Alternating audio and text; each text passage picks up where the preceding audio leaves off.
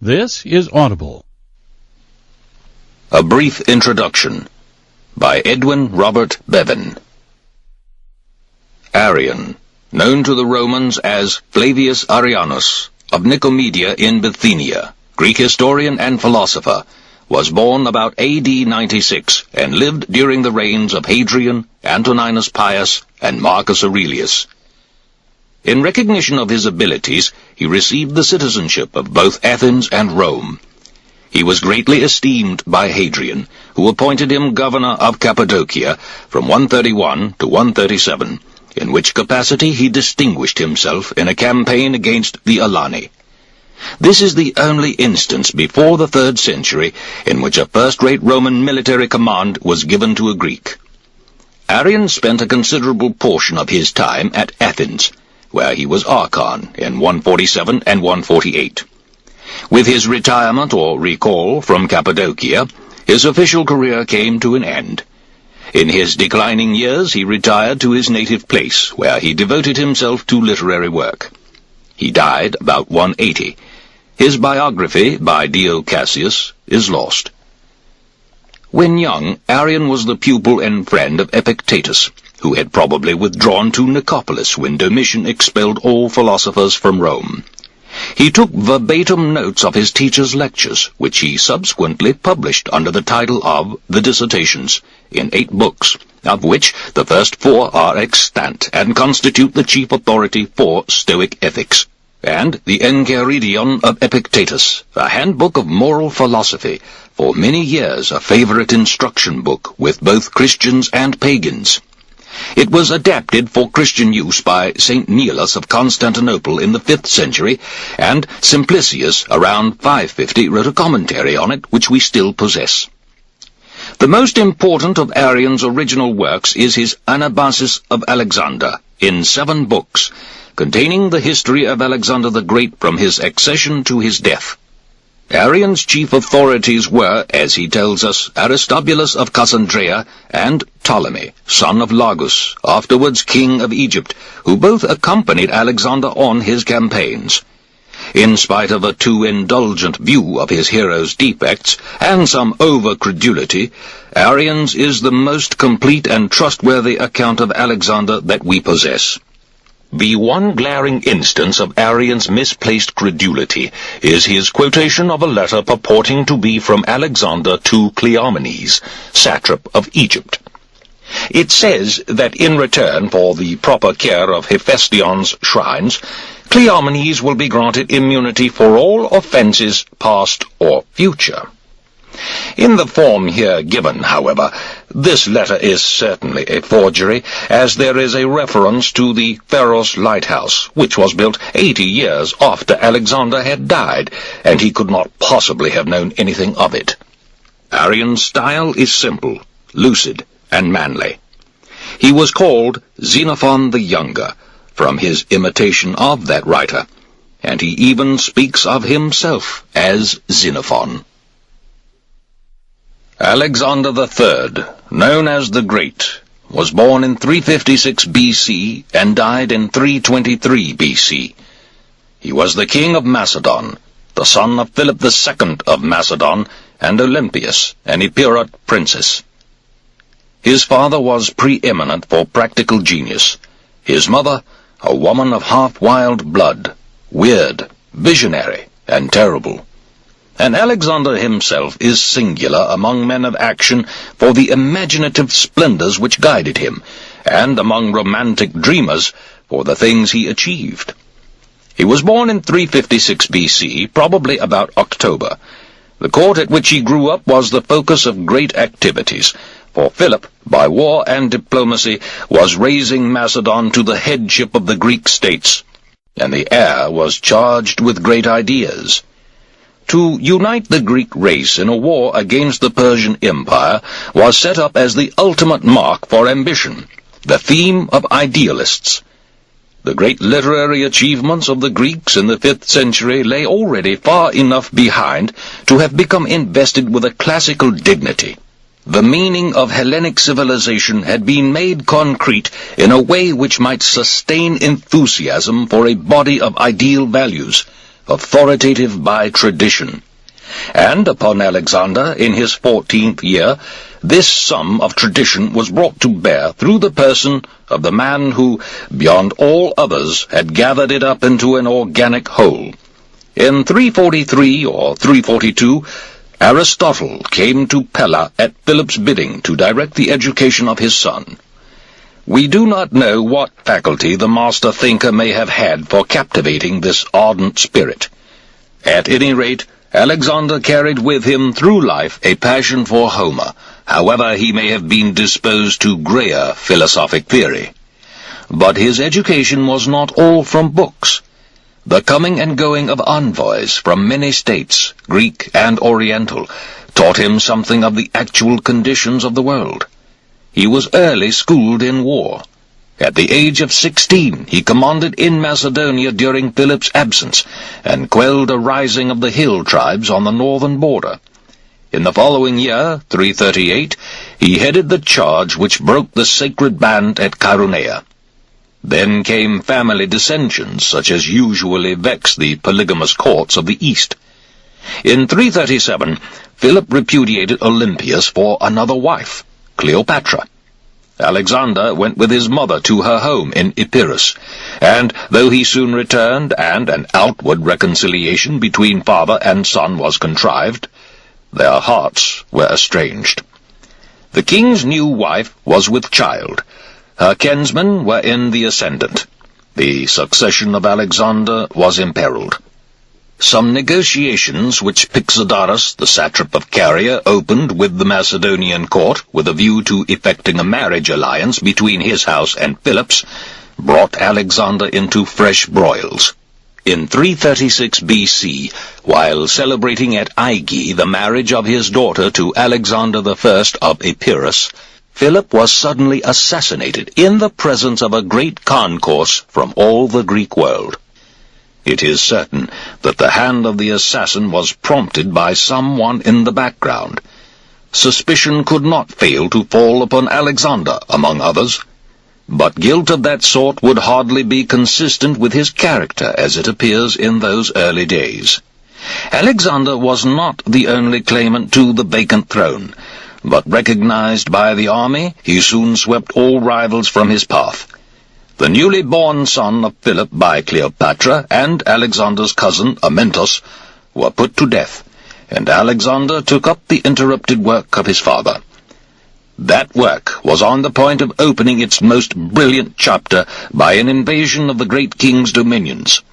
The army was concentrated, and certain forces had already been sent on to occupy the opposite shore of the Hellespont.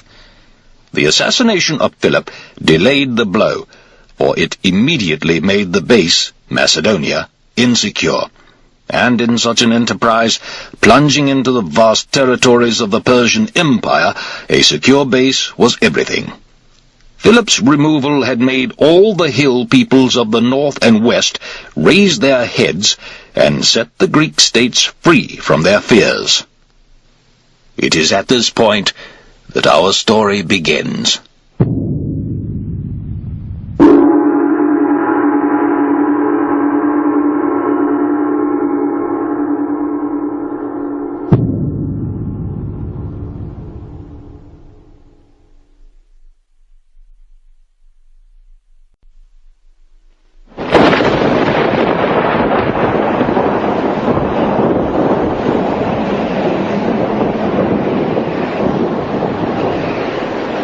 Alexander the Great by Arriano. Translated by Aubrey de Selencourt.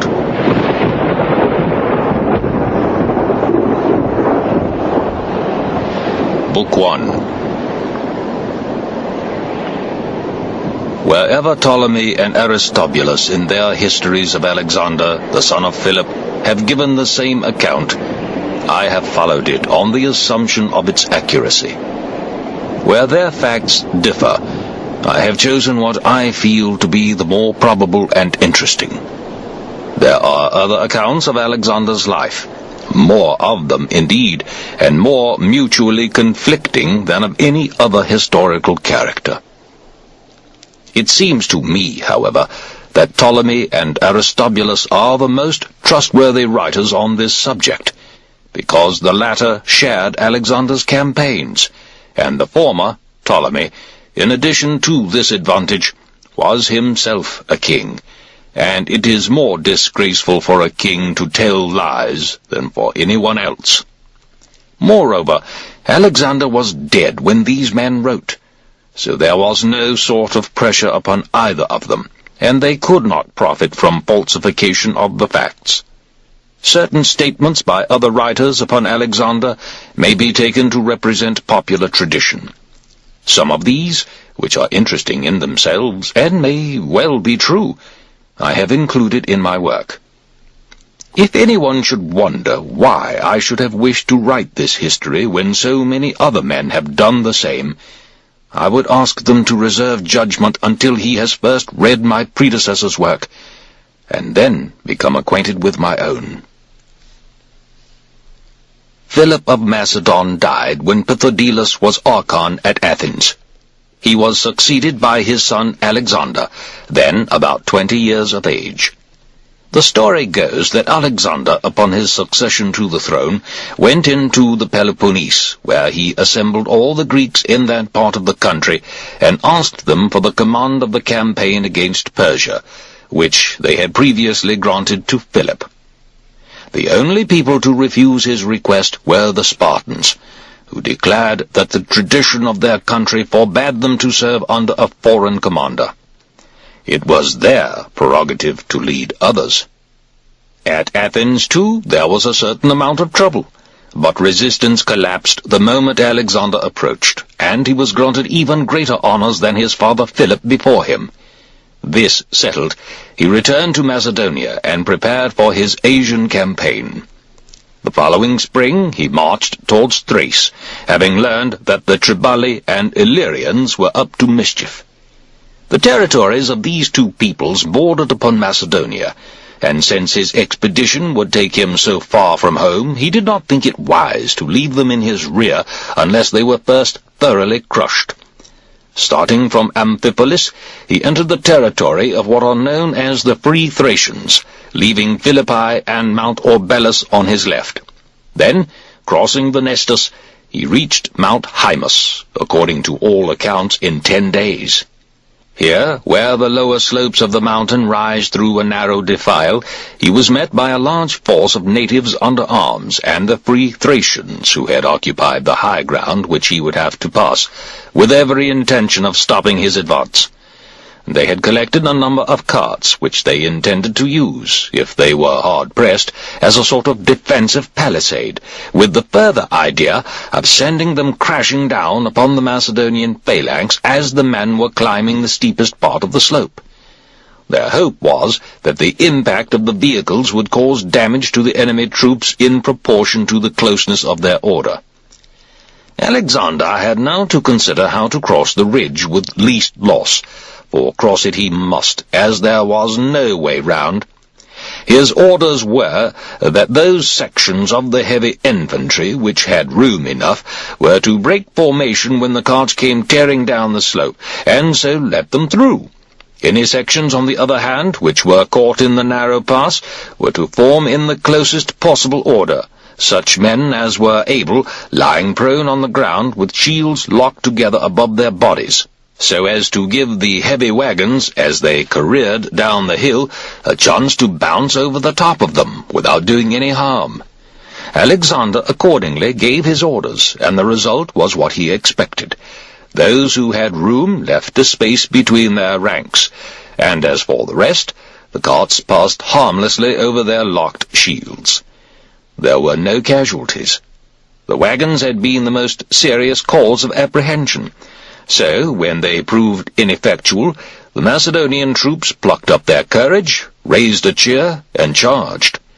Alexander brought his archers across from the right wing to a more convenient position in front of the main body of his troops, and instructed them to meet with a volley any attack the Thracians might make. He himself took charge of his personal guard, and the other guards' regiments together with the Agrianes, and moved across to the left. Then the archers checked the Thracian attacks, and the infantry battalions, moving up to close quarters, had no difficulty in dislodging the inadequately armed and equipped enemy. Indeed, even before the troops under Alexander on the left wing came into contact with them, they flung down their arms and fled down the mountainside. Some 1,500 were killed, but only a few captured, for most of them were too quick and knew the country too well to fall into their enemies' hands. The women, however, who had followed the fighting men, were all taken, together with the children and all the gear and stores. The booty was sent back to the coastal towns, with orders to Lysanias and Philotas to dispose of it, and Alexander crossed the ridge. He then proceeded across the Hymus range to the Trebalians, and arrived at the river Lyginus 3 days' march on this route from the Danube. His movements had been known for some time to Sirmus, the king of the Trebalians, who had taken steps accordingly, sending the women and children on to the Danube with orders to cross over to an island in the river called the Pine Tree. The neighboring Thracians had also taken refuge on this island upon Alexander's approach, together with Sirmus himself and his personal entourage, though the majority of the Trebalians hurriedly retreated to the river from which Alexander had started the previous day. The moment the news of the Trebalians' move reached him, Alexander set off to engage them. He turned in his tracks, retraced his steps, and found them already occupied in pitching camp. The tribesmen, caught napping, prepared to fight in the shelter of the wood by the river, and Alexander, forming his infantry in column, advanced against them with orders to the archers and slingers to proceed in front at the double, and discharge their missiles, in the hope of drawing the enemy from the shelter of the wood into open ground. The tribesmen, once they felt the effect of the missiles, came surging forward to get to grips with the lightly armed Macedonian archers, whereupon Alexander, having succeeded in drawing them out of the cover, ordered Philotas to attack their right wing, which was well ahead of the rest of them, with the cavalry from Upper Macedonia. At the same time, he instructed Heraclides and Sopolis to advance against the enemy's left with the cavalry from Bottiaea and Amphipolis. The main body of infantry, preceded by the rest of his cavalry, he led against the enemy's center. The Trebalians held their own while the fighting was at long range, but once they had felt the weight and drive of the Macedonian infantry in close order, and the cavalry, instead of shooting at them, had actually begun to ride them down in a fierce assault all over the field, they broke and ran in an endeavor to make their escape through the wood to the river. 3,000 were killed. Only a few of these too were taken alive, because the wood along the river bank was very thick, and there was not enough daylight left for the Macedonians to finish the job properly. According to Ptolemy, the Macedonian losses were 11 men from the cavalry and about 40 from the infantry. 3 days after the battle, Alexander reached the Danube. This river is the largest in Europe. It drains a greater tract of country than any other, and forms the frontier to the territories of some very warlike tribes. Most of them are of Celtic stock. Indeed, the source of the river is in Celtic territory, the most remote being the Quadi and the Marcomanni. Then, flowing east, it passes through the country of the Iazyges, a branch of the Sauromati, of the Geti, the Immortals, of the Sauromati themselves, and finally of the Scythians, where it reaches the end of its course and debouches through 5 mouths into the Black Sea.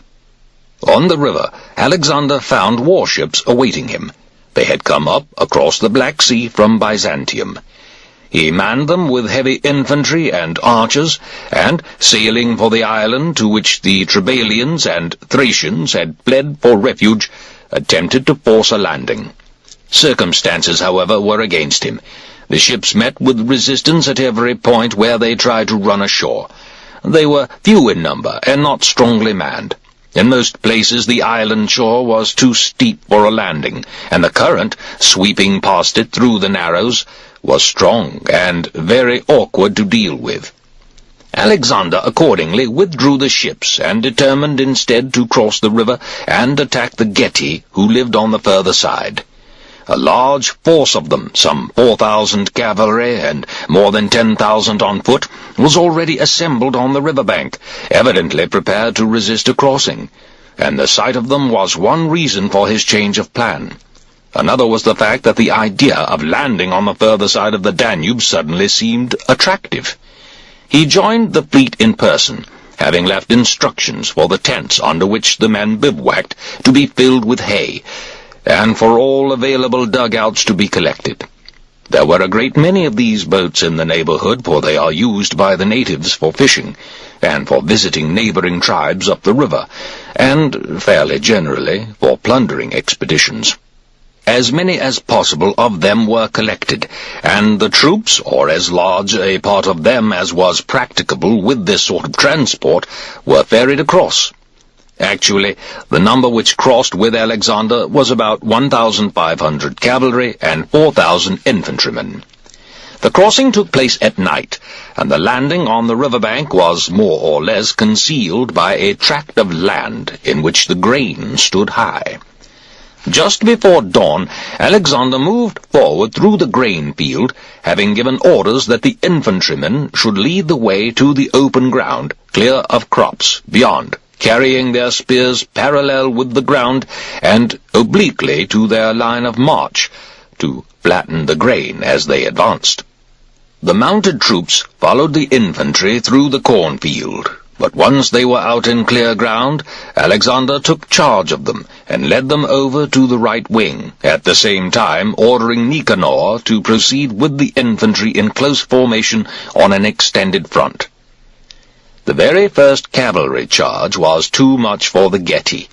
The crossing of the Danube, greatest of rivers, so easily accomplished by Alexander in a single night, without even a bridge, was an act of daring which had shaken them profoundly.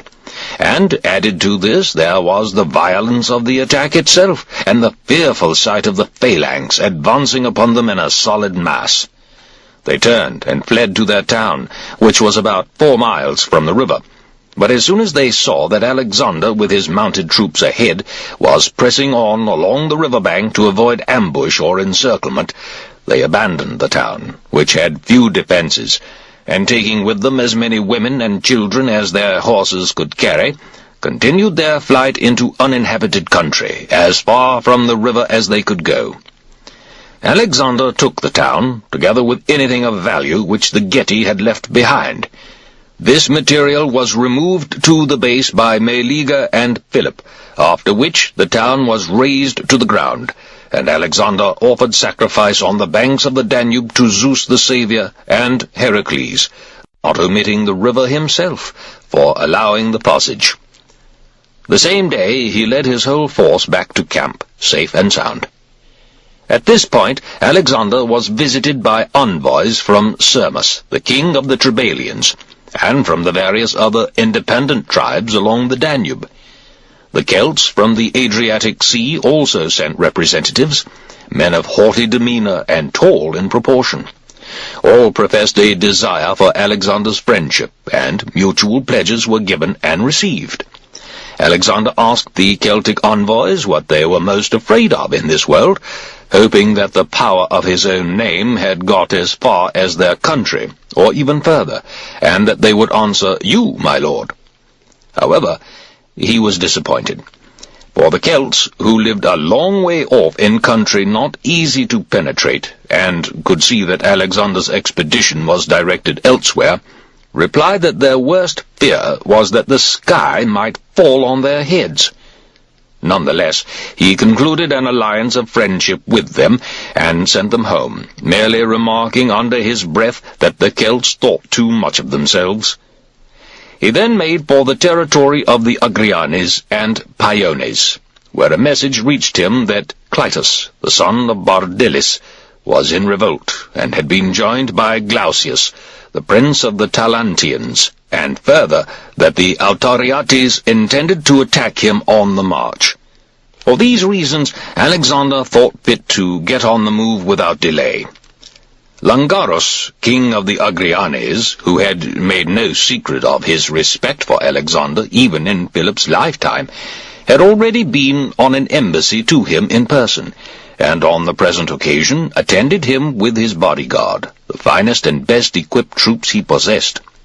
Hearing that Alexander wanted to know who the Autoriates were and what their strength was, he advised them to think no more about them, as they were the least warlike tribe in that part of the country.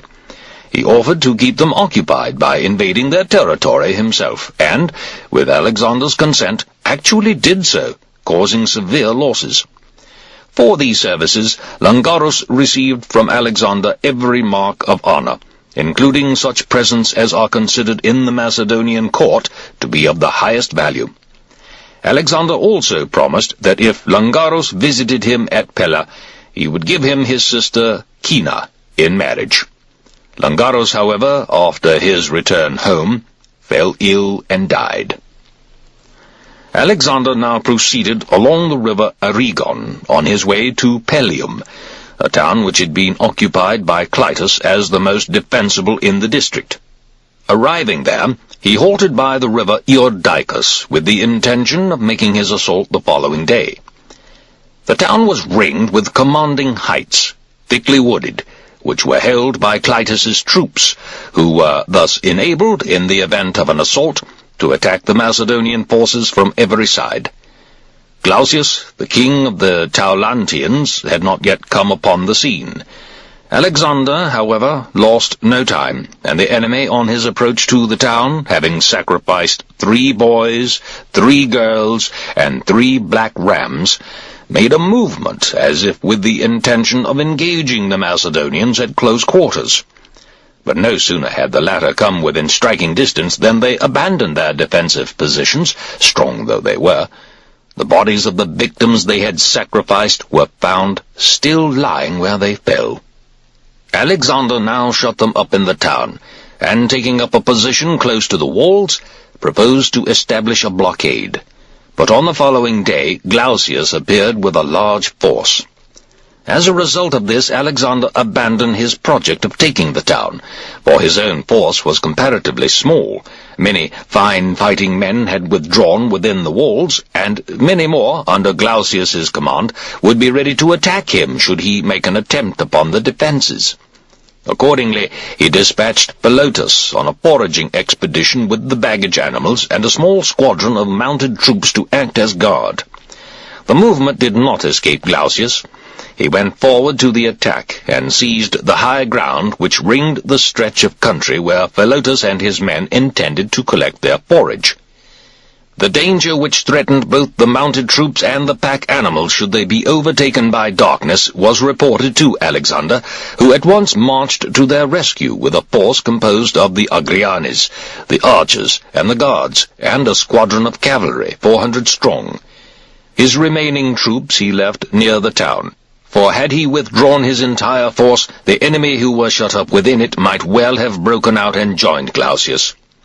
Glaucius, however, abandoned his position on the high ground as soon as he saw Alexander coming, and Philotas's party returned to camp in safety. Nevertheless, it still seemed that the forces under Glaucius and Clitus had caught Alexander in an awkward position.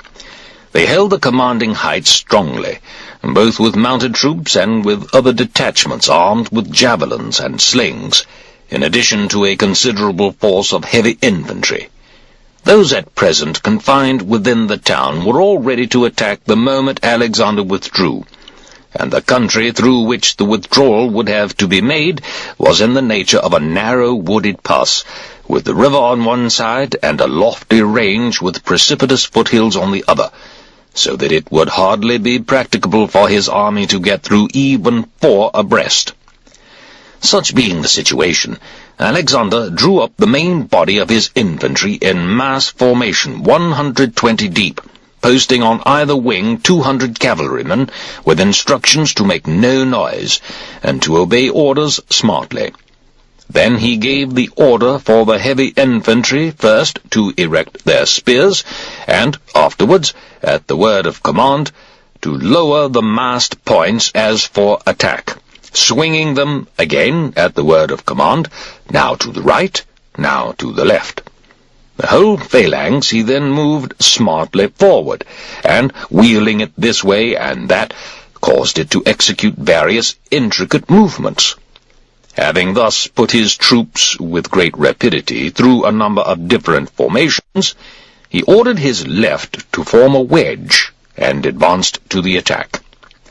The enemy, already shaken by the smartness and discipline of these maneuvers, abandoned their position on the lower slopes of the hills without waiting for the Macedonians to come to grips with them. Thereupon Alexander called on his men to raise the war cry and clash their spears upon their shields, with the result that the din was altogether too much for the Taulantians, who hastily withdrew to the town. A small party of enemy troops was still in possession of a hill by which Alexander would have to pass.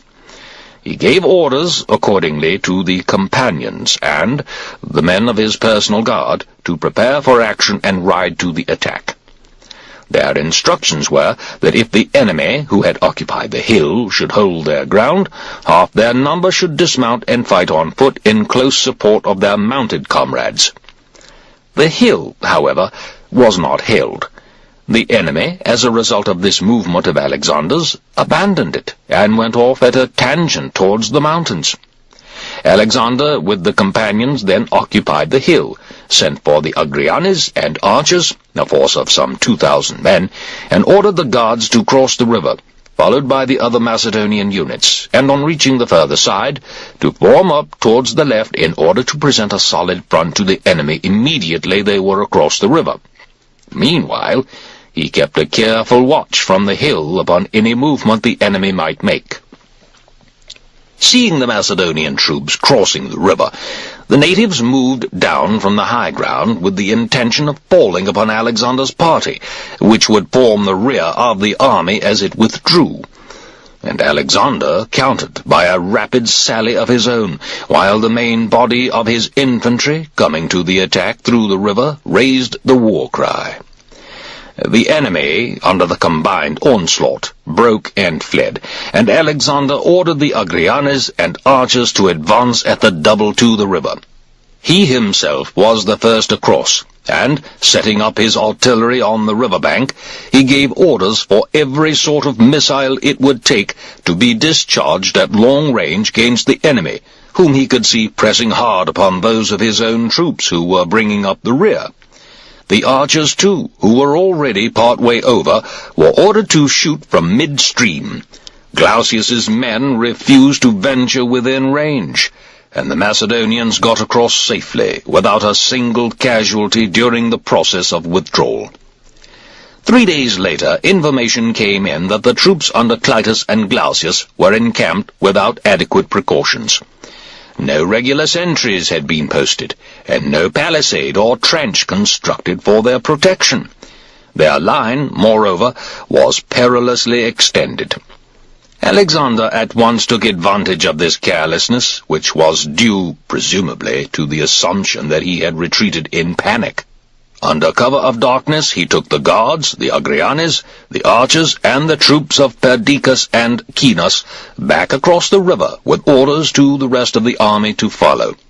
The moment was ripe for attack, so without waiting for the entire force to concentrate, he sent into action the Agrianes and the archers, who made a surprise assault on a narrow front, a formation likely to fall with greatest effect upon the enemy at his weakest point.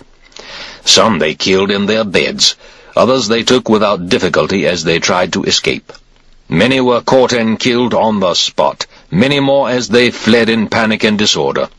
Not a few were captured alive. The pursuit was pressed as far as the mountains in Taulantian territory. None escaped, except at the cost of throwing away their weapons. Clitus's first move was to the town. Later he set fire to it, and made his way to the Taulantians, where he sought refuge with Glaucius. Meanwhile, events were taking place in Thebes. Certain persons, with a view to overthrowing the government, had invited a number of political exiles to return. These men, having slipped into the city during the night, had seized and murdered Amyntas and Timaulus, two of the men who were holding the Cadmea, and had no suspicion of any danger outside. They then presented themselves in the assembly, and incited the Thebans to rebel against Alexander, making great play with the grand old words liberty and autonomy, and urging them at long last to throw off the burden of the Macedonian yoke.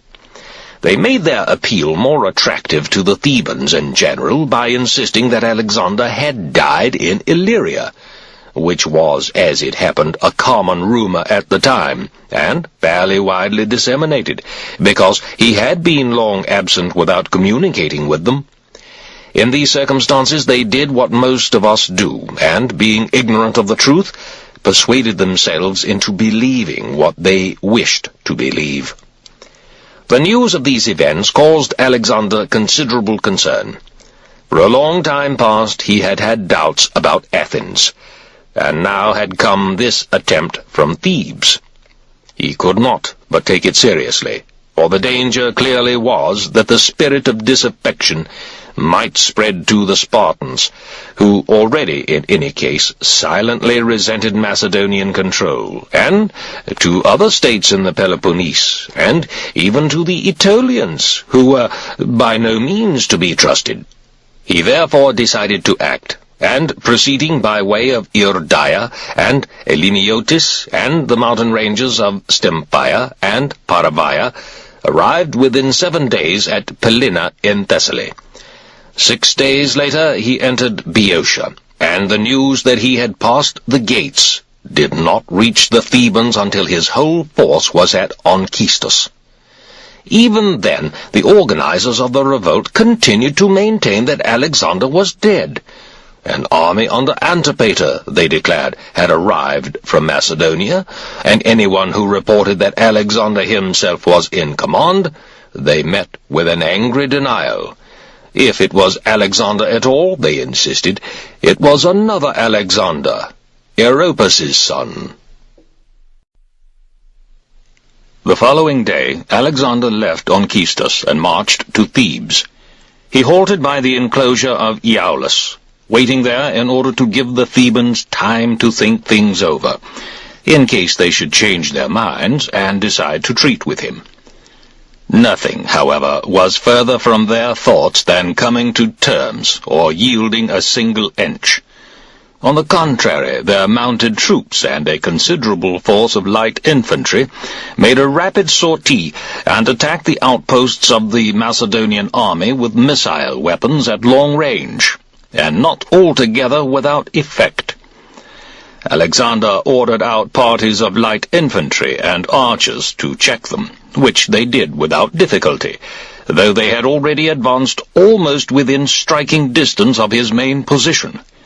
Next day he moved round with his entire force to the gates which led to Eleutherae and Attica. Here, still refraining from an assault upon the city's defences, he took up a position not far from the Cadmea to provide support for the Macedonians who were holding it. The Thebans had ringed it with a double palisade, and were watching it closely so that no outside help could reach the besieged garrison, or any sudden attack from within interfere with their own operations against their enemies elsewhere.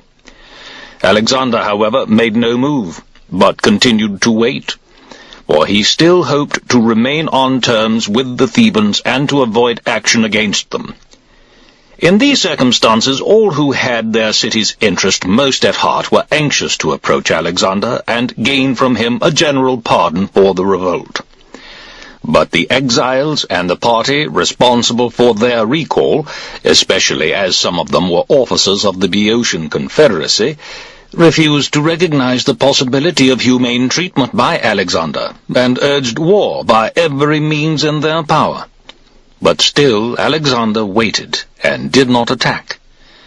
Ptolemy, the son of Lagus, states in his account of these operations that Perdiccas, who as officer in charge of the guard, was posted with his own battalion not far from the enemy's palisade, began the assault on his own initiative, and without waiting for the word of command from Alexander. forcing a breach in the palisade, he burst in upon the Theban advanced troops, followed by Amyntas, the son of Andromenes, who, with his own troops, which formed a part of the same contingent, moved forward immediately that he saw Perdiccas had got inside. It was to prevent them from being cut off and being placed at the mercy of the Thebans that Alexander ordered a general advance, sending his archers and the Agrianes through the breach in the palisade, but still keeping his personal guard and the remainder of the guards outside. Perdiccas was wounded while he was trying to break through the second palisade. He was carried back to the base, but the wound was serious, and it was only with difficulty that his life was saved. His men, joined by Alexander's archers, boxed the Thebans up in the sunken road which runs down by the Heracleum, pressing on them hard so long as they retreated towards that temple. But the moment came when they returned to face their pursuers with a yell of rage, and then it was the Macedonians who gave ground. About 70 of the archers were killed, together with their commander, Eurybotus the Cretan. The rest hurriedly sought the protection of Alexander's guard and the remainder of the guards. The sight of his men in full retreat, with the Thebans straggled out in chase of them, soon brought a counter-blow from Alexander, who launched an infantry attack in close order, and drove the enemy inside the city gates. The rout became a panic, so much so, indeed, that they failed to shut the gates behind them in time. The result was that the men of the Macedonian army closest on their heels passed with them, in the general scramble, inside the fortifications, which the need for so many advanced posts had left undefended. One party, joining up with the garrison of the Cadmea, passed thence by way of the Amphium into the actual town, while the troops by the walls, which were already held by the men who had got in during the rout, swarmed over the top and made at the double for the market square. For a short time the Theban armed forces stood firm by the Amphium, until, attacked from every side by the Macedonians, with Alexander himself apparently ubiquitous in the field, they broke. Their mounted troops, forcing a way through the streets, fled to the open country, and the infantry endeavored to save their skins as best they could. In what followed it was not so much the Macedonians as the Phocians, Plataeans, and men from other Boeotian towns who, in the lust of battle, indiscriminately slaughtered the Thebans, who no longer put up any organized resistance. They burst into houses and killed the occupants. Others they cut down as they attempted to show fight. Others, again, even as they clung to temple altars, sparing neither women nor children. The violence of the action, the size and importance of the fallen city, above all, perhaps, the unexpectedness of the event, both to victors and vanquished, all made the horror of this disaster to men of Grecian blood hardly less shattering for the rest of Greece than for those who were actually involved. The Sicilian expedition, measured merely by the number of dead, brought a comparable disaster to Athens. But that, it must be remembered, took place far from home. The army which perished was not a native army, but consisted largely of troops from allied states. Athens herself remained untouched, still able to hold out for a number of years against Persia and the Spartan confederacy. And for all these reasons her defeat in Sicily did not bring to Athens the same sense of overwhelming calamity, or to the rest of Greece a comparable thrill of horror. Again, the defeat at Aegospotami was at sea, and though Athens by that defeat suffered humiliation in the destruction of her long walls, the surrender of the greater part of her navy, and the loss of her empire, she nevertheless retained her hereditary form of government and quickly recovered her former strength. Indeed, the long walls were rebuilt, her sea power was regained, and she was actually able, subsequently, to reverse the position and save from great danger those very Spartans who had once been so formidable and had come so near to destroying her. The Spartans themselves, after the defeats at Leuctra and Mantinea, were shaken rather by the unexpectedness of the disaster than by the magnitude of their losses, and it was the strangeness of the sight when the Boeotians and Arcadians under Epaminondas launched their attack upon Sparta, much more than the immediacy of the danger that struck terror into them and their allies. Again, the capture of Plataea cannot be considered a major disaster, for the town was a small one, and as most of its people had already fled to Athens for refuge, very few were taken when it fell. And lastly, the capture of Melos and Scione was hardly more important. They were merely island communities, and their destruction, though a disgrace to its perpetrators, could scarcely be called a severe shock to Greece as a whole. With Thebes, on the contrary, it was a different matter. The lack of planning, the rapid movement of events which led to the revolt, the suddenness and ease with which the city fell, the slaughter, so appalling and so inevitable where men of kindred stock are paying off old scores, the complete enslavement of a city preeminent in Greece for power and military prestige, were, not unnaturally, all put down to the wrath of God. People felt that Thebes, at long last, had been punished for her treachery. She had paid the penalty for her betrayal of Greece in the Persian War, her capture of Plataea during the truce, the merciless enslavement of its population, and the massacre for which she alone was responsible, of men who had surrendered not to her but to Sparta, and the devastation of a countryside in which the united armies of Greece had driven back the Persian invader, and lastly, for the murderous malignancy she showed towards Athens when she voted in favor of the suggestion put forward by the Spartan Confederacy that the people of Athens should be sold into slavery. Everyone now declared that the calamity had been preceded by many warning signs from heaven, signs ignored at the moment, but remembered now, long afterwards, and clearly proved by the event to have been prophetic of the coming doom. The allied troops who took part in the fighting were entrusted by Alexander with the final settlement of the fate of Thebes. They decided to garrison the Cadmea, but to raze the city itself to the ground. All its territory but the places hallowed by religious associations was to be divided among the allies. The women, the children, and all the men who survived were to be sold into slavery, the only exceptions being priests or priestesses, and such as had either personal ties with Alexander or Philip, or official connections with Macedon. It is generally believed that Alexander's reverence for Pindar induced him to spare the poet's house, and all his living descendants. In addition to this, the allies determined to rebuild and fortify Orchomenus and Plataea. When the news of the Theban debacle became generally known, the Arcadians, who had started out in order to assist in the rising, condemned to death those of their compatriots who had urged them to do so. The Eleans granted a pardon to their political exiles, simply because they were on good terms with Alexander. The various branches of the Aetolians all sent representatives to beg forgiveness on the ground that they had supported the revolt only because of the news from Thebes. In Athens, the arrival of Theban refugees, straight from the fighting, coincided with the celebration of the great mysteries. The shock of the news induced the Athenians to cut short the ceremony, and begin at once to get all movable property into the city from the surrounding country. The assembly was convened, and on the motion of Demades, 10 men, all known to be on particularly friendly terms with Alexander, were sent to him to represent the city's attitude, and to assure him, somewhat unseasonably, that the Athenian people rejoiced to see him safely returned from Illyria and the Triballians, and thoroughly approved his punishment of the Thebans for their revolt. Alexander's reply to these representations was, in general, friendly enough.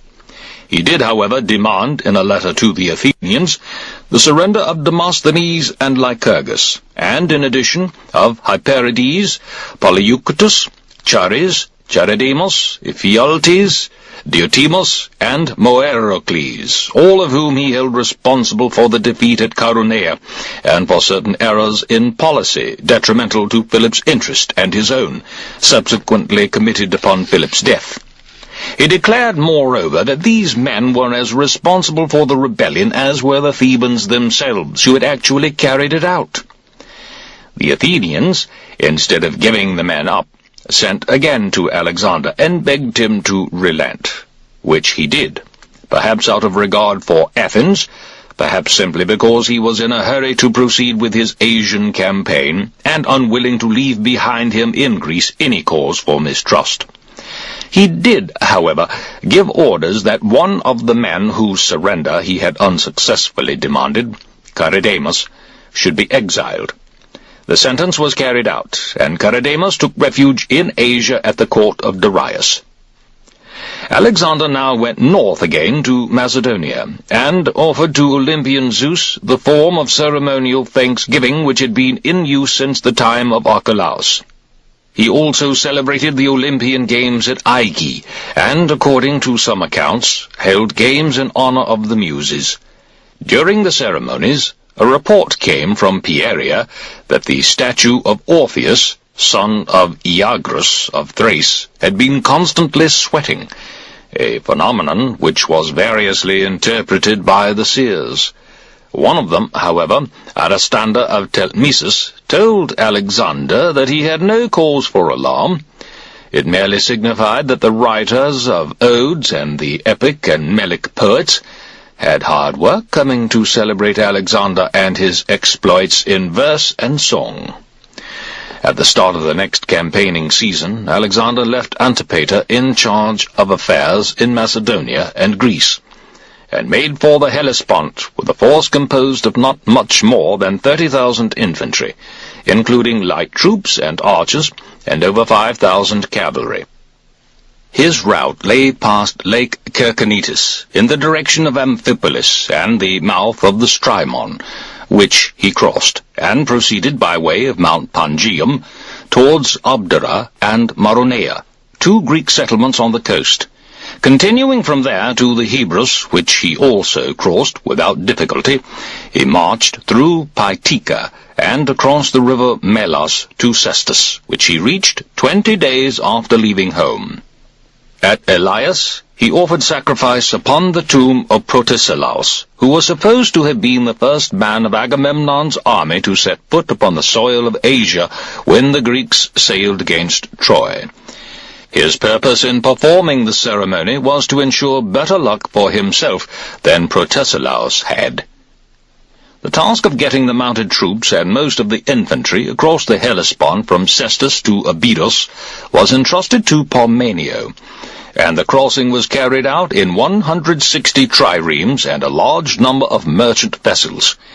It is generally believed that Alexander sailed from Elias to the Achaean harbour, himself at the helm of the admiral's ship, and that halfway over he slaughtered a bull as an offering to Poseidon, and poured wine from a golden cup into the sea to propitiate the Nereids.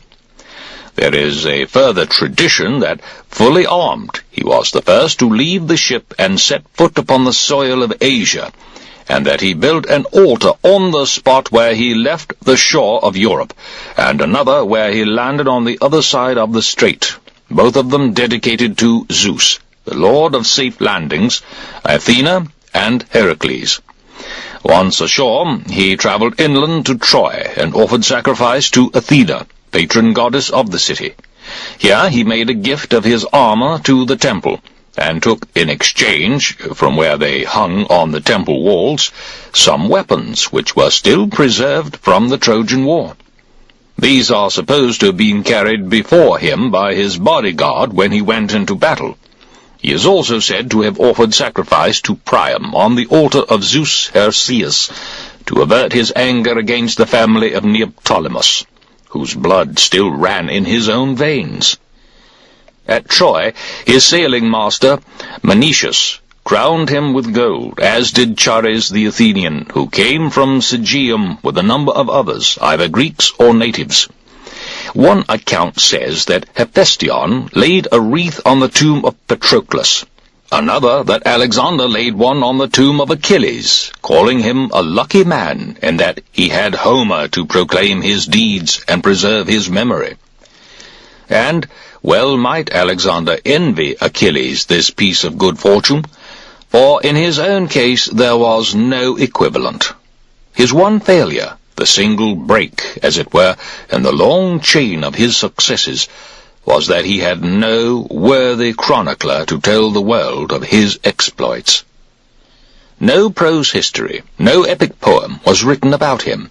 He was not celebrated, even in such choral odes as preserve the name and memory of Hiero, or Gelo, or Pharaoh, or many other men not in the same class as Alexander, with the result that the wonderful story of his life is less familiar today than that of the merest non-entities of the ancient world.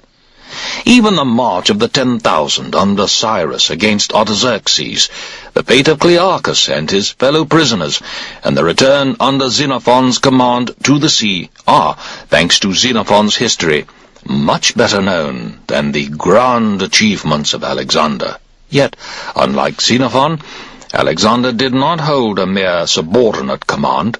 He was not defeated by the Persian king, or victorious only over the force which tried to stop his march to the sea. On the contrary, there has never been another man in all the world, of Greek or any other blood, who by his own hand succeeded in so many brilliant enterprises. And that is the reason why I have embarked upon the project of writing this history, in the belief that I am not unworthy to set clear before men's eyes the story of Alexander's life. No matter who I am that make this claim, I need not declare my name, though it is by no means unheard of in the world. I need not specify my country and family, or any official position I may have held.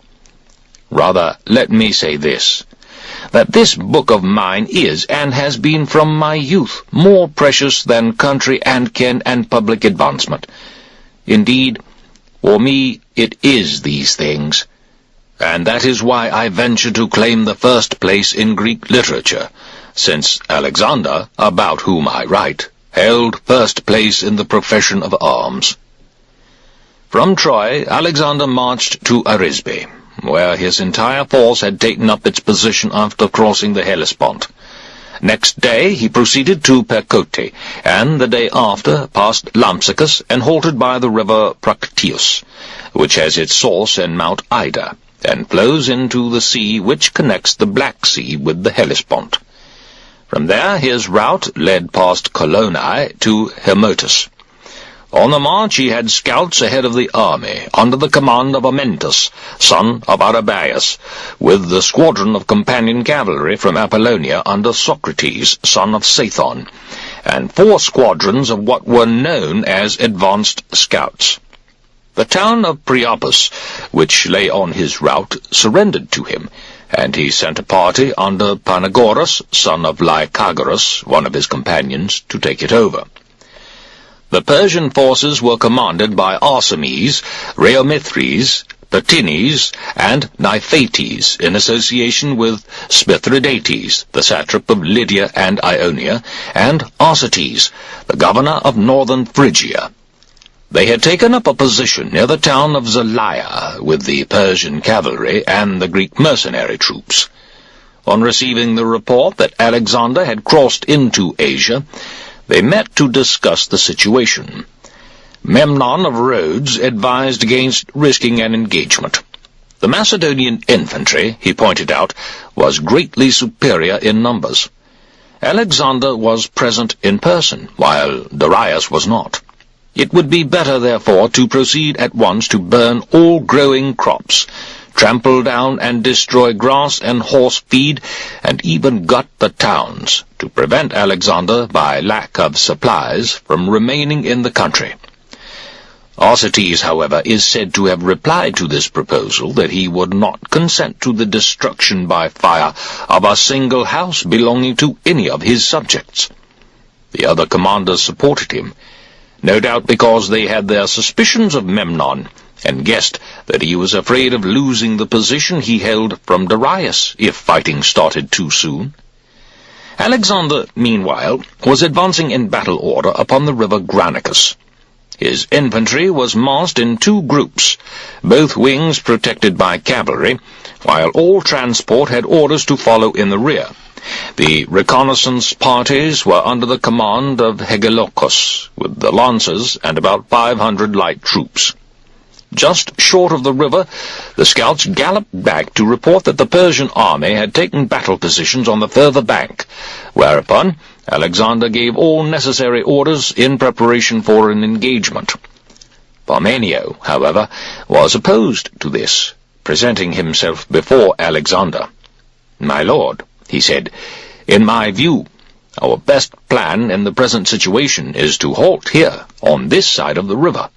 The enemy infantry is heavily outnumbered by ours, and I do not think they will run the risk of remaining so close to us throughout the night. So, if they withdraw, we can get across at dawn, without opposition. Indeed, we shall be over before they have a chance of getting into position to meet us. But to attempt the crossing in the present circumstances would, I think, be a grave risk. We cannot manage the crossing in line, on a broad front, because in many places the river is obviously deep, the banks very high, and here and there almost sheer. We should have to cross, therefore, in column, and in loose order at that, with the result that their massed cavalry will be upon us just as we are struggling out of the water, and at the greatest possible disadvantage. A failure at the outset would be a serious thing now, and highly detrimental to our success in the long run." Alexander had his answer. "Yes, Parmenio," he said, "but I should be ashamed of myself if a little trickle of water like this," a very derogatory way of referring to the Granicus, "were too much for us to cross without further preparation, when I had no difficulty whatever in crossing the Hellespont. Such hesitancy would be unworthy of the fighting fame of our people, and of my own promptitude in the face of danger. Without doubt, it would give the Persians added confidence. Nothing has yet happened to them to cause them alarm, and they would begin to think they were as good soldiers as we are." Without further delay, he sent Parmenio to take command of the left wing, and himself moved over to the right. Command of the right had already been given to Philotas, Parmenio's son, with the companion cavalry, the archers, and the Agriane spearmen. Amyntas, son of Arrhabaeus, was attached to him with the lancers, the Paeonians, and Socrates' squadron. On the left of these divisions were the guards' battalions, commanded by Parmenio's son Nicanor. Next came the infantry battalions of Perdiccas, son of Orontes, of Chinos, son of Polemocrates, of Amyntas, son of Andromenes, in that order. Finally, the troops under Amyntas' son Philip. The advanced position of the left wing was held by the Thessalian cavalry under Callas, son of Harpalus, and these were supported, in the following order, by the allied cavalry under Philip, son of Menelaus, and the Thracians under Agathon. Immediately on their right was infantry, the battalions of Craterus, Meleager, and Philip, extending to the center of the army as a whole. The Persians had about 20,000 cavalry, and nearly the same number of foreign mercenaries fighting on foot. But from the river the ground rose steeply, and they had taken up a position with their mounted troops along the bank on a very broad front, and with the infantry in the rear. At one point on the river bank they had massed their squadrons in strength, for here it was that, threatening their left, they could see Alexander himself, an unmistakable figure in magnificent armor, attended by his suite with an almost ecstatic reverence. There was a profound hush as both armies stood for a while motionless on the brink of the river, as if in awe of what was to come. Then Alexander, while the Persians still waited for the crossing to begin, that they might fall upon his men as they were struggling up the further bank, leapt upon his horse, and called upon his bodyguard to follow, and to play the man. His orders were that Amyntas, son of Arrhabaeus, should lead off into the water with the advanced scouts, the Paeonians, and one infantry company, preceded by Ptolemy, son of Philip, with Socrates' squadron, which was the leading cavalry squadron for that day. Then he himself, at the head of the right wing of the army, with trumpets blaring and the shout going up to the god of battle, moved forward into the river. He kept his line oblique to the pull of the current as the troops went over, to prevent a flank attack as they emerged from the water, and to enable him to engage the enemy with a front as solid as he could make it. The leading files under Amyntas and Socrates were met as they gained the river bank by volleys of missiles from the Persians, who kept up a continuous fire into the river, both from their commanding position on the high ground above, and also from the comparatively flat strip right down by the water's edge. A hand-to-hand struggle developed, the Macedonian mounted troops trying to force their way out of the water, the Persians doing their utmost to prevent them. Persian lances flew thick and fast. The long Macedonian spears thrust and stabbed. In this first onslaught, Alexander's men, heavily outnumbered, suffered severely. Their foothold was insecure, and down there in the water they had to contend with an enemy in a strong position on the bank above them, not to mention the fact that they met there the fine flower of the Persian horse, with Memnon and his sons braving the fortune of battle in its midst.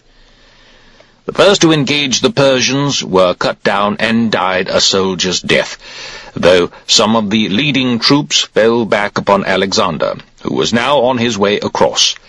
Indeed, he was almost over at the head of the army's right wing. A moment later he was in the thick of it, charging at the head of his men straight for the spot where the Persian commanders stood, and the serried ranks of enemy horse were thickest. Round him a violent struggle developed, while all the time, company by company, the Macedonians were making their way over the river, more easily now than before. It was a cavalry battle with, as it were, infantry tactics. Horse against horse, man against man, locked together. The Macedonians did their uttermost to thrust the enemy once and for all back from the river bank and force him into open ground, while the Persians fought to prevent the landings or hurl their opponents back into the water. Things soon turned in favor of Alexander's men. Their experience and the weight of their attack began to tell, added to the advantage of the long cornel wood spear over the light lances of the Persians. During the fight, Alexander's spear was broken.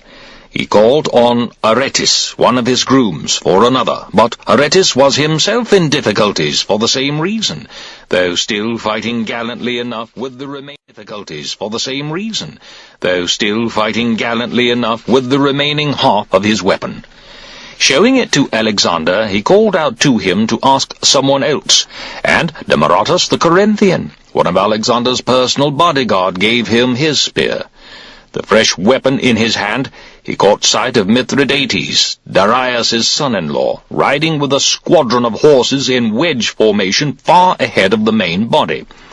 Instantly he galloped out in front of his men, struck Mithridates in the face with his spear, and hurled him to the ground. Rhosakes then rode at Alexander with his scimitar, and aiming a blow at his head, sliced off part of his helmet, which nevertheless dulled the full force of the impact. A moment later, Alexander was on him, and he fell with a spear thrust through his cuirass into his breast. Now Mithridates had his scimitar raised, ready for a blow at Alexander from behind. But Clytus, son of Dropidas, was too quick for him, and severed his shoulder, scimitar and all. Meanwhile, Alexander's party was being steadily reinforced by the mounted troops, as one after another they succeeded in getting out of the river and joining him. The Persians were now in a bad way. There was no escape for horse or rider from the thrust of the Macedonian spears. They were being forced back from their position, and, in addition to the weight of the main attack, They were suffering considerable damage from the lightly armed troops who had forced their way in among the cavalry. They began to break just at the point where Alexander, in person, was bearing the brunt of things. Once the centre had failed to hold, both wings of the Persian cavalry broke too, and the rout was complete. About 1,000 were killed. Not more, because Alexander soon checked the pursuit of them in order to turn his attention to the foreign mercenaries, who had remained in their original position, shoulder to shoulder. Not, indeed, from any deliberate inattention of proving their courage, but simply because the suddenness of the disaster had deprived them of their wits. Ordering a combined assault by infantry and cavalry, Alexander quickly had them surrounded and butchered to a man, though one or two may have escaped notice among the heaps of dead. About 2,000 were taken prisoner. Among the killed were the Persian commanders Nephates, Patines, and Spithridates, satrap of Lydia, Mithrobuzanes, governor of Cappadocia, Mithridates, son-in-law of Darius, Arbupales, son of Darius and grandson of Artaxerxes, Pharnaces, brother of Darius's wife, and Omares, commander of the foreign contingent. Arsaces escaped to Phrygia, where he is said to have died by his own hand, because the Persians held him responsible for the defeat. The Macedonian losses were small.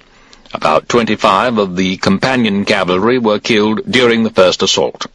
Their statues in bronze now stand at Dium, executed on Alexander's instructions by Lysippus, who had been chosen from a number of competitors to make statues of Alexander. Rather more than 60 of the other mounted troops were killed, and about 30 infantrymen. By order of Alexander, all the dead were buried with their arms and equipment on the day after the battle, and their parents and children were granted immunity from local taxes and all forms either of personal service or dues payable on property. For the wounded, he showed deep concern.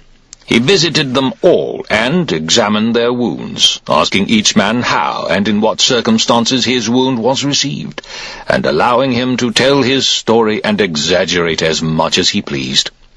He also gave rites of burial to the Persian commanders and the Greek mercenaries who fell fighting in the enemy's ranks. The Greek prisoners he sent in chains to hard labor in Macedonia, as a punishment for contravening the resolution of the League of Corinth by fighting in a foreign army against their own countrymen. As an offering to the goddess Athena, he sent to Athens 300 full suits of Persian armor, with the following inscription: Alexander, son of Philip, and the Greeks, except the Spartans, dedicate these spoils taken from the Persians who dwell in Asia. Alexander appointed Callas to the satrapy previously held by Arsaces, with orders to maintain the taxes at the same level as before. All natives who came out of hiding in the hills and surrendered, he allowed to return to their homes. To the people of Zelaya, he gave a free pardon, because he knew that they had fought with the Persians only under pressure.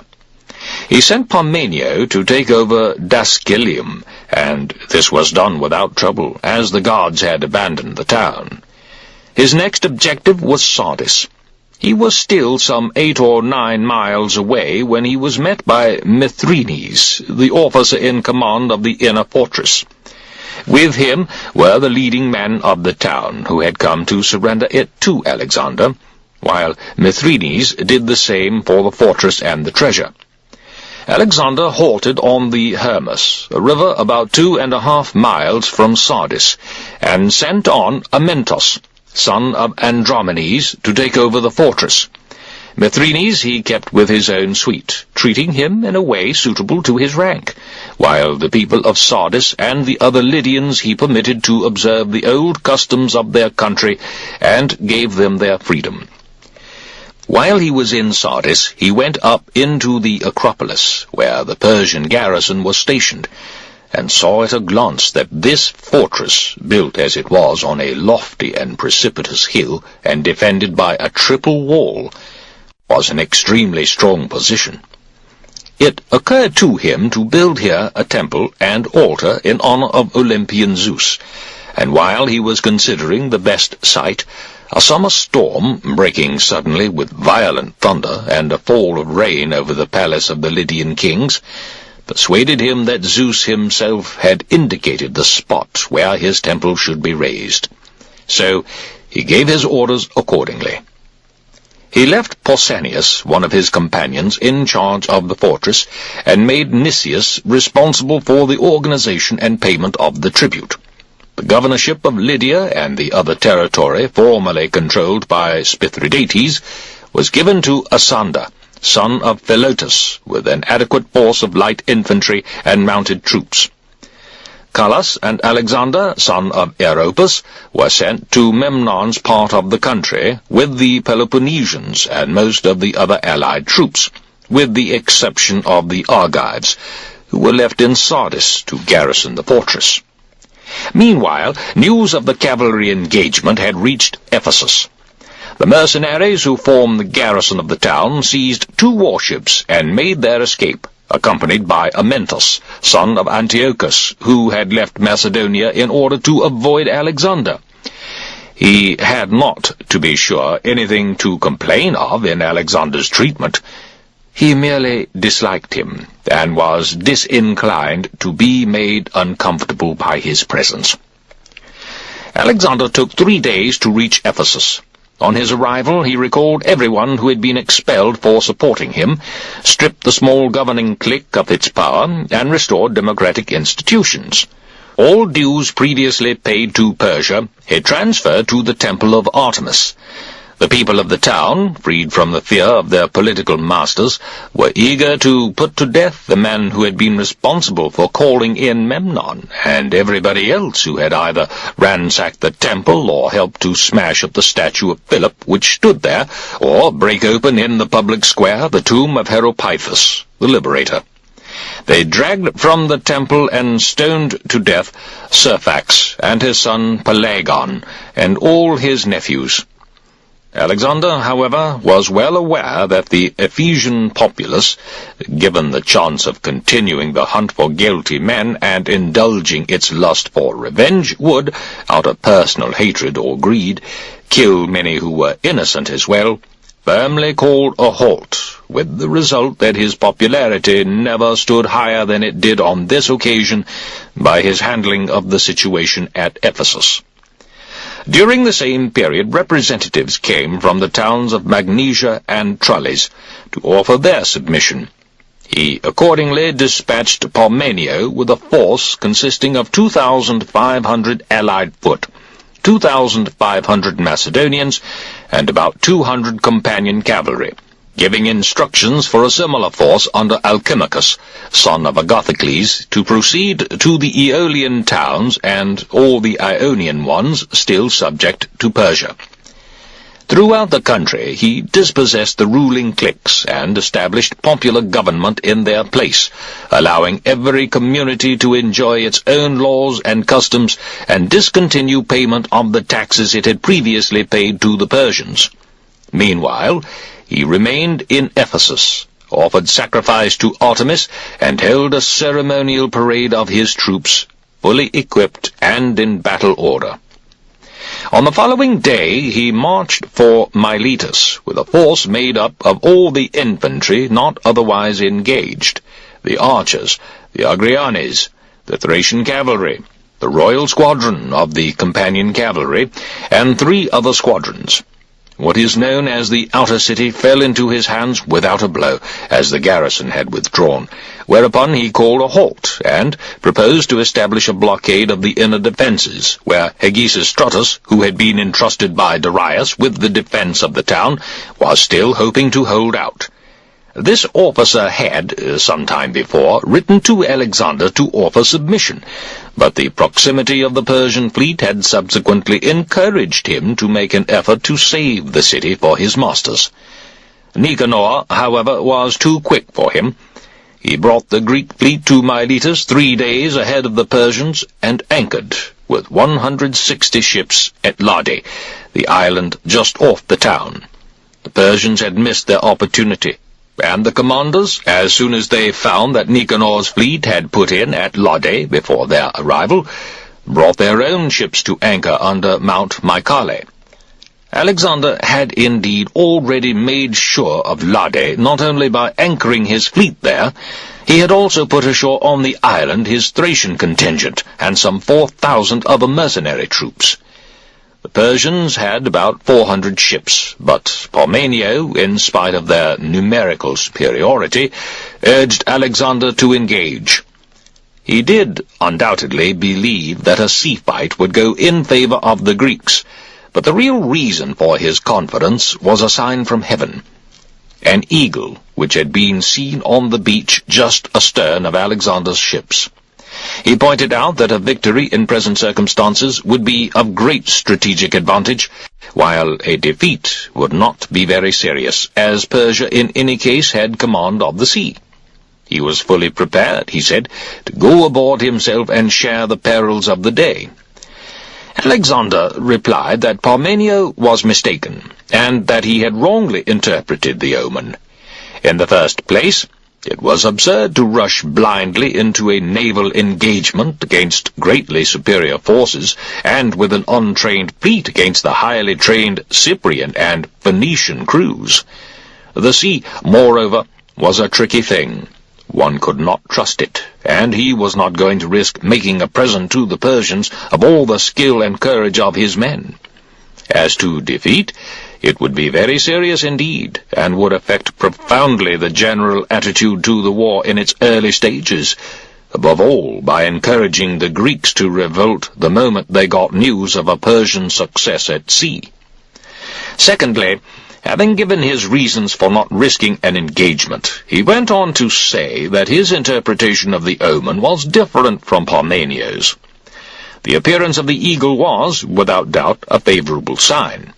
But the fact that it had been seen on shore surely indicated that it was his army, not his navy, which would render the Persian fleet powerless. He would, as it were, win his sea battle from the land. At this juncture, a distinguished Milesian named Glaucippus appeared before Alexander with a proposal from the people of the town and the foreign mercenaries who were chiefly responsible for guarding it in the Persian interest. This was that they were willing to grant free use of their harbours and free entry within their walls to Alexander and the Persians alike, and that on these terms the siege should be raised. Alexander's reply to this suggestion was to order Glaucippus to get back to his friends at the Double, and tell them to be ready to defend themselves at dawn next morning. He then proceeded to order up his siege engines. The walls were bombarded at close range, long stretches of the fortifications breached with battering rams. He then brought his men up to be ready to get a foothold at any point where the defences were sufficiently gapped or weakened to allow an entry, while the Persians at Mycale were so near that the progress of operations against their friends was almost visible to their eyes. When Nicanor's men in Lode saw that Alexander's assault had begun, they got their ships under way, and rowing along shore, made for the harbour at Miletus, where they brought up in the narrowest part of the entrance, each vessel close aboard its neighbour, so that the harbour was effectively closed to the Persian fleet, and the Milesians could no longer hope for assistance from that quarter.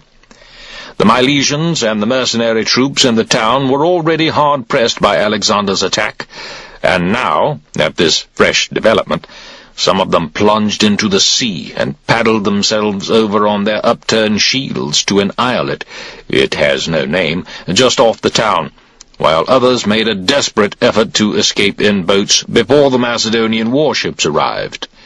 But they were too late, and were caught at the harbour entrance. Most of them, however, were killed within the walls.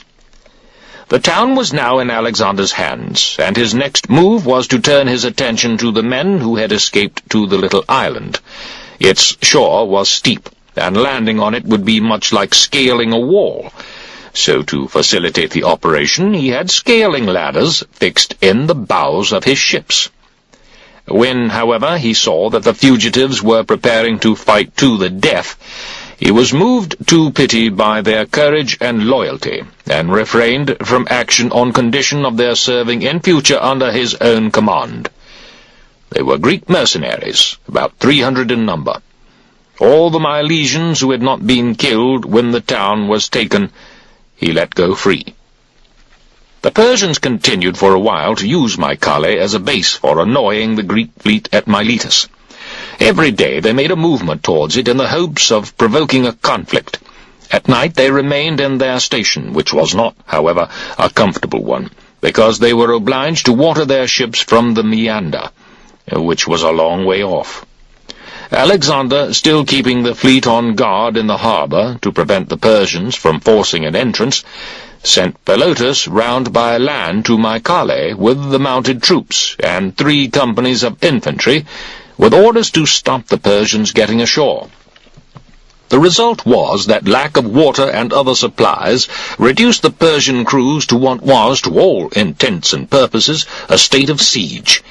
So they sailed for Samos, filled up there with whatever they needed, and returned to Miletus. Off the harbour they took up battle stations with the main body of their fleet, hoping to lure the Macedonians out into deep water, while 5 of their ships carried on into the sheltered water between Ladi and the Macedonian position on shore. There was a chance, they thought, of surprising Alexander's ships with no one aboard, because they had been told that most of the crews had gone off on various jobs, such as collecting firewood, or foraging, or fetching supplies.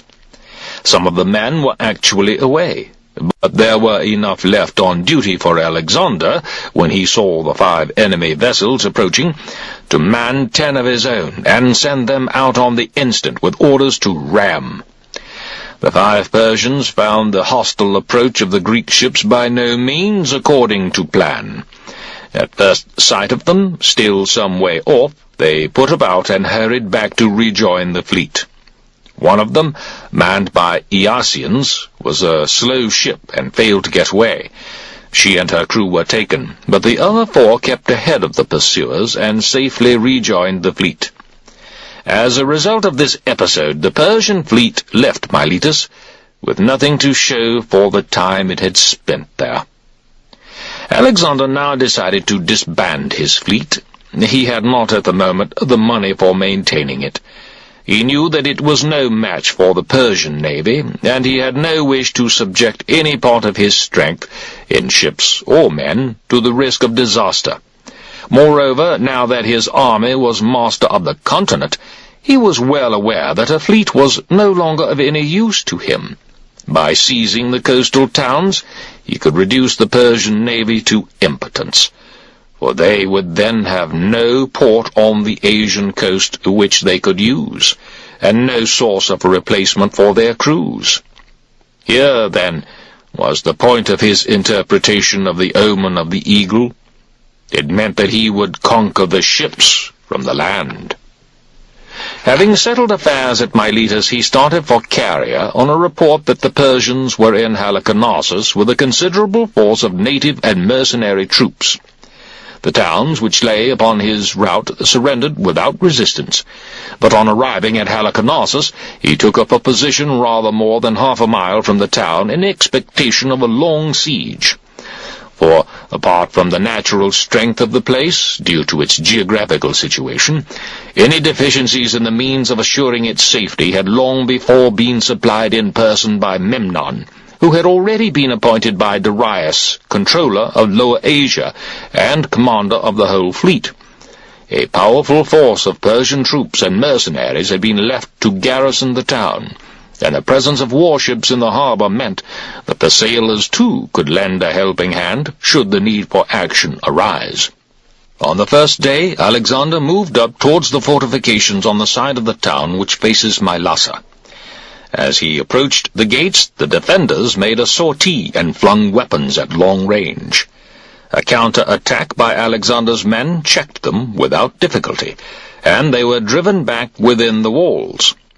A few days later, with a force consisting of the guards, the companion cavalry, and the infantry battalions commanded by Amyntas, Perdiccas, and Meleager, supported by the Agrianes and archers, Alexander moved round to the part of the town which faces Myndus, his intention being to reconnoitre the state of the defences in that sector, in the hope of finding that they offered an easier approach. There was also, he thought, a chance that by an unexpected raid he might take Myndus, the possession of which would greatly facilitate the siege of Halicarnassus. The plan was all the more attractive because some people in Myndus had suggested that they might open their gates to him if he came under cover of darkness. He accordingly took them at their word, and approached the town about midnight. There was, however, no sign of surrender. Alexander, who had expected the place to be betrayed into his hands, was not prepared for a siege. He had brought with him neither rams, nor artillery, nor ladders. Nevertheless, ill-equipped as he was, he ordered the Macedonian infantry to advance and begin sapping operations. They destroyed one fort, but its fall did not leave the wall defenceless.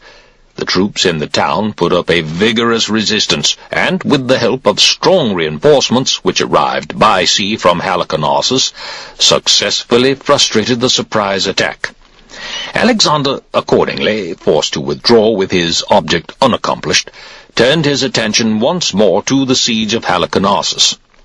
To enable him to bring into position his siege engines, the towers from which to bombard the defenders of the wall, the artillery and battering rams for breaching the defences, Alexander began by filling in the trench, about 45 feet wide and 23 feet deep, which had been dug outside the town. The work was done without difficulty, and the towers soon brought into position. After dark, a party of Halicarnassians made an attempt to set fire to the Macedonian siege artillery, including the towers, which were either already in position or about to be brought up. But the Macedonians on guard duty, with the help of others who were awakened by the noise during the action and joined them, had little trouble in driving them back within the town's defences. They lost 170 men, including Neoptolemus, who, among others, had deserted to Darius. He was the son of Arrhabaeus and brother of Amyntas. Alexander's losses were about 16 killed and 300 wounded, the comparatively large number of the wounded being due to the fact that the attack took place in the dark, when it is more difficult to defend oneself. A few days after this incident, 2 Macedonian infantrymen of Perdiccas's battalion were drinking together in their tent, and telling each other what stout fellows they were. As they warmed up with the drink, each bragging as hard as he could go, it soon developed into a competition between the pair of them, until at last they seized their weapons, and, without any serious intention of risking their lives in a fight, but simply to prove to each other what mighty fellows they were, they sallied out on their own to attack the wall of the town on the high ground facing Mylassa. Some soldiers in the town saw the foolish pair coming, and promptly went for them. But the Macedonians killed those who came near, and hurled missiles at those who remained at a distance, although the Halicarnassians outnumbered them, and the lie of the land was greatly in their favour, since they could both shoot and move forward to the assault from high ground. More men from Perdiccas's battalion soon came hurrying to meet this threat, and on the other side, reinforcements from the town. There was a sharp struggle, until once again the Macedonians succeeded in driving the attacking force back within their gates. Indeed, the town itself was very nearly taken. The walls, at the moment, were inadequately defended, and the collapse of 2 towers, together with the intervening stretch of wall, would have offered an easy entrance had the assault been made in strength. Moreover, a 3rd tower had been badly damaged, and might easily have been brought down by mining. But before anything could be done, the men in the town made good the breach in their defences by building, from inside, a crescent-shaped wall of brick, and many hands made light work of it. On the following day, Alexander brought up his siege artillery to attack it, and his move was promptly countered by a party from the town. Their object was to set fire to his assault machines, and they succeeded in burning a part of the screen near the walls, and of one of the wooden towers, though everything else was saved by the men under Philotas and Hellanicus, who were on guard there. During the raid, Alexander appeared upon the scene in person, and the result was that the raiding party dropped their firebrands, most of them throwing away their weapons as well, and beat a hurried retreat into the town. In spite of this setback, in the first phases of the ensuing struggle, the defenders had the advantage. Their position on the higher ground was a commanding one. The troops, forming a screen in front of Alexander's assault machines, could be met by volleys of missiles, not only in the direct line of their advance, but also from the flanks, where they could be enfiladed from the towers still standing on both sides of the breach in the original wall. Indeed, as they approached the newly built section, they could be shot at practically from the rear as well.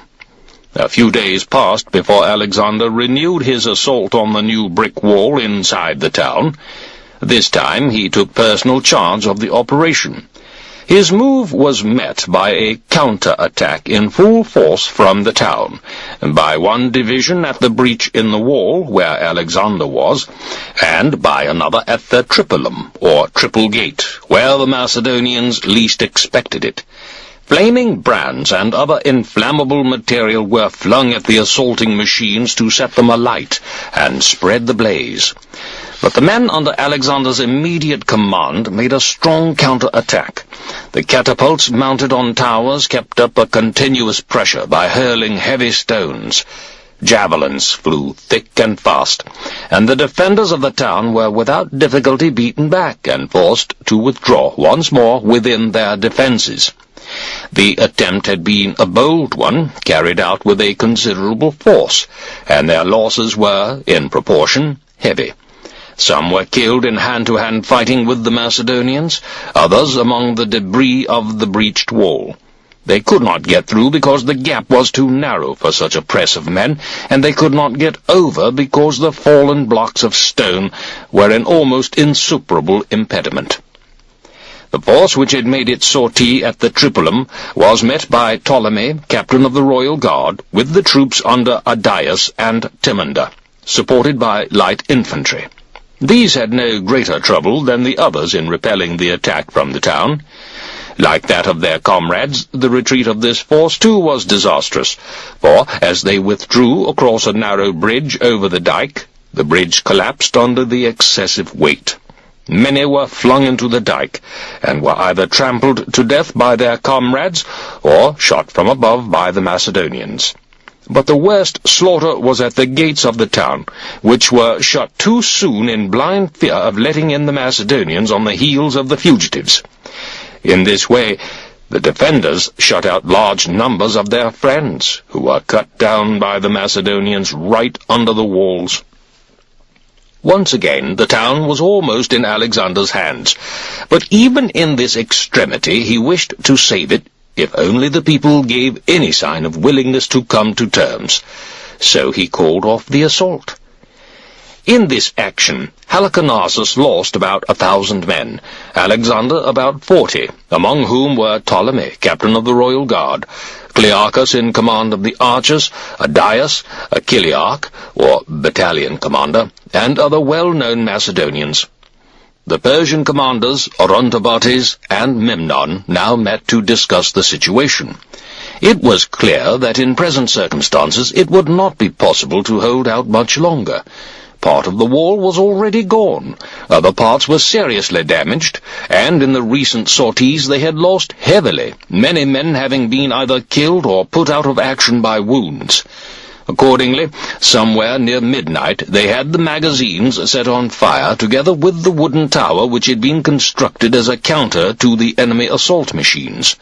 The houses near the wall were also fired, while flames from the fiercely burning tower and magazines were spread by the wind to other buildings, which were soon ablaze as well.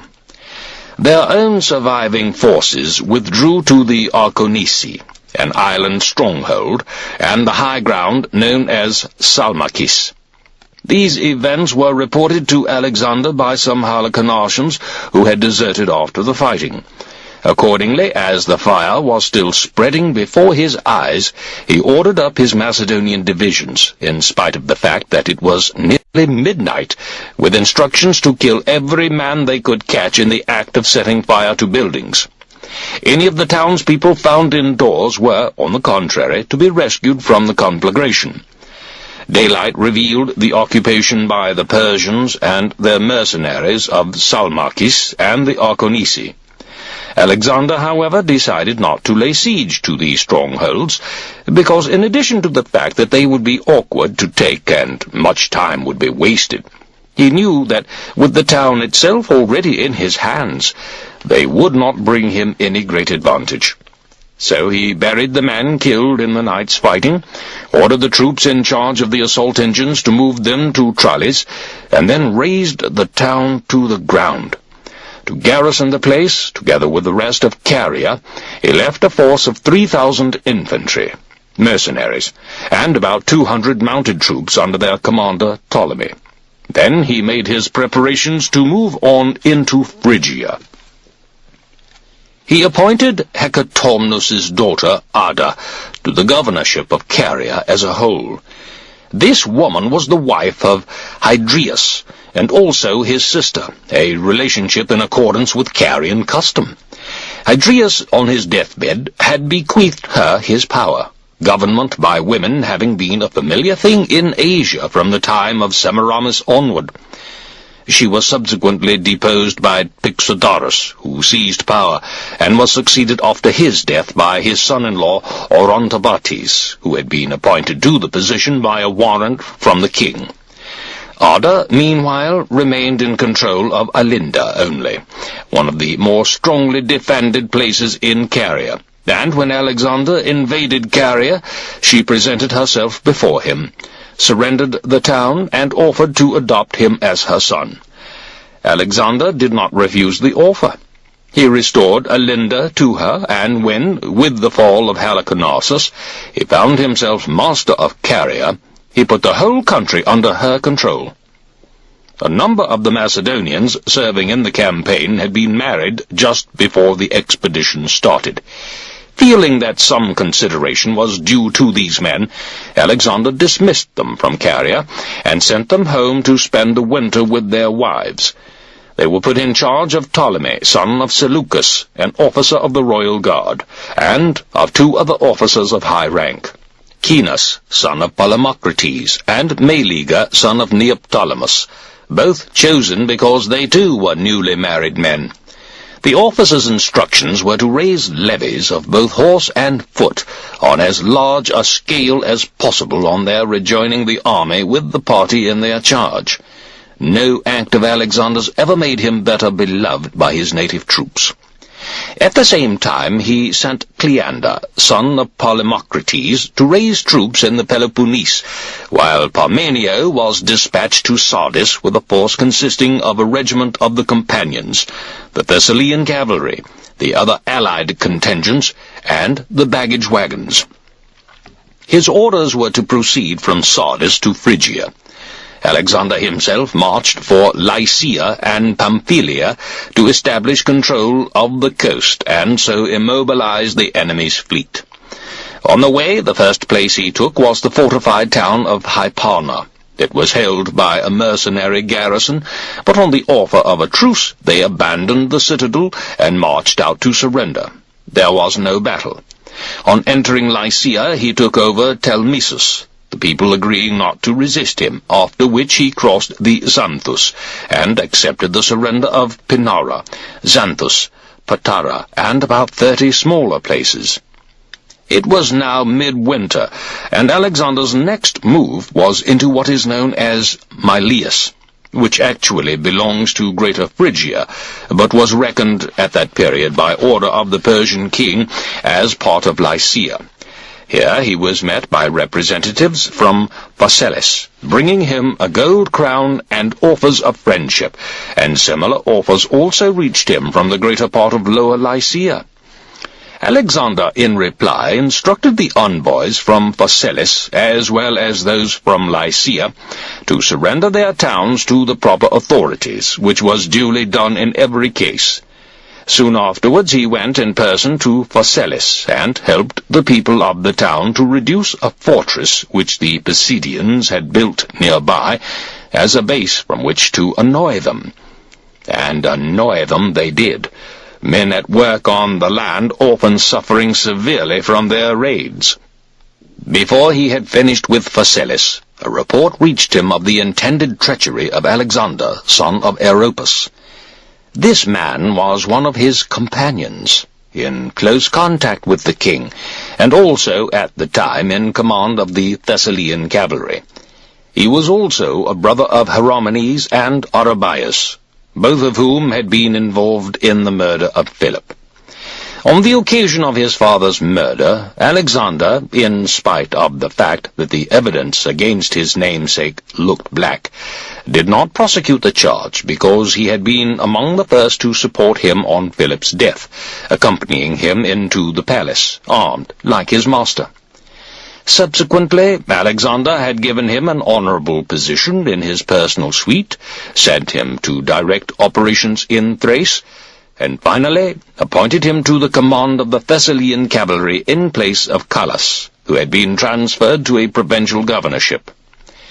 The plot was revealed to Alexander in the following way.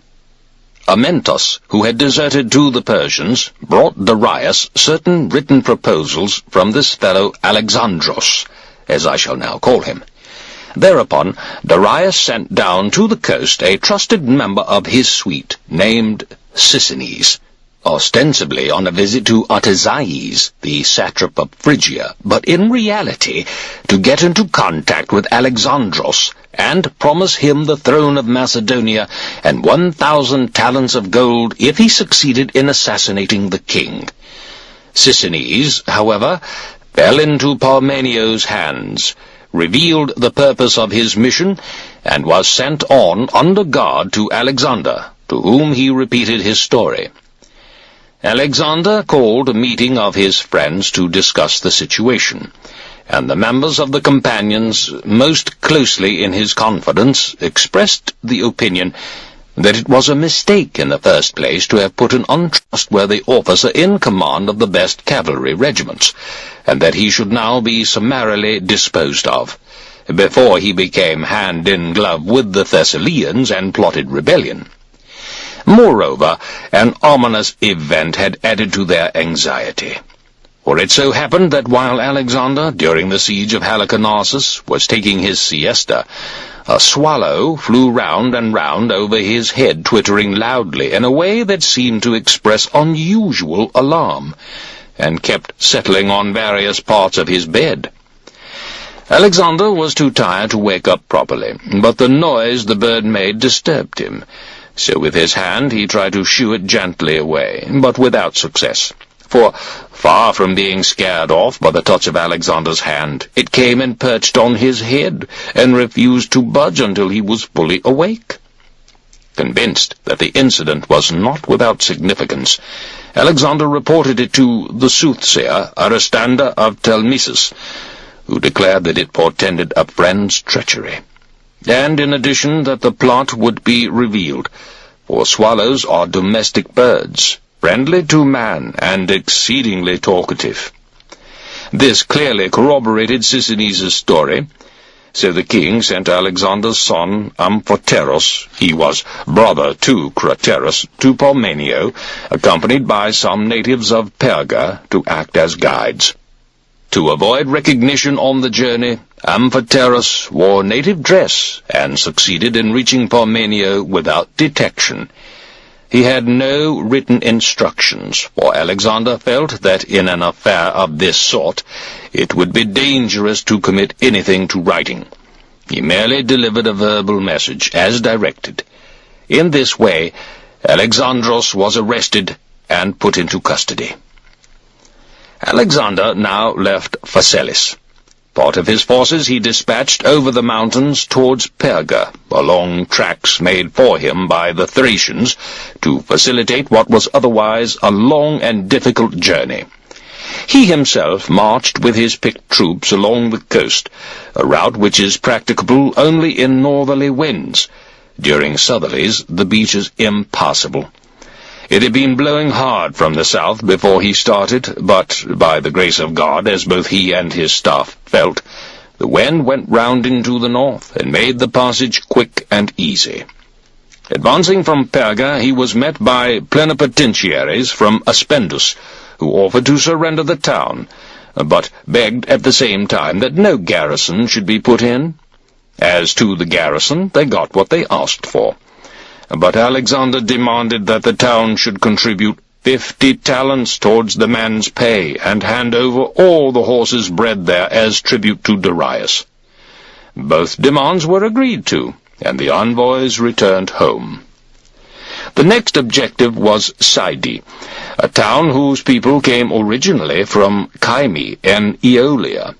There is a tradition among them that when the first settlers from Kyme sailed thither and landed from their ships to found a new home, they promptly forgot their native Greek and began to talk in a foreign tongue, not the language spoken by the people of those parts, but an entirely new dialect of their own.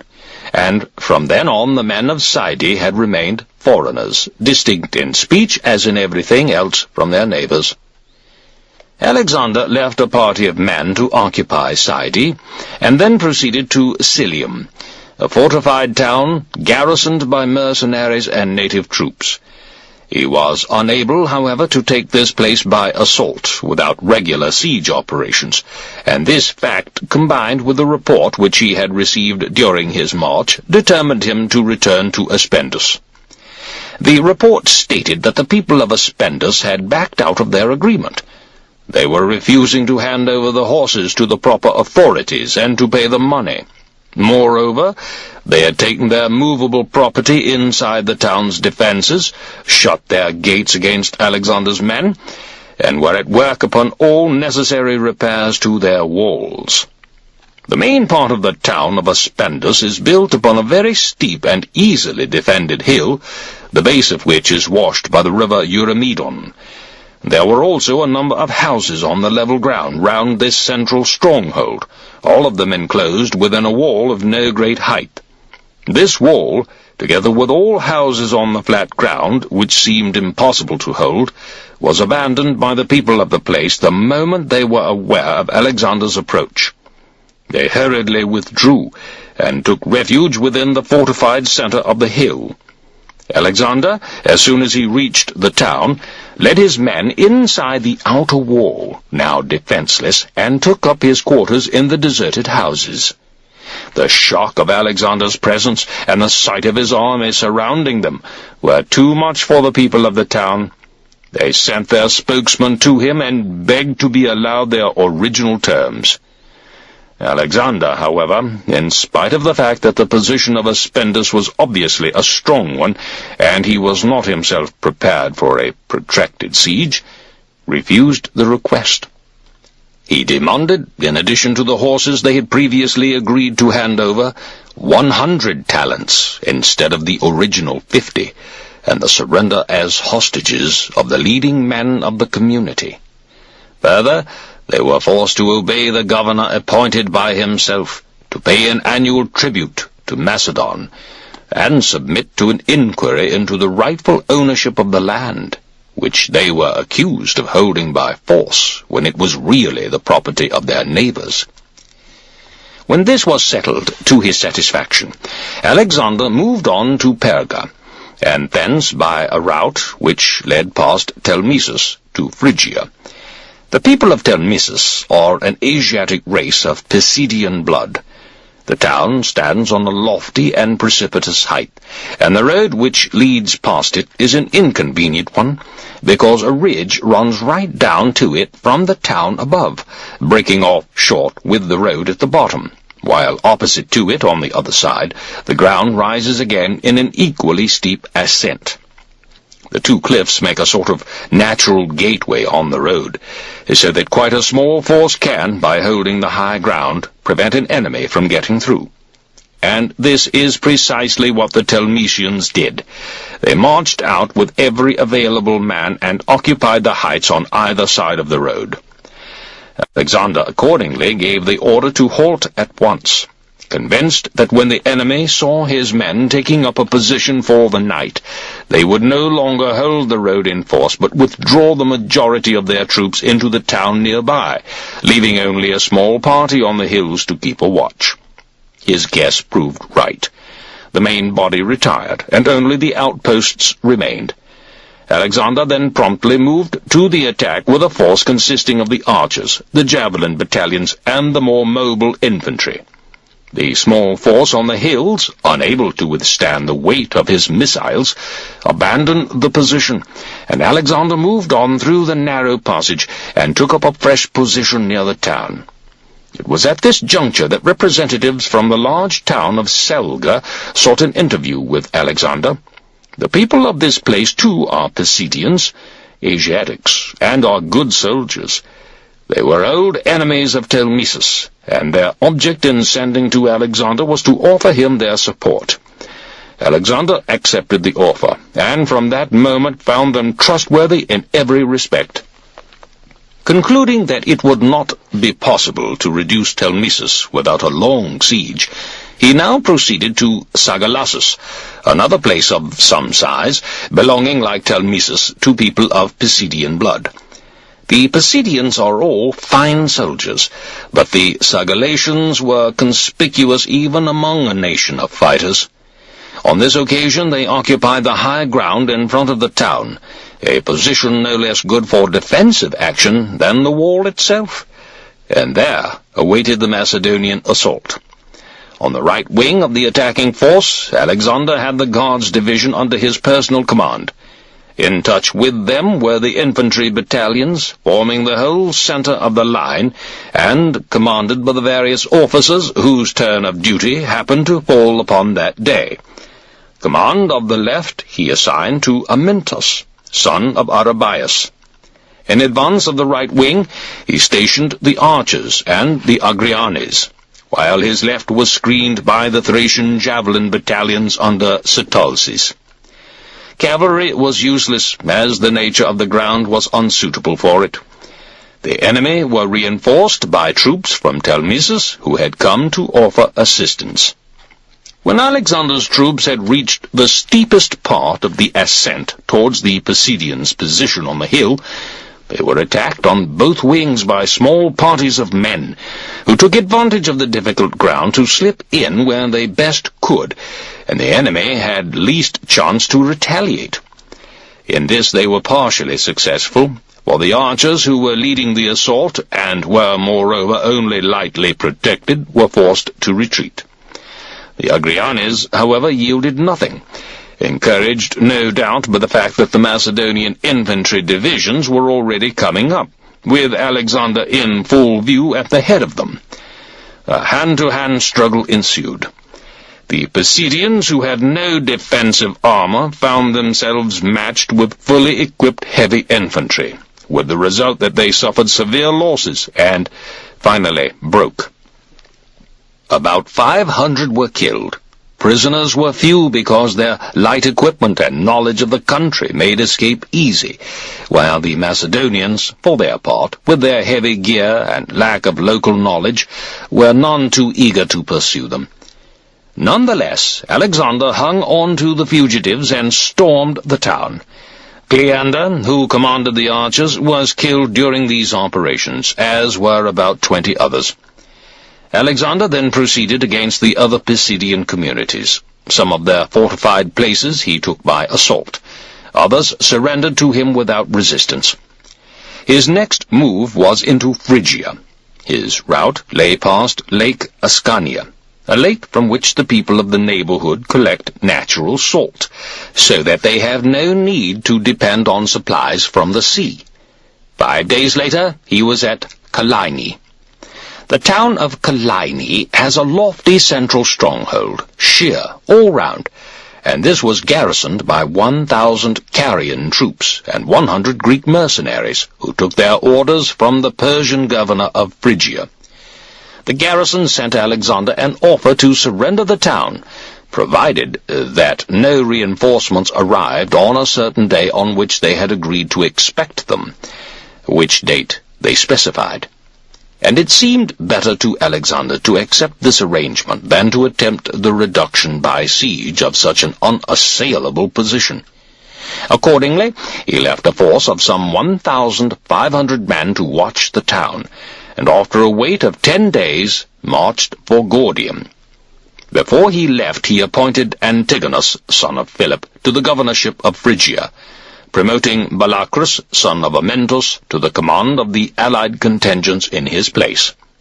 To Parmenio he sent orders to meet him at Gordium with the troops under his command, and the orders were duly carried out. The recently married Macedonians who had been sent home on leave also rejoined at Gordium with a force of freshly levied troops, 3,000 Macedonian infantry and about 300 horse, 200 Thessalian horse, and 150 men from Elis, under their own commander, Alcaeus. The whole force was commanded by Ptolemy, son of Seleucus, Cinas, son of Polemocrates, and Meleager, son of Neoptolemus. Gordium is in Hellespontine Phrygia. The town stands on the river Sangarius, which rises in Phrygia and runs through Bithynian Thrace into the Black Sea. During his stay there, Alexander was visited by envoys from Athens with the request for the liberation of Athenian prisoners of war who had been captured on the Granicus fighting for Persia, and were at that time in Macedonia under close confinement with the other 2,000 prisoners. But for the moment, at any rate, the request was not granted, and the envoys were forced to return with their mission unfulfilled. For Alexander felt that, with the war against Persia still on his hands, it would be dangerous to relax his severity towards anyone of Greek nationality who had consented to fight for Asia against his own country. Nevertheless, he did tell the Athenian envoys that they might approach him again on the matter when circumstances were favorable.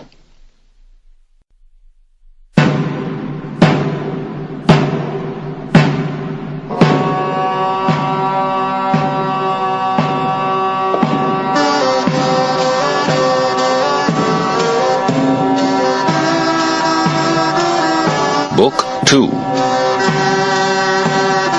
After the events just related, the island of Chios was betrayed into the hands of Memnon, whom Darius had made supreme commander of the Persian navy and responsible for the defense of the whole Asiatic coast. The object of Memnon's move was the hope of diverting the war to Greece and Macedonia.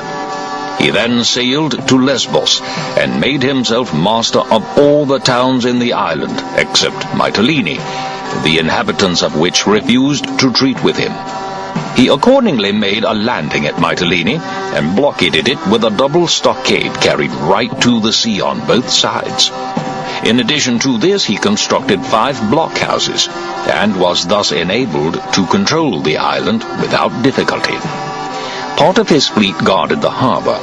Other ships he sent to the promontory of Sigrium, the usual landing place for merchantmen from Chios, Carystus, and Malia, and was thus able to keep a watch on the coast and prevent any help from reaching Mytilene by sea.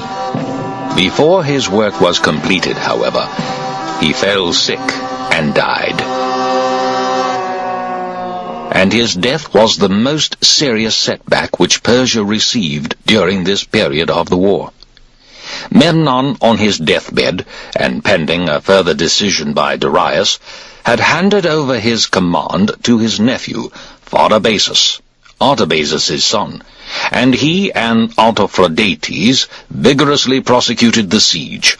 The people of Mytilene, finding themselves cut off on the landward side and blockaded by a powerful fleet, sent to Pharnabazus and agreed, first, to get rid of the mercenary troops sent to fight for them by Alexander, Secondly, to rescind the pact they had made with him, and enter into alliance with Darius according to the terms of the peace of Atalsatos. And lastly, to allow their exiles to return and resume possession of half their original property. Such were the terms of the agreement.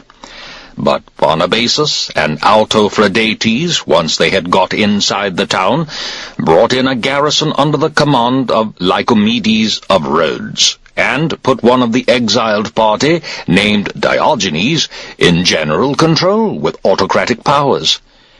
At the same time, they enforced the contribution of a sum of money, extorting a part of it from the wealthier men, and raising the remainder by a general levy, after which Pharnabazus set sail for Lycia with the mercenary troops, while Autophrodates proceeded to the other islands. Meanwhile, Darius sent Thermondus, son of Mentor, to fetch the mercenaries which were in Pharnabazus's charge, and to order Pharnabazus himself formally to take over Memnon's command. The mercenaries were accordingly transferred to Thermondus, and Pharnabazus sailed to rejoin Autophrodates and the fleet. On his arrival, they first dispatched 10 ships under a Persian named Datames to the Cyclades Islands, and then sailed with the squadron 100 strong for Tenedos, where they brought up in what is known as North Harbour. They then sent a demand to the islanders for the abrogation of their agreements with Alexander and the Greeks, and the observance of the terms of the peace of Antalcidas, which they had concluded with Persia. The people of Tenedos would have liked nothing better than to remain on good terms with Alexander and the Greeks.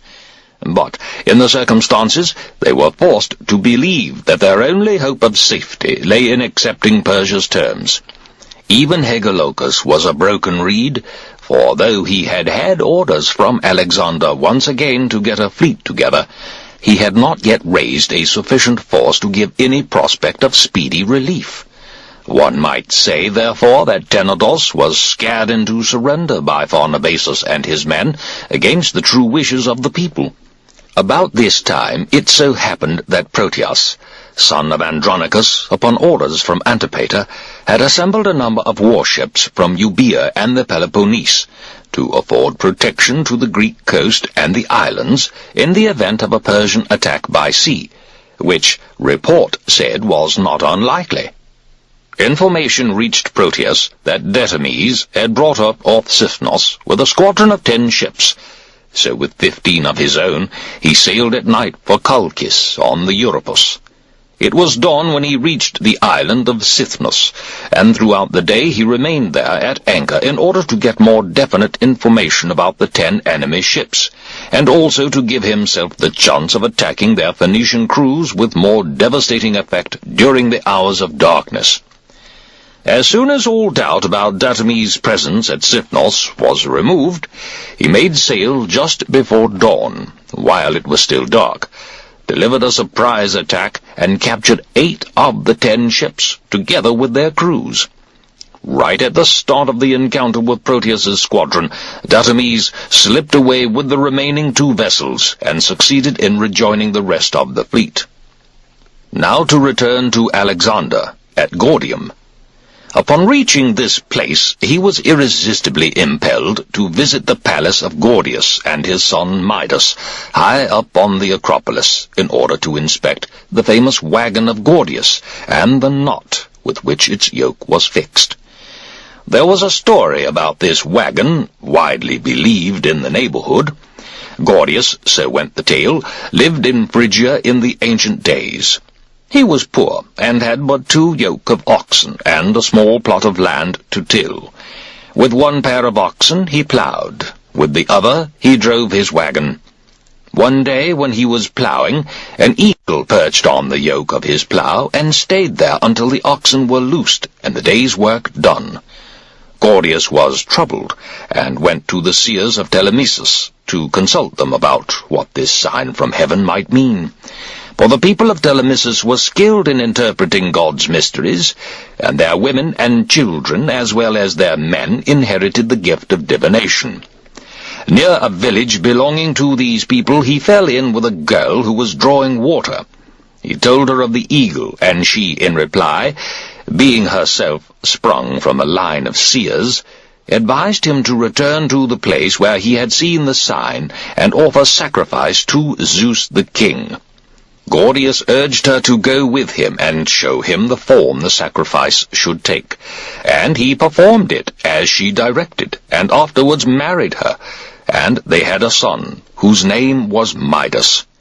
Now, when Midas had grown to be a fine and handsome man, there was trouble and strife among the Phrygians, and an oracle told them that a wagon would bring them a king who would put an end to their quarrels. While they were still debating what to do about these things, Midas, with his father and mother, drove up in the wagon and came to a stop at their place of meeting. Taking this to be the fulfillment of the oracle, the Phrygians decided that here was the man whom the god had foretold that a wagon would bring. So they put Midas on the throne, and he made an end of their trouble and strife, and laid up his father's wagon on the Acropolis as a thank-offering to Zeus the king for sending the eagle. There was another traditional belief about the wagon. According to this, the man who undid the knot which fixed its yoke was destined to be the Lord of Asia. The cord was made from the bark of the cornel tree, and so cunningly was the knot tied that no one could see where it began or where it ended. For Alexander, then, how to undo it was indeed a puzzle, though he was none the less unwilling to leave it as it was, as his failure might possibly lead to public disturbances. Accounts of what followed differ. Some say that Alexander cut the knot with a stroke of his sword and exclaimed, "I have undone it." But Aristobulus thinks that he took out the pin, a sort of wooden peg, which was driven right through the shaft of the wagon and held the knot together, and thus pulled the yoke away from the shaft. I do not myself presume to dogmatize on this subject. In any case, when he and his attendants left the place where the wagon stood, the general feeling was that the oracle about the untying of the knot had been fulfilled. Moreover, that very night there was lightning and thunder, a further sign from heaven.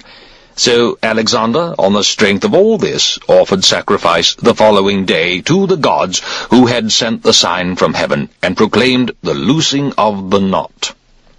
Next day he started for Ancyra in Galatia, where he was met by a deputation of Paphlagonians, who expressed a wish to be on terms of friendship with him, offering the submission of their people, and begging him not to march his troops into their territory. Alexander, in reply, instructed them to take their orders from Callas, the governor of Phrygia, and then proceeded to Cappadocia, where he received the submission of all territory bounded by the river Halys, and also of a large tract to the west and north beyond it. Then, leaving Sabictus as governor of Cappadocia, he advanced to the Cilician gates. When he reached the position where Cyrus had once encamped in the campaign with Xenophon, he found the gates strongly held. So he left Parmenio there with the heavy infantry, and marched under cover of darkness to the gates with the guards and Agrianes, with the intention of delivering a surprise attack upon the defending force. Actually, his approach was observed, but the bold move was none the less successful, for the knowledge that Alexander was coming upon them in person was too much for the enemy, who abandoned their posts and fled. At dawn the following morning he passed the gates with all his men and entered Cilicia, where a report reached him that Arsames had abandoned his original intention of holding Tarsus for Persia. Now, it appeared, having learned that Alexander had passed the gates, he meant to give up the town, and the townspeople were consequently afraid that he might strip the place before he left. Alexander, accordingly, brought up his cavalry and the most mobile of his light infantry with all possible speed, with the result that Arsames, the moment he was aware of his rapid approach, did not stop to plunder the town, but got out as fast as he could and made his way to the court of Darius. About this time, Alexander had a bout of sickness. The cause of it, according to Aristobulus's account, was exhaustion, but others say that he plunged into the river Kidnus for a swim, as he was sweating with heat and could not resist the pleasure of a bathe. The Kidnus runs right through Tarsus, and as it rises in Mount Taurus and flows through open country, its waters are clear and cold. The result was that Alexander was seized by a convulsion, followed by high fever and sleepless nights. All his doctors but one despaired of his life. But Philip of Acarnania, who attended him, and was not only a trusted physician, but a good soldier as well, proposed to give him a purgative. Alexander consented to take it, and just as Philip was preparing the draught, Alexander was handed a note from Parmenio. "Beware of Philip," the note read. "I am informed that he has been bribed by Darius to poison you." Alexander read the warning, and, with the paper still in his hand, took the cup of medicine, and then passed the note to Philip. Philip read it, and while he was reading, Alexander swallowed the dose. It was immediately clear that there was nothing wrong with Philip's medicine. He showed no alarm at Parmenio's warning, but simply advised Alexander to continue to follow his instructions, for, if he did, he would recover. The dose had its due effect, and brought relief, and from that moment Philip knew that Alexander was his faithful friend. It was evident also to everyone else about his person, both that he was firm in his refusal to suspect treachery in friends, and could look unmoved upon death. He now dispatched Parmenio to the other gates, which stand on the boundary between Cilicia and Assyria. Parmenio's orders were to seize and hold the pass with the troops entrusted to him, the allied infantry, the Greek mercenaries, the Thracians under Sitalces, and the Thessalian cavalry. Alexander himself, leaving Tarsus after Parmenio had gone, in one day's march reached Anchialus, a town supposed to have been built by Sardanapalus, the Assyrian. It is clear from the extent of the surrounding walls and the solidity of their foundations that it was originally a large town and grew to great importance. Close to the walls was the tomb of Sardanapalus, supporting a statue of him in the attitude of a man clapping his hands with an inscription in Assyrian characters. According to the Assyrians, the inscription was in verse, but whether verse or not, the general sense of it was this: Sardanapalus, son of Anakindraxes, built in one day Tarsus and Anchialus. O stranger, eat, drink, and play, for everything else in the life of a man is not worth this. And by this was to be understood a clap of the hands. They also said that play was something of a euphemism for the original Assyrian word. From Anchialus, Alexander proceeded to Soli, where he installed a garrison and imposed upon the town a fine of 200 talents of silver for its support of the Persian cause. Then, with 3 battalions of Macedonian foot, the Agrianes, and all his archers, he marched against those of the Cilicians who were holding the hills. Some he drove from their positions, others surrendered, and within a week he was back in Soli, where the news reached him that Ptolemy and Asander had won a victory over the Persian commander Orontobates, who was holding the Acropolis in Halicarnassus, together with the towns of Mindus, Caunus, Thera, and Callipolis, and had also taken possession of Kos and Triopium. According to the dispatch, Orontobates had been defeated in a great battle. He had lost some 700 of his infantry and 50 of his mounted troops, with at least 1,000 prisoners. To celebrate this success, Alexander offered sacrifice to Asclepius, and held a ceremonial parade of all his troops, followed by a torch race and games, which included contests in music and verse as well as athletics. The town of Soli he permitted to retain its own popular government. He then started for Tarsus and gave orders for the cavalry to proceed under the command of Philotas across the plain of Alia to the river Paramus. With the infantry and the royal squadron of horse, he then went to Megassus, whence, after offering sacrifice to the local Athene, he proceeded to Mallus, where he performed all proper ceremonies in honor of the demigod Amphilochus. In this latter place he found political troubles in progress, and settled them, remitting the tribute which the town paid to Darius on the ground that Mallus was a colony of Argus, and he himself claimed to be descended from the Argive Heraclidae. He was still at Mallus when a report reached him that Darius and the whole Persian army were at Soki, a place in Assyrian territory about 2 days' march from the Assyrian gates. He at once called a meeting of his staff and told them this important news. They urged unanimously an immediate advance. Alexander thanked them and dismissed the meeting, and on the following day moved forward with the evident intention of attack. 2 days later he was past the gates. He took up a position near Meriandrus, and during the night there was a storm of such violent wind and rain that he was compelled to remain where he was, with no chance of breaking camp. Meanwhile, Darius had no apparent intention of making a move. He had chosen for his position a part of Assyria, where the country was flat and open, good for cavalry action, and suitable for maneuvering the vast numbers under his command.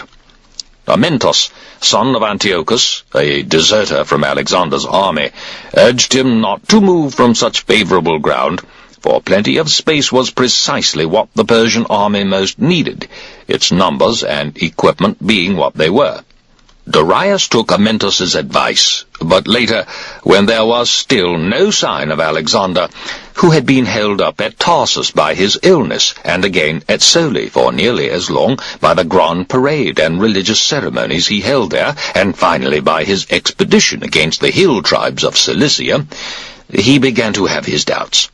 Moreover, Darius was always ready to believe what he found it most agreeable to believe, and on this occasion flattering courtiers, such as always are and always will be the bane of kings, had persuaded him into thinking that Alexander no longer wished to advance further into Asia. In fact, that the news of his own approach was the cause of Alexander's hesitation. First one, then another of them blew up the bladder of his conceit by saying that the Persian cavalry would ride over the Macedonian army and trample it to pieces. Only Amyntas opposed them, persistently affirming that Alexander would seek out Darius in any place where he knew him to be, and urging him not to shift his ground. But the worst counsel prevailed, and because it told him what, at the moment, he liked to hear. More than that, there was surely some supernatural power which led Darius to take up a position where he could get little advantage either from his cavalry or his superiority in numbers of men and weight of missiles, a position where he had no chance of dazzling the enemy with the splendor of his great host, but was doomed to make a present of easy victory to Alexander and the Macedonians. Destiny had decreed that Macedon should wrest the sovereignty of Asia from Persia, as Persia once had wrested it from the Medes, and the Medes in their turn from the Assyrians. Darius now moved. He crossed the high ground by what are called the Ammanian Gates, the pass across Mount Amanus, and, making for Issus, established himself without being perceived in Alexander's rear. Once in possession of Issus, he mutilated and put to death every Macedonian he found there as unfit for service, and on the following day moved on to the river Panarus. Alexander, not trusting the report that Darius was in his rear, dispatched a party of his companions in a galley with orders to sail back to Issus and find out for themselves whether or not it was true. The coast by Isis is deeply indented, and this fact enabled the party in the galley the more easily to see what they wished to see, that the Persians were there. So, back they went to Alexander with their news. Darius was indeed at hand. Alexander now sent for his infantry and cavalry commanders and all officers in charge of allied troops and appealed to them for confidence and courage in the coming fight. "Remember," he said, "that already danger has often threatened you, and you have looked it triumphantly in the face.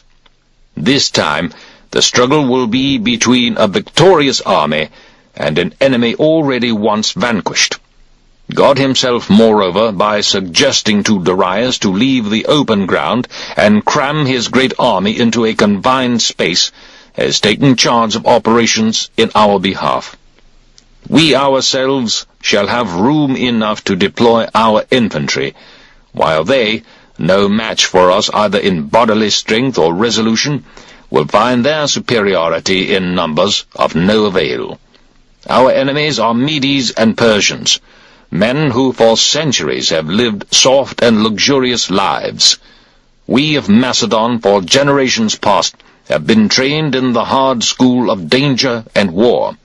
Above all, we are free men, and they are slaves. There are Greek troops, to be sure, in Persian service, but how different is their cause from ours. They will be fighting for pay, and not much of it at that. We, on the contrary, shall fight for Greece, and our hearts will be in it. As for our foreign troops, Thracians, Paeonians, Illyrians, Agrianes, they are the best and stoutest soldiers in Europe, and they will find as their opponents the slackest and softest of the tribes of Asia. And what, finally, of the two men in supreme command? You have Alexander, they, Darius." Having thus enumerated the advantages with which they would enter the coming struggle, Alexander went on to show that the rewards of victory would also be great. The victory, this time, would not be over mere underlings of the Persian king, or the Persian cavalry along the banks of Granicus, or the 20,000 foreign mercenaries. It would be over the fine flower of the Medes and Persians, and all the Asiatic peoples which they ruled. The great king was there in person with his army, and once the battle was over, nothing would remain but to crown their many labors with the sovereignty of Asia. He reminded them, further, of what they had already so brilliantly accomplished together, and mentioned any act of conspicuous individual courage, naming the man in each case and specifying what he had done, and alluding also, in such a way as to give least offense, to the risks to which he had personally exposed himself on the field. He also, we are told, reminded them of Xenophon and his 10,000, a force which, though not to be compared with their own either in strength or reputation, a force without the support of cavalry, such as they had themselves, from Thessaly, Boeotia, the Peloponnese, Macedon, Thrace, and elsewhere, with no archers or slingers except a small contingent from Crete and Rhodes hastily improvised by Xenophon under pressure of immediate need, nevertheless defeated the king of Persia and his army at the gates of Babylon, and successfully repelled all the native troops who tried to bar their way as they marched down to the Black Sea.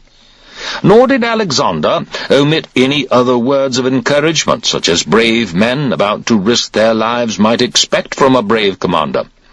And in response to his address, his officers pressed forward to clasp his hand, and, with many expressions of appreciation, urged him to lead them to battle without delay.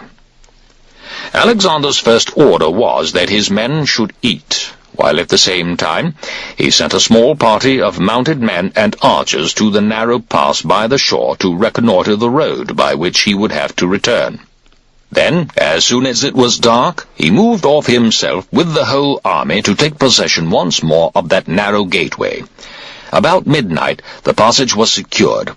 For the remainder of the night he allowed his men to rest where they were on the rocky ground, with outposts to keep exact and careful watch, and, just before daylight next morning, moved forward from the pass along the coast road. The advance was in column so long as lack of space made it necessary, but as soon as the country began to open up, he gradually extended his front, bringing up his heavy infantry a battalion at a time, until he was moving in line with his right on the base of the hills and his left on the sea. During the advance, the mounted troops were kept in the rear, but as soon as open ground was reached, Alexander ordered battle stations. The 3 battalions of the Guards, under Parmenio's son Nicanor, were sent to the right wing on the nearby rising ground, with Cinus's battalion on their left in close touch with Perdiccas's men, the whole forming a line from right wing to center, the position of the heavy infantry. On the extreme left were stationed Amyntas's troops, and in touch with them and working towards the center, first Ptolemy's battalion, then Meleager's.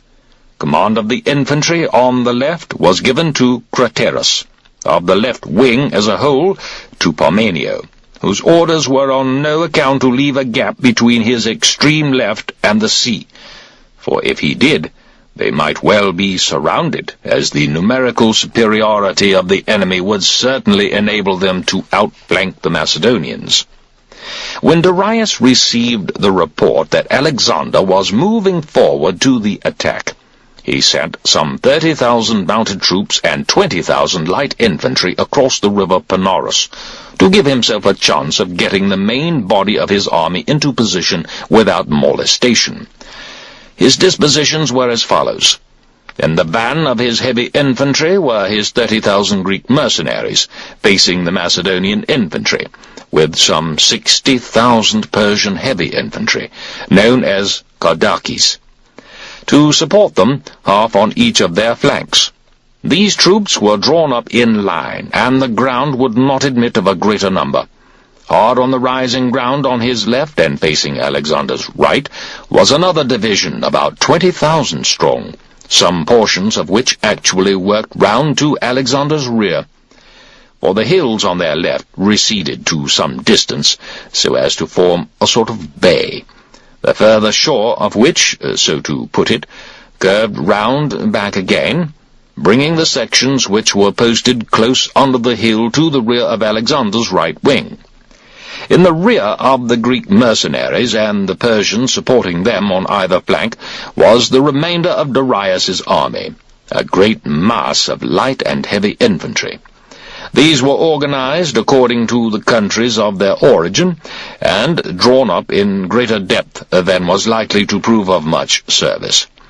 Mere numbers made this unavoidable. Indeed, it is on record that the army as a whole was some 600,000 strong. As soon as Alexander found the ground in front of him opening out a little more, he brought his cavalry, the Thessalian and Macedonian divisions, together with the companions, up from the rear to the right wing under his own personal command, and at the same time sent the Peloponnesian troops and other allied divisions round to Parmenio on the left. Darius, immediately his main infantry force was in position, recalled by signal the mounted troops which he had sent across the river to cover the movement, and ordered the greater number of them over to his right to threaten Parmenio on the seaward side, where the ground was rather more suitable for cavalry maneuver. Some, however, he sent to the opposite flank under the hills, though, as lack of space at that end of the line made them obviously useless, he soon recalled nearly all of them and ordered them round to the right flank. Darius himself took the center, the traditional position of the Persian kings. The general principle of the Persian order of battle has been explained by Xenophon. Nearly all the Persian cavalry had now been transferred to a position on the seaward side facing Alexander's left, and opposing them he had nothing, except the Peloponnesians and other allied cavalry.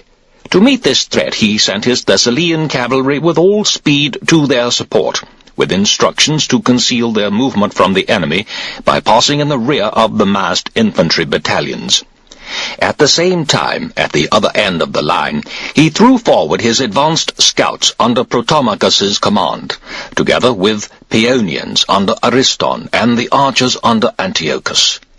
The Agrianes under Attalus, supported by a few units of mounted troops and archers, were ordered out towards the high ground at an angle to his main line of advance, thus splitting the right wing of the army into two separate prongs, one designed to engage Darius and the main body of the Persians on the further side of the river, the other the units which had worked round to the hill in the Macedonian rear. In the van of the infantry on the Macedonian left were the Cretan archers and the Thracians under Sitalces, with the cavalry of the left wing in advance of them. All units had a proportion of foreign mercenaries assigned to them. Observing a certain weakness on his right, and also the danger of being outflanked at that end of his line, Alexander withdrew from the centre 2 squadrons of the companions, namely that from Anthemus commanded by Peroedas, and the so-called Lugian squadron under Pontodanus, son of Cleander, and ordered them over to the right, with every precaution to conceal their movement. At the same time, he further strengthened his right by a contingent of Agrianes and Greek mercenaries, which he drew up in line, and so outflanked the Persian left. The Persians on the hills had made no aggressive move. Indeed, when Alexander ordered a raid upon them by a small party of the Agrianes and archers, they had been easily dislodged from their position and had sought safety higher up the mountainside, so that Alexander decided that he could use the men originally intended to deal with them to strengthen his main attacking force. 300 mounted men were sufficient to keep an eye on the fugitives. For a while, Alexander's advance was slow and deliberate. Every now and then he ordered a halt, giving the impression that time was on his side. Darius made no move as yet to attack, but kept his men in their original dispositions on the river bank. In many places the bank was steep, and in a sections of it which seemed less easy to defend, he had strengthened with a stockade, at once by this precaution making it clear to Alexander's men that he was a craven spirit. The 2 armies were now almost within striking distance. Alexander rode from one end of his line to the other with words of encouragement for all, addressing by name with proper mention of rank and distinctions, not the officers of highest rank only, but the captains of squadrons and companies. Even the mercenaries were not forgotten, where any distinction or act of courage called for the mention of a name. And from every throat came the answering shout, "Wait no longer! Forward to the assault!" The Persian army was in full view. Still, however, Alexander moved forward in line at a deliberate pace, for a too rapid advance might have thrown the line out of dressing, and caused a break somewhere. But once within range of missiles, Alexander, at the head of his own troops on the right wing, rode at a gallop into the stream. Rapidity was now all in all. A swift attack would shake the enemy, and the sooner they came to grips, the less damage would be done by the Persian archers. Alexander's judgment was not at fault. The Persian left collapsed the very moment he was on them, a brilliant local success for the picked troops under his personal command. In the centre, however, things did not go so well. Here, some of the troops had broken away towards the right, and left a gap in the line, and in contrast with Alexander, who had so swiftly crossed the stream, and was already in close combat, compelling the Persian left to withdraw, the Macedonian centre was much slower off the mark. In a number of places, moreover, the steep banks of the stream prevented them from maintaining a regular and unbroken front, and the result was that Darius's Greek mercenaries attacked precisely at that point in the line where the gap was widest. There was a violent struggle. Darius's Greeks fought to thrust the Macedonians back into the water and save the day for their left wing, already in retreat, while the Macedonians, in their turn, with Alexander's triumph plain before their eyes, were determined to equal his success and not forfeit the proud title of invincible, hitherto universally bestowed upon them. The fight was further embittered by the old racial rivalry of Greek and Macedonian. It was in this phase of the battle that Ptolemy, son of Seleucus, and about 120 Macedonians of distinction met a soldier's death. Alexander's victorious right wing, seeing the Persians opposite them already in flight, now swung left towards the center, hard-pressed as it was by Darius's Greeks. They forced them back from the river, and then, outflanking the broken enemy left, delivered a flank attack on the mercenaries, and were soon cutting them to pieces. The Persian cavalry, facing Alexander's Thessalians, refused, once the battle had developed, to remain inactive on the further side of the stream, but charged across in a furious onslaught on the Thessalian squadrons. The cavalry action which ensued was desperate enough, and the Persians broke only when they knew that the Greek mercenaries were being cut off and destroyed by the Macedonian infantry, and that Darius himself was in flight. That was the signal for a general rout, open and unconcealed. The horses with their heavily equipped riders suffered severely, and of the thousands of panic-stricken men who struggled in hopeless disorder to escape along the narrow mountain tracks, almost as many were trampled to death by their friends as were cut down by the pursuing enemy.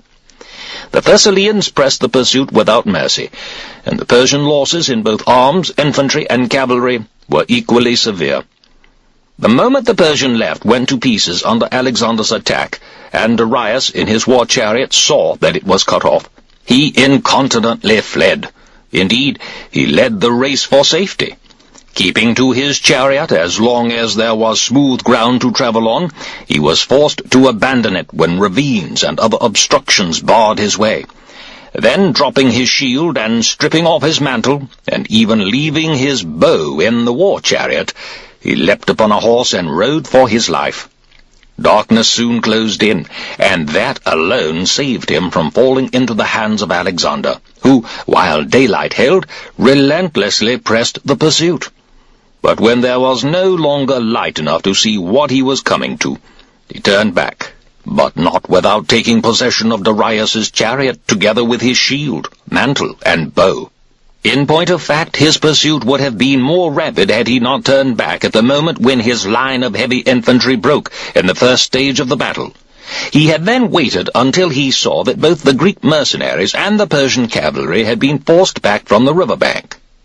Among the Persian dead were Arcebes, Rheomithres, and Artaxerxes, all three of whom had served as cavalry officers at the Battle of the Granicus. Also Sabaces, governor of Egypt, and Bubaces, another person of distinguished rank.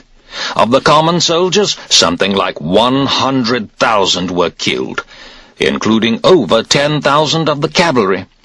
Ptolemy, son of Lagus, who was serving with Alexander at this time, says in his account of the battle that the Macedonians in their pursuit of Darius actually crossed a ravine on the bodies of the Persian dead. Darius's headquarters were stormed and captured. His mother was taken, together with his wife, who was also his sister, and his infant son. In addition to these, 2 of his daughters fell into Alexander's hands with a few noble Persian ladies who were in attendance upon them.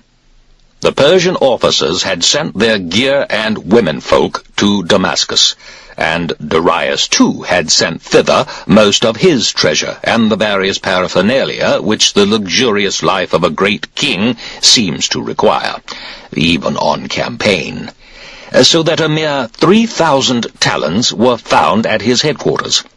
In point of fact, however, the treasure at Damascus too was seized not long afterwards by Parmenio, who was ordered there for the purpose. Such, then, was the result of the Battle of Issus, fought in the month of November, during the archonship of Nicocrates at Athens.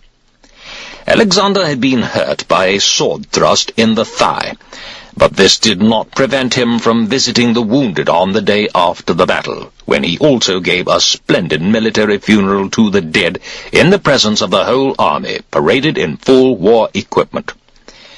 At the ceremony, he spoke in praise of every man who by his own observation or from reliable report he knew had distinguished himself in the fighting, and marked his approval in each case by a suitable reward.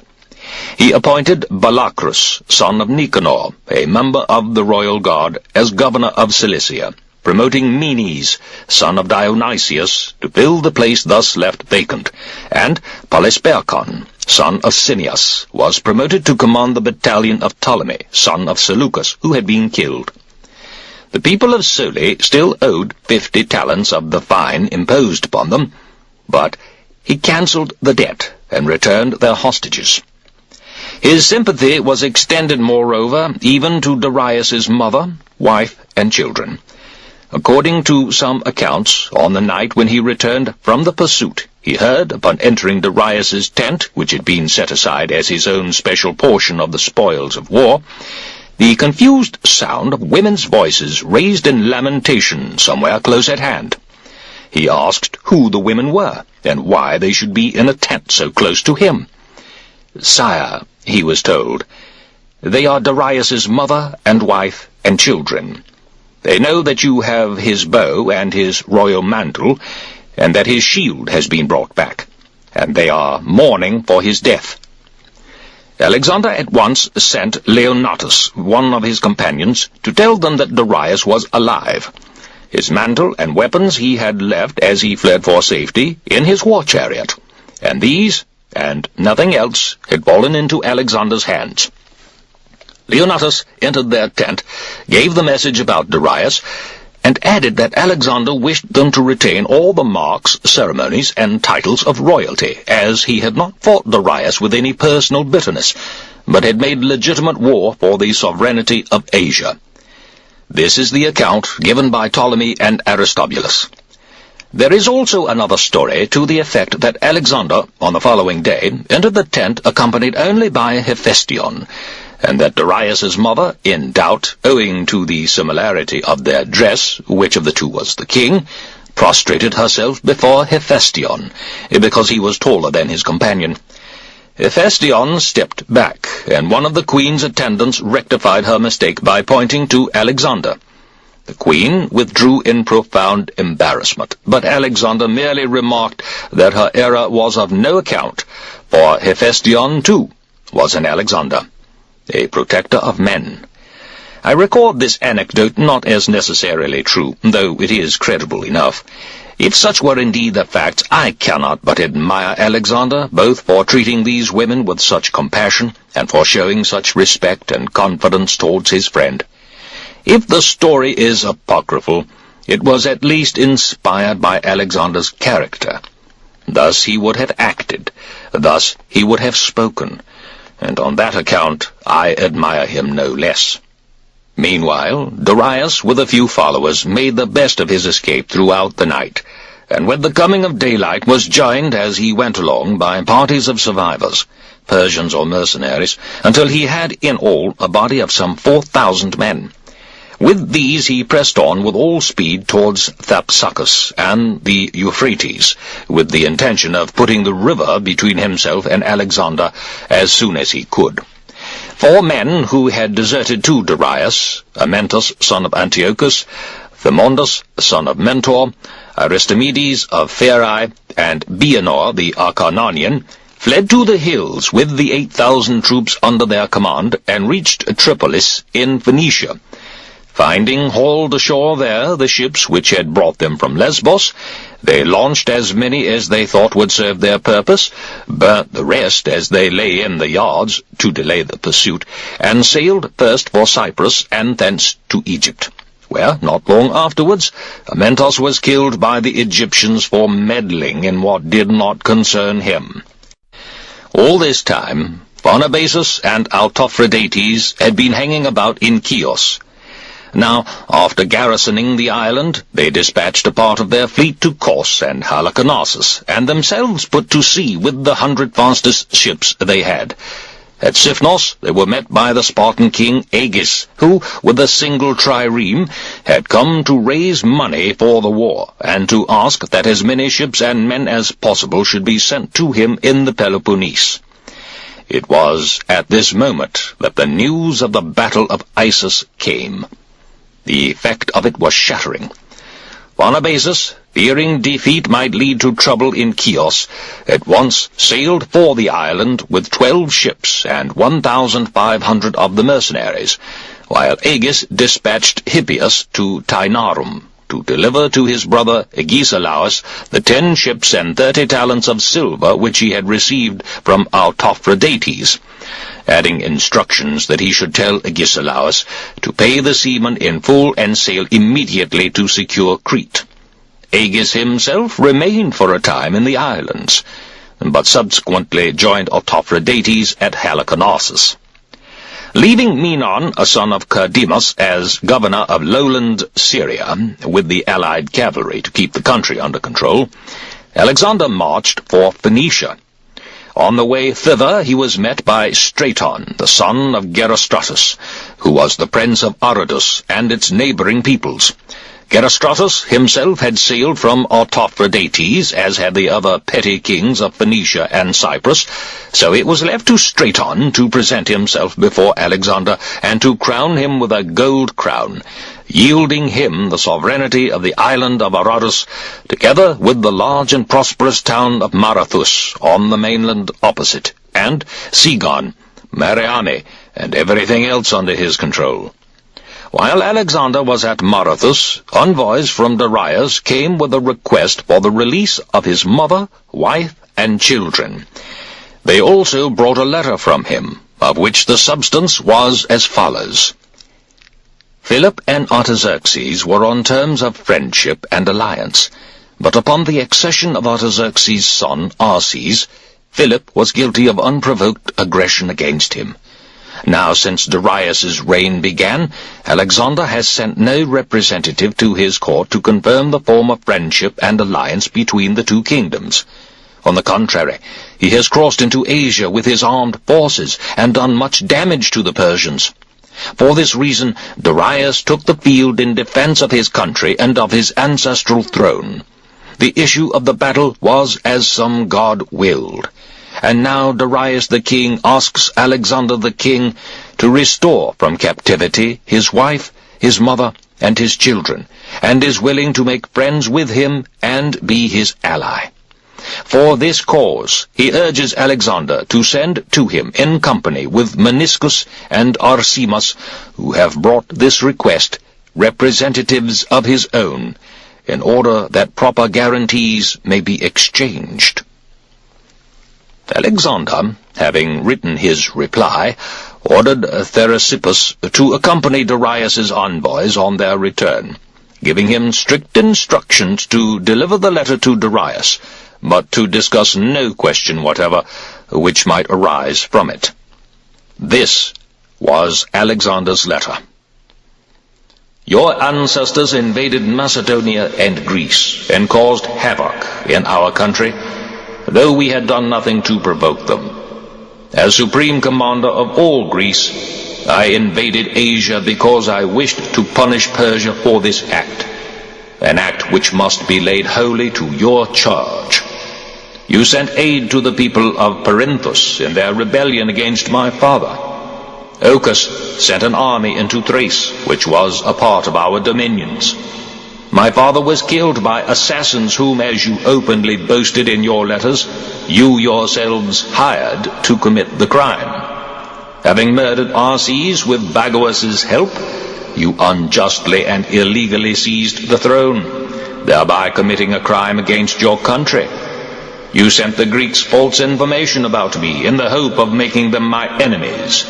You attempted to supply the Greeks with money, which only the Spartans were willing to accept.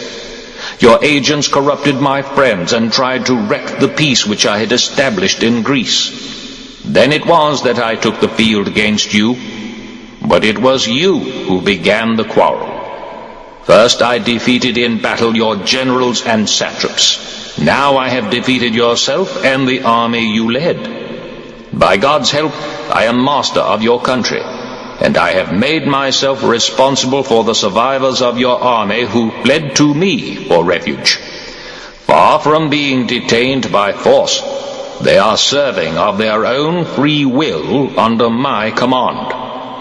Come to me, therefore, as you would come to the lord of the continent of Asia, Should you fear to suffer any indignity at my hands, then send some of your friends, and I will give them the proper guarantees. Come then, and ask me for your mother, your wife, and your children, and anything else you please, for you shall have them, and whatever besides you can persuade me to give you. And in future, let any communication you wish to make with me be addressed to the King of all Asia. Do not write to me as to an equal. Everything you possess is now mine. So, if you should want anything, let me know in the proper terms, or I shall take steps to deal with you as a criminal. If, on the other hand, you wish to dispute your throne, stand and fight for it, and do not run away. Wherever you may hide yourself, be sure I shall seek you out." Such were the terms of Alexander's answer. When he learned that money and other valuables sent by Darius to Damascus in charge of Cophin, son of Artabazus, had been seized and removed, together with all the Persians left to guard them, he instructed Parmenio to see that the whole treasure was taken back to Damascus for safekeeping. The envoys from Greece, who had visited Darius before the battle, had also fallen into Parmenio's hands, and these Alexander ordered should be sent to him. They were Euthycles from Sparta, Thalyskis, son of Ismenias, and Dionysodorus, the Olympic victor, from Thebes, and Iphicrates, son of the distinguished general of the same name, from Athens. The 4 men were duly brought before Alexander. Thalyskis, son of Ismenias, and Dionysodorus, the Olympic victor, from Thebes, and Iphicrates, son of the distinguished general of the same name, from Athens. The 4 men were duly brought before Alexander. Thalyskis and Dionysodorus, in spite of, or perhaps because of, the fact that they were Thebans, he at once dismissed. He was sorry for Thebes, and could not but feel that, as she had been reduced to slavery by a Macedonian army, her people had done nothing very reprehensible in sending to Darius. After all, they were only looking for what help they could get from Persia for themselves and their country. So he was inclined to take a lenient view of both these men.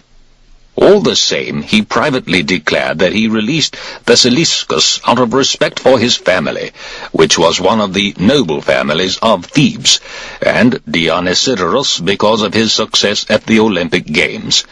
Iphicrates from affection for Athens and the memory of his father's fame he retained in his personal suite, treating him with every mark of honor, and when he fell ill and died, sent his bones to his relatives in Athens.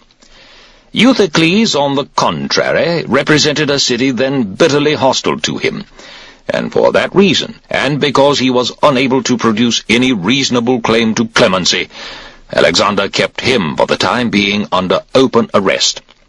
Later, however, in the full tide of his success, he let Euthycles go free as well. Alexander now resumed his advance from Marathus. Byblus and Sidon both surrendered to him, the people of Sidon, who hated Darius and the Persians, actually inviting him to enter the town. He then proceeded in the direction of Tyre, and was met on the way by representatives from the town, who had been sent by its government to say that they had determined to abide by any instructions Alexander might give. The envoys were men of the best families in Tyre, and included the son of the Tyrian king Azamilcus, who himself was at sea with Autophrodates. Alexander thanked them for their communication, and directed them to return to Tyre, and tell their people that he wished to enter the town and offer sacrifice to Heracles. I must mention in this connection that there is in Tyre the most ancient temple of Heracles known to man. This is not the Argive Heracles, Alcmena's son, for Heracles was worshipped in Tyre many generations before Cadmus came from Phoenicia to Thebes, and became the father of Semele, who bore Dionysus to Zeus.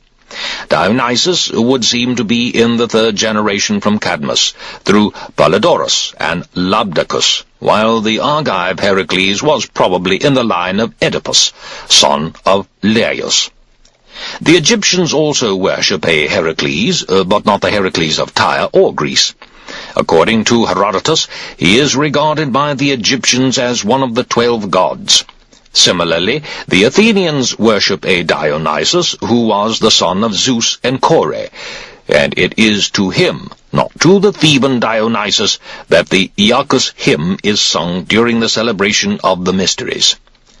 I think that the Heracles who is honored at Tartessus by the Iberians, where are the so-called Pillars of Heracles, is the Tyrian Heracles, because Tartessus is of Phoenician origin, and Heracles' temple there and the ritual of sacrifice performed in it are both in the Phoenician tradition. Moreover, according to the chronicler Hecataeus, Geryones, whose oxen the Argive Heracles was sent by Eurystheus to fetch to Mycenae, had no connection with Iberia, nor was Heracles sent to some island or other called Eurythia, beyond the straits. It is much more likely that Geryones was a mainland prince somewhere in the region of Ambracia and Amphilochia, and that Heracles' task, and no small one either, was to steal the oxen from there. I know for myself that this region still, today, contains excellent pasture and produces cattle of high quality, and it is likely enough that Eurystheus was not unaware of the reputation of these mainland cattle and of the name of the prince who ruled in those parts. But he would surely not have known the name of the Iberian king right away there in the remotest corner of Europe, or have had any idea whether or not there were good cattle in that distant land. Indeed, to make such an improbable story hang together, one would have to make a myth of it, and drag in the goddess Hera, and say that it was she who told Heracles the secret through the mouth of Eurystheus.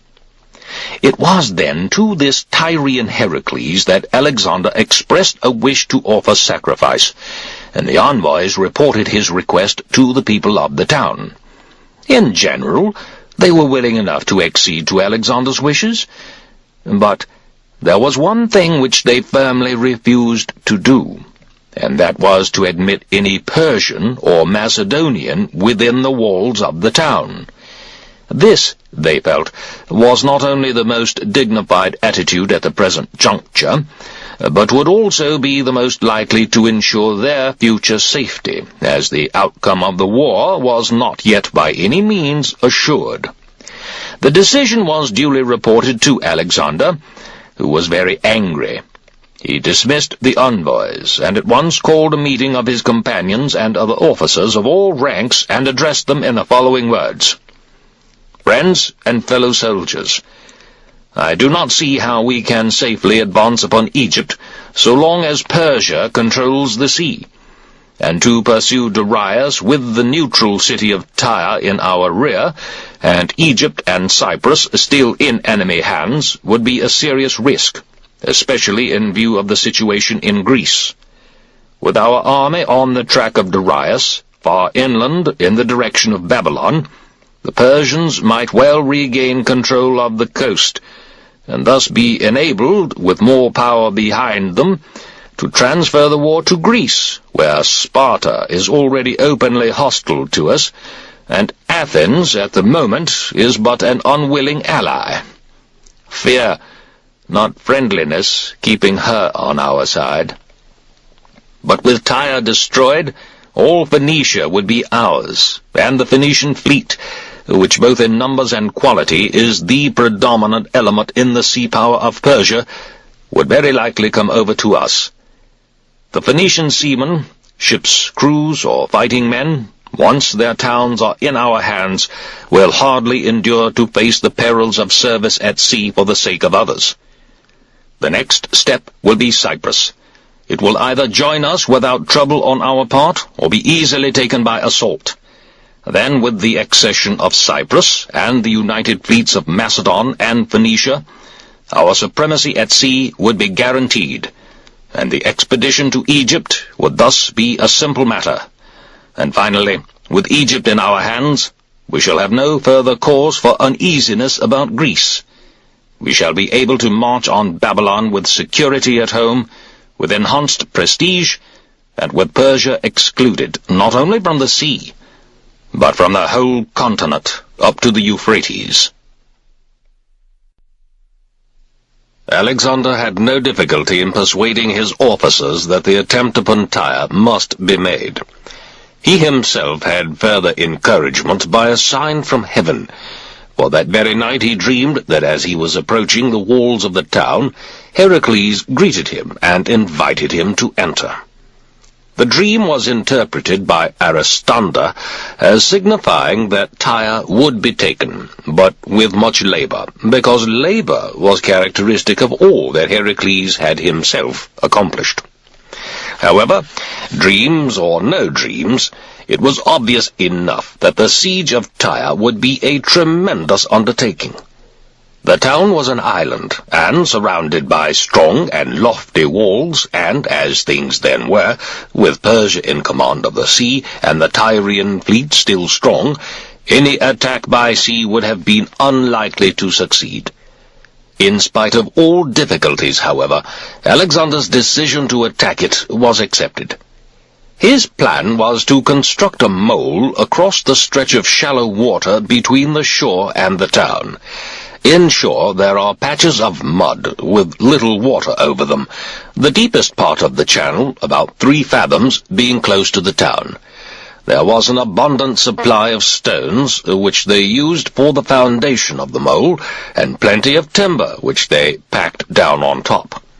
It was an easy matter to drive piles into the mud, which itself acted as binding material to keep the stones in place. The men worked with as good a will as their commander, for Alexander was always on the spot, giving precise instructions as to how to proceed, with many a word of encouragement, and special rewards for conspicuously good work. Little difficulty was encountered in constructing the inshore portion of the mole, because the water was shallow and there was no opposition. But as they got out into the deeper water near the town, and within range of missiles from the lofty walls, their troubles began.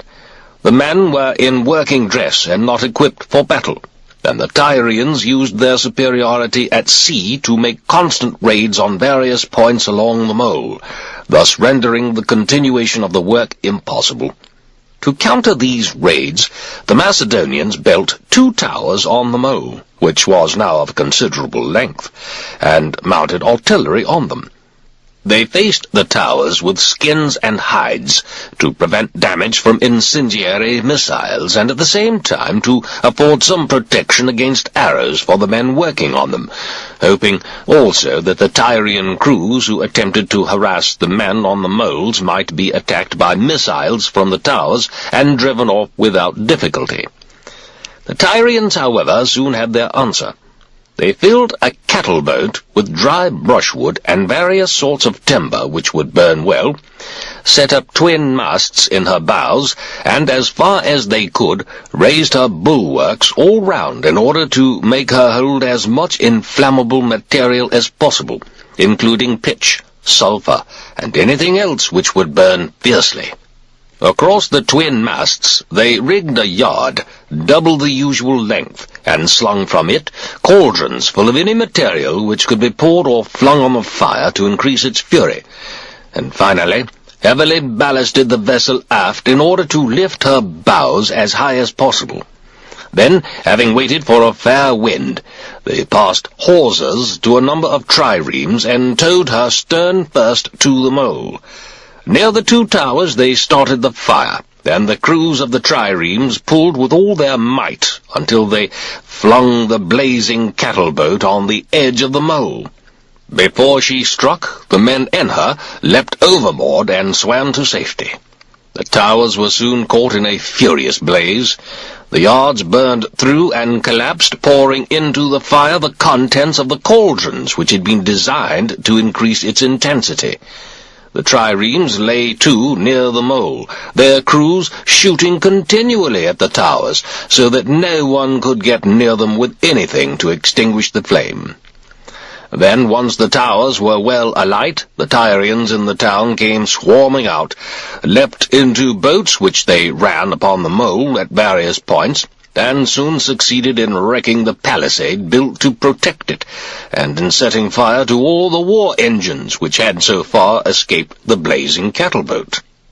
The result of all this was that Alexander gave orders for work to start again on the mole from the inshore end. It was to be made broader in order to give space for more towers, and the engineers were to set about the construction of fresh engines. In the meantime, he himself, with his guards and Agrianes, moved off for Sidon, in order to assemble there all the warships he possessed. For clearly, as long as the Tyrians were masters of the sea, the siege of Tyre would be no easy matter. Meanwhile, Gerostratus and Aeneas, upon receiving a report that Aratus and Byblos were in Alexander's hands, left the fleet which was under Autophrodates' command, and sailed with their own contingents to join Alexander. The Sidonian warships accompanied them, so that Alexander received a reinforcement of about 80 Phoenician vessels. About the same time he was joined by the patrol ship from Rhodes, and 9 other vessels, 3 from Soli and Malus, 10 from Lycia, and a 50-oared galley from Macedon under the command of Proteus, son of Andronicus. Shortly afterwards, the alarming news of Darius's defeat at Issus, added to the fact that all Phoenicia was in Alexander's hands, induced the Cypriot kings to sail for Sidon with their fleet of some 120 ships. Alexander was aware that it was by necessity rather than choice that all of them had used their naval strength in support of Persia, and was quite willing, in consequence, to overlook the past. While the war engines were still under construction and the fleet was being put into order for active service, Alexander, with some squadrons of cavalry, the guards, the Agrianes, and the archers, made an expedition to Mount Antilobanus in Arabia. Within 10 days he made himself master, either by force or agreement, of the country in that neighborhood, and returned to Sidon, where he found that Cleander, son of Polymocrates, had arrived from the Peloponnese, with about 4,000 Greek mercenary troops. Once the fleet was fully mobilized, he embarked an adequate number of fighting men for the task in hand, on the assumption, that is, that in the coming engagement close fighting would be the order of the day rather than naval tactics. The fleet then sailed for Tyre in close order, with Alexander himself on the right wing to seaward, supported by the Cypriot kings and all the Phoenicians, with the exception of Nithagoras, who, with Craterus, was in command of the left. It had been the intention of the Tyrians to offer battle if Alexander attacked by sea. Now, however, the situation was very different.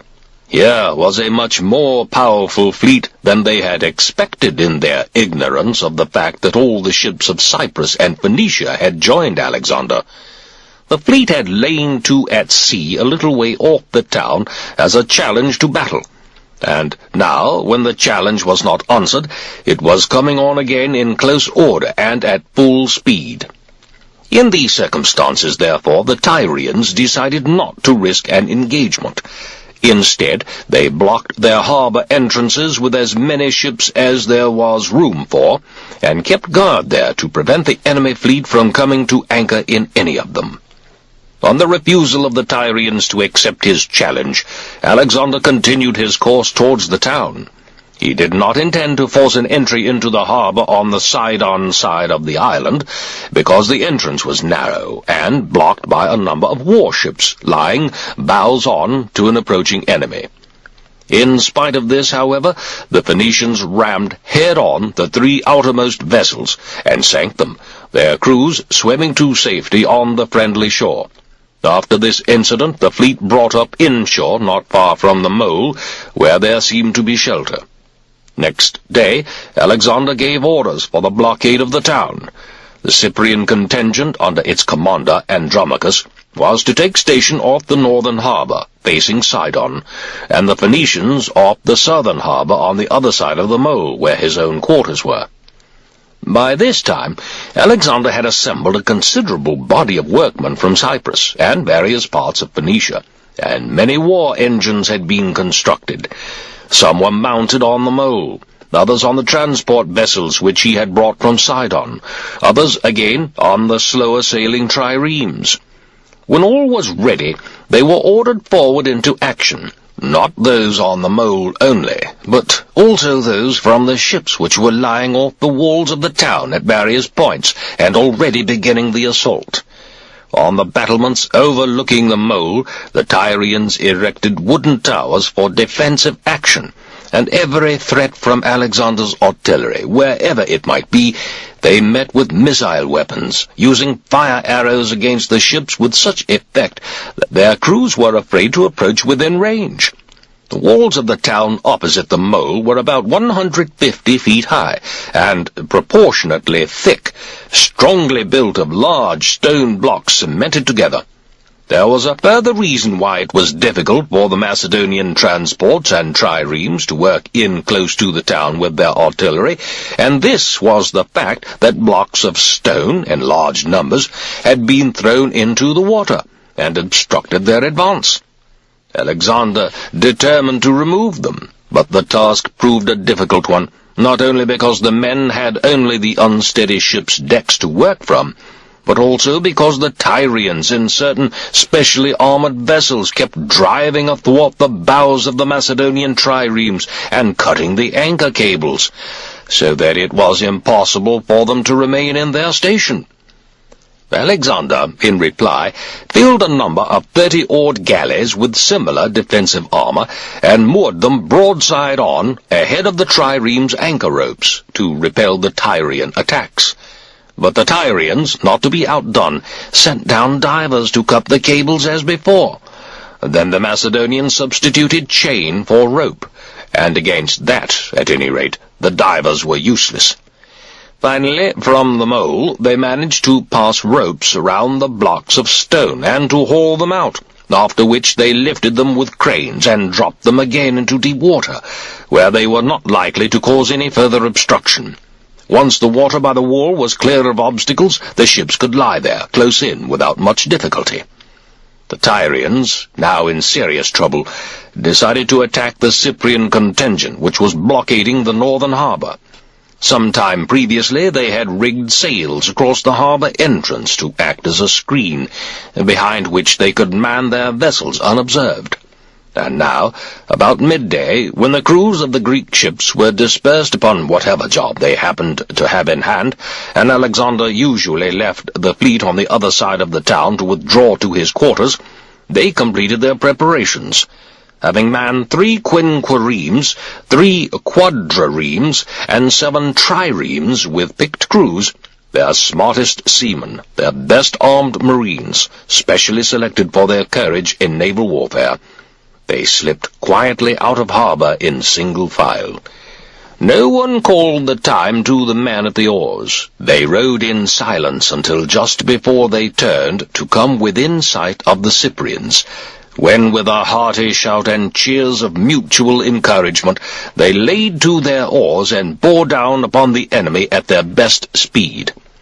It so happened that though Alexander had retired to his quarters that day, he had not taken his customary rest, but had almost immediately returned to the fleet. The Tyrian surprise proved successful. Some of the blockading squadron they found without a single man aboard. Others were being manned under difficulties with whoever was available at the last moment, with the enemy's battle about in their ears and the attack imminent. And the result was that Nitagerus's quinquereme was rammed and sunk at the first encounter. The ships commanded by Androcles of Amathus and Pasicrates of Curium suffered the same fate. The rest of the squadron was driven ashore and broken up. As soon as it was reported to Alexander that the Tyrian triremes had been out, he ordered most of the ships on the south side of the town, the instant that each could be got ready for action, to lay to off the south harbour entrance, in order to prevent another sortie. Then, with his quinqueremes and the 5 or 6 triremes, which had been smartest in getting their crews aboard, he sailed round to the north side of the town in search of the Tyrian squadron which had made the attack. When When the Tyrians on the battlements saw what was happening, and that Alexander in person was with the enemy squadron, they shouted a warning to the men in their own ships to get back into harbour, and, when the din and clatter of action made their shouts inaudible, tried signals of various sorts to indicate the necessity of withdrawing to shelter. The Tyrian crew saw Alexander's ships coming. They put about and made for the harbour, but too late. A few managed to get in time, but most of them were rammed. Some were put out of action, and one quinquereme and one quadrireme were captured right at the harbour entrance. Loss of life was not severe. The men on board, once they knew their ships were done for, swam off into the harbour and escaped without difficulty. All hope of protection by the fleet was now gone, and this was the moment when the Macedonians began to bring their artillery into action. From the mole, the siege engines could make little impression because in that sector the city wall was too strong. Another attempt was made on the north side, where a number of ships with artillery aboard were brought into action, but their success was no greater. Alexander, accordingly, turned his attention to the southern sector of the defences, feeling methodically for a weak spot, and it was here that he had his first success. A considerable length of the wall began to give under the assault, and an actual breach was made, though not a large one. Alexander then made a tentative attack, a probing movement, not much more, in point of fact, than the throwing of a bridge across the breach. The movement was easily repulsed. 3 days later, when Alexander had the weather he wanted, he addressed some words of encouragement to his officers and ordered the ship-borne artillery into action. Great damage was done to the defences, and as soon as he thought that a breach of sufficient breadth had been made, he withdrew the artillery carriers and ordered up 2 other vessels equipped with gangways, which he proposed to throw across the breach. One of these vessels, commanded by Admetus, was taken over by a battalion of the guards, and the other by Kinos's battalion of heavy infantry. Alexander himself was with the guards, ready to mount the breach wherever it was practicable. Some of his triremes he ordered round to the 2 harbours, on the chance that they might succeed in forcing an entrance while the enemy's attention was engaged in trying to repel the assault elsewhere. Other vessels, which had archers on board, or carried ammunition for the artillery, were instructed to cruise round the island, and, wherever they could, close in with the wall, lying off, but within range if it so happened that to get close in was impossible, so that the defenders might be threatened from every point, and caught, as it were, in a ring of fire. No sooner were Alexander's ships in under the city wall and the gangways lowered than the men of the guards sprang upon them, and pressed powerfully forward into the breach. In the ensuing action, Admetus played a soldier's part, and Alexander himself was in the thick of it, fighting like the rest, and ever on the watch for any act of conspicuous courage in the face of danger among his men. The section of the defences where Alexander had chosen to take personal command was, in fact, the first to fall. The attacking force were no longer faced by a sheer and precipitous ascent, but had, for the first time, firm ground under their feet, and succeeded in consequence in driving the defenders from their position without difficulty. Admetus, leading the assault and calling to his men to follow, was killed by a spear thrust while still upon the shattered wall. But Alexander, hot on his heels, seized the breach, and having established control of some of the towers, together with the sections of wall connecting them, passed on through the battlements towards the royal quarters, this way appearing to offer the most practicable descent into the town. Meanwhile, the operations of the fleet had been no less successful. The Phoenicians, who were lying off the southern harbour, smashed a way in through the defensive booms, and made short work of the shipping inside, ramming some vessels where they lay afloat, and driving others ashore. And the northern harbour, which was not even protected by booms, presented no difficulty to the Cyprians. They sailed straight in, and quickly gained control of that portion of the town. The main body of the Tyrian defenders abandoned the wall once they saw that it was in the enemy's hands, and withdrew to the shrine of Aganor, where they turned to face the Macedonians. Alexander and the guards were soon upon them. Some fell fighting, others fled with Alexander in pursuit. The troops from the harbour were masters of the town. Caenus's battalion was already in. The slaughter was terrible, for the Macedonians, sick as they were of the length of the siege, went to work with savage ferocity. There was another reason, too, which roused them to rage. The Tyrians had taken some prisoners on their way from Sidon. These men they had subsequently dragged up onto the battlements, cut their throats in full view of the Macedonian army, and flung the bodies into the sea. The Tyrian losses were about 8,000. The Macedonians in the actual assault lost Admetus, who was the first person to mount the breach, and died as a soldier should, and 20 men of the guards who were with him. In the siege as a whole they lost about 400. Azamilcus, the king of Tyre, together with the dignitaries of the town and certain visitors from Carthage who had come to the mother city to pay honor to Heracles, according to an ancient custom, had fled for refuge to Heracles' temple. To all of these Alexander granted a free pardon. Everyone else was sold into slavery.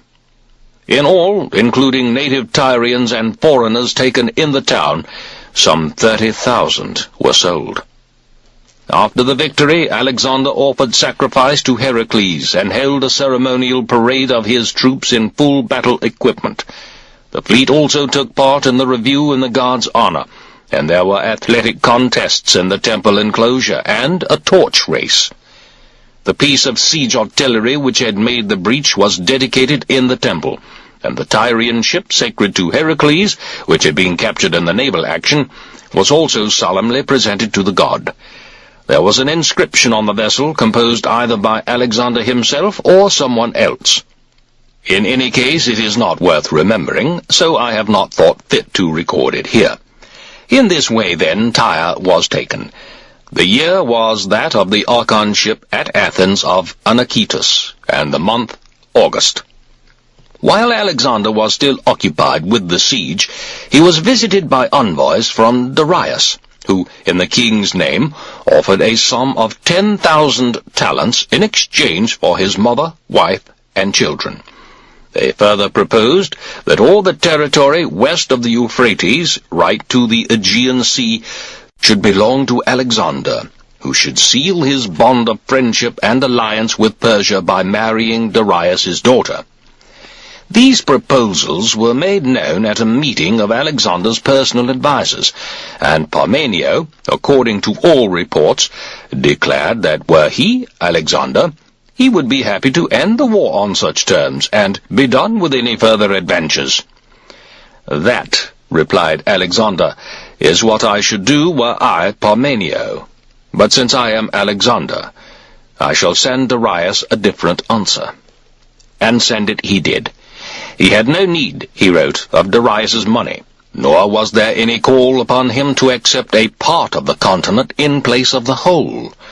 All Asia, including its treasure, were already his property, and if he wished to marry Darius's daughter, he would do so, whether Darius liked it or not.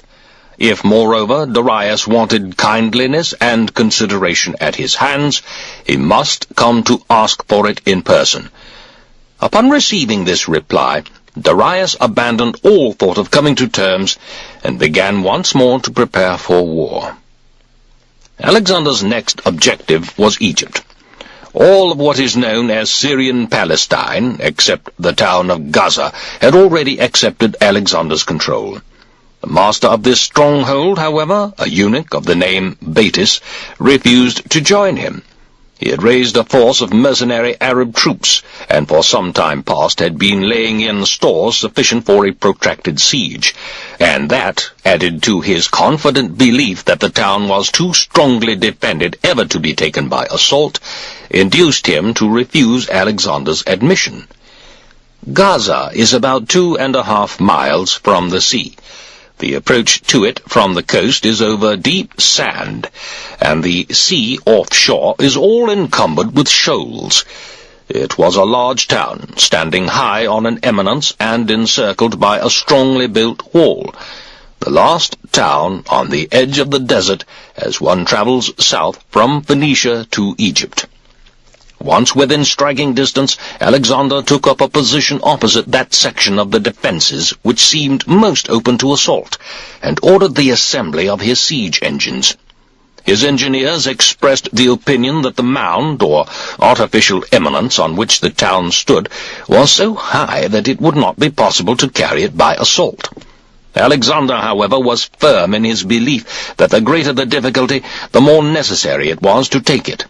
For a success so far beyond reason and probability would be a serious blow to the morale of the enemy, while failure, once Darius and the Greeks got to know of it, would be an equally serious blow to his own prestige. The plan of campaign was to enable the siege engines to be brought to bear upon the defences by ringing the town with a raised earthenwork up to the level of their base, and mounting the engines upon it. The work was concentrated chiefly upon the southern sector, where the wall appeared more vulnerable than elsewhere, and, when a sufficient height had been reached, the engines were mounted and prepared for action. At this moment, Alexander, the ceremonial wreath upon his head, was on the point of offering, according to precedent, the first victim of the sacrifice, when a bird of prey flew over the altar and dropped upon his head a stone which it was carrying in its talons. And when Alexander asked Aristander what the omen might mean, "Sire," the seer replied, "you will capture the town, but today you must take care for your own safety." Alexander accordingly kept out of range for a while, close to where his artillery was posted. Before long, however, the defenders of the town made a sortie in strength. The Arab troops endeavored to set fire to the siege engines, and heavy attacks with missile weapons delivered from their commanding position almost succeeded in thrusting the Macedonians back down the earthenwork they had raised. At the sight of this reverse, Alexander forgot the seer's prophetic warning. Maybe he deliberately ignored it. Perhaps the excitement of action put it out of his mind.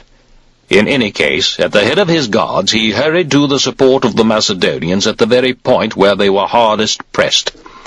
For them, at any rate, his help was just in time. He saved them from being driven ignominiously from their position on the earthwork. But in the action a missile from a catapult pierced his shield and corselet and penetrated his shoulder. Aristander, then, had been right. He had foreseen the wound. Alexander was delighted, for he believed that the other prophecy would also be fulfilled, and that the town would fall. Meanwhile, the wound was serious, and did not easily yield to treatment. The artillery, which had been instrumental in the capture of Tyre, had already been sent for, and now arrived by sea. Alexander gave orders for the raised earthwork, 2 furlongs broad and 55 feet high, to be carried right round the town. The artillery was assembled, mounted on the earthwork, and brought into action. Long stretches of the wall suffered heavy damage. Saps were dug at various points, the earth being removed unobserved by the enemy, until in many places the wall, having nothing to support it, collapsed and fell.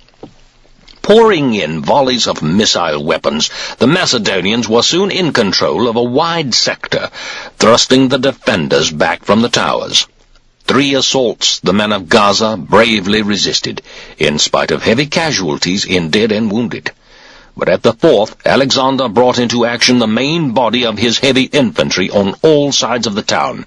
The wall, already undermined, was battered down or widely breached where the artillery had already done its work, so that it was now an easy matter to get ladders onto the shattered defences and thus force an entry.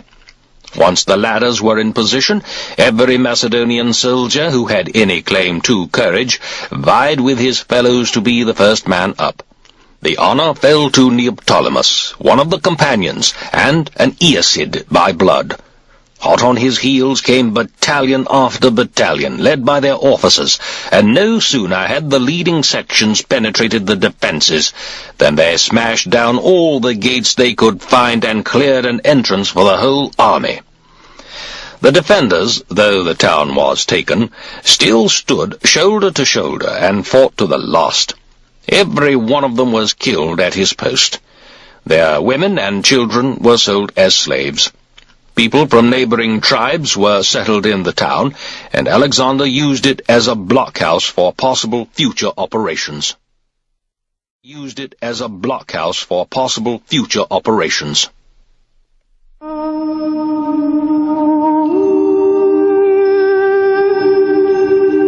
Book 3. Alexander now made for Egypt, which was the original object of his southerly march, and a week after leaving Gaza arrived at Pelusium, where the fleet which had accompanied him, coasting along from Phoenicia, was already at anchor. Mazaches, the Persian governor of Egypt under Darius, had no native troops under his command, and this, added to the report of the Battle of Issus and of Darius's ignominious scramble for safety, and the fact that Phoenicia, Syria, and most of Arabia were already in Macedonian hands, induced him to receive Alexander with a show of friendship, and to offer no obstacle to his free entry into Egypt and its cities. Alexander garrisoned Pelusium, and after giving orders to the fleet to proceed up the Nile to Memphis, set out northward along the east bank of the river, and, crossing the desert, arrived at Heliopolis. All the country along his route he secured without any native opposition. From Heliopolis he crossed the river to Memphis, where, among the other gods, he offered a special sacrifice to Apis, and held games with both athletic and literary contests. The most famous performers in Greece came over to take part. From Memphis he sailed down the river again with his guards and archers, the Agrianes and the royal cavalry squadron of the companions, to Canobus, when he proceeded round Lake Mareotis, and finally came ashore at the spot where Alexandria, the city which bears his name, now stands. He was at once struck by the excellence of the site, and convinced that if a city were built upon it, it would prosper. Such was his enthusiasm that he could not wait to begin the work. He himself designed the general layout of the new town, indicating the position of the market square, the number of temples to be built, and what gods they should serve, the gods of Greece and the Egyptian Isis, and the precise limits of its outer defences. He offered sacrifice for a blessing on the work, and the sacrifice proved favourable. A story is told, and I do not see why one should disbelieve it, that Alexander wished to leave his workmen the plan of the city's outer defences, but there were no available means of marking out the ground. One of the men, however, had the happy idea of collecting the meal from the soldiers' packs and sprinkling it on the ground behind the king as he led the way. And it was by this means that Alexander's design for the outer wall was actually transferred to the ground. The soothsayers pondered the significance of this, especially, of course, Aristander of Telmesus, who had the reputation of having already proved a true prophet to Alexander on many occasions, and their conclusion was that the new town would prosper, and that amongst its blessings the chief would be the fruits of the earth. Meanwhile, Hagelaus arrived in Egypt by sea with the news that Tenedos, which had been forcibly annexed by Persia, had now revolted and come over to Macedon. Chios, too, in spite of the puppet government introduced by Autophrodates and Pharnabazus, had invited the Macedonians in. Pharnabazus had been captured in the island together with Aristonicus, the master of Methymna. The latter had entered the harbour at Chios with 5 pirate chasers, not being aware that it was already in Macedonian hands, and misled by the statement of the man in charge of the defences that the vessels inside were Pharnabazus's fleet. All the pirate crews had been killed then and there. but he was bringing Aristonicus to Alexander, together with Apollonides, Besinus, Megarius, and everyone else who had taken part in the original revolt of the island and had unlawfully seized control of its affairs.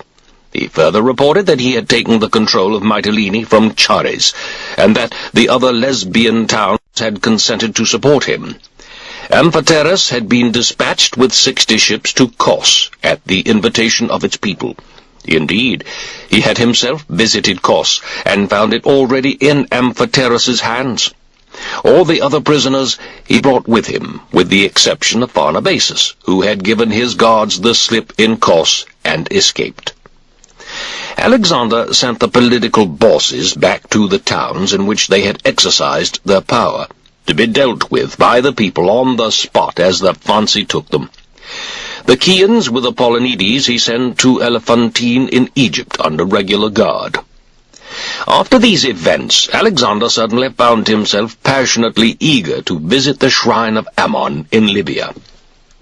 One reason was his wish to consult the oracle there, as it had a reputation for infallibility, and also because Perseus and Heracles were supposed to have consulted it, the former when he was sent by Polydectes to slay the Gorgon, the latter during his journeys in Libya and Egypt in search of Antaeus and Busiris. But there was also another reason. Alexander longed to equal the fame of Perseus and Heracles. The blood of both flowed in his veins, and just as legend traced their descent from Zeus, so he, too, had a feeling that in some way he was descended from Ammon. In any case, he undertook this expedition with the deliberate purpose of obtaining more precise information on this subject, or at any rate to say that he had obtained it. He began his journey, according to Aristobulus's account, by marching 200 miles along the coast to Paritonium. The country through which he passed was uninhabited, but not waterless. At Paritonium, he turned south towards the interior, where the oracle of Ammon was situated. The way to it is across the desert, most of it sandy and waterless. Fortunately for Alexander, there was much rain, the god's own gift, as he supposed. Now it happens that a southerly wind in those parts buries the track deep in sand, so that it is impossible to see it. Travellers lose their bearings like sailors at sea. There are no marks along the track, no hill, no tree, no eminence of solid earth thrusting up through the sand to enable the wayfarer to set his course, as seamen do by the stars. In fact, the guides were lost, and Alexander's army was going astray. In this dangerous situation, however, the god had another gift to give. According to Ptolemy, son of Lagus, 2 snakes led the army, hissing as they went, and Alexander told his guides to trust in Providence and follow them.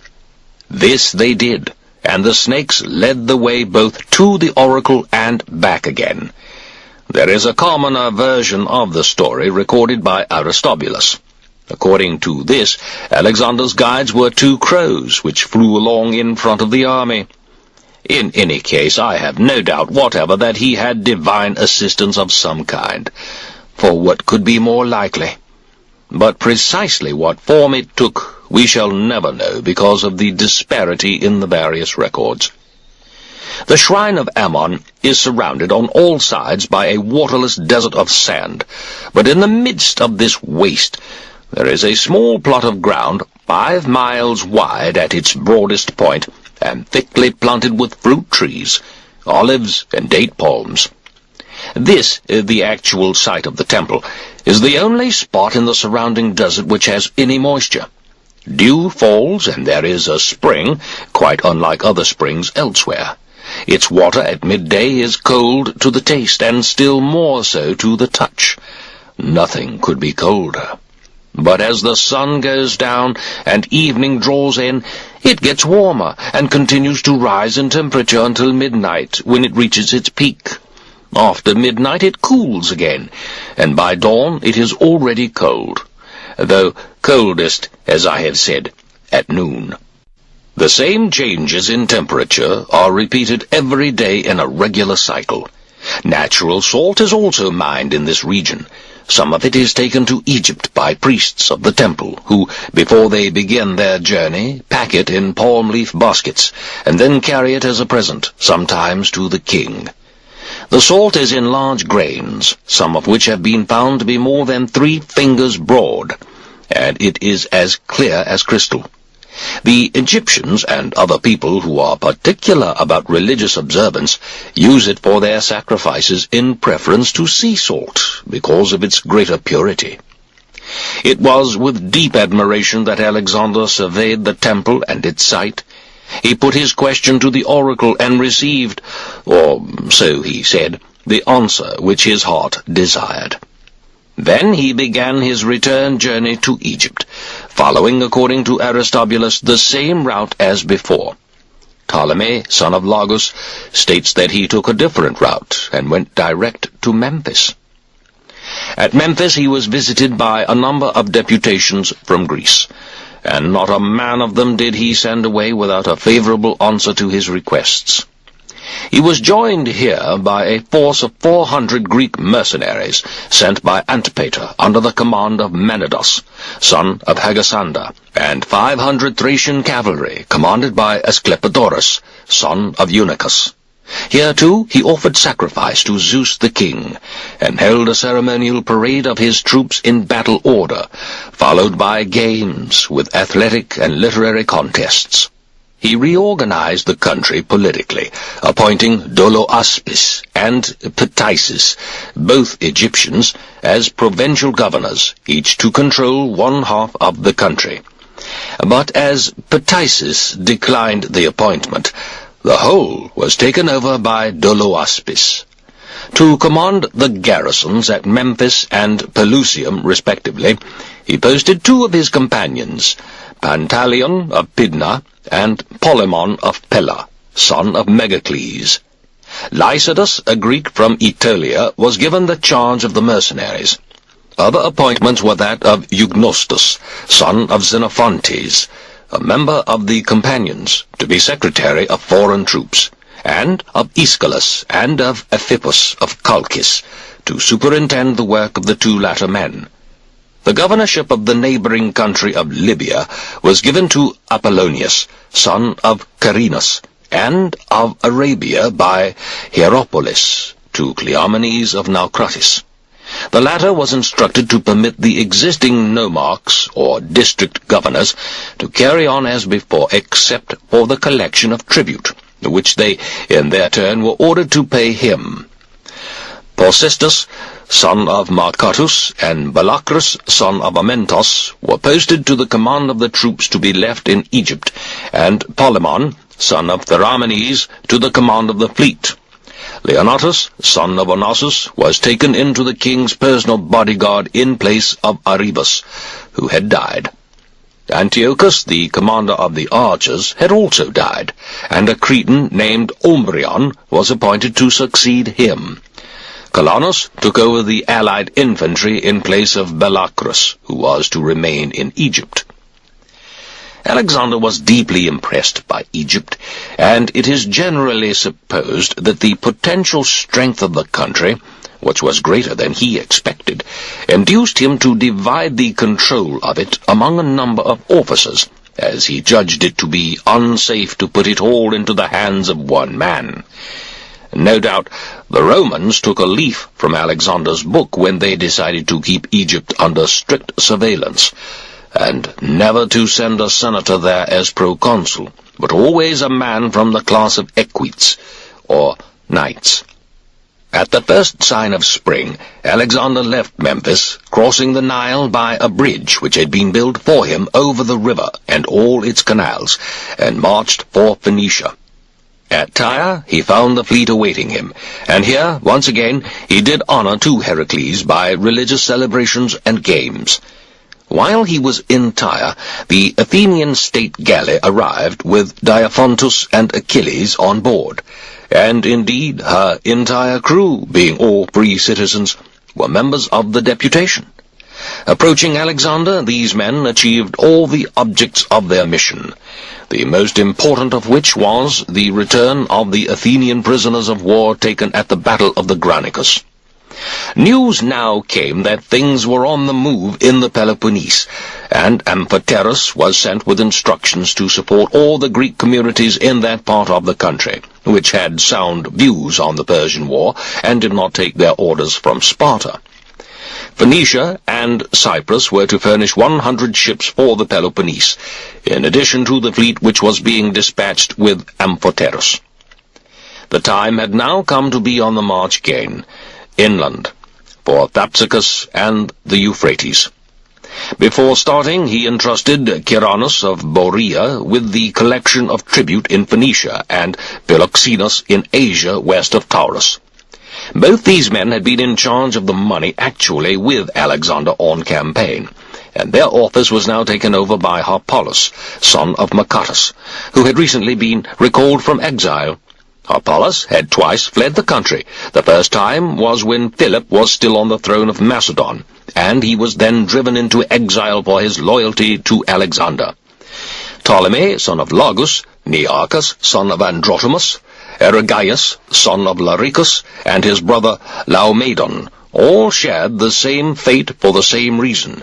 For the fact was that at that period Alexander incurred Philip's suspicion when the king married Eurydice in open contempt of Alexander's mother Olympias. These men were recalled from exile after Philip's death and raised by Alexander to important offices. Ptolemy was enrolled in the king's bodyguard.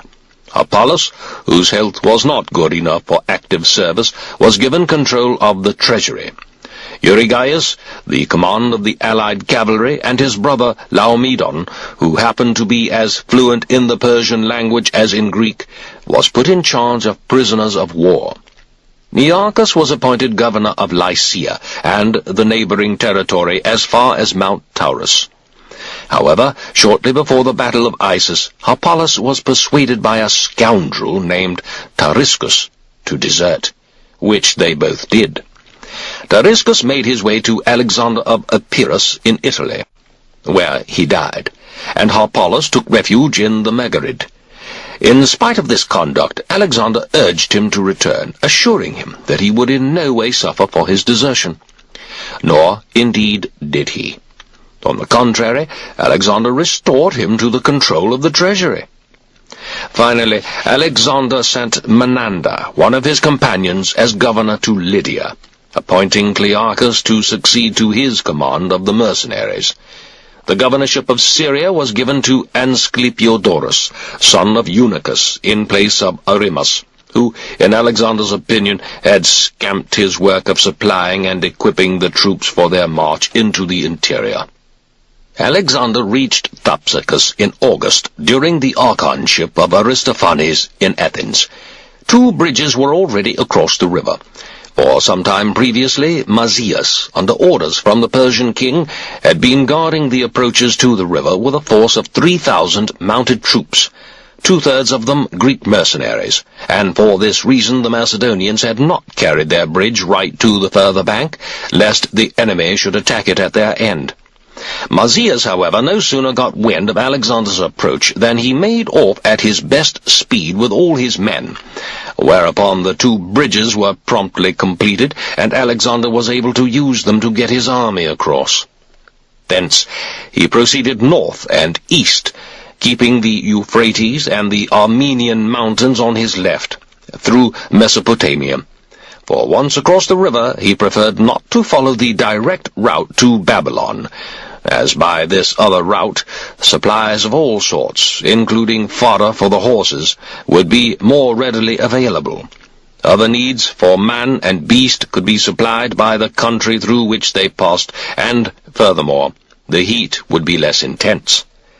During the march, some prisoners were taken, men from Darius's army who had gone off on reconnaissance. They reported that Darius had taken up a position on the Tigris, and intended to resist any attempt by Alexander to cross it.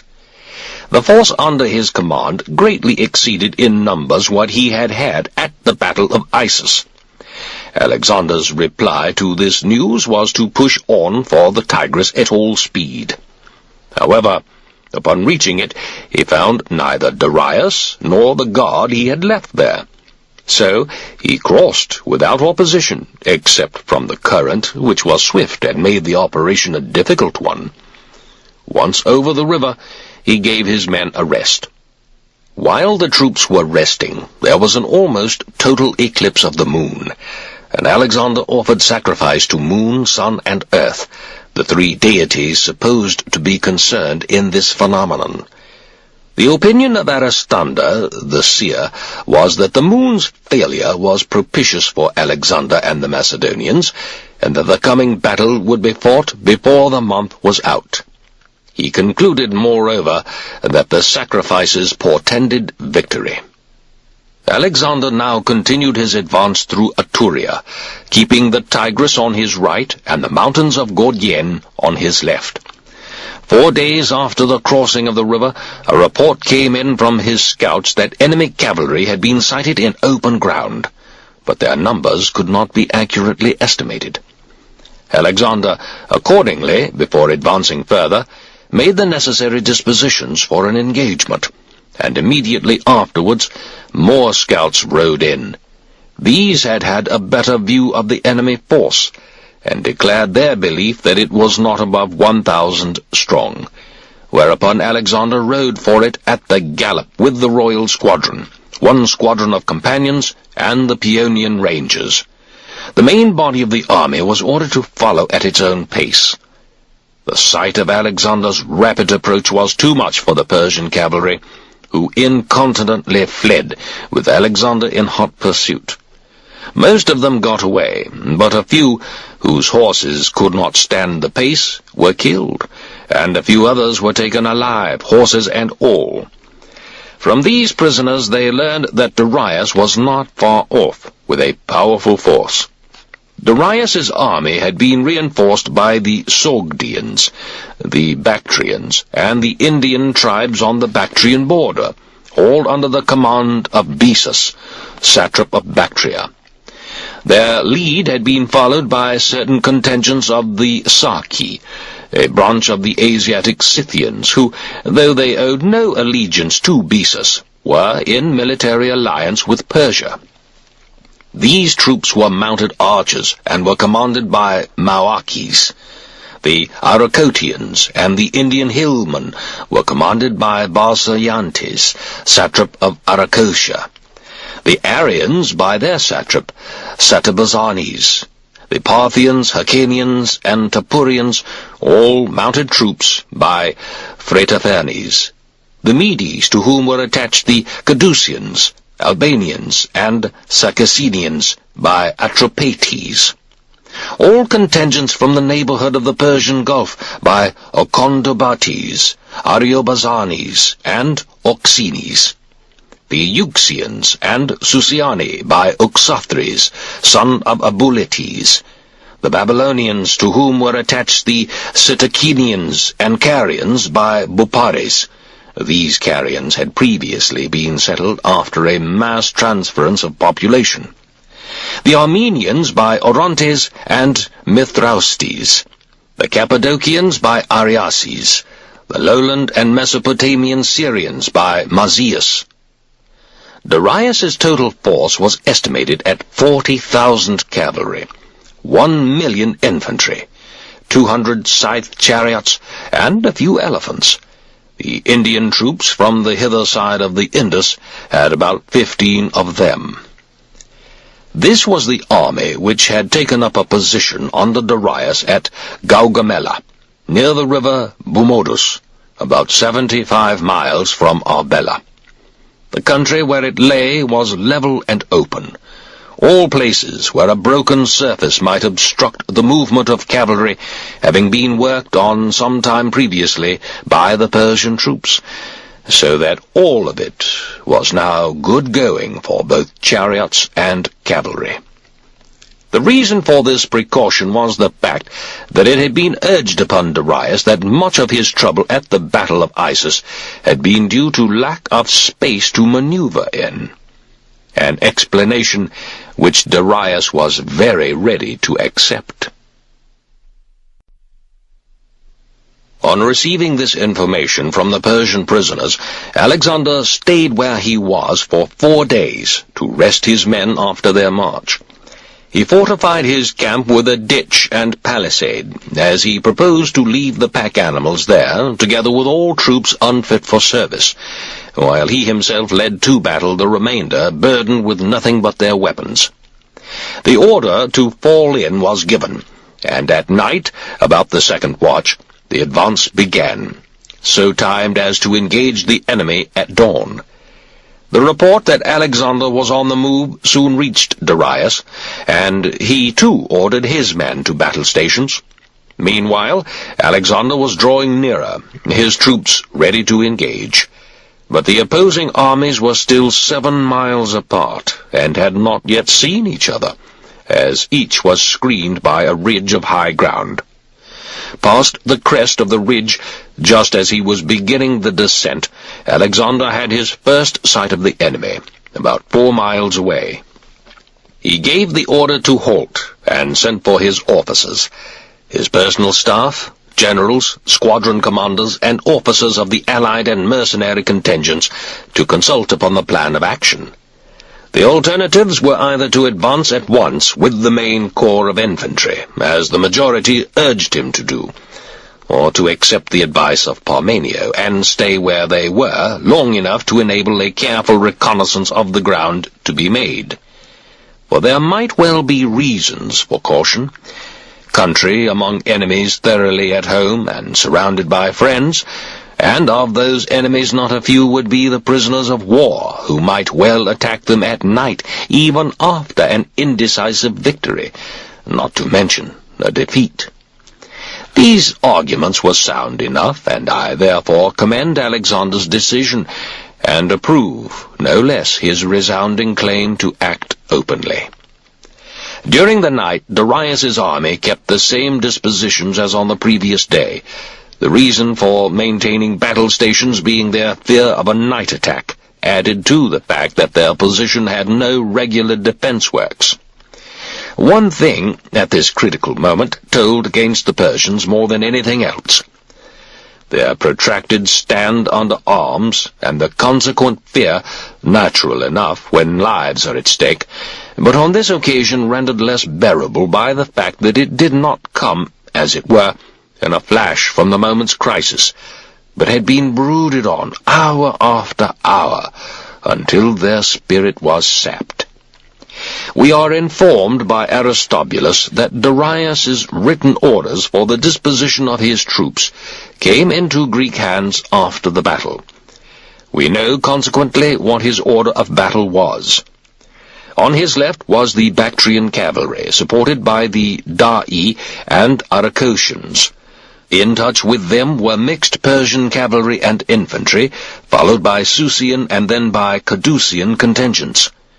These units composed the left wing of the army as far as the center. On the right were the contingents from lowland Syria and Mesopotamia and the Medes. Then in touch with these were the Parthians and the Saki, then the Tapurian and Hyrcanian contingents. Lastly, next to the center, the Albanians and Circassians. In the center, with Darius himself and his kinsmen, were the royal Persian bodyguard with the golden apples on their spear butts, the Indians, the so-called stateless Carians, and the Mardian archers. Euxians, Babylonians, troops from the Persian Gulf, and Sitacinians were drawn up in depth behind them. In advance of the left wing, facing Alexander's right, were the Scythian cavalry, about 1,000 Bactrians and 100 scythe chariots. The elephants and 50 war chariots were posted in close support of the royal squadron of the king's cavalry. In advance of the Persian right were 50 scythe chariots and the Armenian and Cappadocian cavalry. The Greek mercenaries, the only troops likely to be a match for the Macedonian infantry, were drawn up facing them in 2 sections, one on each side of Darius and his Persian guard. On the right wing of Alexander's army was the companion cavalry, led by the royal squadron under the command of Clytus, son of Dropidas. In touch with them and working towards the center were the squadrons under the following officers and in the following order: Glaucius, Ariston, Sopolis, son of Hetmodorus, Heraclides, son of Antiochus, Demetrius, son of Althemenes, and Meleager. Finally, there was the squadron commanded by Hegelocus, son of Hippostratus. Parmenio's son, Philotas, was general officer in command of the companions. Of the infantry, the shock troops of the guards were posted in closest touch with the infantry, and were supported on their own left by the other guards' units under the command of Nicanor, son of Parmenio. Next to them was the battalion of Caenas, son of Polymocrates, followed, working towards the left, by the units commanded respectively by Perdiccas, son of Orontes, Meleager, son of Neoptolemus, Polysperchon, son of Simmias, and Amentos, son of Andromenes, the last being commanded by Simmias, as Amentos had been sent to Macedonia to recruit. The left of the Macedonian infantry line consisted of the battalion of Craterus, son of Alexander, who commanded all the infantry in that sector. In touch with him were the allied cavalry units under Arigeus, son of Larichus, supported by the Thessalian cavalry commanded by Philippus, son of Menelaus. The Thessalian cavalry extended to the left wing of the army, the whole of which was under the general command of Parmenio, son of Philotas. Close about this officer were grouped the mounted troops of Pharsalus, the finest and most numerous unit of the Thessalian cavalry. Such was the disposition of Alexander's front line, in addition to which he posted reserve formations in order to have a solid corps of infantry to meet a possible attack from the rear. The officers of the reserve had orders, in the event of an encircling movement by the enemy, to face about and so meet the threatened attack.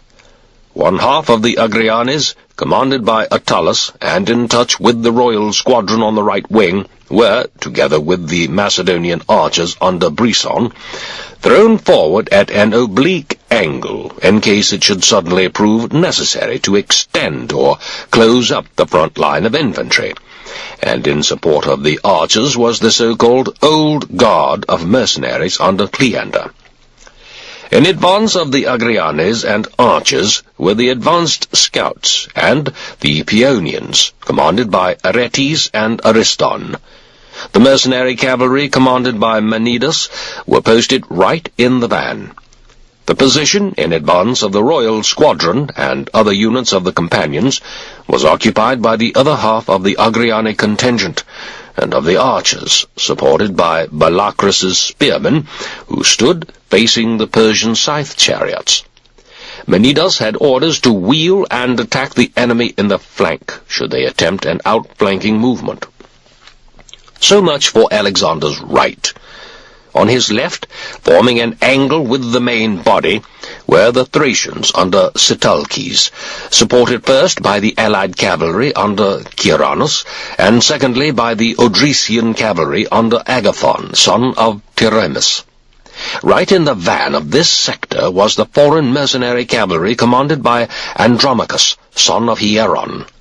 The Thracian infantry had orders to stand guard over the pack animals. The total strength of Alexander's army was 7,000 cavalry and about 40,000 foot. The two armies were now close together. Darius and his picked troops were in full view. There stood the Persian royal guard, the golden apples on their spear butts, the Indians and Albanians, the Carians and the Mardian bowmen, the cream of the Persian force, full in face of Alexander as he moved with his royal squadron to the attack. Alexander, however, inclined slightly to his right, a move which the Persians at once countered, their left outflanking the Macedonians by a considerable distance. Meanwhile, in spite of the fact that Darius's Scythian cavalry, moving along the Macedonian front, had already made contact with their forward units, Alexander continued his advance towards the right until he was almost clear of the area which the Persians had leveled during the previous days. Darius knew that once the Macedonians reached rough ground, his chariots would be useless. So he ordered the mounted troops in advance of his left to encircle the Macedonians right under Alexander and thus check any further extension in that direction. Alexander promptly ordered Manidas and his mercenary cavalry to attack them. A counter-attack by the Scythian cavalry and their supporting Bactrians drove them back by weight of numbers. Whereupon Alexander sent in against the Scythians Ariston's Paeonian contingent and the mercenaries. This stroke had its effect, and the enemy gave ground. But the remaining Bactrian units engaged the Paeonians and the mercenaries, and succeeded in rallying the fugitives. A close cavalry action ensued, in which the Macedonians suffered the more severely, outnumbered as they were, and less adequately provided with defensive armor than the Scythians were, both horses and men. Nonetheless, the Macedonians held their attacks, and by repeated countercharges, squadron by squadron, succeeded in breaking the enemy formation. Meanwhile, as Alexander moved forward, the Persians sent their scythe chariots into action against him, in the hope of throwing his line into confusion. But in this they were disappointed, for the chariots were no sooner off the mark than they were met by the missile weapons of the Agrianes and Balacras's javelin throwers, who were stationed in advance of the companions. Again they seized the reins and dragged the drivers to the ground, then surrounded the horses and cut them down. Some few of the vehicles succeeded in passing through, but to no purpose, for the Macedonians had orders, wherever they attacked, to break formation and let them through deliberately. This they did, with the result that neither the vehicles themselves nor their drivers suffered any damage whatever. Such as got through were, however, subsequently dealt with by the royal guard and the army grooms. Darius now brought into action the main body of his infantry, and an order was sent to Aretes to attack the Persian cavalry, which was trying to outflank and surround the Macedonian right. For a time, Alexander continued to advance in column. Presently, however, the movement of the Persian cavalry, sent to the support of their comrades who were attempting to encircle the Macedonian right, left a gap in the Persian front. And this was Alexander's opportunity. He promptly made for the gap, and with his companions and all the heavy infantry in this sector of the line, drove in his wedge, and raising the battle cry, pressed forward at the double, straight for the point where Darius stood. A close struggle ensued, but it was soon over. For when the Macedonian horse, with Alexander himself at the head of them, vigorously pressed the assault, fighting hand to hand and thrusting at the Persian forces with their spears, and the infantry phalanx in close order and bristling with pikes added its irresistible weight, Darius, who had been on edge since the battle began, and now saw nothing but terrors all around him, was the first to turn tail and ride for safety. The outflanking party on the Macedonian right was also broken up by the powerful assault of Aretes and his men. On this part of the field the Persian rout was complete, and the Macedonians pressed the pursuit, cutting down the fugitives as they rode. But the formation under Simmias, unable to link up with Alexander to join in the pursuit, was forced to stand its ground and continue the struggle on the spot, a report having come in that the Macedonian left was in trouble. At this point, the Macedonian line was broken, and some of the Indian and Persian cavalry burst through the gap and penetrated right to the rear where the Macedonian pack animals were. There was some hard fighting. The Persians set about it with spirit, most of their adversaries being unarmed men who had never expected a breakthrough. At any rate, here, where the phalanx was of double strength, moreover, the prisoners joined in the attack. However, the officers in command of the reserves on this sector, the moment the situation was clear, faced about according to orders, and appeared in the Persian rear. Many of the Persians, as they swarmed around the baggage trains, were killed. Others did not stay to fight, but made off. Meanwhile, the Persian right, not yet knowing that Darius had fled, made a move to envelop Alexander's left, and delivered a flank attack on Parmenio.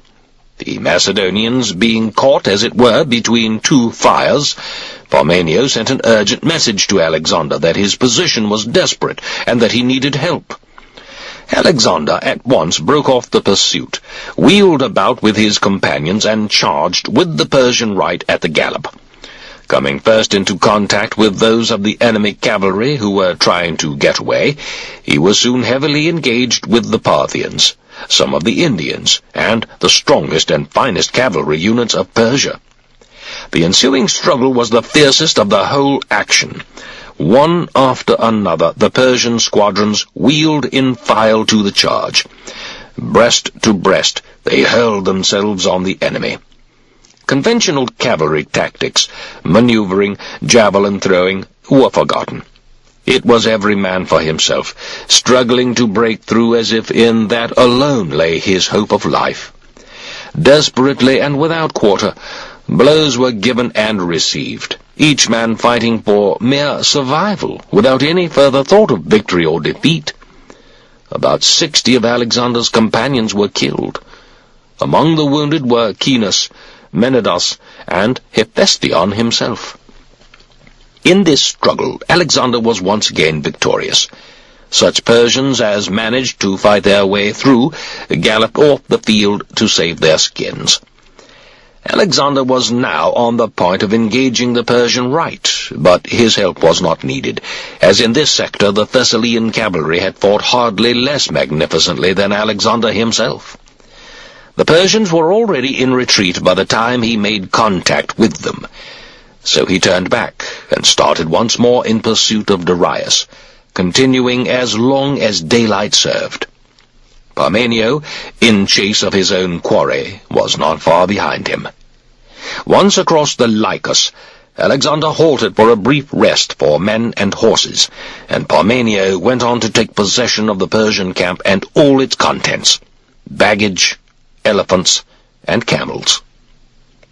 Allowing his troops to rest till midnight, Alexander then pressed on to Arbela, in the hope that he might catch Darius there and seize his treasure, and all the other stuff with which a king of Persia takes the field. But though he reached this place on the following day, after a chase since the battle of some 75 miles, he failed to find Darius, who, in his efforts to escape, had kept going without a single break.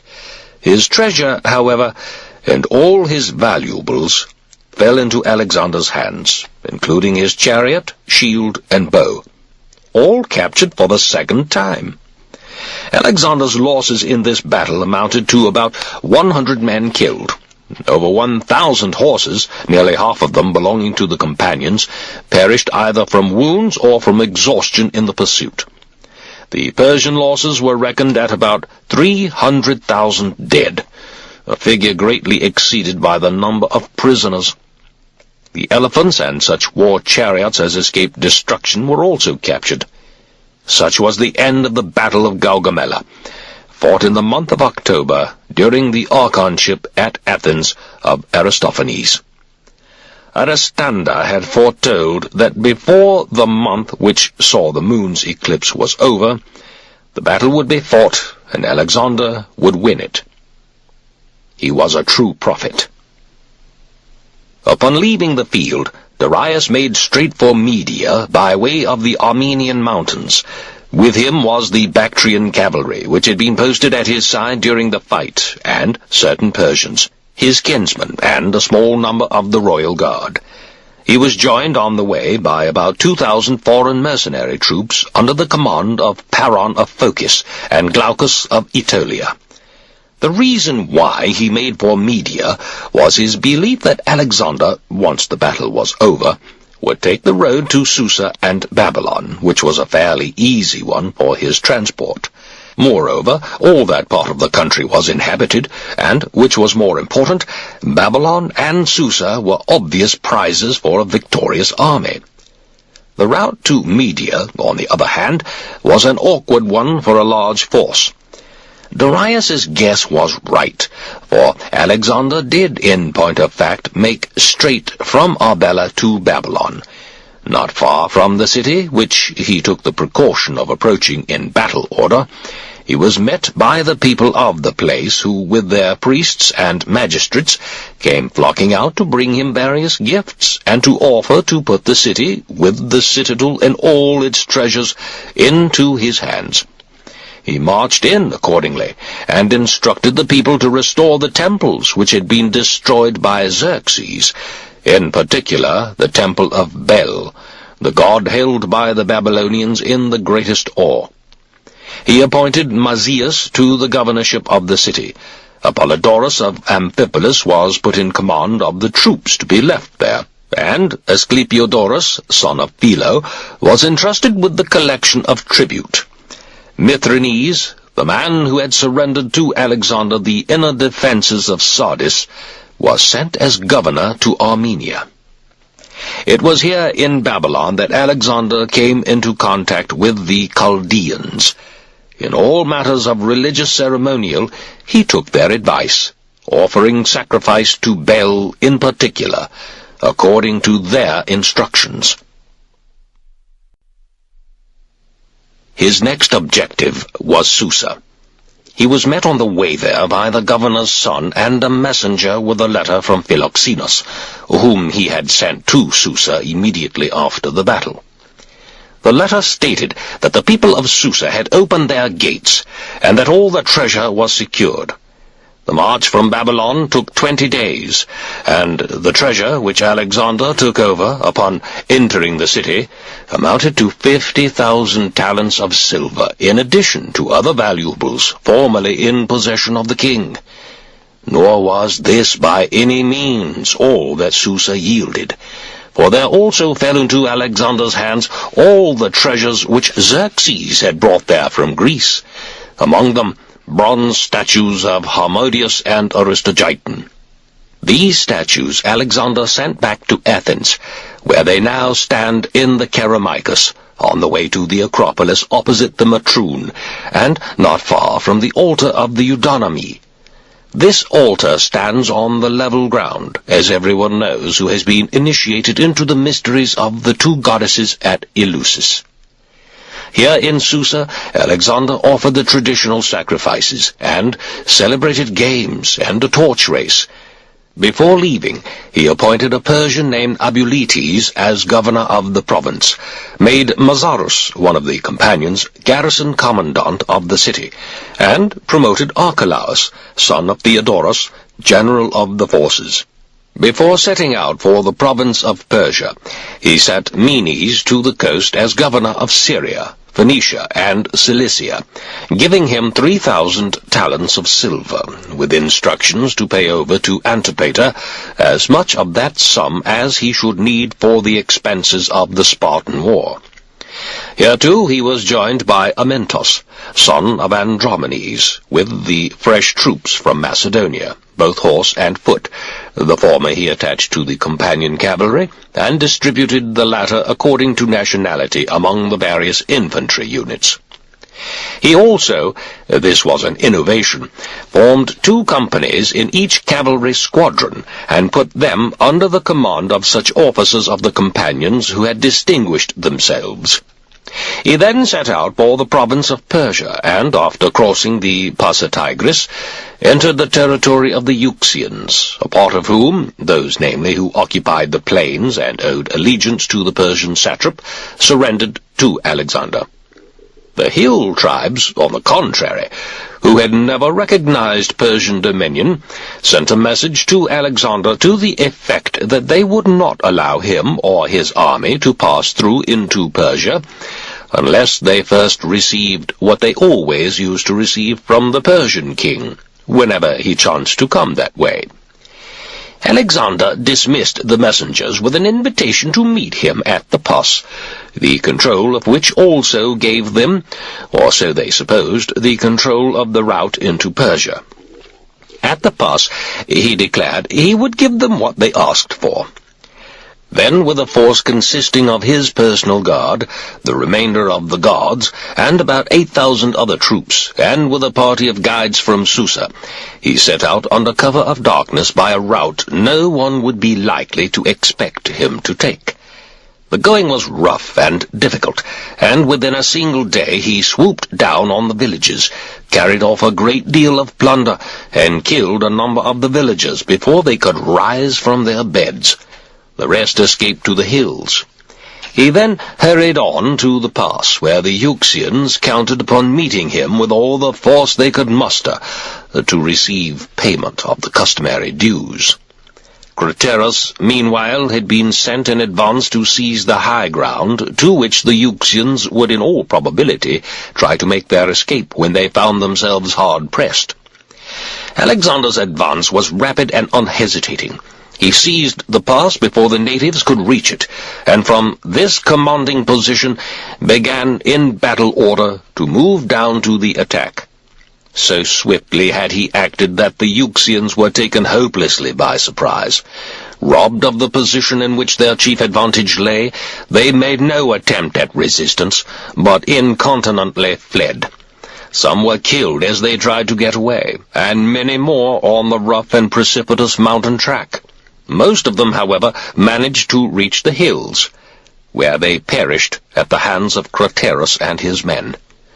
Such were the dues paid by Alexander to the Euxians. They had hard work, moreover, in persuading him to allow them to keep possession of their territory upon payment of an annual tribute. Ptolemy, son of Lagus, states that Darius's mother begged Alexander on their behalf to let them remain in their old homes.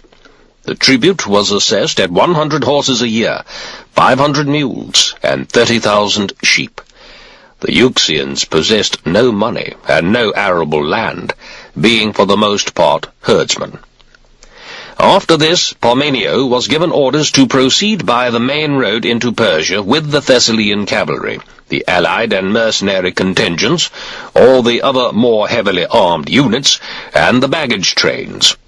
Alexander himself, at the head of a force consisting of the Macedonian infantry, the companion cavalry, the Agrianes archers, and advanced scouts, set off with all speed through the hills. At the Persian gates he encountered Ariobarzanes, the satrap of the province, who had already built defences across the pass, and with a force of about 40,000 foot and 700 horse, had taken up a position there to prevent Alexander from getting through. Alexander checked his advance, but on the following day moved to the assault of the pass. It proved a hard task, as the enemy were in a commanding position, and the ground was far from favourable to an attacker. They suffered severely from missiles hurled or catapulted from above, and Alexander was compelled to make a temporary withdrawal to his original position. His prisoners, however, undertook to show him another way round by which he could reach the further side of the pass. The track he was to follow was, he understood, a rough and narrow one. So he instructed Craterus to remain behind with his own and Meleager's battalion, a few archers, and about 5,000 mounted troops, and to attack the defences of the pass as soon as he was sure that the advanced party were safely round to the further side, and were actually approaching the Persian position. The timing of this movement would cause no difficulty, as he would get a signal from the trumpeters. Alexander moved off under a cover of darkness, and, after a march of some 12 miles, detached a force consisting of the guards, Perdiccas's battalion, the most lightly armed of the archers, the Agrianes, the royal squadron of the companions, and one double squadron of cavalry. With these troops he then made a turning movement, and, still guided by the prisoners, went straight for the pass. Amyntas, Philotas, and Chinos had orders, meanwhile, to take the remainder of the troops down the hills, and to bridge the river, which would have to be crossed before entering the province of Persia. The track Alexander had to follow was still a rough and difficult one. However, he lost no time, taking most of it at the double. He was on top of the first enemy outpost before daylight, overwhelmed it, and most of the second as well. Nearly all the men in the third got away. Not, however, back to the army, which they made no attempt to rejoin, but in panic flight to the hills, so that Alexander was enabled just before dawn to make a surprise attack on Ariobarzanes' main position.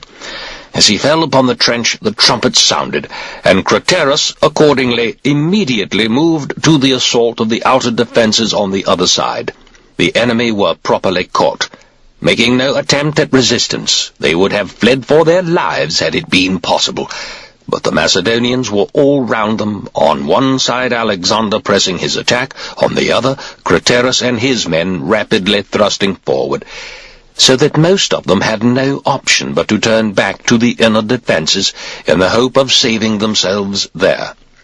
But these defences, too, were already in Macedonian hands, for Alexander, having foreseen how things would go, had left Ptolemy there with 3,000 infantrymen, who, in some close fighting, cut the greater part of the enemy to pieces. A few escaped, but in their desperate efforts to avoid destruction, leapt to their death over the edge of the cliffs. Ariobarzanes and a few mounted men got clear away into the hills. Alexander now pressed on with all speed to the river.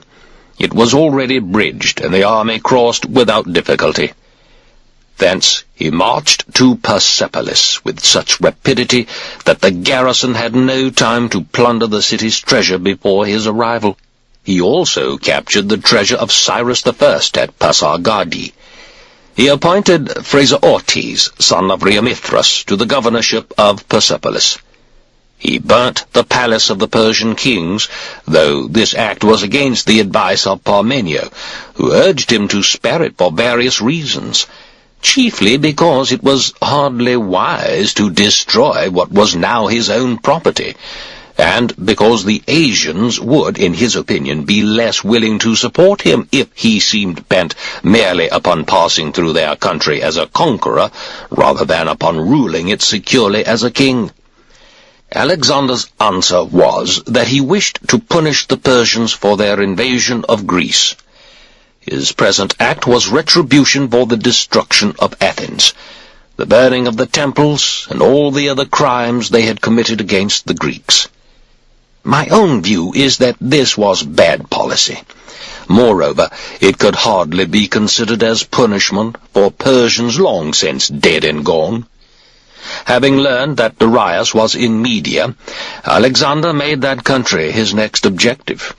Darius had decided, in the event of Alexander's stopping in the neighborhood of Susa and Babylon, to remain in Media and to watch for any new move which he might make. If, on the other hand, Alexander advanced directly to attack him, he proposed to withdraw up country to Parthia and Hyrcania, and on to Bactria, scorching the earth as he went in order to impede any further advance by his enemy.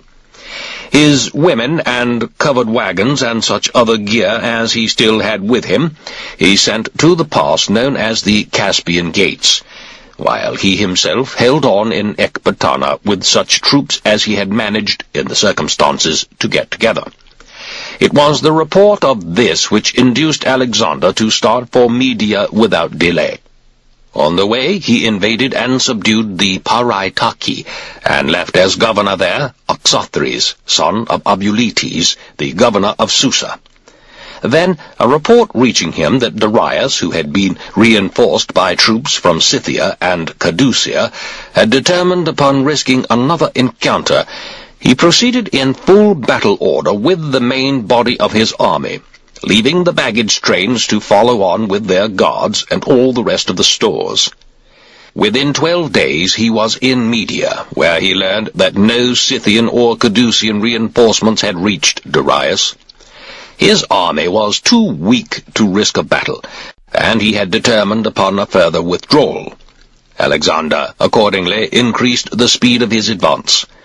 About 3 days' march from Ecbatana, he was met by Bisthenes, son of Ochus, Darius's predecessor on the throne, and was informed by him that Darius had already been in retreat for 5 days. He was taking with him his treasure from Media, amounting to 7,000 talents, and had a force of 3,000 cavalry and about 6,000 infantry. At Ecbatana, Alexander dismissed his Thessalian cavalry and the other allied contingents, and ordered them back to the Aegean. The agreed amount of pay was settled in full, with a sum of 2,000 talents added by Alexander as gratuity. Any man who wished on his own account to continue his service as a paid soldier was to have his name entered on the payroll, and a considerable number thus voluntarily enlisted. The remainder were put under the command of Epochilus, son of Polyides, with orders to march back to the Aegean. They were given a mounted guard, as the Thessalians had sold their horses. Instructions were added that when they reached the coast, Menes should attend to their transport by sea to Euboea. Parmenio was ordered to transfer the captured Persian treasure to the citadel at Ecbatana, and handed over for safekeeping to Harpalus, who had been left in charge of it with a guard of 6,000 Macedonians, a few light troops, and some cavalry. Parmenio was then to proceed through Cadusia to Hyrcania with the mercenaries, the Thracians, and all cavalry units except those of the companions.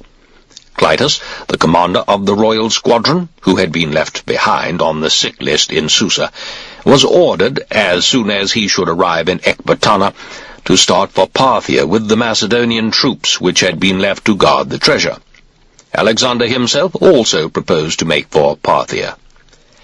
Without delay, Alexander's march began, its objective Darius.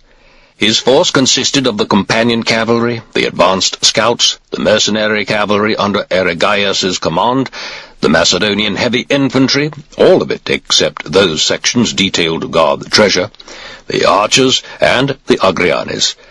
So rapid was the march that many of the men, unable to stand the pace, dropped out, and a number of horses were worked to death. But Alexander pressed on regardless of loss, and in 11 days reached Ragi, a day's march, at this speed, from the Caspian gates. Darius, however, had already passed through.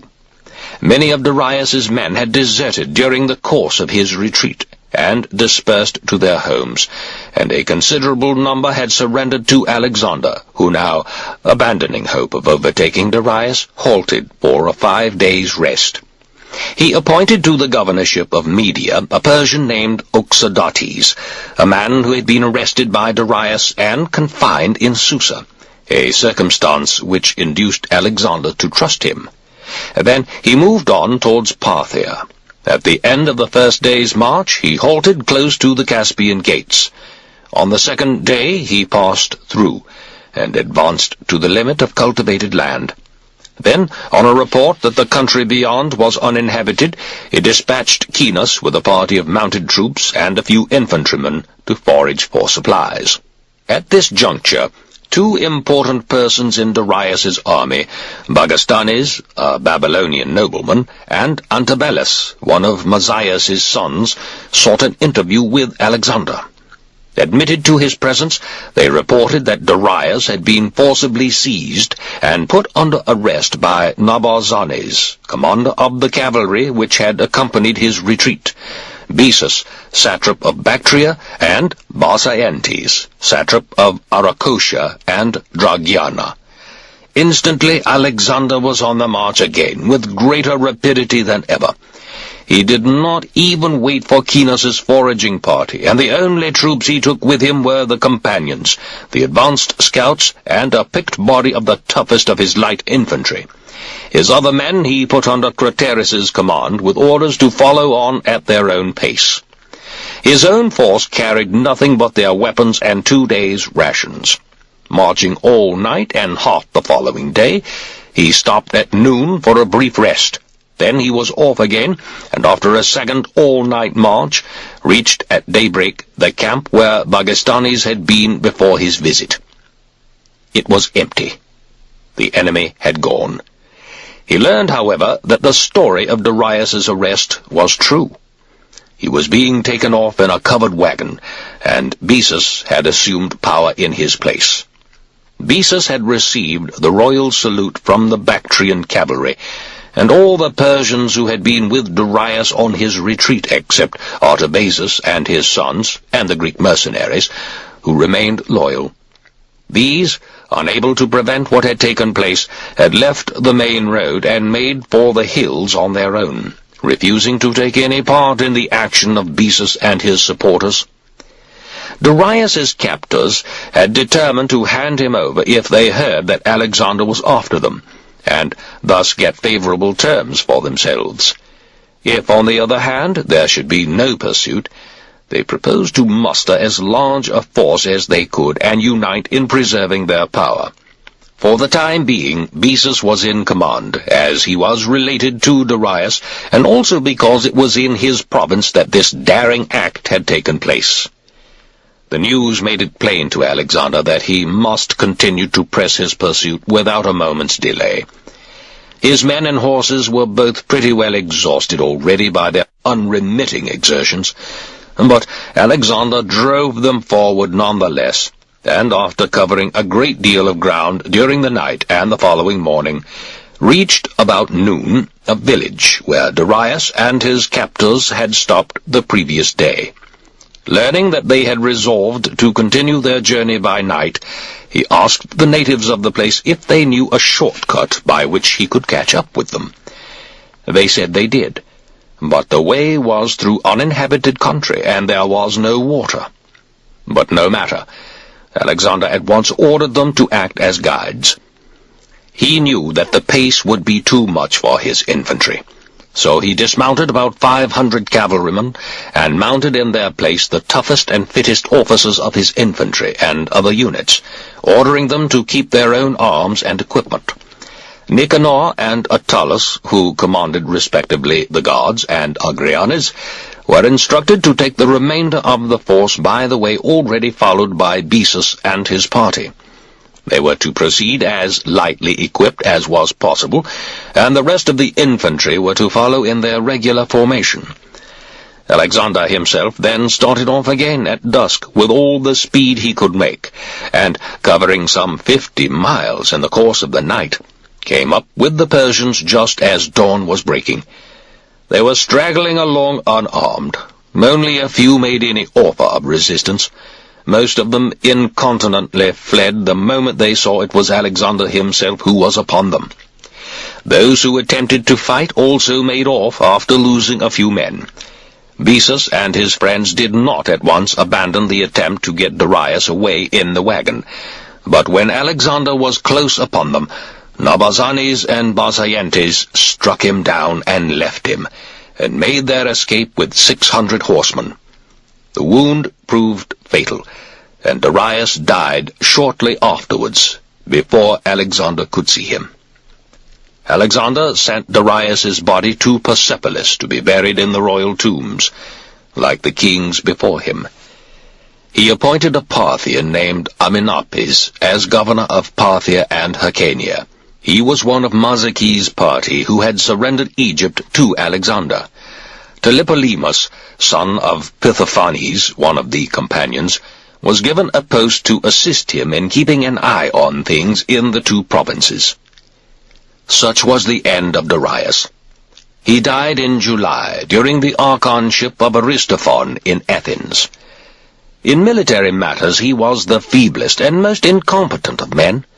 In other spheres his conduct appears to have been moderate and decent, though the truth may well be that, as his accession to the throne coincided with the declaration of war by Macedon and Greece, he had no opportunity to play the tyrant.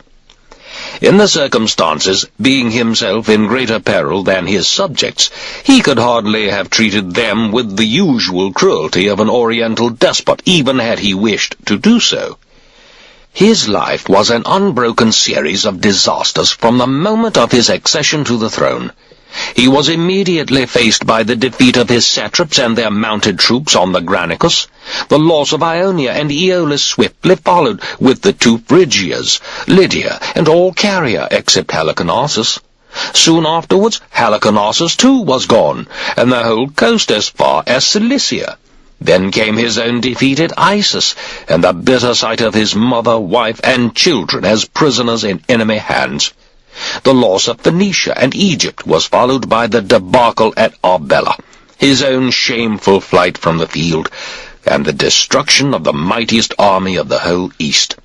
Then, a homeless fugitive in the land he once ruled, ruthlessly betrayed by his own guards, a monarch in chains contemptuously smuggled away from the scene of his former glory, he was finally murdered by the treachery of those most bound in duty to serve him.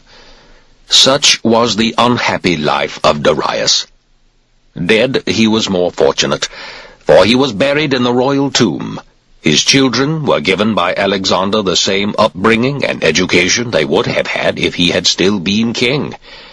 And his daughter became Alexander's wife. He was about 50 when he died. The troops left behind during the pursuit of Darius now rejoined, and Alexander advanced into Hyrcania, a country which lies on the left of the road to Bactria. One side of it is bounded by high wooded hills. On the other, the plains extended to the Caspian Sea. He chose this route because of a report that it was the way taken by Darius's mercenaries and their escape to the mountains of Tapuria, and also because he intended to subdue the Tapurian people. Dividing his force into three, he took charge of the largest and most mobile section himself, and proceeded by the shortest but most difficult road. Craterus was sent against the Tapurians with his own and Amyntas's contingent, some of the archers, and a small group of mounted men, while Erigius had orders to take the mercenaries and the rest of the cavalry by the better, though longer, route, accompanied by the baggage wagons and non-combatant units.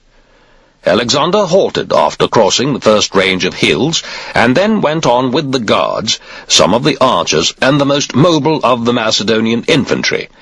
The going was rough and difficult. As he proceeded, he left parties of men to guard the tracks at dangerous points, to prevent the possibility of his own troops, who were coming along behind, being set upon by the enemy who held the hills. Once through the pass with his archers, he halted on level ground by a small river.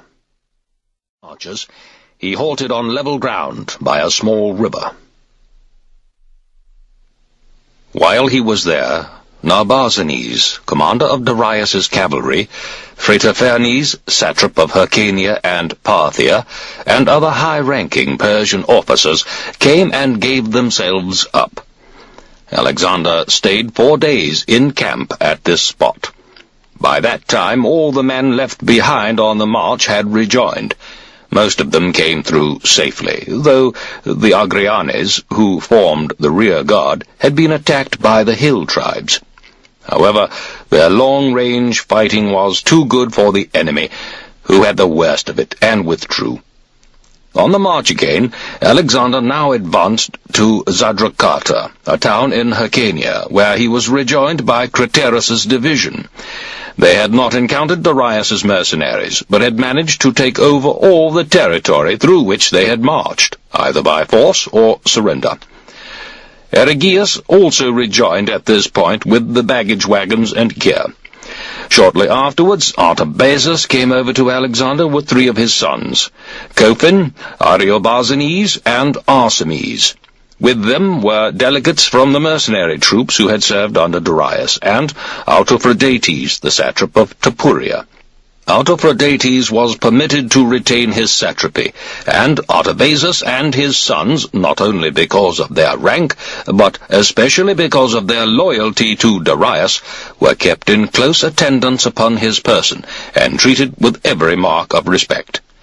The Greek delegates asked for terms for all Greek mercenaries now prisoners of war.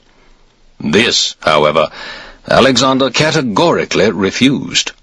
Greek soldiers, he maintained, who fought for Persia against their own country, were little better than criminals, and had acted contrary to the resolutions of the Greeks. Far from agreeing upon terms, he gave orders that they should all put themselves into his hands, to be dealt with as he saw fit, or, if they preferred, to take whatever measures they could for their own safety. They chose the former alternative, and at the same time asked for an officer to give the prisoners safe conduct. The number of prisoners was reckoned to be about 1,500. Alexander sent them Artabazus and Andronicus, the son of Argerus. He now marched for Mardia, his force consisting of the guards, the archers, the Agrianes, the battalions of Cinus and Amyntas, half the companions, and the mounted javelin men, a brigade of which had by now been formed. He overran the greater part of Mardia, and the people of the province suffered severely. Many were killed either attempting to escape or, in some cases, offering resistance, and many prisoners were taken. Mardia is a rugged and difficult country. Its people, although poor, are sturdy fighters, and it was many years since an invader had set foot upon their soil. They had not the least apprehension of an attack by Alexander, especially as he already appeared to have bypassed their territory. So for these reasons they were caught off their guard even more than they would otherwise have been. Many of them did succeed in escaping to the mountains, which are very lofty and precipitous in this part of the world, confident that there, at least, Alexander would not come after them. However, he did. So they had nothing for it but unconditional surrender. The spokesmen who brought the offer of surrender were allowed by Alexander to return to their people, and Autophrodates was made governor of the province, as well as of Tapuria. Returning to the spot whence he had started upon his expedition to Mardia, Alexander found the Greek mercenaries awaiting him. Dropidas, the Athenian, and the Spartans Callicratidas, Pausippus, Monimus, and Onomus, envoys from Greece on their way to Darius's court, had also arrived. They were all arrested. The envoys from Sinope were dismissed, as Sinope was not a member of the League of Corinth, and the fact that, as Persian subjects, they were sending a delegation to the Persian king seemed to Alexander reasonable enough. Of the other Greeks, those who had been serving with the Persians before the conclusion of the peace and alliance with Macedon were also dismissed, as was Heraclides, the delegate from Chalcedon. The remainder were ordered to serve under Alexander at the same rate of pay. Andronicus was made their commander. It was he who had brought them to Alexander, and he had made it clear that he considered the safety of his men a matter of the first importance. This business completed, Alexander went on to Zandracata, the chief town of Hyrcania, and site of the royal palace. He remained there 15 days, sacrificed to the gods in accordance with custom, celebrated games, and then moved on by way of Parthia to the frontiers of Arria. At Susia, a town in this province, he was visited by the satrap Satabazanes, whose office he confirmed, sending Anasippus, one of the companions, to accompany him on his return with about 40 mounted javelin men. This force was to enable him to set guards to save the people of Arria from molestation at the hands of the troops passing through. About this time some Persians came with a report that Bessus was proclaiming himself king of Asia. He was wearing the royal mantle and the cap with the point erect, in royal fashion, and had changed his name to Artaxerxes. He already had with him the Persian troops who had escaped into Bactria, besides a considerable number of the Bactrians themselves, and was expecting reinforcements from Scythia.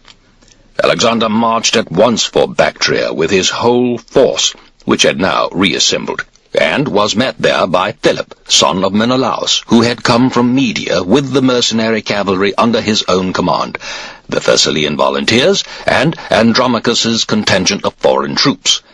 Parmenio's son, Nicanor, the commander of the guards, had already died of sickness. On the way to Bactra, news came in that Satabazanes, satrap of Aria, had murdered Anasippus and the 40 men with him. He was arming the Arians and concentrating them at Artacoana, where the palace was, and had resolved, as soon as he should learn that Alexander had put sufficient space between them, to join Bessus with the force at his disposal and assist him in attacking the Macedonians wherever an opportunity should present itself. Alexander changed his plans accordingly.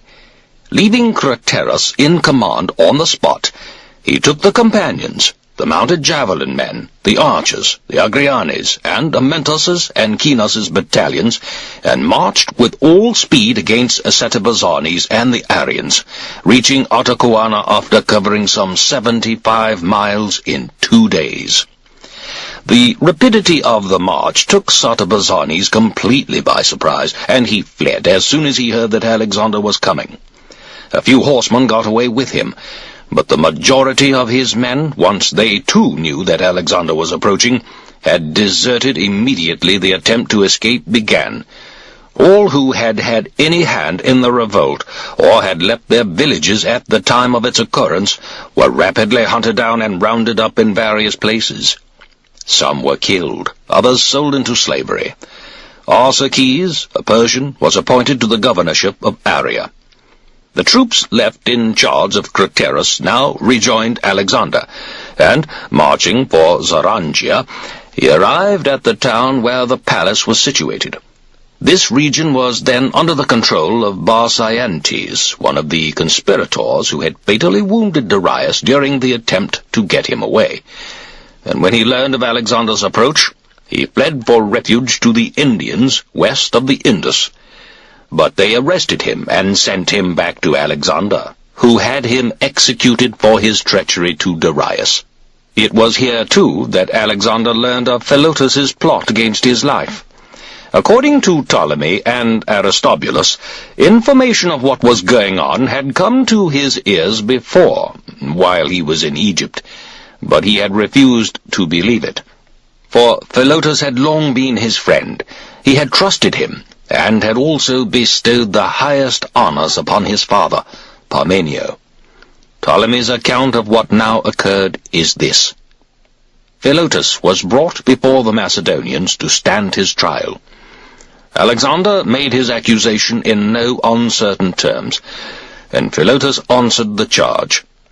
Then the persons who had reported the affair came forward, with various irrefutable proofs of his own guilt and that of his fellow conspirators, of which the most damning was that he admitted knowledge of a plot against Alexander but had said nothing about it, in spite of the fact that he was in the habit of visiting Alexander's tent twice a day. Thereupon he was shot by the Macedonians, and the others, who were concerned in the conspiracy, shared the same fate. Parmenio was executed as well. Polydamas, one of his companions, was sent to him with a letter from Alexander addressed to Cleander, Sitalkes, and Manidas, 3 generals in Media who had been posted to the army which Parmenio commanded. It was they who put him to death. The reason for Parmenio's execution may have been that Alexander could not believe that he had no share in his son's conspiracy. On the other hand, even granting his innocence, his living on after his son's execution was already, in fact, a danger. For he was a man of immense prestige. He had great influence not only with Alexander himself, but also with the army, and not alone with the Macedonian units, but also with the mercenary soldiers, whom so often by Alexander's orders and with Alexander's approbation he had led on special missions or in the ordinary course of duty. It is said that Amyntas, son of Andromenes, and his brothers Polemon, Attalus, and Simmias were brought to trial at the same time for complicity in the plot against Alexander, on the grounds of the closeness of their association with Philotas. Most people were the more inclined to believe in their guilt because Polemon deserted to the enemy when Philotas was arrested. In any case, Amyntas stood his trial with his other 2 brothers, and after making a vigorous defense, was acquitted. whereupon he immediately asked permission of the court to go and find his brother and bring him back. Permission was granted, and he started out the same day, returning later with Polemon. This was a strong additional proof of Amyntas's innocence. Soon after, however, during the siege of some village or other, he died of a wound from an arrow, so that all the benefit he got from his acquittal was death without dishonor. In view of these events, Alexander split the companions into two separate divisions, and appointed, respectively, Hephaestion, son of a Mentor, and Clytus, son of Dropsydus, to command them. The reason for this step was that he did not think it advisable that one man, even a personal friend, should have control of so large a body of cavalry, especially as the companions were the most famous and formidable of all his mounted troops. This done, he proceeded to the territory of the Ariaspians. This, by the way, was their original name. Later they came to be known as the Benefactors, in recognition of the help they gave Cyrus, son of Cambyses, in his expedition to Scythia. These people Alexander treated with every courtesy. He honored them for the service rendered to Cyrus in the old days, and also for the fact, which he observed for himself, that their political institutions were different from those of other tribes in that part of the world. Like the best of the Greeks, they claimed to know the distinction between right and wrong. He accordingly allowed them to retain their freedom, and offered to give them as much of their neighbors' territory as they wanted, and they asked only for a small slice. There Alexander sacrificed to Apollo, and arrested one of his personal guards, named Demetrius, on suspicion of complicity in Philotas's plot. Ptolemy, son of Lagus, was appointed in his place. These difficulties settled, Alexander advanced against Bessus in Bactria. On the way to Bactria, he subdued the Drongi, the Gedrosians, and the Aracocians, appointing Menon as governor of Aracosia. In fact, he got as far as the neighboring Indian tribes. The march was all the way through deep snow, and his men suffered severely from exhaustion and lack of supplies. A report came in that Satybazanes, having entered Arya with a force of 2,000 cavalry, which he had received from Bessus, the Aryans had again revolted. Alexander accordingly sent the Persian officer Artabazus there, accompanied by Ergius and Caranus, two of the companions, with further orders to Phritophernes, the satrap of Parthia, to assist them in dealing with the Aryans. The troops of Ergius and Caranus fought a brisk engagement with Satybazanes, the Persians holding their ground until Satybazanes, in hand-to-hand fight with Ergius, was struck in the face with a spear and killed. Then they broke and fled in confusion. Alexander's route now led him to the Indian Caucasus. Here he founded a city and named it Alexandria. Then, after the traditional religious observances, he crossed the Caucasus range. A Persian called Proexes was made governor of the district, and Niloxenus, one of the companions and son of Satyrus, was appointed overseer and left there with a body of troops at his disposal. According to the testimony of Aristobulus, the Caucasus range is as lofty as any in Asia, and most of it, at any rate on its hither side, is barren. It extends for a very great distance, so far indeed that the Taurus range, which forms the boundary of Cilicia and Pamphylia, is supposed to be part of it, as are other great mountains distinguished from it by various names according to the countries in which they are situated. Here, that is, in the Indian Caucasus, nothing grows, to quote Aristobulus once more, except silphium and terebinth. Nevertheless, the region was by no means sparsely inhabited. Large numbers of sheep and other cattle grazed there, for sheep like silphium, and if they smell the plant in the distance, make straight for it and bite off the flower, and even grub up and eat the root. For this reason, the people of Cyrene keep their flocks as far away as they can from the places where silphium grows. Sometimes they fence the ground to keep the sheep out, should they approach, so valuable is this plant to them. Bessus did his utmost to prevent Alexander from advancing further. He had with him, besides the Persians who had taken part in the arrest of Darius, about 7,000 Bactrians and the Da'i from the hither side of the Tanais, and with these troops he proceeded to lay waste the country round the foothills of the Caucasus, in the hope that if all crops and everything edible between Alexander and himself were destroyed, Alexander would be halted by sheer lack of supplies. The hope, however, was vain. Alexander, in spite of everything, continued to advance. Snow and privation made it a laborious task, but they could not stop him. When the report reached Bessus that Alexander was already close at hand, he crossed the Oxus in boats, which he then burned, and withdrew to Nautaka and Sogdiana. He was accompanied by troops of Spitamenes and Oxyates, together with the mounted troops of Sogdiana and the Da'i from the Tanais. The Bactrian cavalry dispersed to their homes as soon as they knew that Bessus had made up his mind to avoid a conflict. At Dropsaka, Alexander halted to rest his men, and then went on to Aonos and Bactra, the two chief towns of Bactria. Both of them were surrendered without resistance. He left a garrison in Aonos under the command of Archelaus, son of Androcles, one of the companions. From the rest of Bactria he met with little opposition, and appointed the Persian officer Artabazus as governor of the district. His next objective was the river Oxus.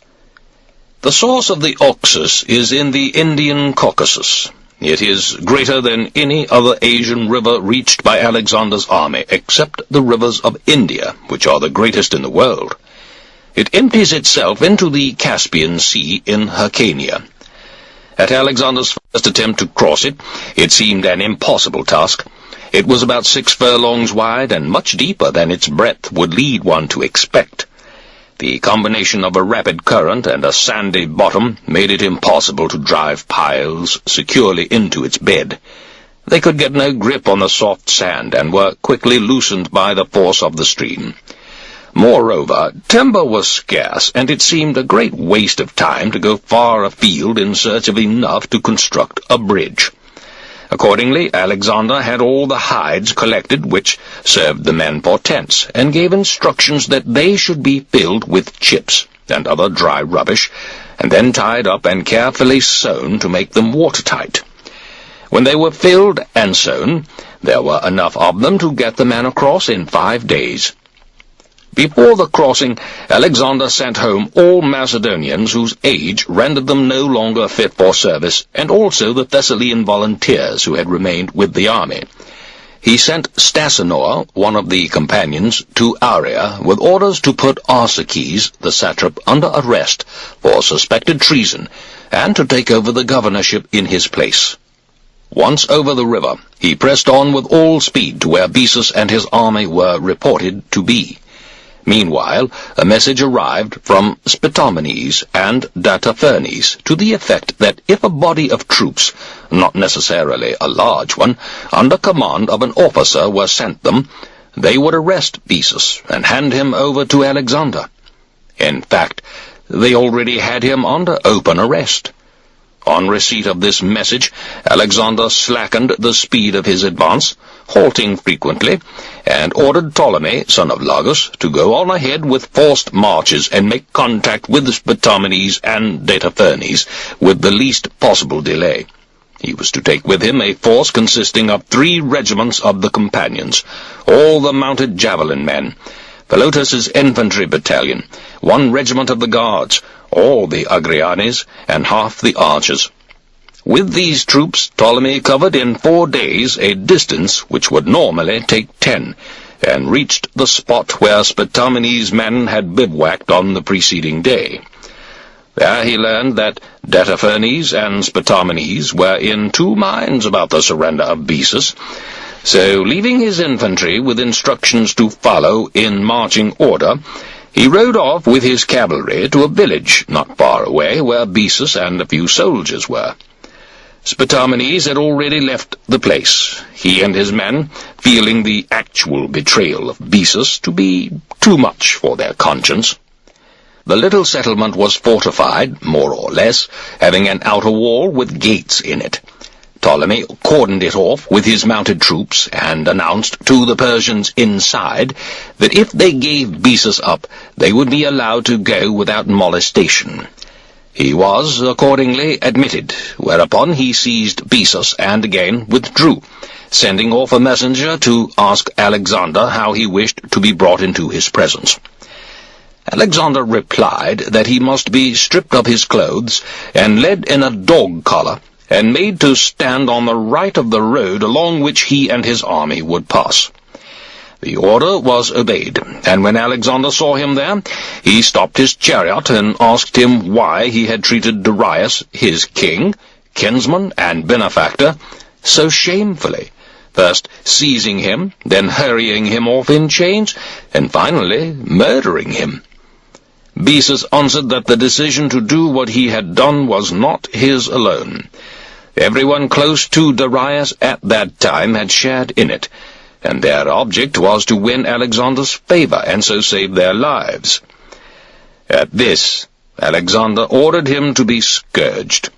At every lash a crier was to repeat the words of reproach he had himself used as he asked the reason for his treachery.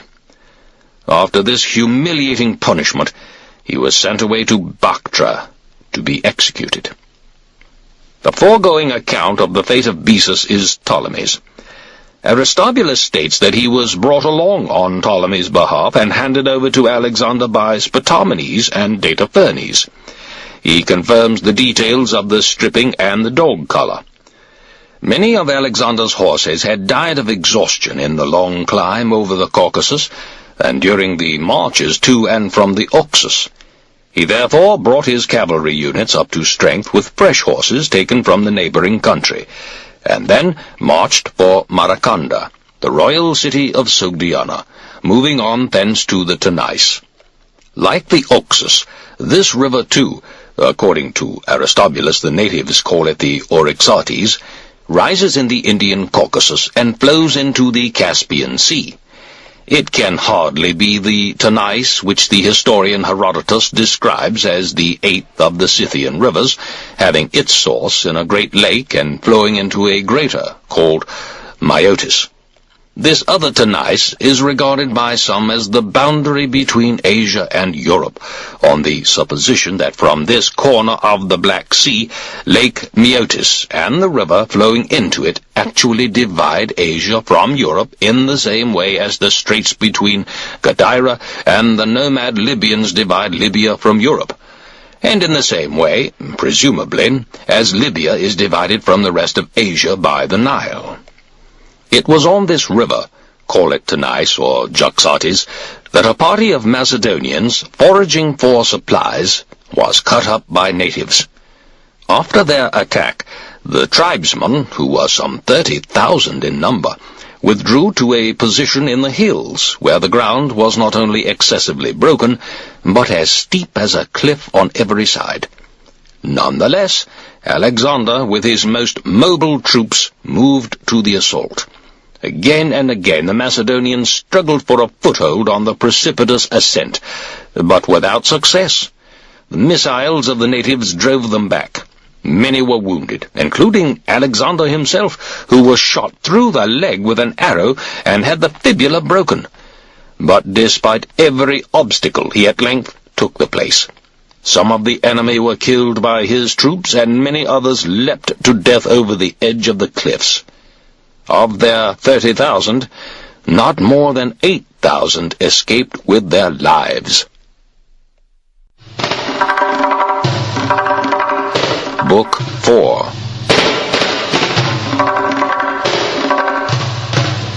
A few days after the events previously recorded, Alexander was visited by a deputation from the tribe known as the Abian Scythians. Homer, by the way, mentioned these people with approval, calling them the most righteous of mankind. They are Asiatics, and have kept their independence, thanks, as much as anything, to their poverty and fair dealing. Another deputation came from the European Scythians, the most numerous of all the European peoples. Alexander instructed certain officers of the companions to return with the delegates, ostensibly to conclude formally a pact of friendship with their country, though his actual purpose was rather to gather information about Scythia, its geographical peculiarities, the customs of its people, their numbers, and military equipment.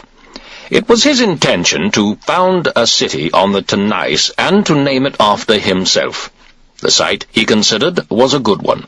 A settlement there would be likely to increase in size and importance, and would also serve both as an excellent base for a possible future invasion of Scythia, and as a defensive position against raiding tribes from across the river.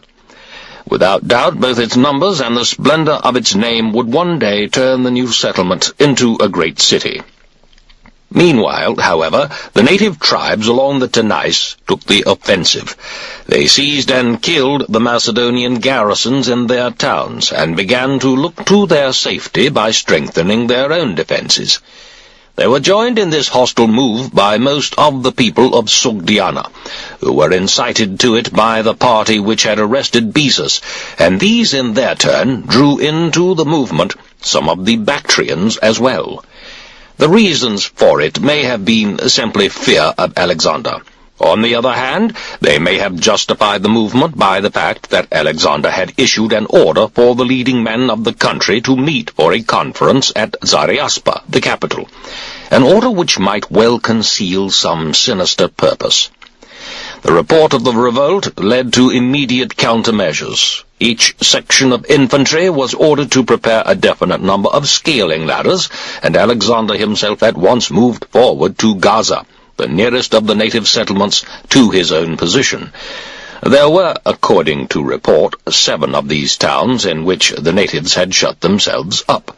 At the same time he sent Craterus to Chiropolis, the largest of the 7, and now occupied by the greatest number of natives. His instructions were to take up a position close to the town, surround it with a ditch and stockade, and then assemble such siege engines as might suit his purpose, in order to concentrate the defenders' attention upon himself and his troops, and thus prevent them from sending assistance to their friends elsewhere. Arrived at Gaza, Alexander ordered an immediate assault with scaling ladders on every side of the town's defences, which consisted of an earthen wall of no great height. As the infantry moved forward, the slingers, archers, and javelin throwers poured their missiles into the defenders on the wall, and at the same time the catapults went into action. Under the storm of missiles, the wall was soon cleared. The ladders were fixed and the Macedonians were up in a moment. All males in the town were killed, by Alexander's orders. The women and children were treated as prizes of war, and carried off with anything else of value. Then, without delay, Alexander proceeded to the next settlement, took it the same day, and in the same manner, and dealt with the inhabitants with the same severity. Thence he went on to the third, and on the day following took this too at the first assault. While the infantry was engaged in these operations, the cavalry was dispatched to the next 2 towns, with orders to take strict measures to prevent any of the people there from getting away. For it was likely enough that when they learned of the fall of the neighboring towns and of Alexander's impending approach, they would scatter in flight, and pursuit might be impossible. Alexander's guess was right, and the dispatch of the cavalry came in the nick of time, for the men in the 2 settlements which had not yet fallen, as soon as they saw the smoke rising from the settlement nearest to them, and got direct news of its capture from a few survivors, in a confused and desperate attempt to get out in time, ran straight into the cordon of mounted troops and were nearly all killed. 5 of the 7 towns were thus taken in 2 days, and their women and children sold into slavery. Alexander then moved on to the largest of the 7, Chiropolis. This place had been founded by Cyrus, and it was defended by a loftier wall than the other towns. Moreover, the natives who had shut themselves up in it were more numerous and the best fighters of the district, so its capture presented the Macedonians with a much tougher problem. Alexander's first move was to order up the siege engines, intending to batter the defences and force an entrance through the breaches, as and wherever they were made. But he soon observed something which induced him to change his tactics. A stream ran through the town, but there was water in it only in winter. Now it was dry, and in each of its several channels, at the points where they emerged, its bed was below the base of the surrounding wall, leaving just enough room for men to crawl through and so get into the town. Alexander, therefore, while the enemy's attention was engaged by the siege engines and the attempted assault within their sector, ordered the guards, the archers, the Arrianes, and his personal guard to hold themselves in readiness, and himself, with a few men only, crept, unobserved by the dried-up watercourse, under the wall, into the town. Once inside, he broke open the nearest gates and admitted the rest of the troops without difficulty. The enemy saw that the town was already taken. Nonetheless, they turned to fight and fell furiously upon Alexander's men. Alexander himself received a violent blow from a stone upon his head and neck. Craterus was wounded by an arrow, and many other officers were hurt. But in spite of strong opposition, they cleared the center of the town, while at the same time the assault on the outer defenses was equally successful. The defenders were all driven off, and the wall was taken without further resistance. The enemy force in this town amounted to about 15,000 fighting men.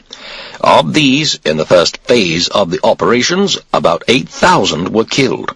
The rest took refuge in the central fortress. Alexander stationed troops all round the fortress and kept a close watch on the fugitives. After one day, they surrendered for lack of water. The seventh town was taken without trouble. In this case, however, accounts differ. Ptolemy says they surrendered, Aristobulus that the place was stormed and everyone in it massacred. Ptolemy also states that Alexander distributed the prisoners among the various units of his army, with orders that they should be kept bound, and under constant supervision all the time he should remain in that part of the country. Not one, in fact, who had taken part in the revolt was to be allowed his liberty. About this time, a force of Asian Scythians arrived at the Tanais. Most of them had heard that some of the tribes beyond the river had declared their hostility to Alexander and intended to join in an attack upon the Macedonians in the event of a serious rising. A report also came in that Spitamenes was blockading the troops which had been left behind in the fortress of Maracanda. To meet this situation, Andromachus, Menedemus, and Caranus were dispatched with a force consisting of 60 companions, 800 of Caranus's mercenaries, and some 1,500 mercenary infantry. Pharnukes, the interpreter, was attached to the troops. He was a Lycian, thoroughly familiar with the language of this part of the country, and had often shown a skillful touch in dealing with the natives. Alexander spent 20 days on the work of fortifying the site of his proposed new town and arranging for the settlement there of any Greek mercenaries and neighboring tribesmen who expressed a wish to avail themselves of the opportunity, and also of a number of Macedonians no longer fit for active service. To mark the occasion, after his customary religious observances, he held games with athletic and equestrian contests. Meanwhile, the Scythians made no move to leave the Tanais. The river was not broad at that point.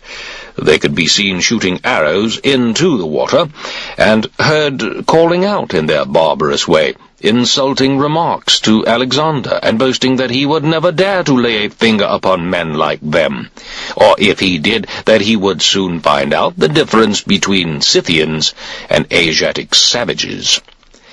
To Alexander, such an exhibition was most annoying, so he proposed to cross the river and deal with them as they deserved.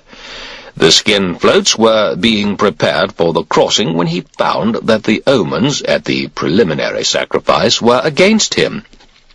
In spite of his vexation, he nevertheless made the best of it and abandoned the enterprise. The Scythians, however, continuing their insufferable behavior, he sacrificed again. But this time, too, Alexandre the seer declared that the omens portended danger. Thereupon Alexander replied that it was better to face the worst of perils than for the conqueror of nearly all Asia to make himself ridiculous to a pack of Scythians, as Darius, the father of Xerxes, had done long ago. Nonetheless, Alexander refused to misinterpret the divine prediction merely because Alexander wished it otherwise.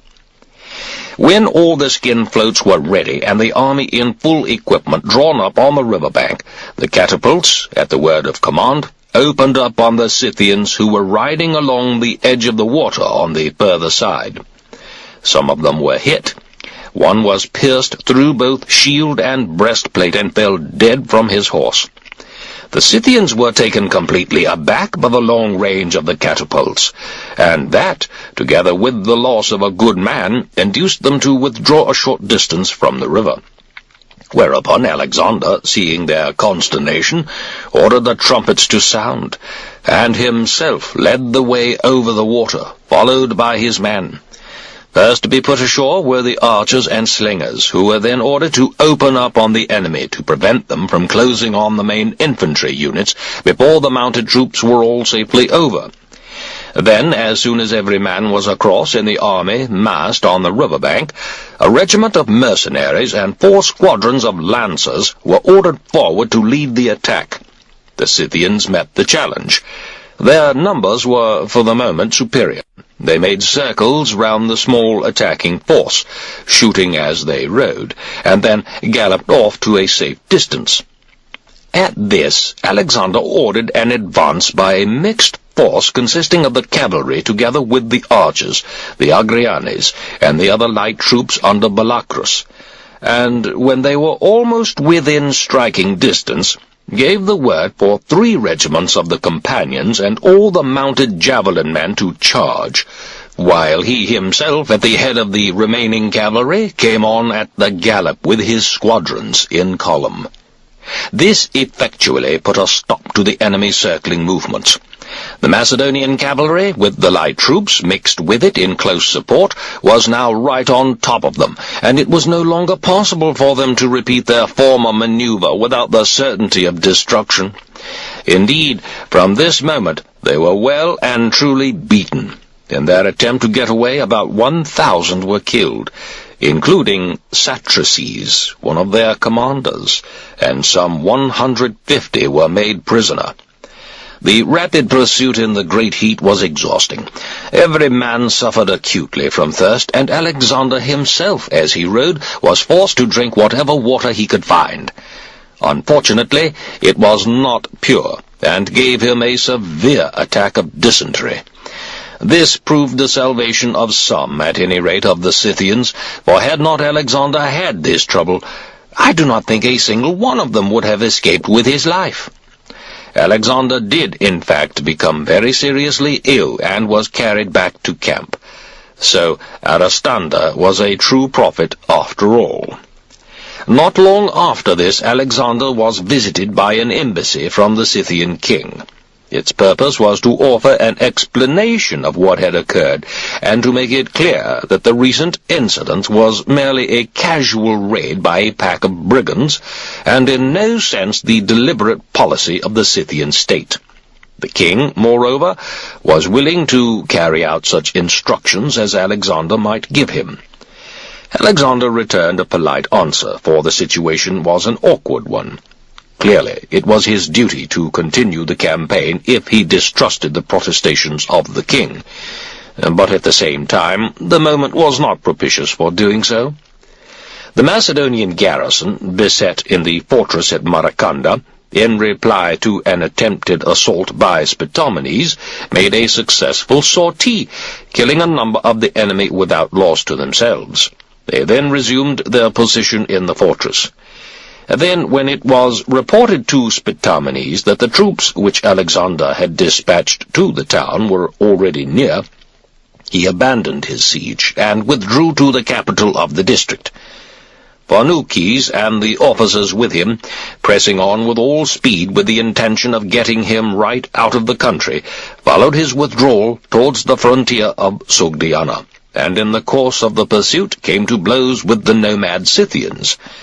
This wholly unpremeditated action had serious consequences, for Spitamenes, having now an accession to his force of some 600 Scythian mounted men, was emboldened by this unexpected assistance to stand and take the offensive.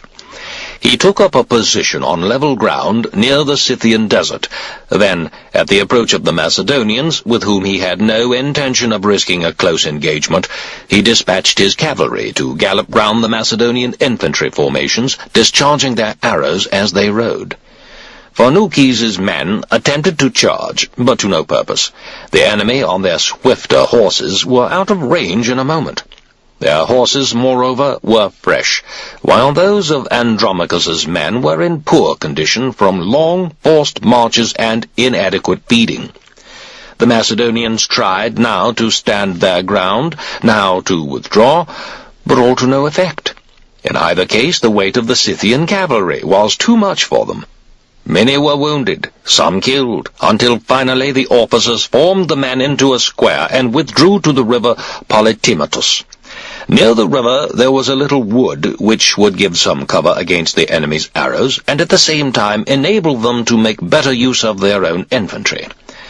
Coronis, who was in command of the cavalry, without a word to Andromachus of his intention, attempted to cross the river to get his men and horses into safety. The infantry, without orders, promptly followed suit, scrambling down the steep bank into the water in a panic-stricken and disorderly rabble. The Scythians soon turned this fatal error to their own advantage. Galloping up from all directions, they plunged into the stream. Some rode hard on the heels of the Macedonians already across and trying to get away. Others confronted the fugitives in mid-stream and dragged them down, or flung themselves upon those not yet in the water, while all the time from the flanks showers of arrows were poured in. The Macedonians were helpless, and all who survived took refuge on a small island in the river. But this did not save them, for Spitamenes' cavalry and the Scythians surrounded the island and shot them down to a man. The few prisoners taken were promptly butchered. Aristobulus's account of this disaster is somewhat different. According to him, most of the Macedonian force was caught and destroyed by an ambush. The Scythians had concealed themselves in a park, and fell unexpectedly on the Macedonians when they were already engaged. This happened to be the moment when Pharnaces was offering to surrender his command to the Macedonian officers who had been sent with him on the expedition, on the ground that he was ignorant of military tactics and had been sent by Alexander not to command troops in battle, but to establish relations with the natives, while the others, unlike him, were true-born Macedonians and companions of the king. But Andromachus, Coronis, and Menedemus refused to accept the command, partly to avoid the responsibility of a personal decision not covered by Alexander's explicit orders, and partly because, in the present dangerous situation, they did not wish to incur individual blame in the event of defeat, much less to expose themselves to the general charge of inferior leadership. It was in this situation, when everything was at sixes and sevens, that the Scythian attack occurred, with results so disastrous that only about 40 of the cavalry and 300 infantrymen escaped with their lives. News of the debacle caused Alexander great distress, and he determined to march with all speed against Spitamenes and the tribesmen with him. Accordingly, with half the companion cavalry, all the guards, the Arrianes, the archers, and the most active of the infantry units, he proceeded towards Maracanda, whither he knew that Spitamenes had returned and was again besieging the garrison in the fortress. In 3 days he covered about 185 miles, and at dawn on the 4th was close to the town.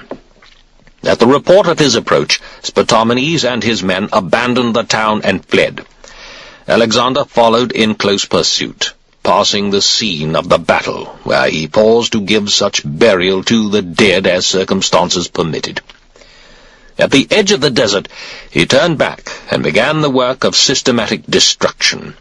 A number of natives had fled for refuge to the forts, and on a report that they had joined in the attack on the Macedonians, he had them all butchered. He covered in this way the whole region watered by the Polytimetus. The country is desert beyond the spot where the Polytimetus disappears. For disappear it does, in spite of the fact that it is a river of some size. It vanishes into the sand.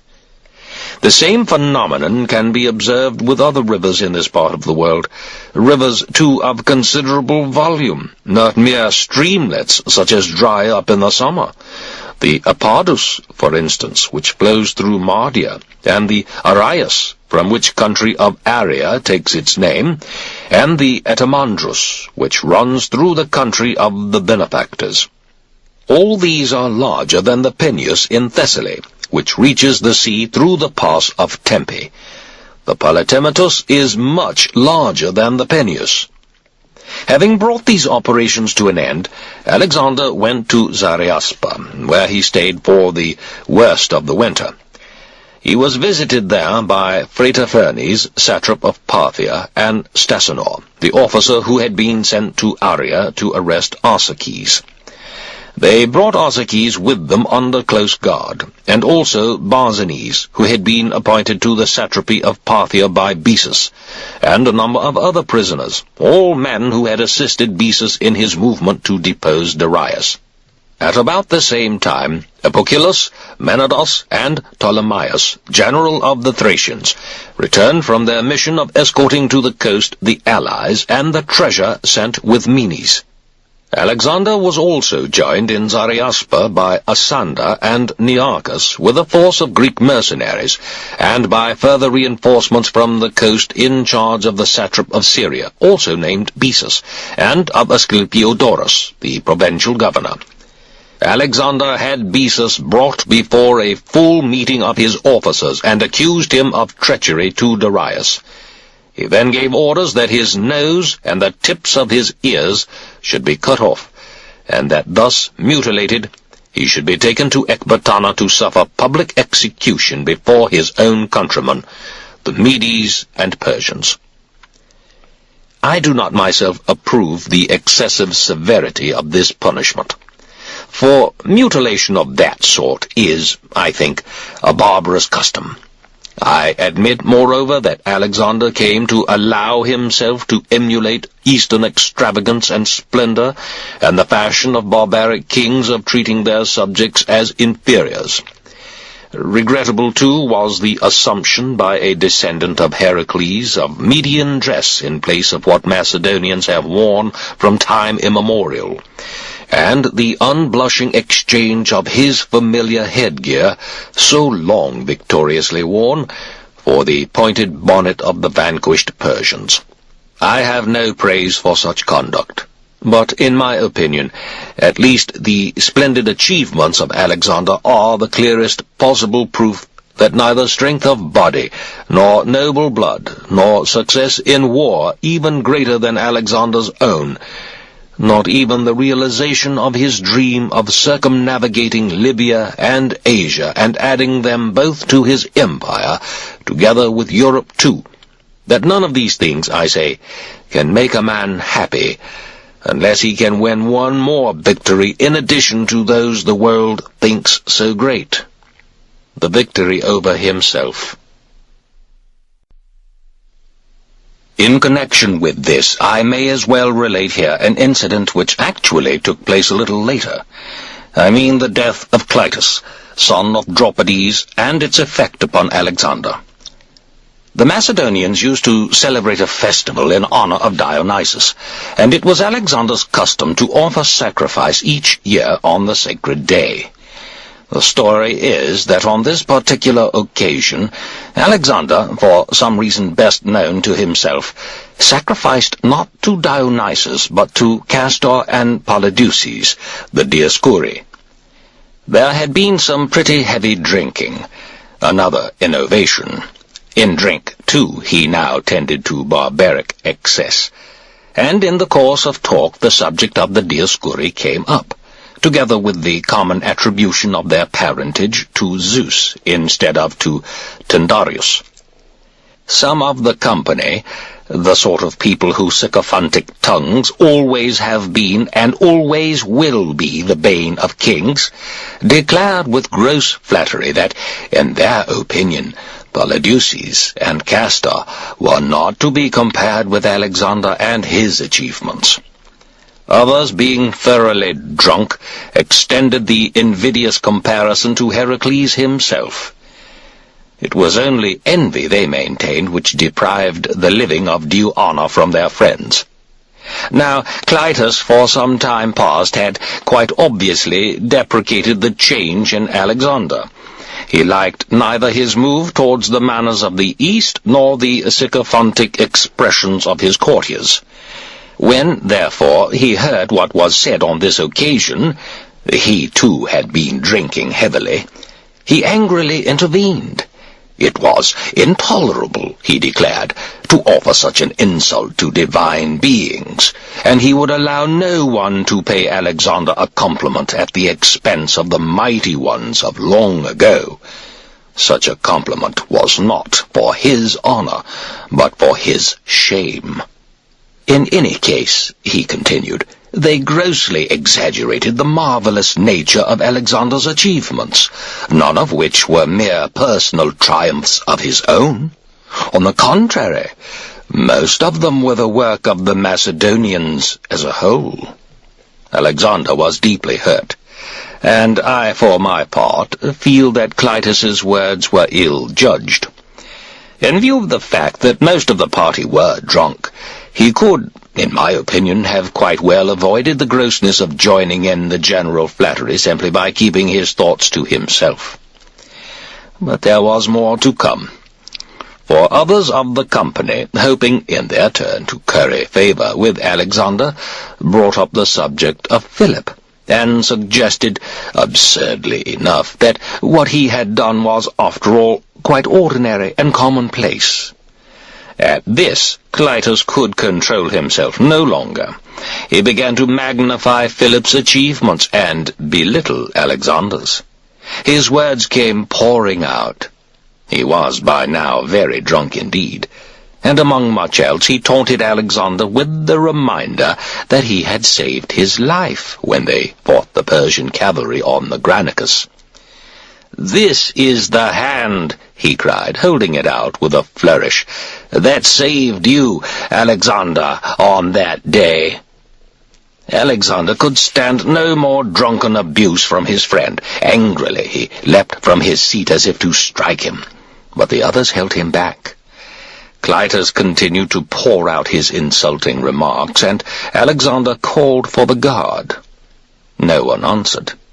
"What?" he cried. "Have I nothing left of royalty but the name?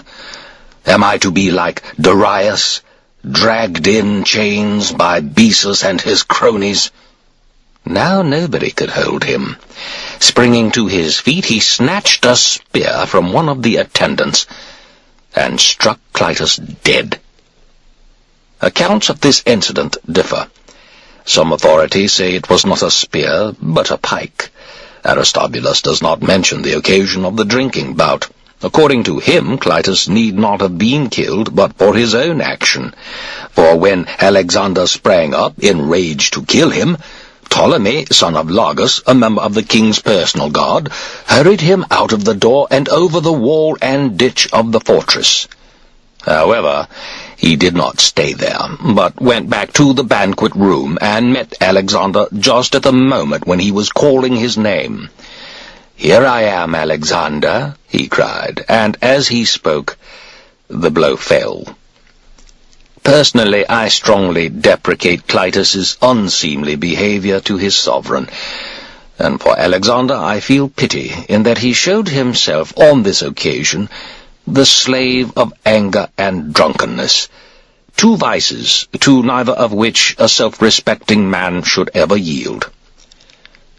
But when the deed was done, Alexander immediately felt its horror, and for that I admire him. Some have said that he fixed the butt of the pike against the wall, meaning to fall upon it himself, because a man who murdered his friend when his wits were fuddled with wine was not fit to live. Most writers, however, say nothing of this. They tell us that Alexander lay on his bed in tears, calling the name of Clitus and of his sister Lanice, who had been his nurse. "Ah," he cried, "a good return I have made you for your care. Now I am a man.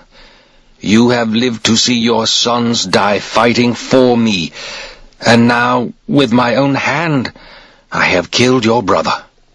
Again and again he called himself the murderer of his friends, and for 3 days lay without food or drink, careless of all personal comfort. One result of these painful events was that soothsayers began to suggest that the god Dionysus was angry because Alexander had failed to offer him sacrifice.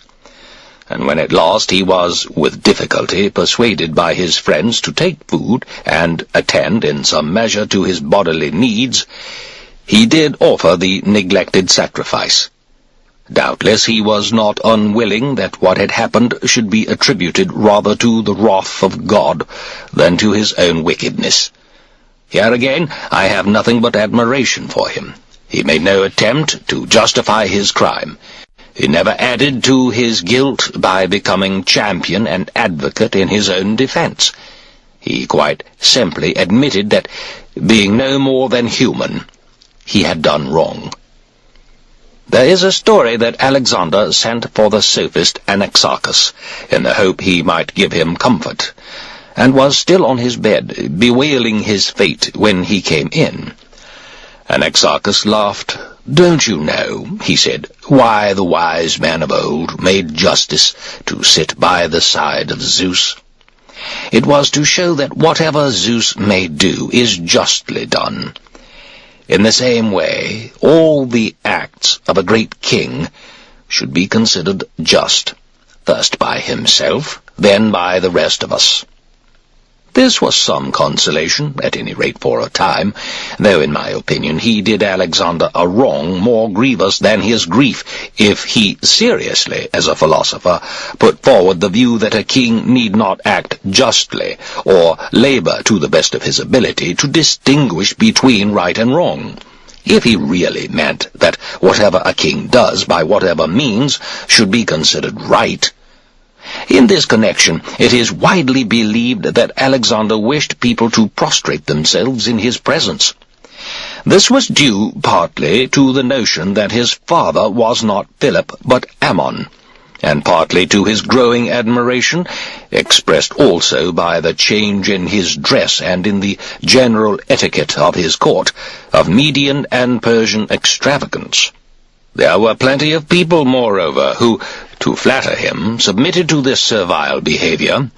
Anaxarchus the sophist was one of the worst, and the Argive poet Agis. There was one man, however, who did not approve of these innovations. This was Callisthenes of Olynthus, a pupil of Aristotle. Thus far I agree with Callisthenes, but he was a somewhat tactless man, and his remark, if it has been rightly reported, that without the history he was writing, Alexander and his work would be forgotten, was, I feel, most unfortunate. He used to declare that he had come not in the hope of honor for himself, but merely to spread Alexander's fame throughout the world, adding that if Alexander was destined to have a share of divinity, it would not be owing to Olympias's absurd stories about his birth, but to the account of him which he would himself publish in his history. According to another anecdote, Callisthenes was once asked by Philotas who he thought was held in the greatest honor by the Athenian people. Harmodius and Aristogiton, Callisthenes replied, because they killed one of the tyrants and abolished irresponsible government. And do you think, Philotas went on, that a tyrannicide could find asylum in any Greek community he liked to choose? Even if no one else would have him, said Callisthenes, he would be safe in Athens, for the Athenians once fought for the children of Heracles even against Eurystheus, who was at that time absolute master of Greece. I will now relate a widely accepted story about Callisthenes' opposition to Alexander in this matter of prostration. Alexander had arranged with the sophists and the Persian and Median noblemen at his court that the subject should be brought up one day at a party. The discussion was begun by Anaxarchus, who declared that Alexander had a better claim upon them to be considered divine than Dionysus or Heracles. The reason for this was not merely his brilliant and successful career, but also the fact that neither Dionysus nor Heracles was connected with Macedon. Dionysus belonged to Thebes, and Heracles to Argos. The latter's only connection with Macedon was through Alexander, who had his blood in his veins. This being so, there would be greater propriety in the Macedonians paying divine honors to their own king. In any case, there was no doubt that they would honor him as a god after he had left this world. Would it not, therefore, be in every way better to offer him this tribute now, while he was alive, and not wait till he was dead and could get no good of it? Those who were, so to put it, in the know, expressed their approval of what Anaxarchus said, and were only too willing to begin prostrating themselves forthwith. But the Macedonians, or most of them, who were present, strongly dissented, and said nothing. Suddenly Callisthenes intervened. "For my part," he said, "I hold Alexander fit for any mark of honor that a man may earn. But do not forget that there is a difference between honoring a man and worshipping a god. The distinction between the two has been marked in many ways. For instance, by the building of temples, the erection of statues, the dedication of sacred ground. All these are for gods. Again, for gods, sacrifices offered and libations are poured. Hymns are composed for the worship of gods, while panegyrics are written for the praise of men.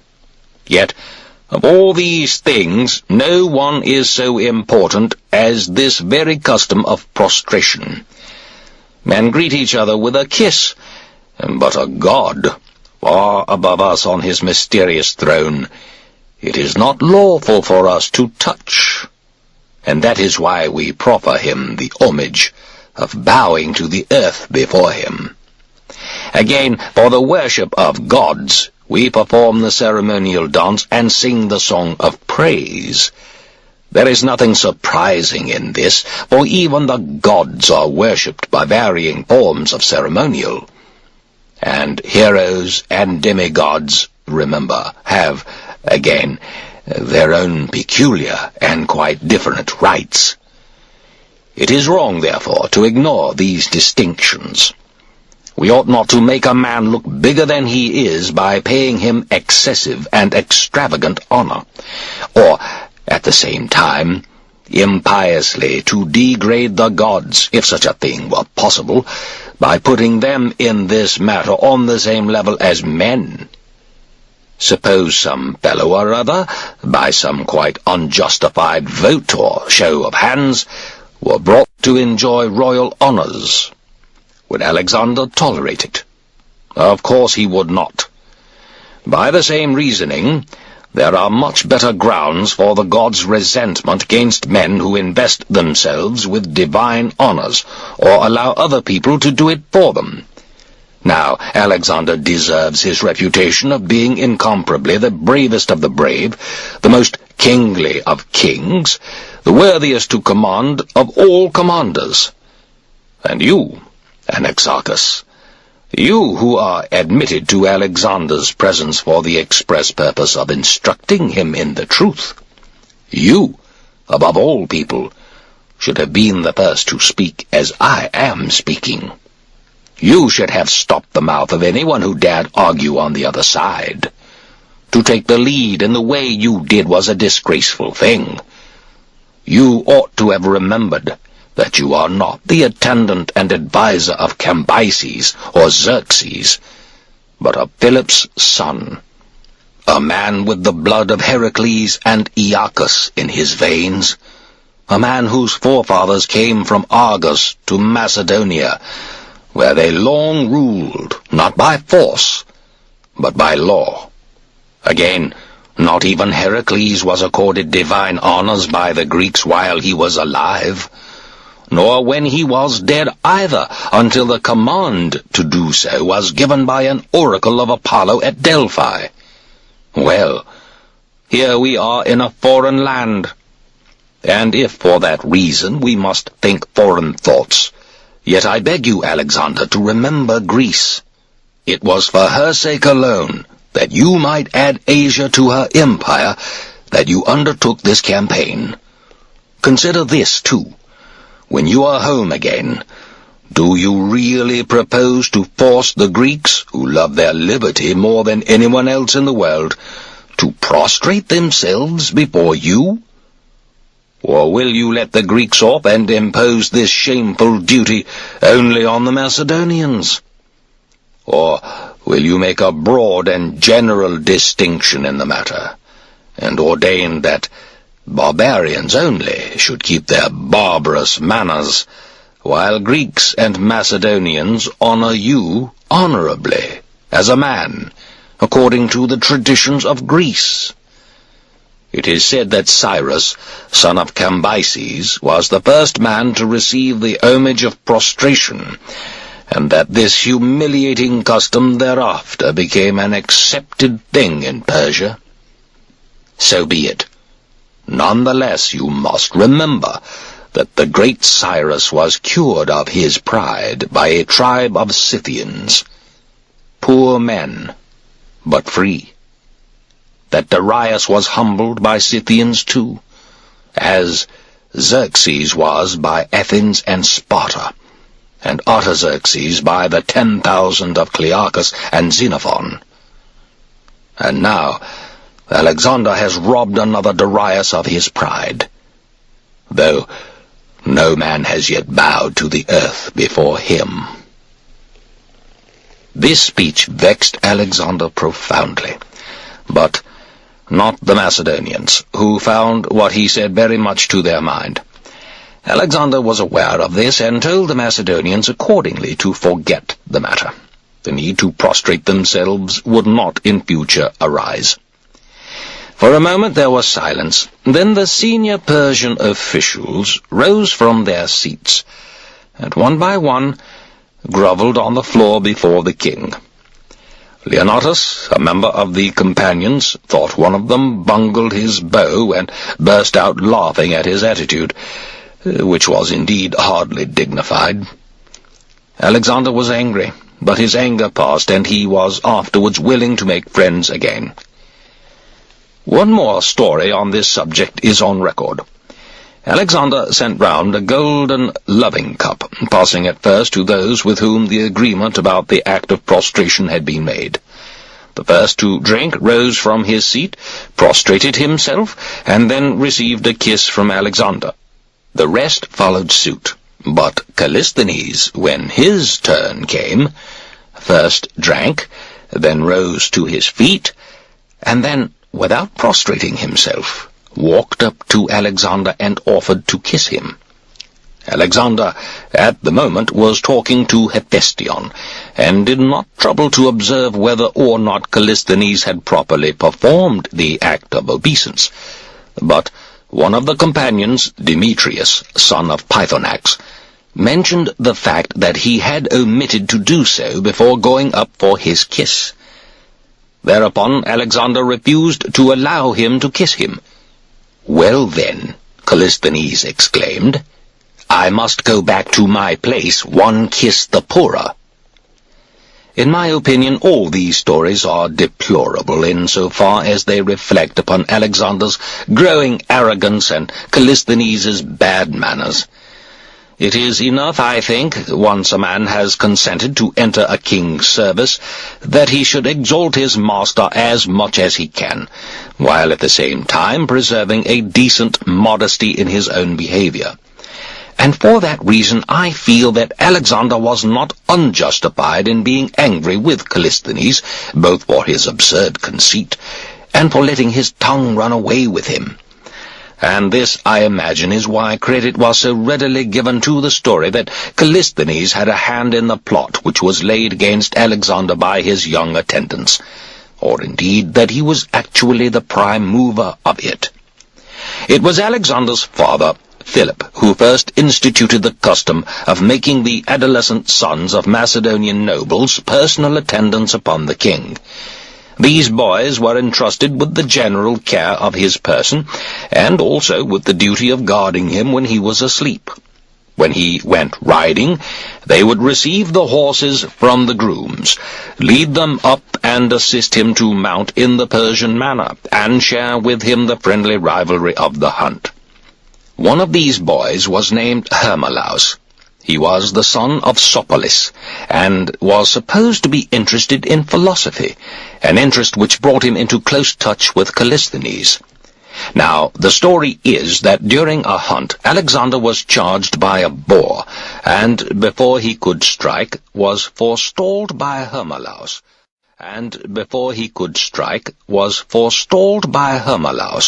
Who himself struck the boar and killed it. Alexander was furious at missing his chance, and ordered Hermolaus to be whipped in front of the other boys, and then took his horse from him. Bitterly hurt by this high-handed treatment, Hermolaus told Sostratus, son of Amyntas, and his bosom friend, that life would not be worth living till he had had his revenge for this brutal insult. And Sostratus, who adored him, was easily persuaded to take a hand in planning it. The two boys then obtained the support of Antipater, son of Asclepiodorus, a former governor of Syria, and of 3 others: Epimenes, son of Arceus, Anticles, son of Theocritus, and Philotas, son of a Thracian named Carsis. It was agreed between them that, when Antipater's turn of night duty came round, they should murder Alexander in his sleep. It so happened that on the night in question, Alexander sat up drinking until dawn. This may have been pure chance, though Aristobulus has a different explanation. According to him, there was a certain Syrian woman with the gift of second sight who kept following Alexander about. He and his friends used to laugh at her. But as time went on, and everything she foretold in her trances turned out to be true, Alexander began to feel differently.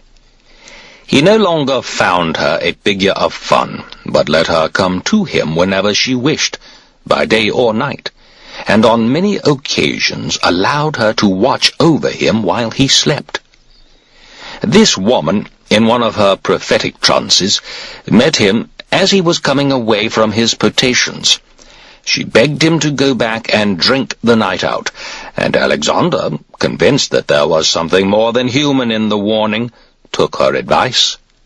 So the boy's plot fell through. Epimenes, one of the guilty ones, also, like Hermolaus, had a bosom friend, Charicles, son of Menander, and to him on the following day he told the whole story. Charicles told Epimenes' brother Eurylochus, who went to Alexander's tent and passed everything on to Ptolemy, son of Lagus, of the king's guard, who, in his turn, told Alexander. Alexander ordered the arrest of all the boys whose names were given him by Eurylochus. Questioned under torture, they admitted their guilt, and at the same time implicated certain others as well. Aristobulus declares, and Ptolemy supports him, that the boys said that Callisthenes had urged them to commit the crime. Most authorities, however, have no mention of this. They merely suggest that Alexander was ready enough to believe the worst about Callisthenes, first because he already disliked him, and secondly because of his close association with Hermolaus. In some writers, moreover, we find the story that Hermolaus, when he was brought to stand his trial, openly confessed his guilt, declaring that it was no longer possible for an honorable man to endure Alexander's inhuman arrogance, and then went on to give a list of his crimes: the lawless killing of Pelotus, the still more arbitrary execution of his father Parmenio, and the other officers who were put to death on the same occasion, the murder in his cups of Clytus, his assumption of Persian dress, the duty of prostration he had planned, and was still planning, to impose, his heavy drinking, and his drunken sleeps. What he desired was to free himself and the Macedonians from evils such as these, which were no longer to be borne. Hermolaus and the other boys arrested with him were then stoned to death on the spot. Callisthenes' fate is variously reported. Aristobulus writes that he was dragged about in chains wherever the army went, till his health broke and he died. According to Ptolemy, he was first tortured and then hanged.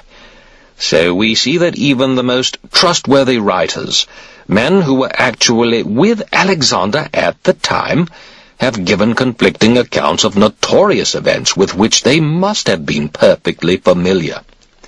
Many other details of this affair have been handled by other writers too, in a most confusing and contradictory manner. So I can do no better than leave the story as I have told it. I have indeed anticipated events a little, but I do feel that, for the purposes of my narrative, the story of Hermolaus is closely connected with the story of Alexander and Clytus. So for that reason I have related it here as an immediate sequel. Alexander was now for the second time visited by envoys from the European Scythians, who arrived in company with the envoys he had himself sent to Scythia. The reigning king of Scythia at the time of their dispatch had died. He had been succeeded by his brother, and the purpose of the present embassy was to express the willingness of Scythia to accede in every point to Alexander's instructions. They brought as presents from the king such things as are reckoned most valuable in their country, and communicated to Alexander their king's desire to cement the friendship and alliance between their countries by giving him his daughter in marriage.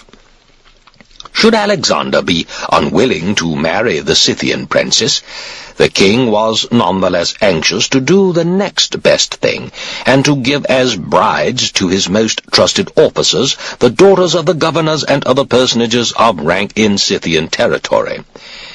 He would, moreover, visit Alexander in person, if he were called upon to do so, and thus be enabled to take his instructions from Alexander's own lips.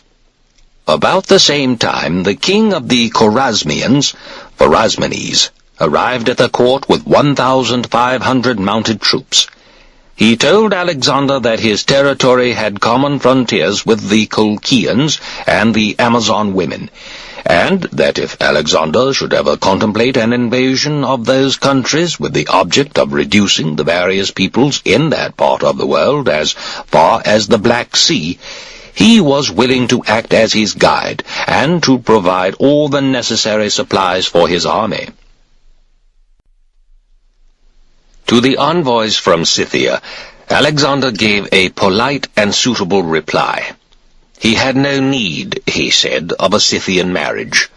He thanked Pharasmanes for his offer and concluded a pact of friendship with him, adding that an expedition to the Black Sea was not at the moment convenient.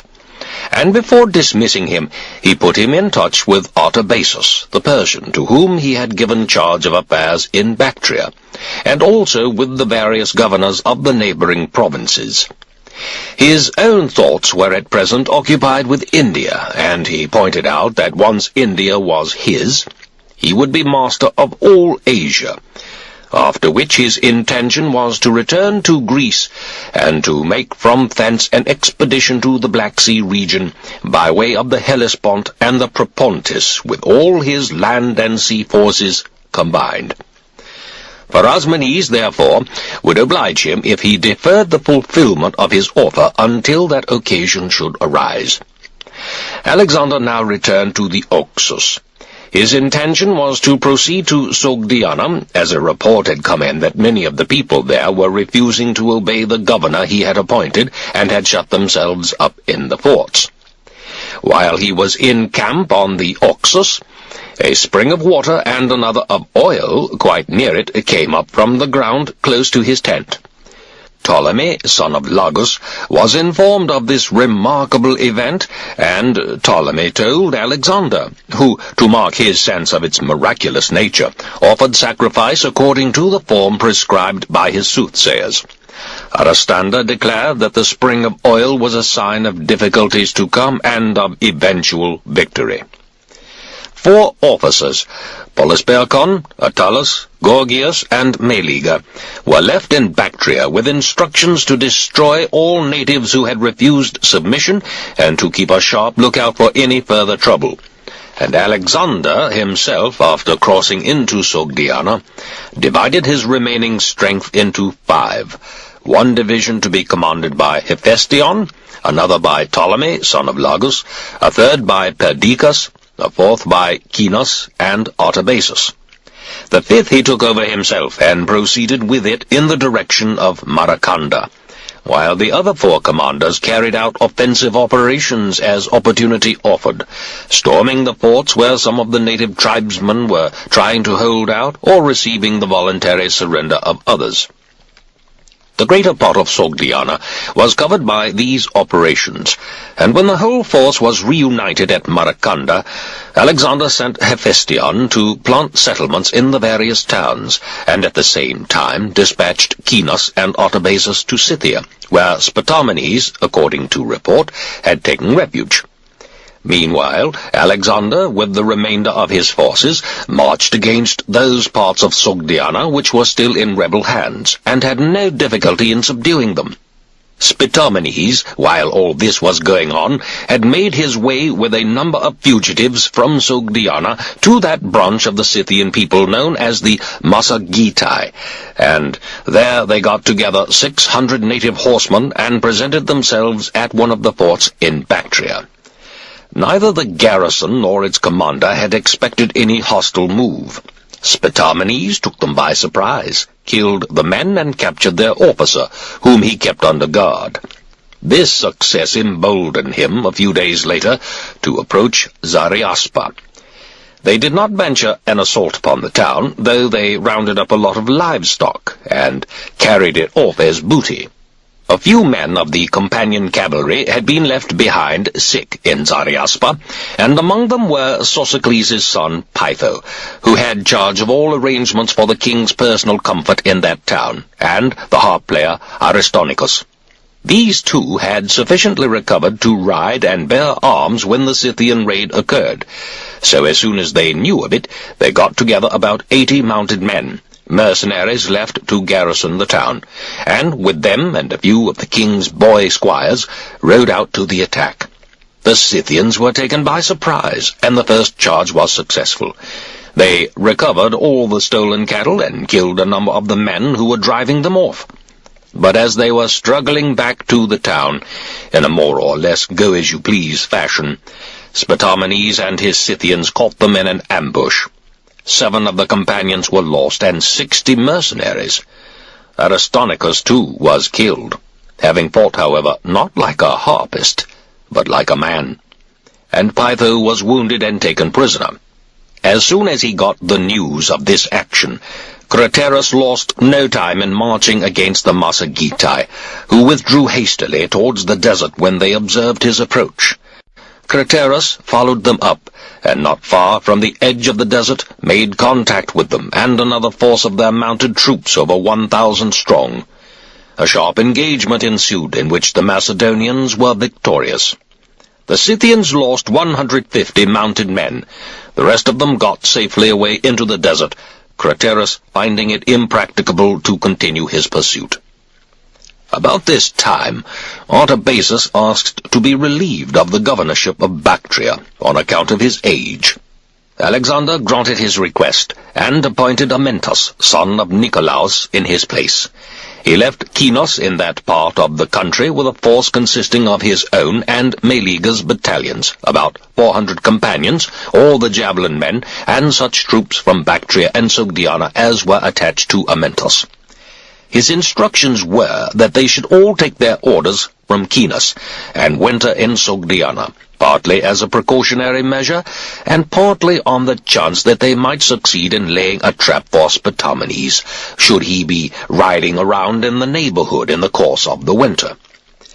When Spitomenes found that the whole country was held by Macedonian garrisons, and that there was little likelihood of escape for himself or his men, he determined to make a move against Chinos in the hope of making a better fight of it in that part of the country. At Bagi, a stronghold of Sogdiana on the Massagetæan frontier, they had no difficulty in inducing a force of some 3,000 Scythian mounted troops to join them in a raid on Sogdiana. These Scythians are always ready at a word to take part in any fighting which may be going on. Their extreme poverty might be reason enough, but in addition to that, they have no towns, no settled homes, and consequently no cause to fear the loss of what is dearest to them. Learning of the approach of Spitomenes' cavalry, Chinos went out to meet them.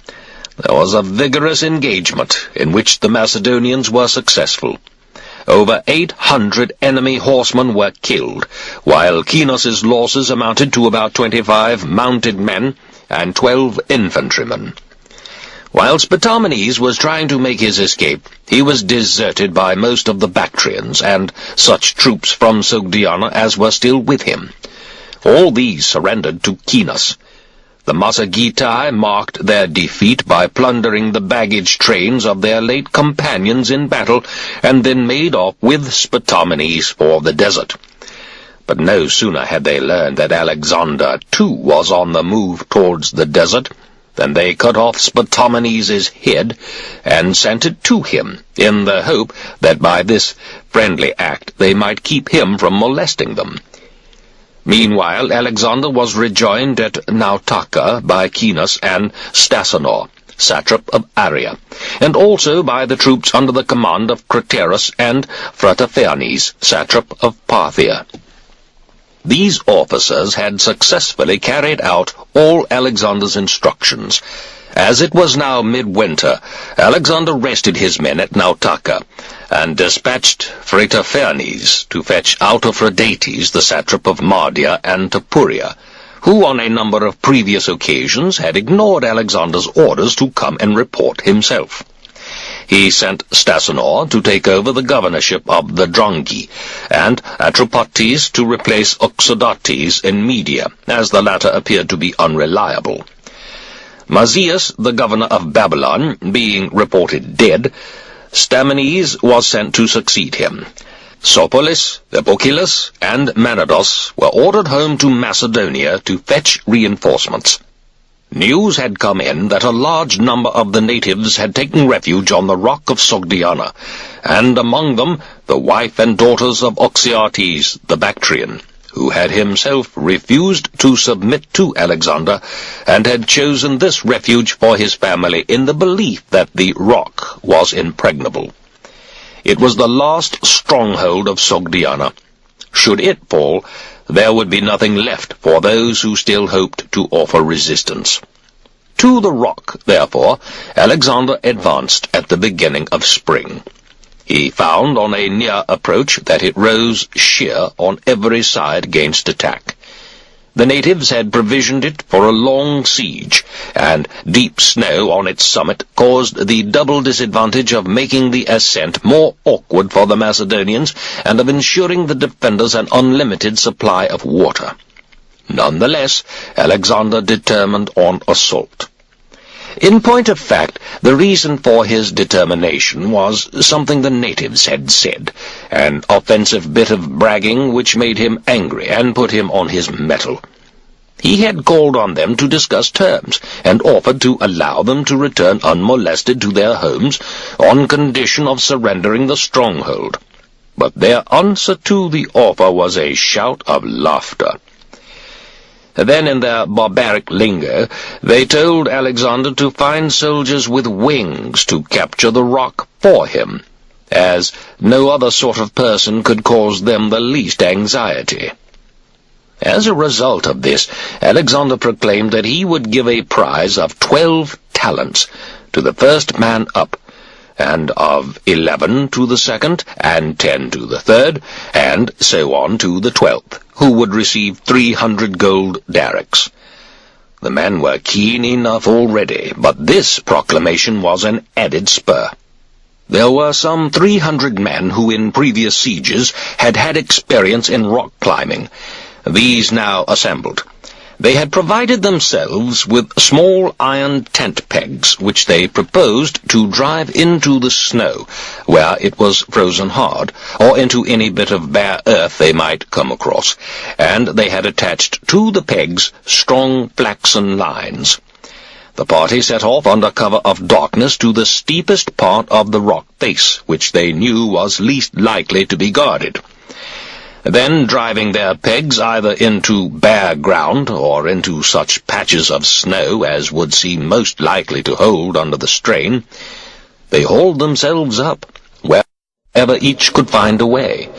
About 30 lost their lives during the ascent, falling in various places in the snow. Their bodies were never recovered for burial, but the rest reached the top as dawn was breaking, and the summit of the rock was theirs. Then, in accordance with Alexander's orders, they signaled their success to the troops below by waving bits of linen, and Alexander sent a crier to shout the news to the enemy's advanced posts that they might now surrender without further delay, as the men with wings had been found, and were already in possession of the summit. And as the crier gave them this information, Alexander pointed to his men, where they stood on top of the rock. The unexpectedness of the sight was a severe shock to the natives.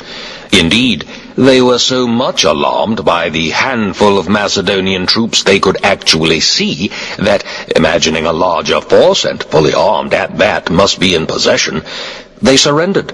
Many women and children were among the prisoners, notably the wife and daughters of Oxyates. One of these daughters was named Roxanne. She was a girl of marriageable age, and men who took part in the campaign used to say she was the loveliest woman they had seen in Asia, with the one exception of Darius's wife. Alexander fell in love with her at sight, but captive though she was, he refused, for all his passion, to force her to his will, and condescended to marry her. For this act I have, on the whole, more praise than blame. As for Darius's wife, said to be the most beautiful woman in Asia, either he felt for her no desire, or, if he did, he controlled it, in spite of the fact that he was both young and on top of the world, a combination of circumstances which leads most men to all sorts of excess. But he respected her, and let her alone. In this he showed great restraint, and also no doubt a quite natural anxiety to be well spoken of. There is a story about Darius that shortly after the Battle of Issus, the eunuch who had charge of his wife succeeded in making his way to him. Darius's first question was whether his mother, wife, and children were still alive, and hearing that they not only were, but were also addressed by the title of princess, and treated with as much ceremony as when he was on the throne, he proceeded to inquire if his wife still preserved her chastity. "She does," replied the eunuch. "And has Alexander offered her no violence, no insult?" "My lord," exclaimed the eunuch with an oath, "your wife is as you left her, and Alexander is the best of men, and the least ready to yield to temptation." Darius raised his hands to heaven in prayer. "My Lord Zeus," he cried, "to whom it is given to order the affairs of kings in this world, keep safe for me now the empire over the Medes and Persians, even as you once gave it to me. But if it is no longer your will that I be king of Asia, then entrust my throne, I pray, to no man but Alexander." Thus even enemies are not indifferent to honorable deeds. When Oxyates learned that his daughters were prisoners, the further intelligence that Alexander was interested in Roxanne emboldened him to present himself, and Alexander, as was only proper in these happy circumstances, treated him with all respect. With the capture of the rock, the operations in Sogdiana were successfully concluded, and Alexander's next move was to the territory of the Paraitaki, where a large force of natives were said to be holding another rock fortress, the Rock of Corienes. Corienes himself, with many others of eminence in the country, had taken refuge there. This rock, some 12,000 feet high and about 7 miles in circumference, rose sheer on every side. There was only one way up, by a narrow and difficult track hewn out of the rock face and, consequently, awkward to ascend even in single file and without opposition. The fortress was further defended all round by a deep ravine, so that any attempt to assault it would have to be preceded by the labor of filling this up, to enable the attack to be launched from level ground. However, the reckless courage engendered by success had by this time brought Alexander to believe that there was no place where he might not set his foot, and no fortress which could hold out against him. So, despite the difficulties, he set to work. Felling some of the lofty pine trees which grew in large numbers round the base of the hill, he had ladders constructed to enable his men to descend into the ravine, which would have been impracticable by any other means. Alexander personally superintended the work during the day, half his men being on duty. At night the other half came on, divided into 3 shifts, under the respective command of his guards, Perdiccas, Leonatus, and Ptolemy, son of Lagus. It was such an awkward spot to work in, and the work itself so hard, that about 30 feet was all they could manage in a daylight shift, and rather less at night, though the entire army was employed. The method they used was to climb right down to the narrowest part of the ravine, and drive in stakes properly spaced to carry the load to be laid on them, which consisted of wattles, as in bridge building, bound firmly together, with a layer of soil on top. In this way the troops would be enabled to get to the base of the rock across level ground. In its early stages the enemy contemptuously ignored the whole thing as a hopeless undertaking. But as the work proceeded, arrows began to find their mark. All attempts to dislodge the Macedonians by missile attacks from above proved abortive, and the work continued in perfect security under the protection of screens.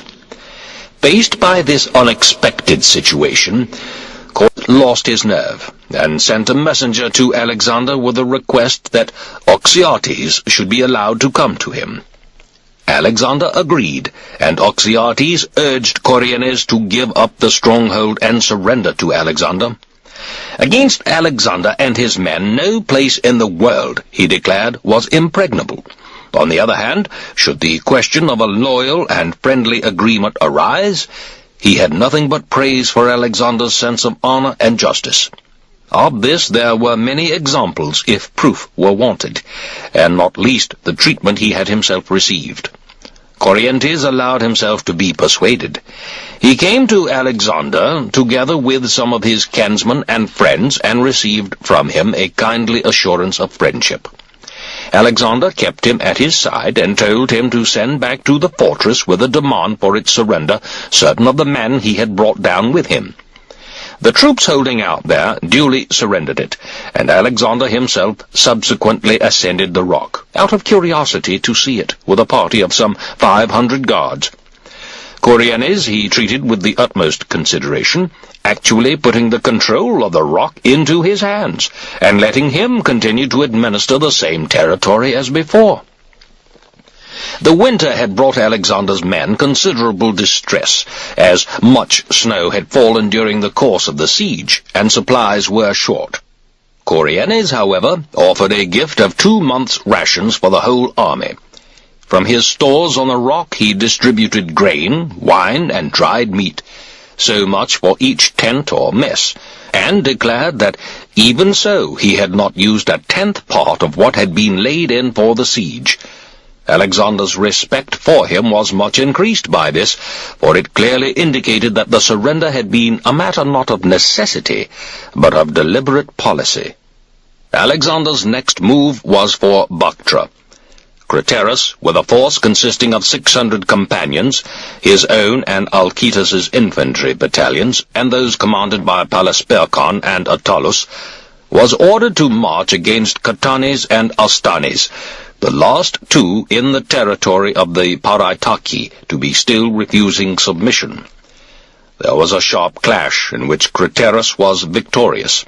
Catanes was killed in action, and Astanes was taken prisoner and brought to Alexander. Of the native forces under their command, about 120 cavalrymen were killed and 1,500 infantry.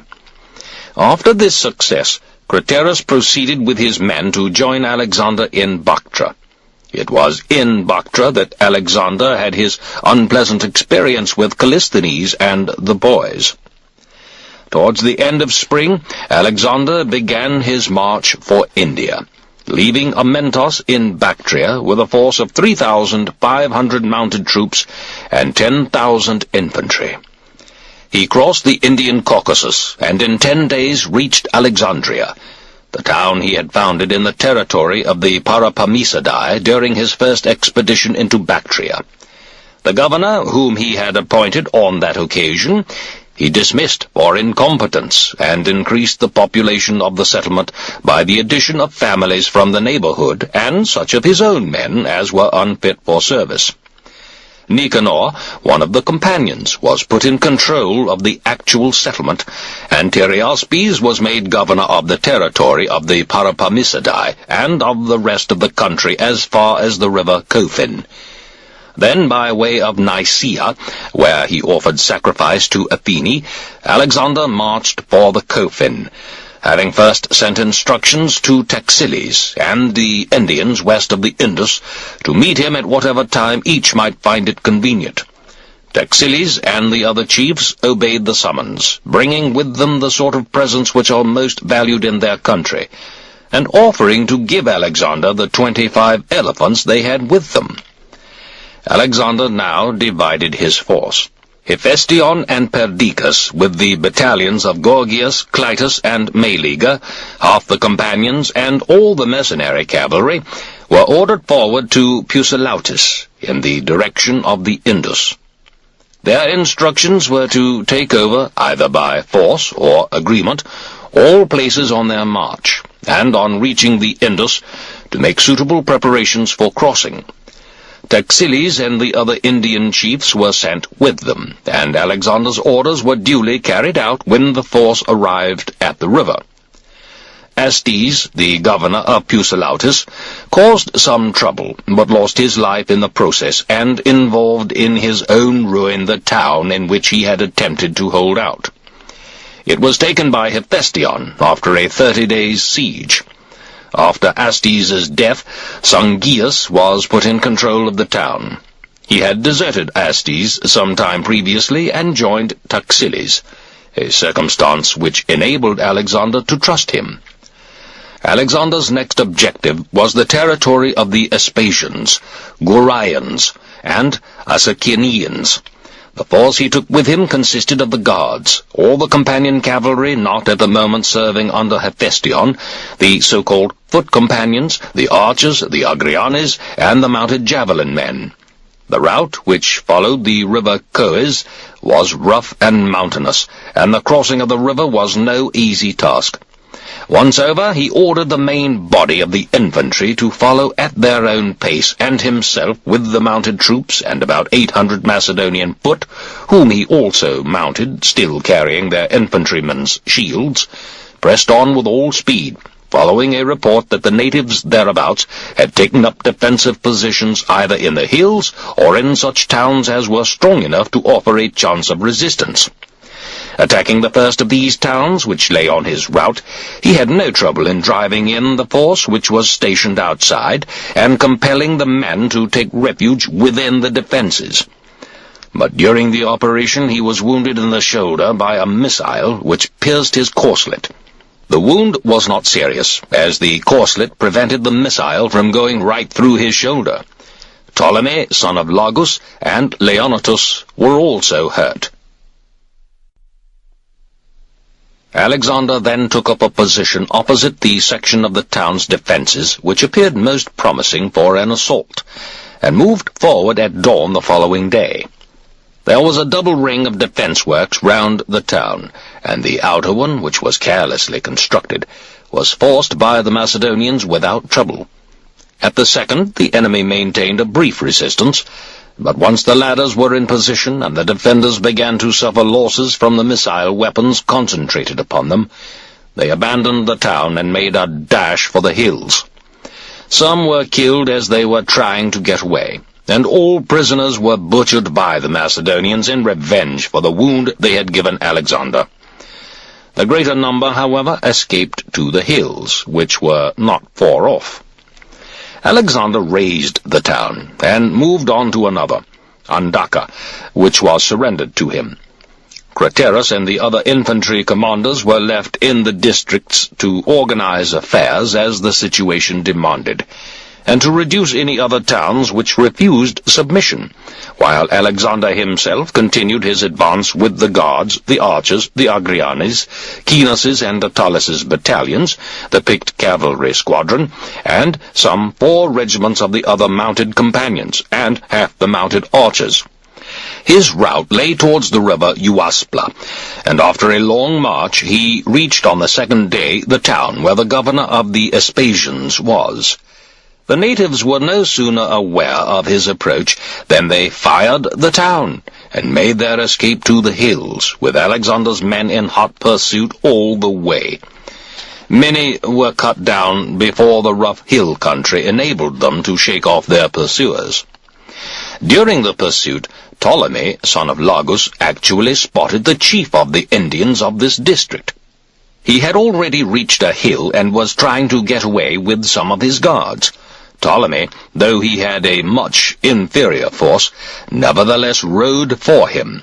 But it was too steep and too rough going for his horse, so he dismounted, gave it to a man to lead, and continued to chase the Indian on foot. Seeing him coming, the Indian and his guards turned to face him. They met, and the chief struck Ptolemy in the breast with his long spear, which pierced his corselet, but did not penetrate his body.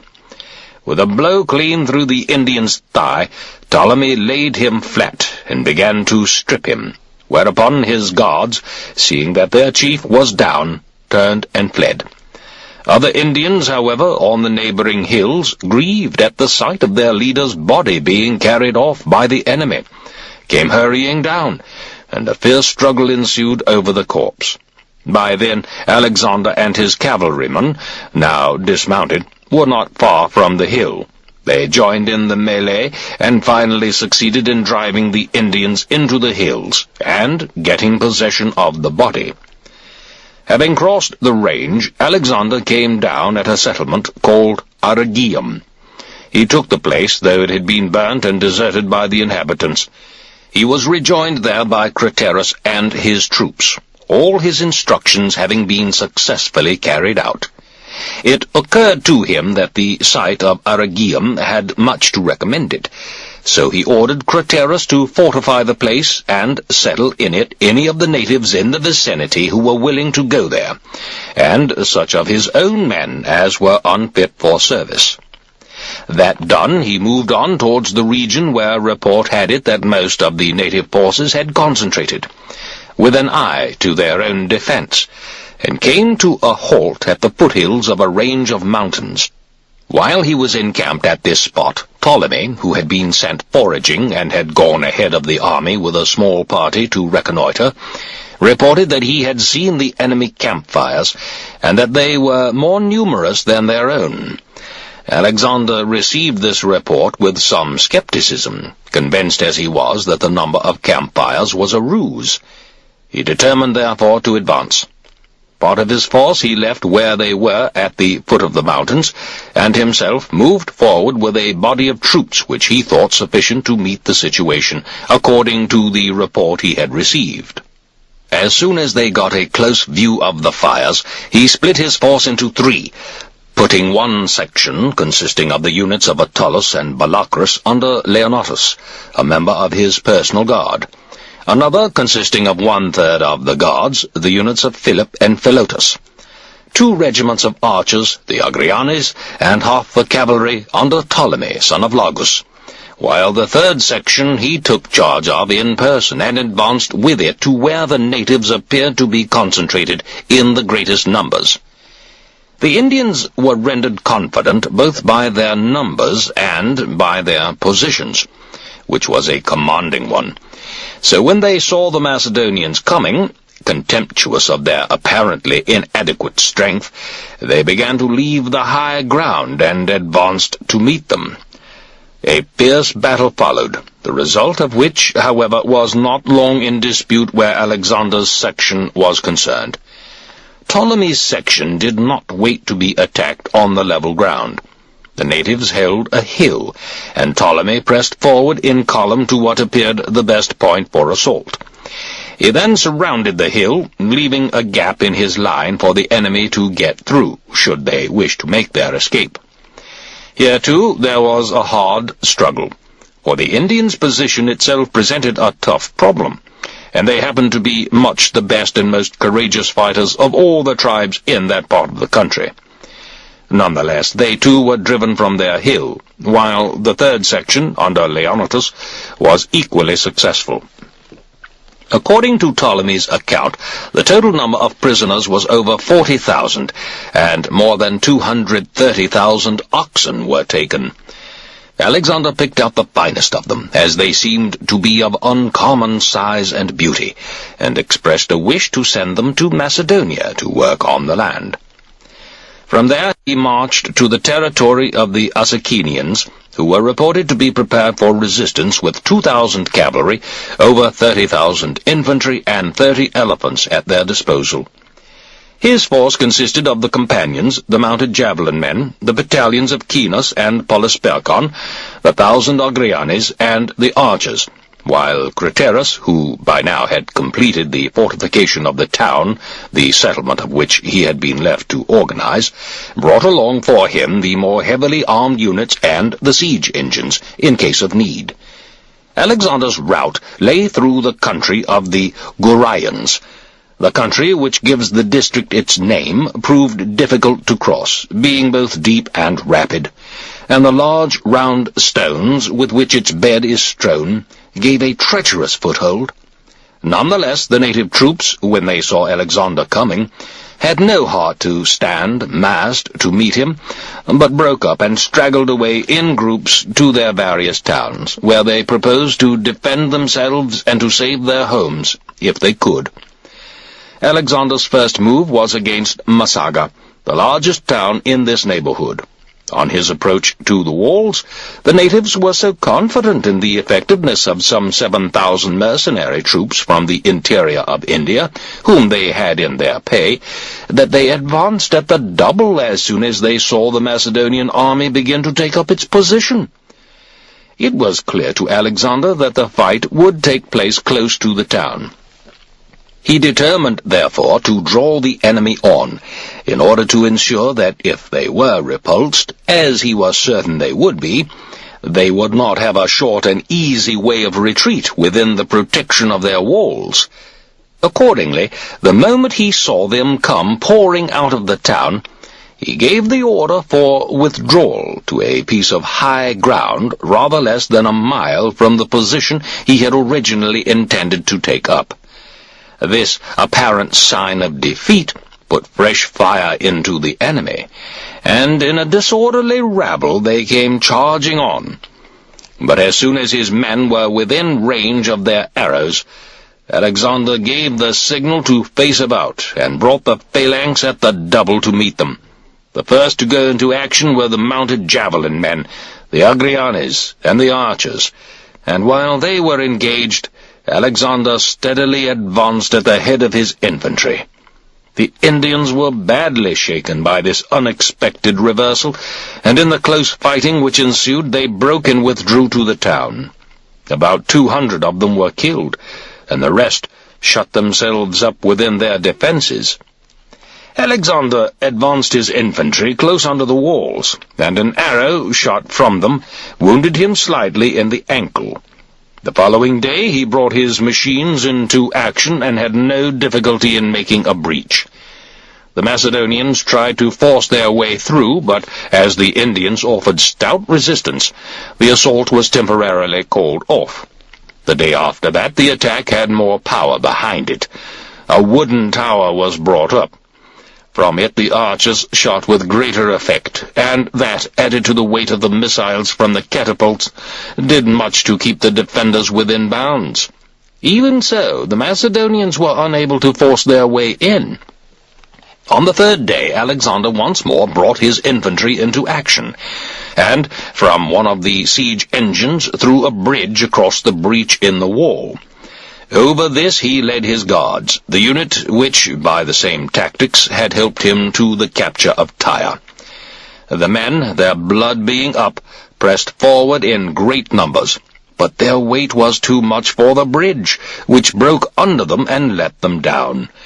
At this the enemy, with a shout of triumph, poured in a hail of missiles, stones from the wall, arrows, or anything else they had or could lay their hands on, while others rushed out through the little gates between the towers and rained blows upon the Macedonians before they could recover themselves.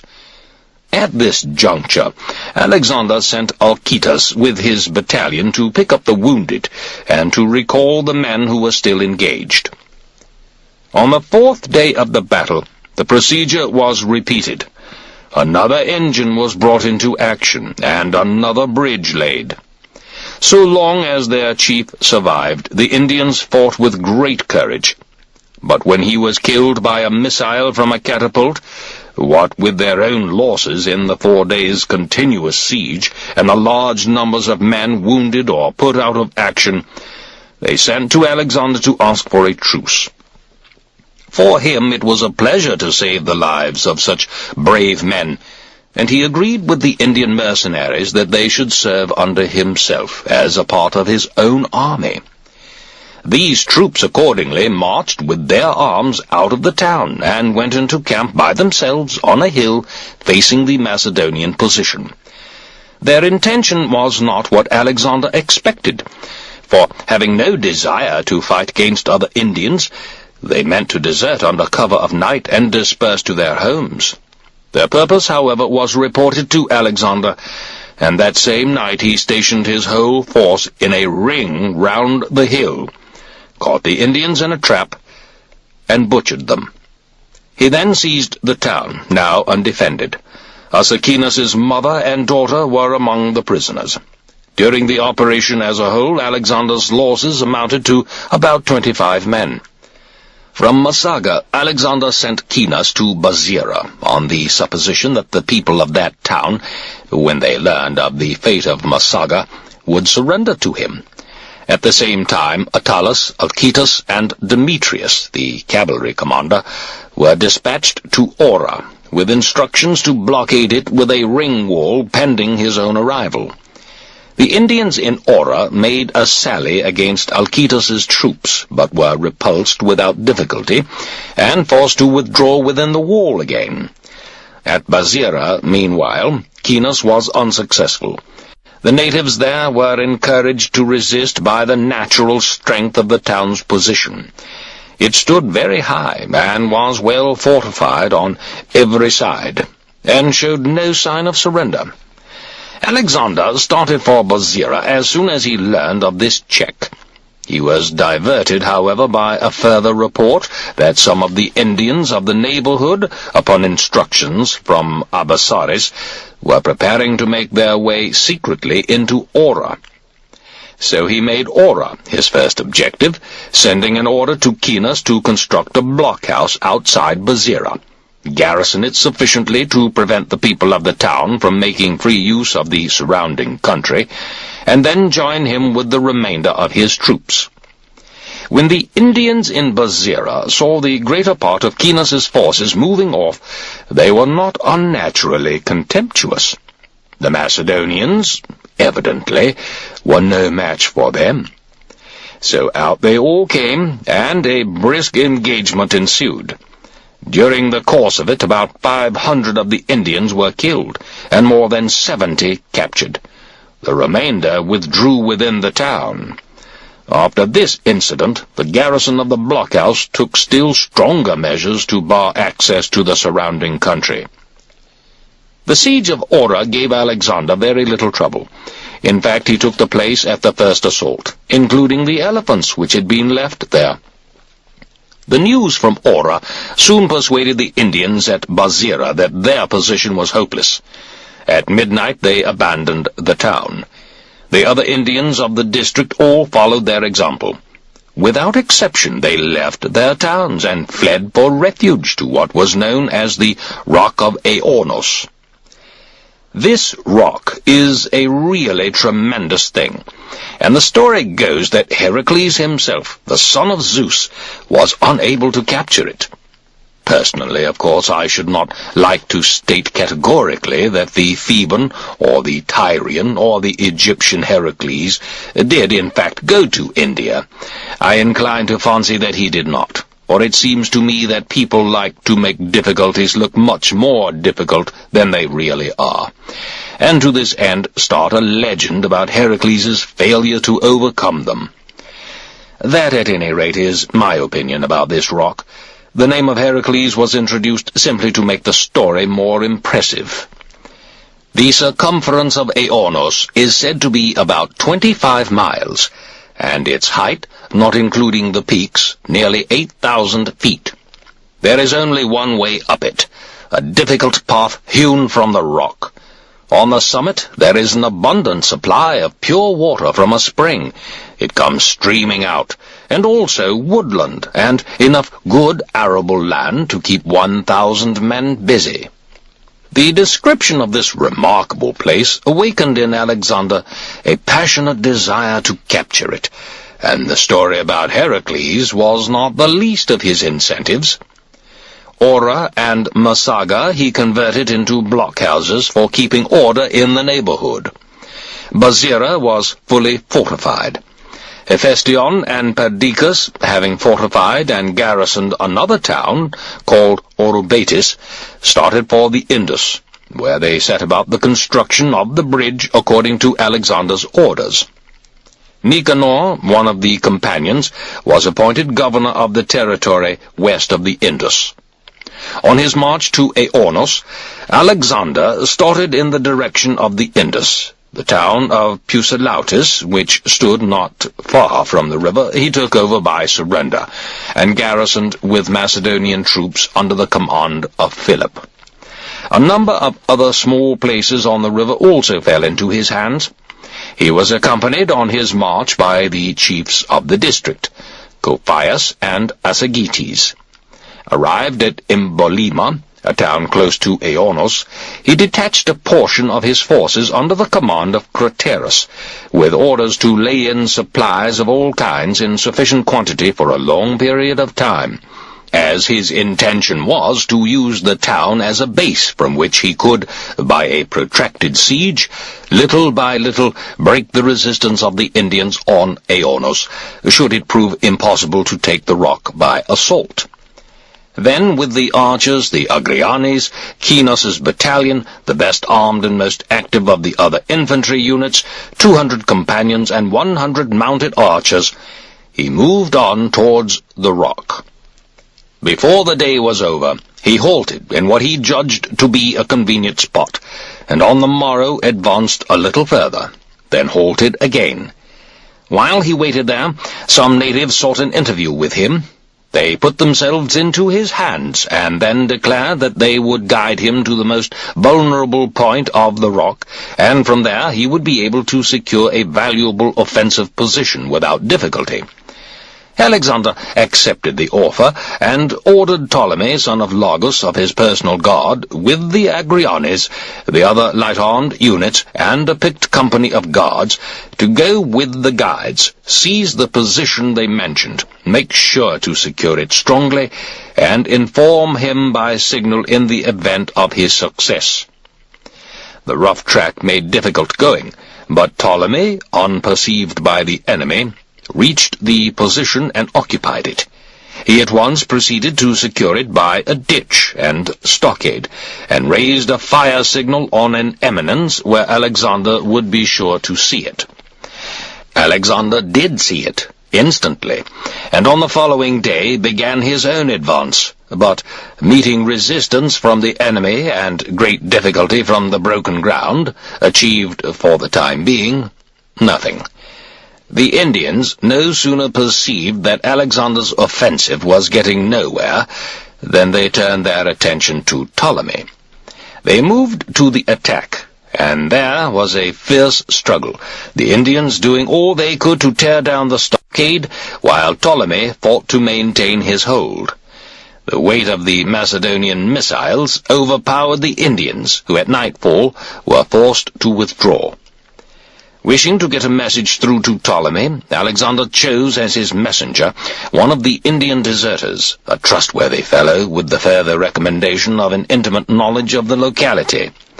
Under cover of darkness he sent this man with a letter containing instructions to Ptolemy not to rest content with holding the position he had occupied, but to take the offensive. His attack, moreover, should be simultaneous with his own, so that the Indians would be caught between two fires. Next day at dawn, Alexander moved. He marched for the track by which Ptolemy had made his secret ascent, in the belief that if once he could get through and join Ptolemy, what remained to do would be comparatively easy. All went according to plan. There was a hard struggle lasting until noon, the Macedonians trying to force their way up, and the Indians doing what they could to stop them by all the missiles they could muster. Company by company, the Macedonians pressed relentlessly up the slope, the leading files pausing till their companions below could join them. And at last, just as the light was going, they managed to get through and made contact with Ptolemy. The whole force, now united, then moved forward to the assault of the actual rock. The assault, however, proved abortive, and for what remained of the day, nothing else was accomplished. The following dawn, Alexander issued an order for every man to cut 100 stakes. This was done, and he then began the construction of an extensive earthwork to reach from his present position on the crest of the hill across to Aornos itself. From the top of this, he judged that the defenders of the rock would be within range both of arrows and of catapults. Every man set to and took a hand, while Alexander himself kept an eye upon things, and was as quick to punish shoddy work as to praise what was well and truly done. During the first day, the earthwork was carried forward about 200 yards. By the second, slingers and catapults operating from the portion already completed were able to check enemy raids on the men still working. Within 3 days the entire space was filled. Then on the 4th day, a small party of Macedonians stormed and secured another height, of no great extent, the summit of which was level with the rock, and Alexander promptly began to extend the earthwork in this direction, in order to make it run, without a break, right up to this new position. The seizure of this second height was an act of daring, wholly beyond the Indians' experience.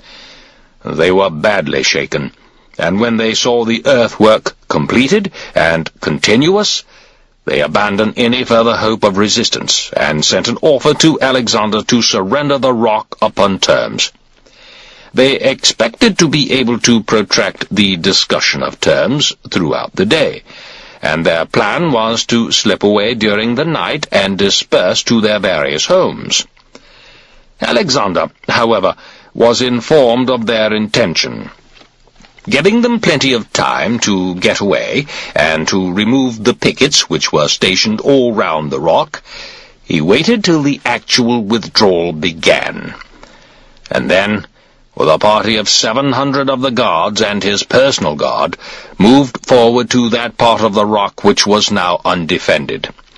He was himself the first to set foot upon it, and his men followed, hauling each other up. At a given signal they turned upon the retreating Indians and killed many of them as they tried to escape.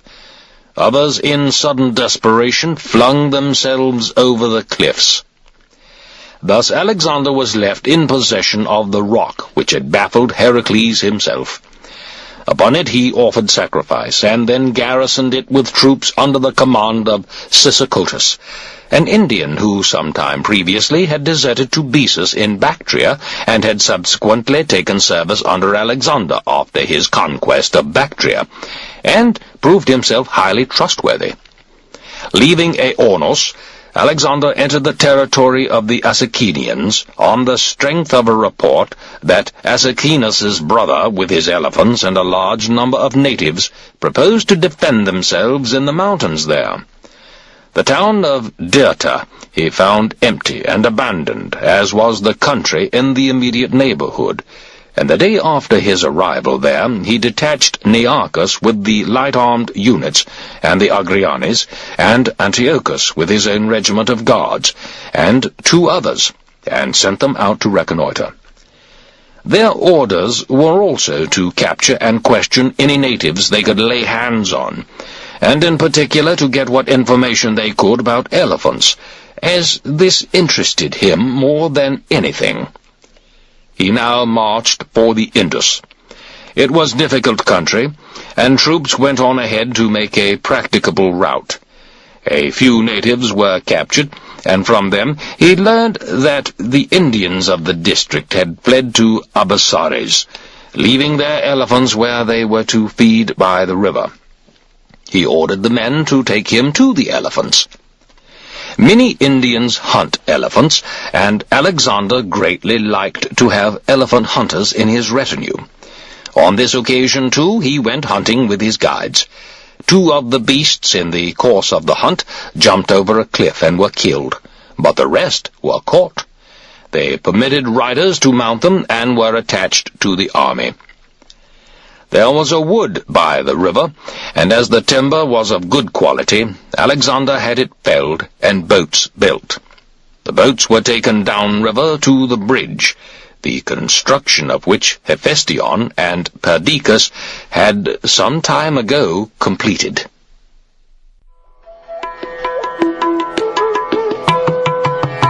Book 5. In the country on Alexander's route between the river Cophon and the Indus lay the city of Nysa, supposed to have been founded by Dionysus at the time of his conquest of the Indians. Nobody knows, however, who this Dionysus was, nor the date of his invasion of India, nor where he started from, and I myself should hardly care to say if this Theban deity marched with his army against the Indians from Thebes or from Tmolus in Lydia, or how it was that after passing through the territories of so many warlike peoples unknown to the Greeks of that date, he fought and conquered only the Indians. However, one should not inquire too closely where ancient legends about the gods are concerned. Many things which reason rejects acquire some color of probability once you bring a god into the story. The people of Nysa, upon Alexander's approach, sent their chief Akuphis to him, accompanied by 30 of their most distinguished men, with instructions to ask him to leave their city to its god. The story is that when they entered Alexander's tent, they found him sitting there, dusty and travel-stained, still wearing his equipment, his helmet on his head, and a spear in his hand. The sight of him sitting thus surprised them so much that they prostrated themselves upon the ground, and for a long time spoke never a word. At last, however, Alexander bade them get up and not be alarmed, whereupon Akuphis addressed him in the following words. "Sire, it is the request of the people of Nysa that you show your reverence for Dionysus by leaving them free and independent. For when Dionysus, after his conquest of the Indians, was on his way homeward towards the Grecian Sea, he founded this city as a memorial of his long journey and his victory, leaving to inhabit it those of his men who were no longer fit for service, who were also his priests. He did but as you have done. For you too founded Alexandria in the Caucasus, and Alexandria in Egypt, and many other cities as well, and will found yet more hereafter, in that you will have surpassed the achievements of Dionysus. Dionysus named this city Nysa, and this land Nicaea, in memory of his nurse who bore that name, and to the mountain near the city he gave the name Merus, or the thigh, because legend has it that he grew in the thigh of Zeus. Ever since that time, Nysa has been free.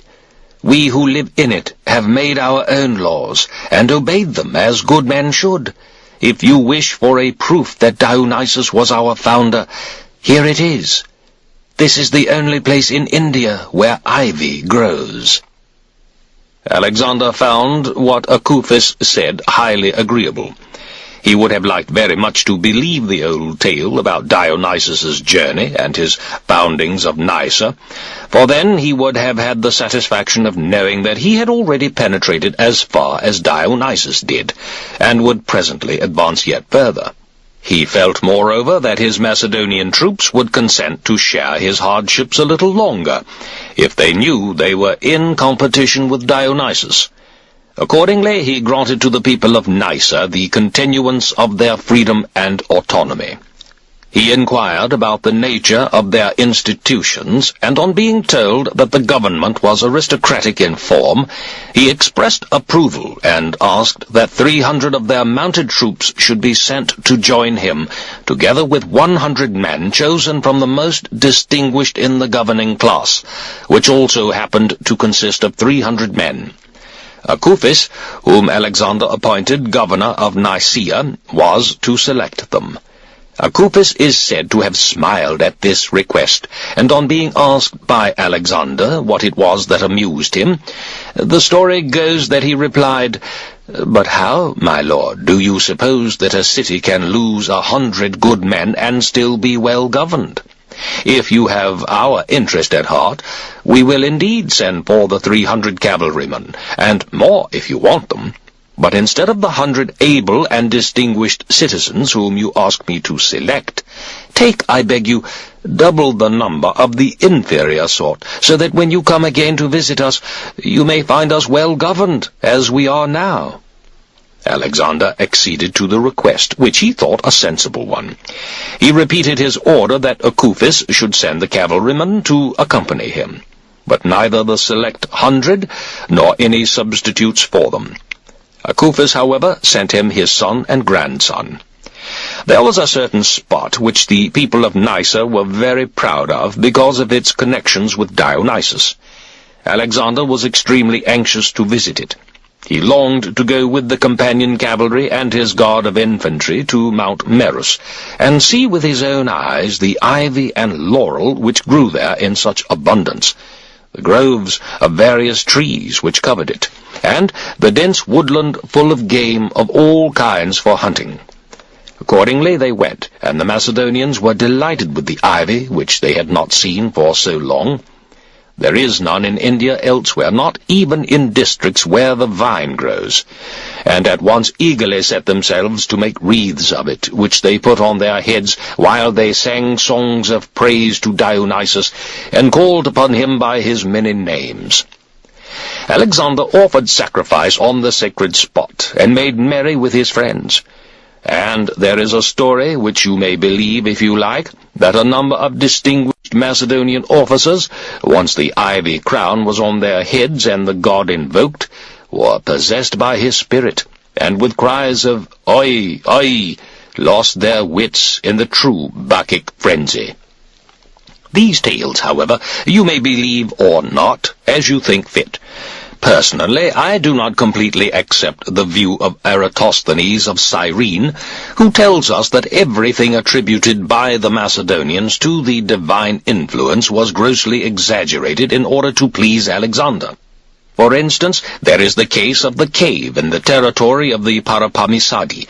According to Eratosthenes, the Macedonians saw this cave, and on the strength of some local legend, which they may well have invented, put it about that it was the cave where Prometheus was hung in chains when the eagle used to come to feed on his guts, and that Heracles came thither to kill the eagle and set Prometheus free. So that by means of this tale the Macedonians transferred Mount Caucasus from Pontus to the far east, fixing it in India, in the country of the Parapamisadi, and gave the name Caucasus to what was in reality the Parapamesus range, simply to flatter Alexander by the inference that he had crossed the Caucasus. Again, having seen Indian cattle branded with the image of a club, they used this as an argument to prove that Heracles had visited India. Eratosthenes is equally skeptical about similar tales of Dionysus's wanderings, but for my own part, I am content to maintain neutrality in these matters. On reaching the Indus, Alexander found that Hephaestion had already bridged it, and collected a large number of small boats and 2 30-oared galleys. Gifts from Taxiles the Indian were awaiting him. 200 talents of silver, 3,000 oxen, and over 10,000 sheep for sacrificial purposes, and some 30 elephants. A cavalry contingent, 700 strong, also came from Taxiles to join Alexander's forces, and the town of Taxila, which is the most considerable between the Indus and the Hydaspes, was given into his hands. Here Alexander offered sacrifice to the gods whom it was his custom to honor, and held a contest of athletics and horsemanship by the river. The omens from the sacrifice were favorable for the crossing. The Indus is bigger than any river in Europe, and than any other in India except the Ganges. It rises somewhere west of the Parapamesus or Caucasus range, and flows into the Indian Ocean to the southward. It has 2 mouths, and in both of them the lower reaches are swampy, like the 5 mouths of the Danube. It forms a delta called Patala in the Indian language, similar to the delta of the Nile in Egypt. All these are accepted facts, and I take the opportunity of recording them here. The 4 Indian rivers, Hydaspes, Achenes, Hydraortes, and the Hyphasis, though much greater than the other Asian rivers, are nevertheless smaller, indeed much smaller, than the Indus, as the Indus itself is smaller than the Ganges. Ctesias, indeed, if his report is worth anything as evidence, says that at its narrowest part the breadth of the Indus is about 5 miles, at its widest about 12 miles, while for most of its course it is somewhere between the two. This, then, was the river which early one morning Alexander crossed with his army, and so entered India.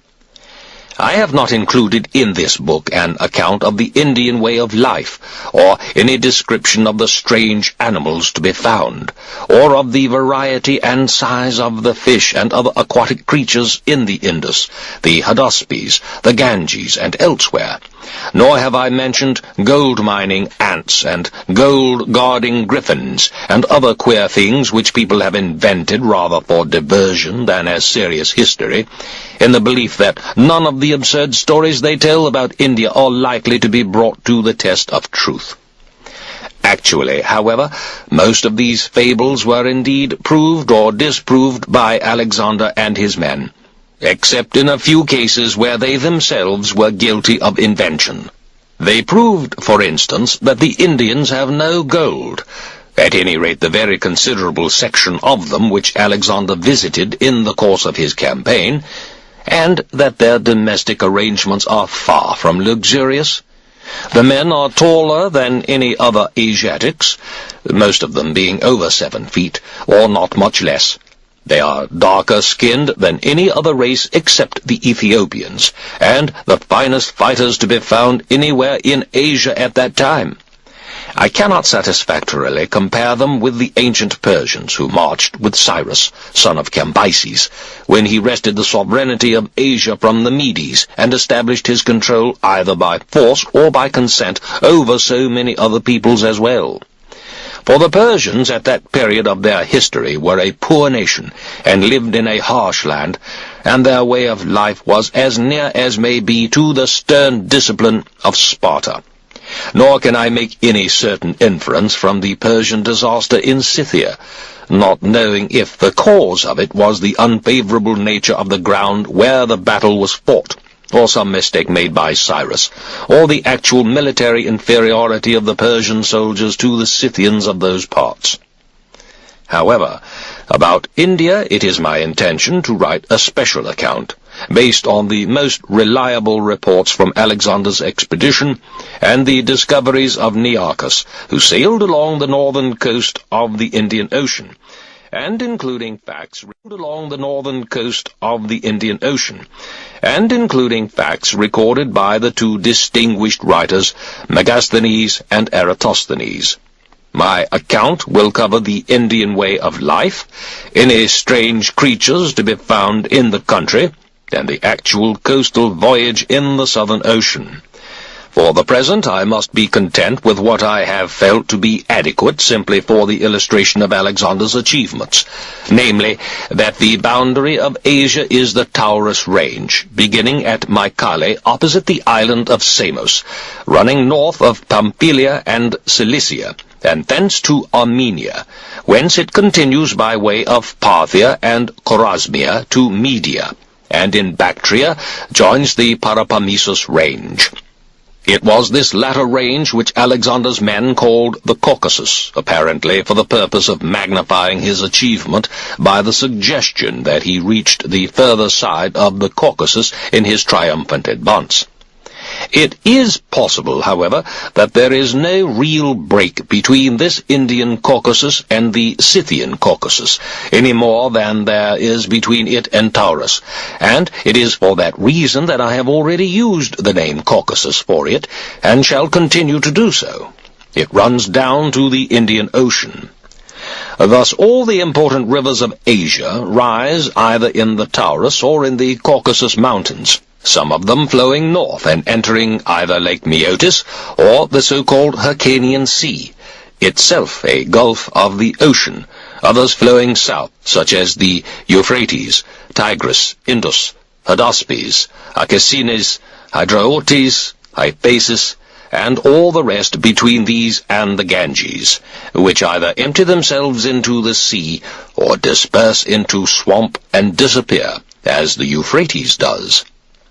Imagine Asia as divided by the Taurus and Caucasus ranges running in an east-west direction, and you will see that the two main divisions are formed by the Taurus, one lying north of it, the other south. The southern part may then again be divided into four, the largest of which is, according to Eratosthenes and Megasthenes, India. Megasthenes, by the way, spent much time in Arachosia with its governor, Sabirtius, and tells us that he frequently visited the Indian king Sandracotus. The smallest division, bounded on the east by the Euphrates, lies towards the Aegean, and the two remaining divisions, lying between the Euphrates and the Indus, can hardly, when put together, be compared in extent with India. India itself, east and west and right down to the south, is bounded by the Indian Ocean, and on the north by the Indian Caucasus as far as its junction with the Taurus Range. From these mountains to the Indian Ocean, its western boundary is the Indus. Most of the country is plain, generally supposed to be alluvial, and it is a fact that elsewhere, too, the majority of coastal plains have been formed by the silt of rivers, which was also presumably the reason why in ancient times the name of the country was the same as that of its river. For example, there is a plain of Hermus, a river which rises in the mountain of Dendemene, the Great Mother, in Asia, and flows into the sea near Smyrna in Aeolia. Then there is the Casta, which gives its name to a plain in Lydia, the Caicus in Mysia, and the Meander in Caria, after which is named the whole coastal strip as far as Miletus in Ionia. The historians Herodotus and Hecataeus, if the latter is indeed the author of the book in question, both call Egypt the gift of the river, and Herodotus has proved the point by very clear evidence. In this case, too, the river gave its name to the country, for that Aegyptus was originally the name of the river now known both in Egypt and elsewhere in the world as the Nile. There is sufficient evidence in Homer, where we find the statement that Menelaus brought up at the mouth of the Aegyptus. If, therefore, in various parts of the world, one river, and a comparatively small one at that, can, on its course to the sea, build up a large area of land by means of the mud and silt which it brings down from the uplands where it rises, there is surely no reason why one should not admit that India, too, is for the most part an alluvial plain. For if one added together the Hermus, Casta, Caicus, Meander, and all the other Asian rivers which flow into the Aegean, they would not, for sheer volume of water, compare with any single one of the rivers of India, to say nothing of the greatest, the Ganges, with which not even the Egyptian Nile or the great European river the Danube is to be mentioned in the same breath. Indeed, combine all those rivers into one, and they would not equal in volume even the Indus, which is a mighty stream right from its source, and receives the waters of 15 tributaries, all of them bigger than the rivers of Asia, and imposes its name upon the country as it flows down to meet the sea. That is all I will say here about this great country. I must keep the rest for my other book, The History of India. There is no mention in the accounts either of Aristobulus or Ptolemy, my two principal authorities, of the method employed by Alexander in bridging the Indus, and I should myself hesitate to express an opinion as to whether a permanent bridge was constructed, or a bridge of boats such as Xerxes made for crossing the Hellespont, or Darius for crossing the Bosphorus and the Danube. Nevertheless, I am inclined to think that the latter method was used, if only because the depth of water is too great to allow the construction of a permanent bridge, and because, even had so astonishing a feat been accomplished, it could not possibly have been completed so quickly. Again, granting that boats were used, I still cannot say for certain whether they were lashed together and moored in line as in the bridge over the Hellespont, which Herodotus describes, or whether the method was that employed by the Romans in their bridges over the Danube and the Celtic Rhine, or on the various occasions when they had to bridge the Tigris and the Euphrates. In any case, the Roman method of bridging by boats is the quickest I know of, and I shall describe it here, if only for its interest. At the word of command, the boats are allowed to float downstream, stern first, while their way is checked by a rowing boat which maneuvers them into position. Once they are in position, pyramid-shaped wicker baskets filled with rough stones are lowered from the bows to hold them against the current. As soon as one vessel is securely moored, another is brought up alongside of it, bows onto the current, at the proper distance to ensure a sufficiently strong base for the superstructure. Then timbers are rapidly laid athwart ships from one vessel to the other with planks across them to make the structure rigid. The same process is repeated from vessel to vessel, as many as are needed to complete the bridge. On both sides of it, ladders are fixed to serve as a bulwark, and render the passage safer for horses and pack animals, and also to strengthen the structure still further. The whole operation takes little time, and is carried out in an orderly manner, in spite of much noise and bustle. Shouts of encouragement there may be, on one vessel or another, or loud comments on bad work. But through it all the words of command can be heard well enough, and the rapid progress of the work is not impaired. Such, then, is the traditional method employed by the Romans. Precisely how Alexander bridged the Indus, I do not know, for there is no contemporary account. Nonetheless, I expect it was by some very similar method. Perhaps it was not, but no matter.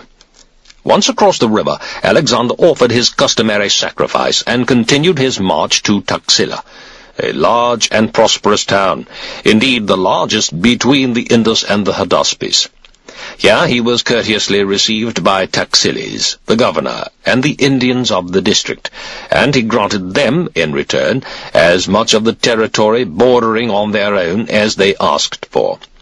He was also visited by representatives from Abasares, king of the Indian hill tribes, with his brother and other distinguished personages among them, and by representatives from the local governor, Doxarius.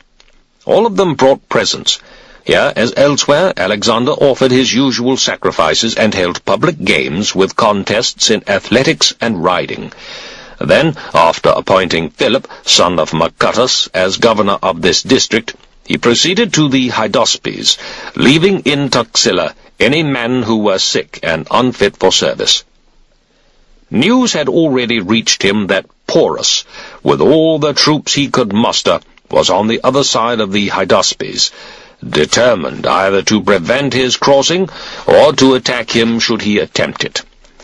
Alexander, accordingly, sent Caenas, son of Polymocrates, back to the Indus with orders to cut into sections the boats which had been used at the crossing of that river, and transport them to the Hydaspes. The order was carried out, the smaller vessels being cut in half, the 30-oared galleys into 3, and the sections carried in carts to the bank of the Hydaspes, where they were reassembled, so that the whole flotilla was once again to be seen, as it had been seen upon the Indus. Then, with the forces he had brought to Taxila, and 5,000 Indian troops under Taxiles and the local chieftains, he marched for the Hydaspes. From the position he took up on the bank of the river, he was able to see Porus, with all his forces, including his squadron of elephants on the further side. At the point immediately opposite Alexander, Porus remained on guard in person, and sent pickets, each under command of an officer, to the various other points along the river where a crossing was practicable, for he was determined to stop the Macedonians from getting over. Alexander's answer was by continual movement of his own troops to keep Porus guessing. He split his force into a number of detachments, moving some of them under his own command, hither and thither all over the place, destroying enemy possessions and looking for places where the river might be crossed, and putting others under the command of various officers with instructions to keep constantly on the move, now in this direction, now in that. As supplies continued to come in for his army from all parts of the country west of the Hydaspes, it was clear to Porus that he meant to remain in the neighborhood of the river until in the course of the winter the water fell sufficiently to enable him to effect a crossing at any one of a number of places. Moreover, the continual movement of Alexander's boats up or down stream, the manufacture of skin floats filled with hay, and the sight of troops, cavalry, and infantry constantly massed on the riverbank, gave Porus no chance to relax his vigilance or to concentrate his defensive preparations upon any one point rather than another. The water was high at that time of year, the summer solstice, in all the Indian rivers, and the current in them swift and turbulent, for there are heavy rains at this season, and these, added to the melting snow from the Caucasus, where most of the rivers rise, greatly increase the volume of water, while during the winter the flow is checked again, the water becomes less turbid, and the level of it drops, so that here and there it is possible to get across. The Indus and the Ganges, and perhaps one other, are never fordable, but what I have said is certainly true of the Hydaspes. Alexander openly declared his intention of waiting for the season in which the water in the river should fall, if he were prevented from crossing immediately. Nevertheless, he remained in the neighborhood and kept a sharp lookout for any possible opportunity of getting his men over by a swift and unexpected movement. It was clear to him that he could not effect the crossing at the point where Porus held the opposite bank, for his troops would certainly be attacked, as they tried to gain the shore, by a powerful and efficient army, well equipped and supported by a large number of elephants. Moreover, he thought it likely that his horses, in face of an immediate attack by elephants, would be too much scared by the appearance of these beasts and their unfamiliar trumpetings to be induced to land. Indeed, they would probably refuse to stay on the floats, and at the mere sight of the elephants in the distance would go mad with terror and plunge into the water long before they reached the further side. The river had to be crossed, so, as it could not be done openly, Alexander determined to attain his object by cunning. Every night he kept moving the greater part of his mounted troops up and down the bank of the river, making as much noise as possible, shouts, war cries, and every sort of clatter and shindy which might be supposed to precede an attempted crossing. Porus, bringing up his elephants, followed these movements, guided by the noise, and Alexander gradually led him to make these marches, parallel to his own, a regular thing. This went on for some time, until Porus, finding that the Macedonians never went beyond shouts and yells, gave it up. Clearly, it was a false alarm. So he ceased to follow the movements of the enemy cavalry, and stayed where he was, in his original position, with lookouts posted at various points along the river. Thus, Porus, no longer expecting a sudden attempt under cover of darkness, was lulled into a sense of security. And this was Alexander's opportunity. At a sharp bend in the river there was a projecting spit of land, thickly wooded with different sorts of timber, and just off this promontory lay an uninhabited island, also well wooded. Alexander did not fail to observe the opportunity which this offered. The dense woodland, both on the island and on the river bank beyond it, was just the thing to conceal his attempt. So this was the spot where he determined to make the crossing. It was some 18 miles from his main position, and all along the river he had stationed pickets, close enough to enable them to keep contact with each other, both by sight and sound, and to hear without difficulty any orders passed from any point along the line. For several nights in succession, over a wide area, noise and bustle were kept going, and fires burning. The decision once made, Alexander began his preparations openly. Craterus was left in charge of the original position with his own cavalry regiment, the mounted contingents from Arachosia and the Parapamisidae, part of the Macedonian infantry consisting of the battalions of Alcetus and Polysperchon, the local Indian chieftains, and the 5,000 troops under their command. His orders were not to attempt a crossing until Porus had moved from his position to attack Alexander, or until he was sure that Porus was in retreat and the Macedonians victorious. But if, Alexander added, "Porus opposes me with a part only of his force, and leaves the rest, together with elephants, where it is now. You must stay where you are. If, on the other hand, he moves his whole contingent of elephants against me, leaving in his present position only some portion of his other forces, then you must lose no time in getting across. The only real danger to our horses, as we put them ashore, is elephants. Nothing else will worry them." Between the island and the main camp, of which Craterus was left in charge, Meleager, Attalus, and Gorgias were posted with the mercenary cavalry and infantry.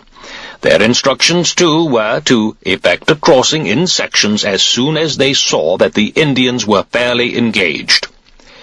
The mounted troops which Alexander selected to operate under his own command consisted of the special squadron of the Companions, the cavalry regiments of Hephaestion, Perdiccas, and Demetrius, the contingents from Bactria and Sogdiana, the Scythian cavalry, and the mounted archers of the Da'i.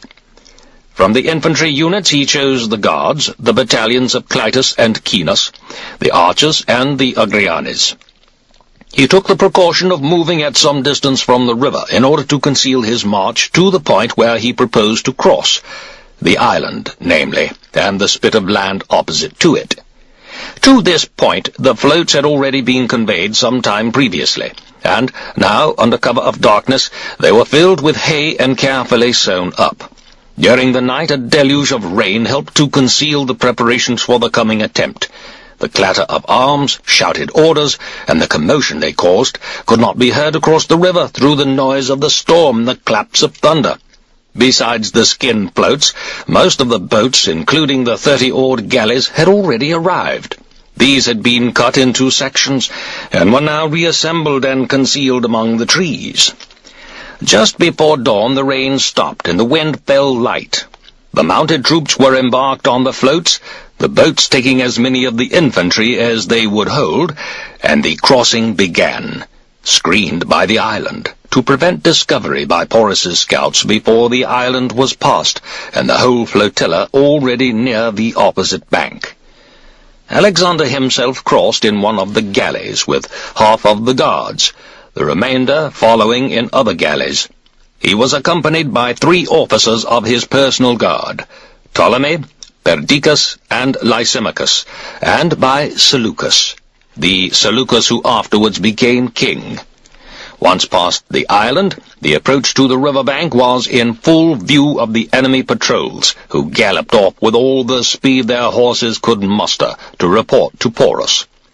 Alexander was the first ashore, and promptly took charge of the troops from the other galleys. The cavalry had had orders to disembark first, and these he proceeded to marshal as each squadron came off the floats. He then moved forward in battle order. To Alexander this was all strange country, and it so happened that he had, without knowing it, landed on another island, and not on the mainland at all. It was an island of considerable extent, and therefore all the more difficult to recognize as such, and was separated from the mainland beyond by a branch of the river of no very great size.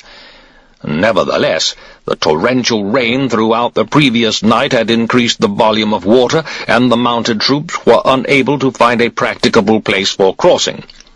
For a time they were faced with the disagreeable prospect that all the labor they had gone through would have to be repeated. At last, however, a ford was found, and Alexander led the way over. It was no easy task, as the water in the deepest part was up to the men's armpits, and the horses' necks. Once this second crossing was successfully accomplished, Alexander again marshalled his troops.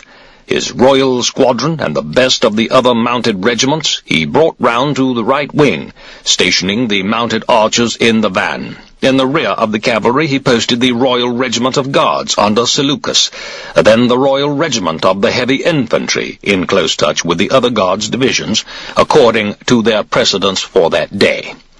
The archers, Agrianes, and javelin men took their position on either wing of the main body of infantry. Having thus made his dispositions, he gave orders for the infantry, nearly 6,000 strong, to follow in order of march, while he himself, with only the cavalry, numbering some 5,000, in which he thought he had the advantage over the enemy, moved forward rapidly. Tauron, captain of the archers, was instructed to advance in the rear of the cavalry with all the speed he could make. The idea in Alexander's mind was that if Porus's army should attack in force, he would either settle them straight away by a cavalry charge, or, failing that, fight a delaying action until his infantry could come to his support. If, on the other hand, the Indians proved to be so badly shaken by the bold and unexpected crossing of the river that they took to their heels, he would be able to press hard on the retreating army, and the more men they lost during their withdrawal, the lighter his own task would subsequently be. There are, however, somewhat conflicting accounts of these operations.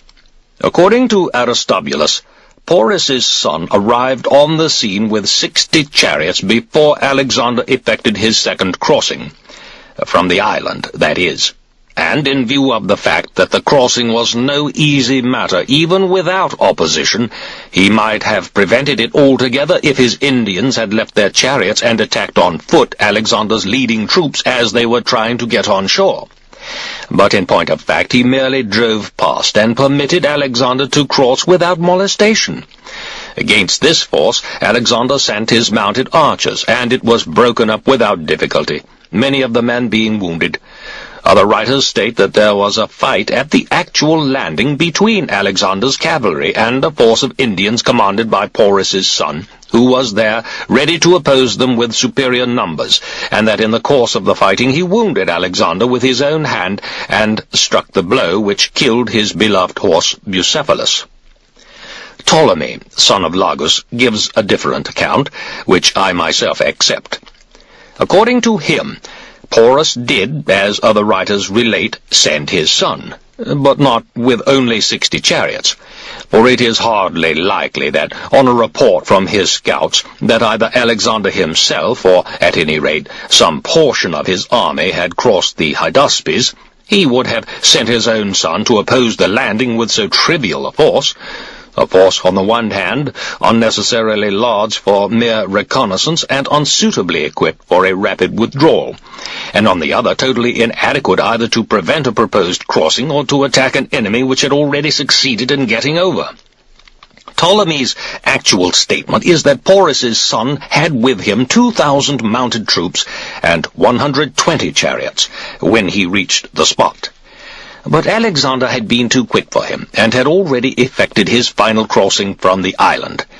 Against this force, Alexander first sent his mounted archers, while he himself moved on with the cavalry, thinking that Porus was on the way to engage him with the main strength of his army, and that this cavalry contingent, posted in the van, preceded the rest of the Indian troops. But as soon as Alexander received an accurate report of the enemy's numbers, he attacked at once, and the Indians, seeing Alexander there in person, and his massed cavalry coming at them in successive charges, squadron by squadron, broke and fled. The Indians' losses in the action were some 400 mounted men, Porus's son being himself among the killed. Their chariots and horses were captured as they attempted to get away. Speed was impossible, and the muddy ground had rendered them useless even during the fight. The Indians who did succeed in getting away reported to Porus that Alexander had crossed the river in force, and that his son had been killed in the action. Porus was faced with a difficult choice, for the troops under Craterus, who had been left behind in Alexander's original position opposite the main Indian army, could now be seen making their way over the river. Swiftly he made up his mind. He determined to move in force against Alexander, and to fight it out with the king of Macedon himself and the flower of his men. Then, leaving behind a small force with a few elephants to spread alarm among Craterus's cavalry as they attempted to land on the river bank, he marched to meet Alexander with all his cavalry, 4,000 strong, all of his 300 chariots, 200 elephants, and the picked contingents of his infantry, numbering some 30,000 men.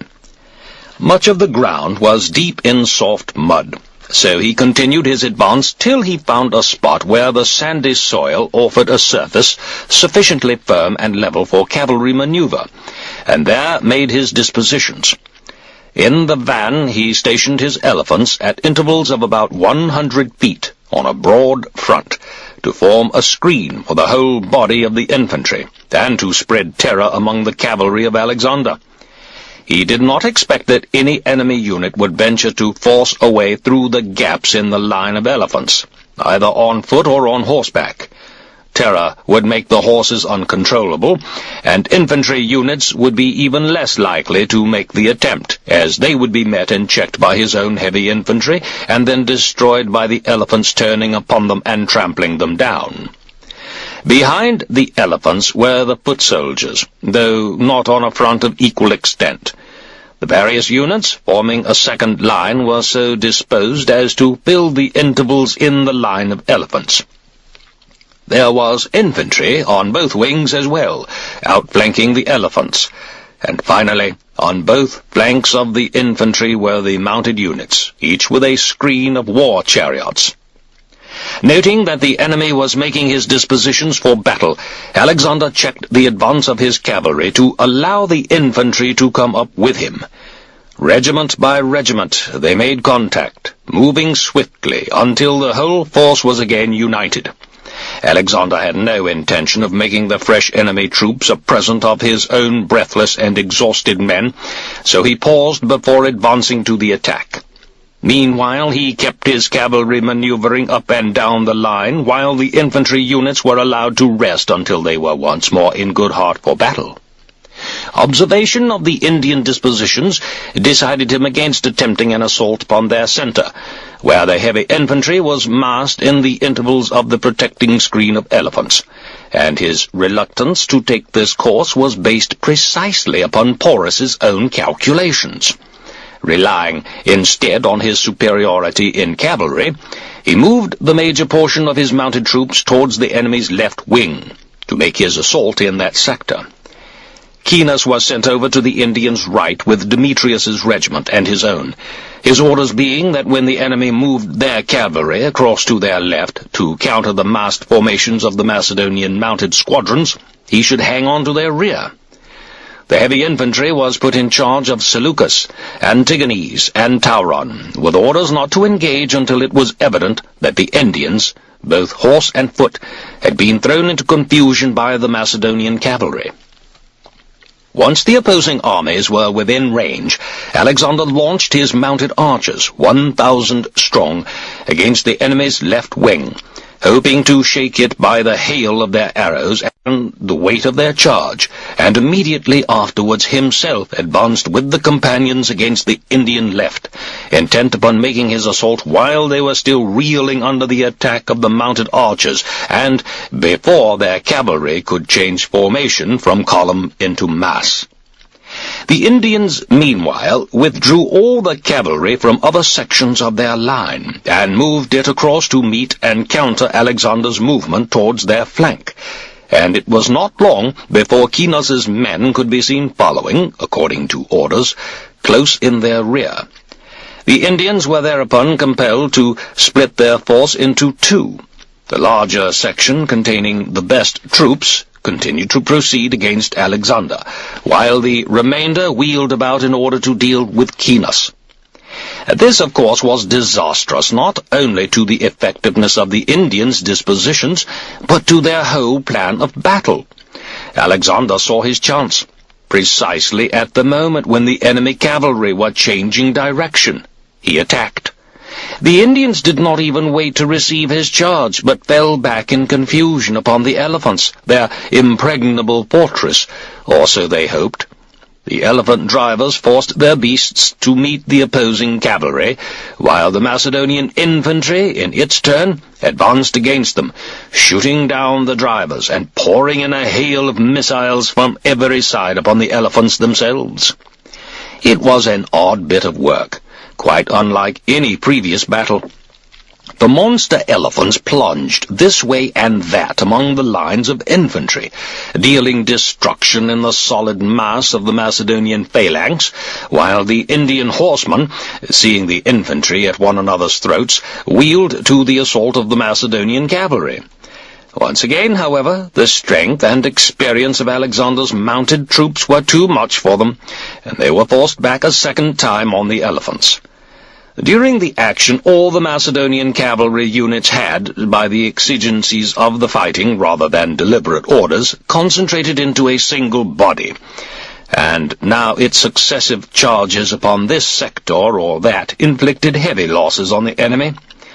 By this time the elephants were boxed up, with no room to maneuver, by troops all round them, and as they blundered about, wheeling and shoving this way and that, they trampled to death as many of their friends as of their enemies.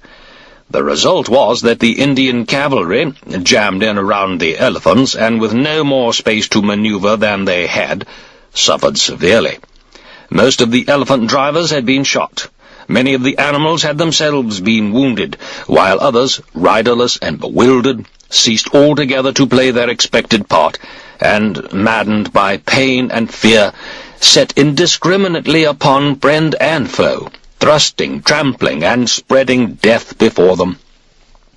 The Macedonians could deal with these maddened creatures comfortably enough. Having room to maneuver, they were able to use their judgment, giving ground when they charged, and going for them with their javelins when they turned and lumbered back, whereas the unfortunate Indians, jammed up close among them as they attempted to get away, found them a more dangerous enemy even than the Macedonians. In time the elephants tired, and their charges grew feebler. They began to back away, slowly, like ships going astern, and with nothing worse than trumpetings. Taking his chance, Alexander surrounded the lot of them, elephants, horsemen, and all, and then signaled his infantry to lock shields and move up in a solid mass. Most of the Indian cavalry was cut down in the ensuing action. Their infantry, too, hard-pressed by the Macedonians, suffered terrible losses. The survivors, finding a gap in Alexander's ring of cavalry, all turned and fled. Craterus and the other officers who had been left on the bank of the river began to cross as soon as they saw Alexander's triumphant success, and their fresh troops, taking over the pursuit from Alexander's weary men, inflicted upon the vanquished Indians further losses no less severe. Nearly 20,000 of the Indian infantry were killed in this battle, and about 3,000 of their cavalry. All their war chariots were destroyed. Among the dead were 2 sons of Porus, Spetoses, the local Indian governor, all the officers in command of the elephants and chariots, and all the cavalry officers and other commanders of high rank. The surviving elephants were captured. Out of Alexander's original 6,000 infantry, some 80 were killed. In addition to these, he lost 10 of the mounted archers, who were the first unit to engage, about 20 of the companions, and 200 of the other cavalry. Throughout the action, Porus had proved himself a man indeed, not only as a commander, but as a soldier of the truest courage. When he saw his cavalry cut to pieces, most of his infantry dead, and his elephants killed or roaming riderless and bewildered about the field, his behavior was very different from that of the Persian king Darius. Unlike Darius, he did not lead the scramble to save his own skin, but so long as a single unit of his men held together, fought bravely on. It was only when he was himself wounded that he turned the elephant on which he rode, and began to withdraw. The wound was in his right shoulder, the only unprotected part of his body. No missile, as he moved here and there in the thick of the fighting, could touch him anywhere else because of the corselet which he wore, a corselet exceedingly tough and closely fitting, as all who subsequently saw him could observe. Alexander, anxious to save the life of this great and gallant soldier, sent Taxiles, the Indian, to him. Taxiles rode up as near as he dared, and requested him to stop his elephant and hear what message Alexander sent him, as escape was no longer possible. But Taxiles was an old enemy of the Indian king, and Porus turned his elephant and drove at him to kill him with his lance. And he might indeed have killed him if he had not spurred his horse out of the way in the nick of time. Alexander, however, far from resenting this treatment of his messenger, sent a number of others, the last of whom was an Indian named Meroez, a man he had been told had long been Porus's friend. Porus listened to Meroez's message, stopped his elephant, and dismounted. He was much distressed by thirst, so when he had revived himself by drinking, he told Meroez to conduct him with all speed to Alexander. Alexander, informed of his approach, rode out to meet him, accompanied by a small party of his companions. When they met, he reined in his horse and looked at his adversary with admiration. He was a magnificent figure of a man, over 7 feet high, and of great personal beauty. His bearing had lost none of its pride. His air was of one brave man meeting another, of a king in the presence of a king, with whom he had fought honorably for his kingdom. Alexander was the first to speak. "What," he said, "do you wish that I should do with you?" "Treat me as a king ought," Porus is said to have replied. "For my part," said Alexander, pleased by his answer, "your request shall be granted. But is there not something you would wish for yourself? Ask it." "Everything," said Porus, "is contained in this one request." The dignity of these words gave Alexander even more pleasure, and he restored to Porus his sovereignty over his subjects, adding to his realm other territory of even greater extent. Thus he did indeed use a brave man as a king ought, and from that time forward found him in every way a loyal friend. Such was the result of the battle with Porus and the Indians beyond the Hydaspes. It was fought in the month of May, during the archonship of Hegemon at Athens. Near the scene of the battle and the spot where he crossed the Hydaspes, Alexander founded 2 cities. One he called Nicaea, to commemorate his victory, the other Bucephala, in memory of his horse Bucephalus, who died in that country, not of hurts received in battle, but of old age and exhaustion. He was about 30 and worn out. In former days he had shared with Alexander many a danger and many a weary march. No one ever rode him but his master, for he would never permit anyone else to mount him. He was a big horse, high-spirited, a noble creature. He was branded with the figure of an ox head, whence his name, though some have said that the name came from a white mark on his head, shaped like the head of an ox. This was the only bit of white on his body, all the rest of him being black. In Euxia once, Alexander lost him, and issued an edict that he would kill every man in the country unless his horse was brought back, as he was promptly. The story is evidence both of the fear which Alexander inspired and of his devotion to Bucephalus. But I must say no more. What I have written in Bucephalus's praise, I have written for Alexander's sake. When the funeral rites for the men who fell in the battle had been duly performed, Alexander offered the customary sacrifices in thanksgiving for victory, and celebrated games with athletic and equestrian contests at the place of his first crossing of the Hydaspes. Then, leaving Craterus with part of the army to superintend the building and fortification of the newly founded settlements, he proceeded against the Indians across the border of Porus's kingdom. Aristobulus calls this tribe Glaugonaiki, Ptolemy Glauci, but never mind that. The name hardly matters. Alexander entered their territory with half of the companions, picked troops from each battalion of heavy infantry, the archers, the Agrianes, and the whole contingent of the mounted archers. The natives surrendered to a man.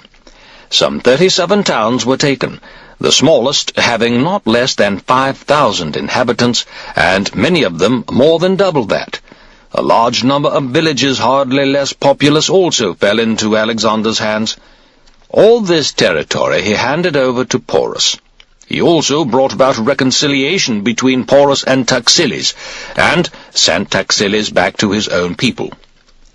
About this time, Alexander was visited by a delegation from Abasares offering the surrender of himself and his territory, and this in spite of the fact that before the battle on the Hydaspes, his intention had been to join Porus.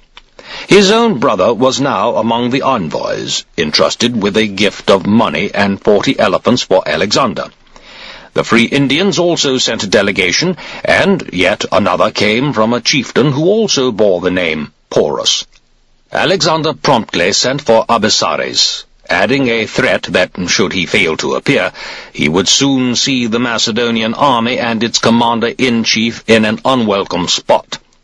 Meanwhile, Phrataphernes, the satrap of Parthia and Hyrcania, arrived with Thracians left there under his command, and at about the same time a message came through from Sisycotus, the satrap of Ascania, that the Greek governor had been assassinated, and the people had thrown off their allegiance to Alexander. Alexander accordingly dispatched a force under the command of Philip and Teriaspes to restore order in the province. He then marched for the river Acasines. The Acasines is the only Indian river of which Ptolemy, son of Lagus, has mentioned the size. By his account, at the point where Alexander's men crossed it on boats and floats, it is a little under 2 miles wide and very swift. It is fouled by large jagged rocks over which the water pours violently with much noise and commotion.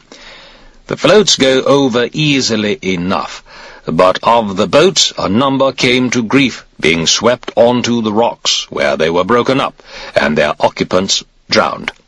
From this description it is reasonable to infer that other writers are pretty accurate when they give the average breadth of the Indus as 5 miles, contracting to 2 at the points where it is narrowest and deepest. Indeed, 2 miles is its breadth over a good part of its course. I am inclined to think, moreover, that Alexander deliberately crossed the Acasines at its widest point, to take advantage of the slower current. This audiobook has been broken into multiple parts to make the download faster. You have reached the end of a part, but not the end of the complete audiobook. So please check your library for the next part of this audiobook. Audible hopes you have enjoyed this program. This is Audible. Alexander the Great by Arriano. Translated by Aubrey de Selencourt. After crossing, he left Chinos with his own battalion to superintend the passage of the remainder of the troops who were to bring up the grain and other supplies from those parts of the country which were already in his hands. Porus was then sent back to his people with instructions to rejoin later with the pick of his troops and any elephants he happened to have. The other Porus, the one who had disgraced himself and was reported to have fled his country, Alexander proposed to pursue with the most mobile units of his army. This second Porus, so long as there was hostility between Alexander and his nobler namesake, had sent Alexander repeated offers to surrender himself and his territory, not indeed because he liked Alexander, but because he hated his namesake. Then, learning that the latter had not only been released, but had also been granted a large accession of new territory, he became alarmed, and fled his country with as many fighting men as he could persuade to share his fortunes. What frightened him was not Alexander, so much as the threat to himself of his rival's increase in power. Alexander's route in pursuit of him brought him first to the Hydraotes, a river as broad as the Acasines, but not so swift. At all strategic points throughout the territory on the hither side of the Hydraotes, he left troops, so that Craterus and Kinos in their foraging expeditions might be able to go pretty well anywhere without risk. He then instructed Hephaestion to proceed with 2 battalions of infantry, his own and Demetrius's cavalry regiment, and half the contingent of archers to the territory of the renegade Porus, which he was to hand over to the other Porus, together with any independent Indian tribes he might find on the Hydraotes. These 2 were to be taken over and submitted to Porus's authority. These arrangements made, he crossed the Hydraotes, which, unlike the Acassines, caused him no trouble, and advanced along the further bank. Most of the tribes in this region surrendered to him without resistance, including a few who had begun by offering a certain show of hostility. A few others tried to elude him, but were caught and subdued by force of arms. It was reported to Alexander that a tribe of independent Indians, known as Cathai, was, among certain others, preparing resistance in the event of an invasion and calling for the support of its neighbors. Sangala, the town where they were proposing to make their stand, was said to be a strong one, and they themselves were reputed to be excellent soldiers and brave men. The defiant attitude of these people was shared by 2 other tribes, the Oxydraci and Mali. Not long before, Porus and Abasares had undertaken an expedition against these people. They had induced a number of other independent tribes to support the attempt. But even so, they had achieved nothing. Nothing, at any rate, commensurate with the magnitude of their preparations. The effect of this report was to put Alexander on the move against the Cathai without an instant's delay. 2 days' march from the Hydraotes, he reached a town named Pimprama, belonging to a tribe known as the Adraisti. They offered no resistance. On the following day, he rested his men and then proceeded against Sangala. The Cathai, with the neighboring tribes who had joined them, had taken up a position on a hill in front of the town.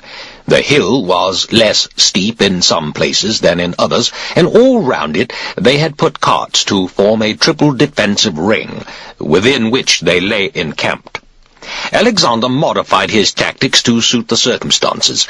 In view of the enemy's strength and the nature of his position, he immediately ordered forward the mounted archers with instructions to ride along the enemy's front, shooting at long range, to prevent a sortie before the rest of his troops were in position, and to cause as much damage as possible before they left their defensive position to engage in force.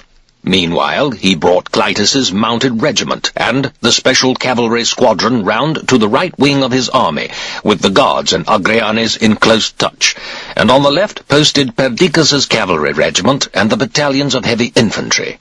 The archers were in 2 divisions, 1 on each wing. Before his dispositions were completed, the rear guard, both horse and foot, arrived on the scene. The cavalry was used to strengthen the wings, and the additional infantry units to increase the solidity of the phalanx. This done, Alexander took control of the mounted troops on his right and advanced against the line of baggage carts on the Indian left, where they were spaced out somewhat more widely, and the conformation of the ground seemed to offer not too awkward an approach. The cavalry threat did not draw the Indians out from their defenses. They climbed onto the carts and met the advance with bows and arrows at long range. Alexander saw that cavalry in these circumstances would be ineffective, so he promptly dismounted and in person led his infantry to the assault. The enemy were driven without difficulty from the first line of carts, but falling back on the second, they rallied and were better able to defend themselves. Holding a smaller ring, they were consequently in closer order, and the Macedonians had no longer the advantage of advancing over open ground. On the contrary, they had to clear the outer ring of carts out of their way and push through individually as best they could wherever there was room. They managed it, however, and once again the Indians were forced to withdraw. This time they made no further stand.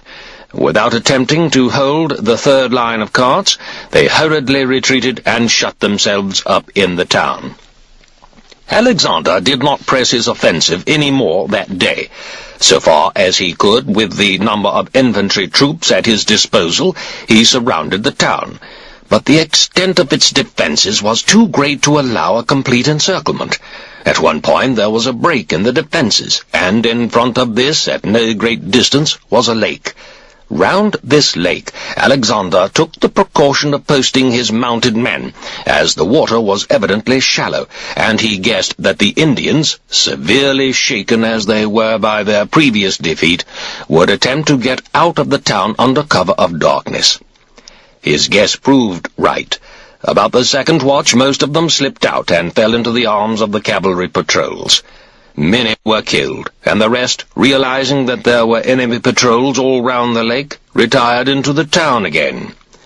All round the town, except where the lake formed a natural barrier, Alexander now erected a double stockade and saw to it that the lake itself was more efficiently guarded. His intention had been to bring up siege engines to breach the town's defences, but he was informed by deserters that the Indians had decided to make their escape that very night. Their purpose was to slip out by the lake, where there was a break in the stockade. Accordingly, he ordered Ptolemy, son of Lagus, to take up his position at that point with the 3 guards regiments, all the Agrianes, and a brigade of archers. Pointing to the place where he guessed the enemy would make their attempt to get through. "The instant," he said to Ptolemy, "you see them at it, stop them, and order the trumpeter to sound the alarm. On this signal, the rest of you officers will take your men promptly to the scene of action, wherever the trumpet calls you. And mark you, I shall be there myself." Ptolemy collected all the carts he could out of those the Indians had left behind after their initial repulse, and sent them across the line of the Indians' escape, to act as booby-traps in the darkness and confusion. He also gave orders that the posts which had been cut for the stockade, but not yet erected, should now be used to construct a barrier on either side between the lake and the wall of the town. His men completed the work, despite the fact that most of it was done in darkness. At approximately the 4th watch, the Indians, just as Alexander's informants had said they would do, opened the town gates which led to the lake, and made their way with all speed towards it. Ptolemy and his guards were ready for them. At once the trumpeters sounded the alarm, and Ptolemy led his men fully armed and in good order against the enemy. Their way of escape was already blocked by the carts and the new section of palisade, and when the trumpets sounded, and they found Ptolemy's troops on top of them, cutting down every man who managed to struggle through between the carts, they gave it up, and withdrew once more into the town, with a loss during their retreat of some 500. By this time, Porus had arrived with the rest of his elephants and 5,000 Indian troops. Alexander had had his siege engines assembled, and they were already being brought into position. But they proved unnecessary, for before a breach was made in the wall, which was of brick, the Macedonians undermined it, erected scaling ladders at numerous points all round, and took the town by assault. Up to 17,000 Indians were killed in this operation, and over 70,000 taken prisoner. 500 mounted men and 300 war chariots were also captured. Throughout the siege, Alexander lost a little under 100 men. The number of wounded, however, was disproportionately large. Over 1,200, among them being Lysimachus of Alexander's personal guard, and other officers. After the burial of the dead with all customary ritual, Alexander sent his secretary, Eumenes, with 300 mounted men to the 2 towns which had joined Sangala in refusing submission. His instructions were to report the capture of Sangala, and to give the people an assurance that if they stayed where they were, and admitted Alexander as a friend within their gates, they would have nothing to complain of in their treatment. No more, indeed, than any of the other independent tribes which had voluntarily submitted to him. Both towns, however, had already had the news that Sangala had been taken by assault, and such was the consternation it caused that the people had fled. Alexander pursued them hotly as soon as he knew that they were on the move, but as their report took some time to reach him, most of them had had time to get clear away. A certain number of sick, perhaps 500, had been abandoned by their comrades in their dash for safety, and these were caught and killed. Alexander soon broke off the pursuit, returned to Sangala, and razed it to the ground. The land belonging to it he handed over to the Indian tribes who had given up their former independence, and voluntarily attached themselves to his cause.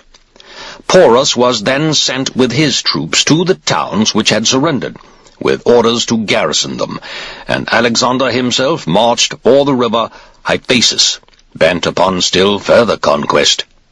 So long as a single hostile element remained, there could, he felt, be no end to the war. Reports had come in that the country beyond the Hyphasis was rich and productive. The people were good farmers and fine soldiers, and lived under an orderly and efficient social system. The governments in that region were mostly aristocratic, but by no means oppressive. The elephants there were more numerous than elsewhere in India, and conspicuous both for size and courage. Such stories could not but whet Alexander's appetite for yet another adventure. But his men felt differently. The sight of their king undertaking an endless succession of dangerous and exhausting enterprises was beginning to depress them. Their enthusiasm was ebbing. They held meetings in camp at which even the best of them grumbled at their fate, while others swore that they would go no further, not even if Alexander himself led them. This state of affairs was brought to Alexander's notice, and before the alarm and despondency among the men could go still further, he called a meeting of his officers and addressed them in the following words. "I observe, gentlemen, that when I would lead you on a new venture, you no longer follow me with your old spirit. I have asked you to meet me that we may come to a decision together. Are we, upon my advice, to go forward, or, upon yours, to turn back? If you have any complaint to make about the results of your efforts hitherto, or about myself as your commander, there is no more to say. But let me remind you, through your courage and endurance, you have gained possession of Ionia, the Hellespont, both Phrygias, Cappadocia, Paphlagonia, Lydia, Caria, Lycia, Pamphylia, Phoenicia, and Egypt. The Greek part of Libya is now yours, together with much of Arabia, lowland Syria, Mesopotamia, Babylon, and Susa. Persia and Media, with all the territories either formerly controlled by them or not, are in your hands. You have made yourselves masters of the lands beyond the Caspian gates, beyond the Caucasus, beyond the Tanais, of Bactria, Hyrcania, and the Hyrcanian Sea. We have driven the Scythians back into the desert, and Indus and Hydaspes, Acacenes, and Hydraotes flow now through country which is ours. With all that accomplished, why do you hesitate to extend the power of Macedon, your power, to the Hyphasis and the tribes on the other side? Are you afraid that a few natives who may still be left will offer opposition? Come, come. These natives either surrender without a blow, or are caught on the run, or leave their country undefended for your taking. And when we take it, we make a present of it to those who have joined us of their own free will and fight at our side. For a man who is a man, work, in my belief, if it is directed to noble ends, has no object beyond itself. Nonetheless, if any of you wish to know what limit may be set to this particular campaign, let me tell you that the area of country still ahead of us, from here to the Ganges and the Eastern Ocean, is comparatively small. You will undoubtedly find that this ocean is connected with the Hyrcanian Sea, for the great stream of ocean encircles the earth. Moreover, I shall prove to you, my friends, that the Indian and Persian Gulfs and the Hyrcanian Sea are all three connected and continuous. Our ships will sail round from the Persian Gulf to Libya as far as the Pillars of Hercules, whence all Libya to the eastward will soon be ours, and all Asia too. And to this empire there will be no boundaries, but what God himself has made for the whole world. But if you turn back now, there will remain unconquered many warlike peoples between the Hyphasis and the Eastern Ocean, and many more to the northward and the Hyrcanian Sea, with the Scythians, too, not far away. So that if we withdraw now, there is a danger that the territory which we do not yet securely hold may be stirred to revolt by some nation or other we have not yet forced into submission. Should that happen, all that we have done and suffered will have proved fruitless, or we shall be faced with the task of doing it over again from the beginning. Gentlemen of Macedon, and you, my friends and allies, this must not be.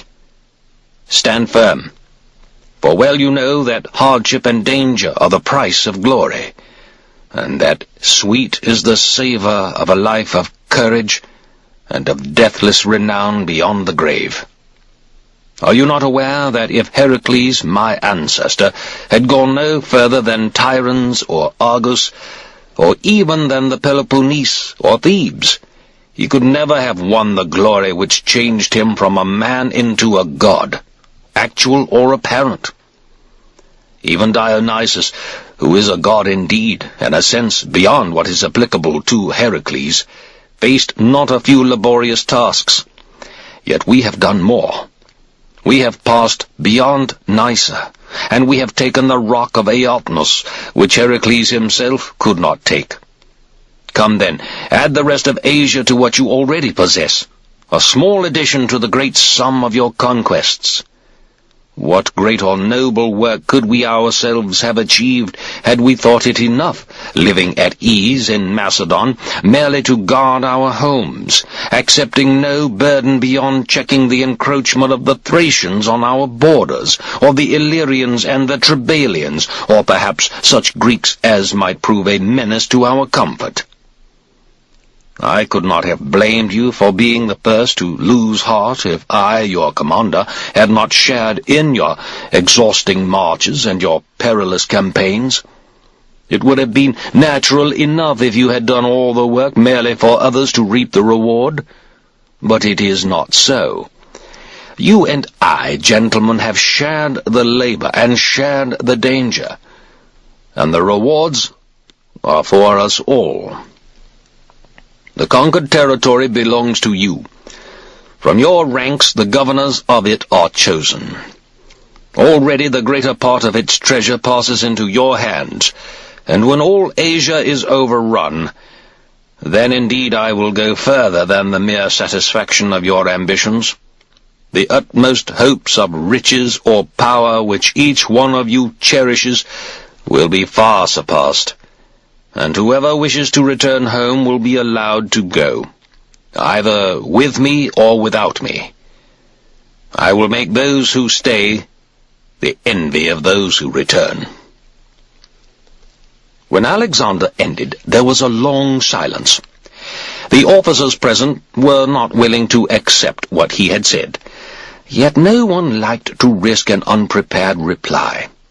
Several times Alexander invited comment, should any wish to give it and genuinely hold different views from those he had expressed. But in spite of his invitation nothing was said, until at last Cenos, son of Polemocrates, plucked up his courage to speak.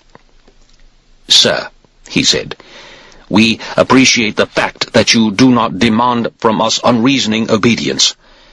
You have made it clear to us that you will lead us on only after winning our consent, and failing that you will not use compulsion.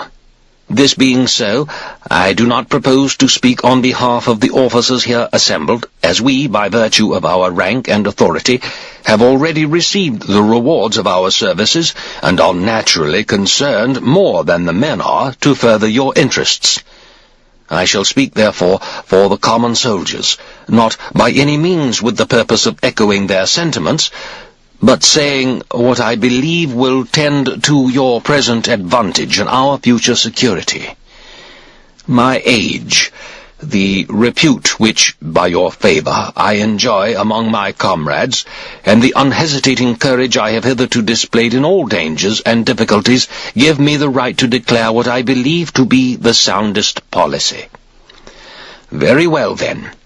Precisely in proportion to the number and magnitude of the achievements wrought by you, our leader, and by the men who marched from home under your command, I judge it best to set some limit to further enterprise. You know the number of Greeks and Macedonians who started upon this campaign, and you can see how many of us are left today. The Thessalians you sent home from Bactra because you knew their hearts were no longer in their work, and it was wisely done. Other Greeks have been settled in the new towns you have founded, where they remain not always willingly.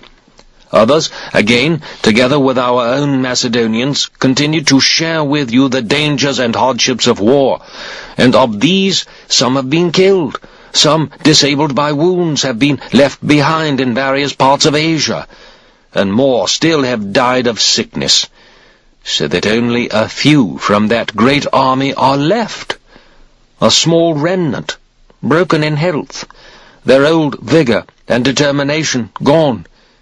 Every man of them longs to see his parents again, if they yet survive, or his wife, or his children.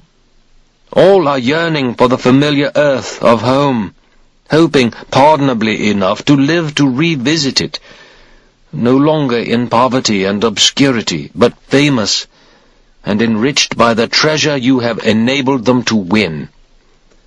Do not try to lead men who are unwilling to follow you. If their heart is not in it, you will never find the old spirit or the old courage. Consent rather yourself to return to your mother and your home. Once there, you may bring good government to Greece and enter your ancestral house with all the glory of the many great victories won in this campaign. And then, should you so desire it, you may begin again and undertake a new expedition against these Indians of the East, or, if you prefer, to the Black Sea, or to Carthage and the Libyan territories beyond. It is for you to decide. Other troops, Greek and Macedonian, will follow you, young, fresh troops to take the place of your war-weary veterans. Still ignorant of the horrors of war and full of hope for what the future may bring, these men will follow you with all the more eagerness in that they have seen your old campaigners come safely home again, no longer poor and nameless, but loaded with money and fame. Sir, if there is one thing above all others a successful man should know, it is when to stop. Assuredly, for a commander like yourself, with an army like ours, there is nothing to fear from any enemy. But luck, remember, is an unpredictable thing, and against what it may bring, no man has any defence. Caenus's words were greeted with applause. Some even wept, which was proof enough of their reluctance to prolong the campaign, and of how happy they would be should the order be given to turn back. Alexander resented the freedom with which Caenus had spoken, and the poor spirit shown by the other officers, and dismissed the conference. Next day he summoned the same officers to his presence, and angrily declared that, though he would put pressure on no Macedonian to accompany him, he himself was resolved to go on. "I shall have others," he cried, "who will need no compulsion to follow their king. If you wish to go home, you are at liberty to do so, and you may tell your people there that you deserted your king in the midst of his enemies. Thereupon he withdrew to his tent, and for the rest of that day, and for 2 days following, refused to allow anyone to see him, even his companions. His hope was that the various commanders, both of his Macedonian and allied contingents, might change their minds, and become readier to listen to him. For, after all, in a crowd of soldiers, such sudden reversals of feeling are common enough. The silence, however, remained absolute and unbroken. The men were angry at Alexander's burst of temper, and determined not to let it influence them. But in spite of their obvious hostility, Alexander, according to Ptolemy's account of the incident, nonetheless offered sacrifice in the hope of favorable omens for the crossing. When, however, the omens proved to be against him, he at last submitted, and, having sent for the most senior officers of his companions, and those who were his own closest friends, made a public announcement that, as all circumstances combined to dissuade him from a further advance, he had decided upon withdrawal. One can imagine the shouts of joy which rose from the throats of that heterogeneous host. Most of them wept. They came to Alexander's tent and called down every blessing upon him for allowing them to prevail, the only defeat he had ever suffered. The decision made, Alexander divided his men into companies and ordered the construction of 12 altars, as high as the loftiest siege towers, and even broader in proportion, as a thank-offering to the gods who had brought him so far in his victorious progress, and as a memorial of all he had so laboriously achieved. The altars were duly raised, and he offered sacrifice upon them, as his custom was, and held games with contests for both horse and man. The territory as far as the river Hyphasis he added to Porus's dominions, and then began his own withdrawal towards the Hydraortes. Crossing this river, he retraced his steps to the Acassines, where he found, already complete, the settlement which Hephaestion had been instructed to build and fortify. Here he settled volunteers from the neighboring Indian tribes, and those of his mercenary troops who were disabled by wounds or sickness, and then began his preparations for the voyage downriver to the Indian Ocean. Meanwhile, Arsaces, governor of the territory which bordered on that of Abasares, presented himself. He was accompanied by Abasares' brother and other relatives, and brought presents for Alexander of the kind most esteemed by the Indians, together with 30 of Abasares' elephants. Abasares himself, he reported, was too ill to come in person. At the same time, Alexander's envoys to Abasares also presented themselves. Alexander readily believed that the facts were as stated, and allowed Abasares to continue to govern his own province, with Arsaces attached to the administration. He assessed the amount of tribute they should pay, and again offered sacrifice. Then, having crossed the Acassines, he marched to the Hydaspes, where he made good the damage done by heavy rains to the 2 settlements of Nicaea and Bucephala, and saw to any other matters which required attention in that part of the country.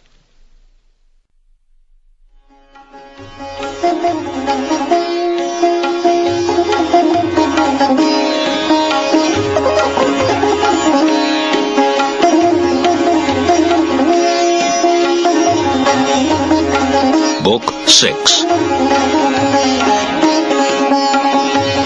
On the Hydaspes, Alexander's preparations were now complete. The various craft for the passage included a number of galleys, some of 30 oars, some smaller, barges for horse transport, and other craft likely to be of service in moving an army by river.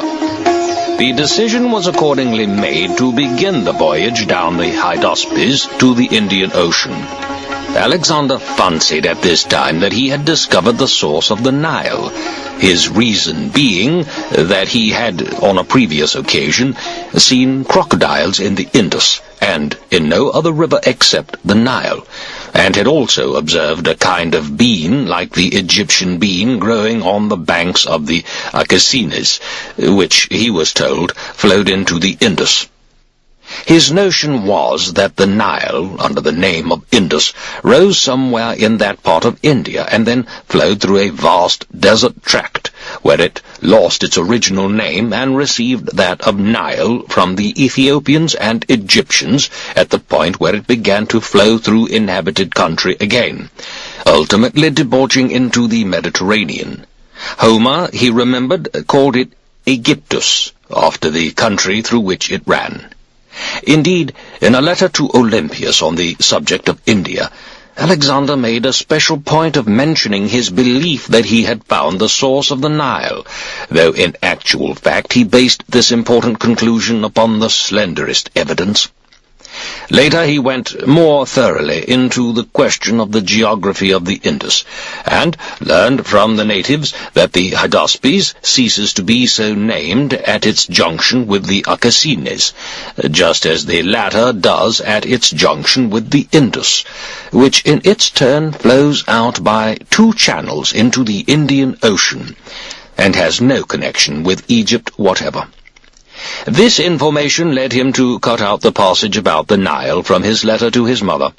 He then gave orders for the preparation of the fleet for the proposed voyage down the rivers to the ocean. The crews of the various craft were drawn from the Phoenicians, Cyprians, Carians, and Egyptians serving in the forces.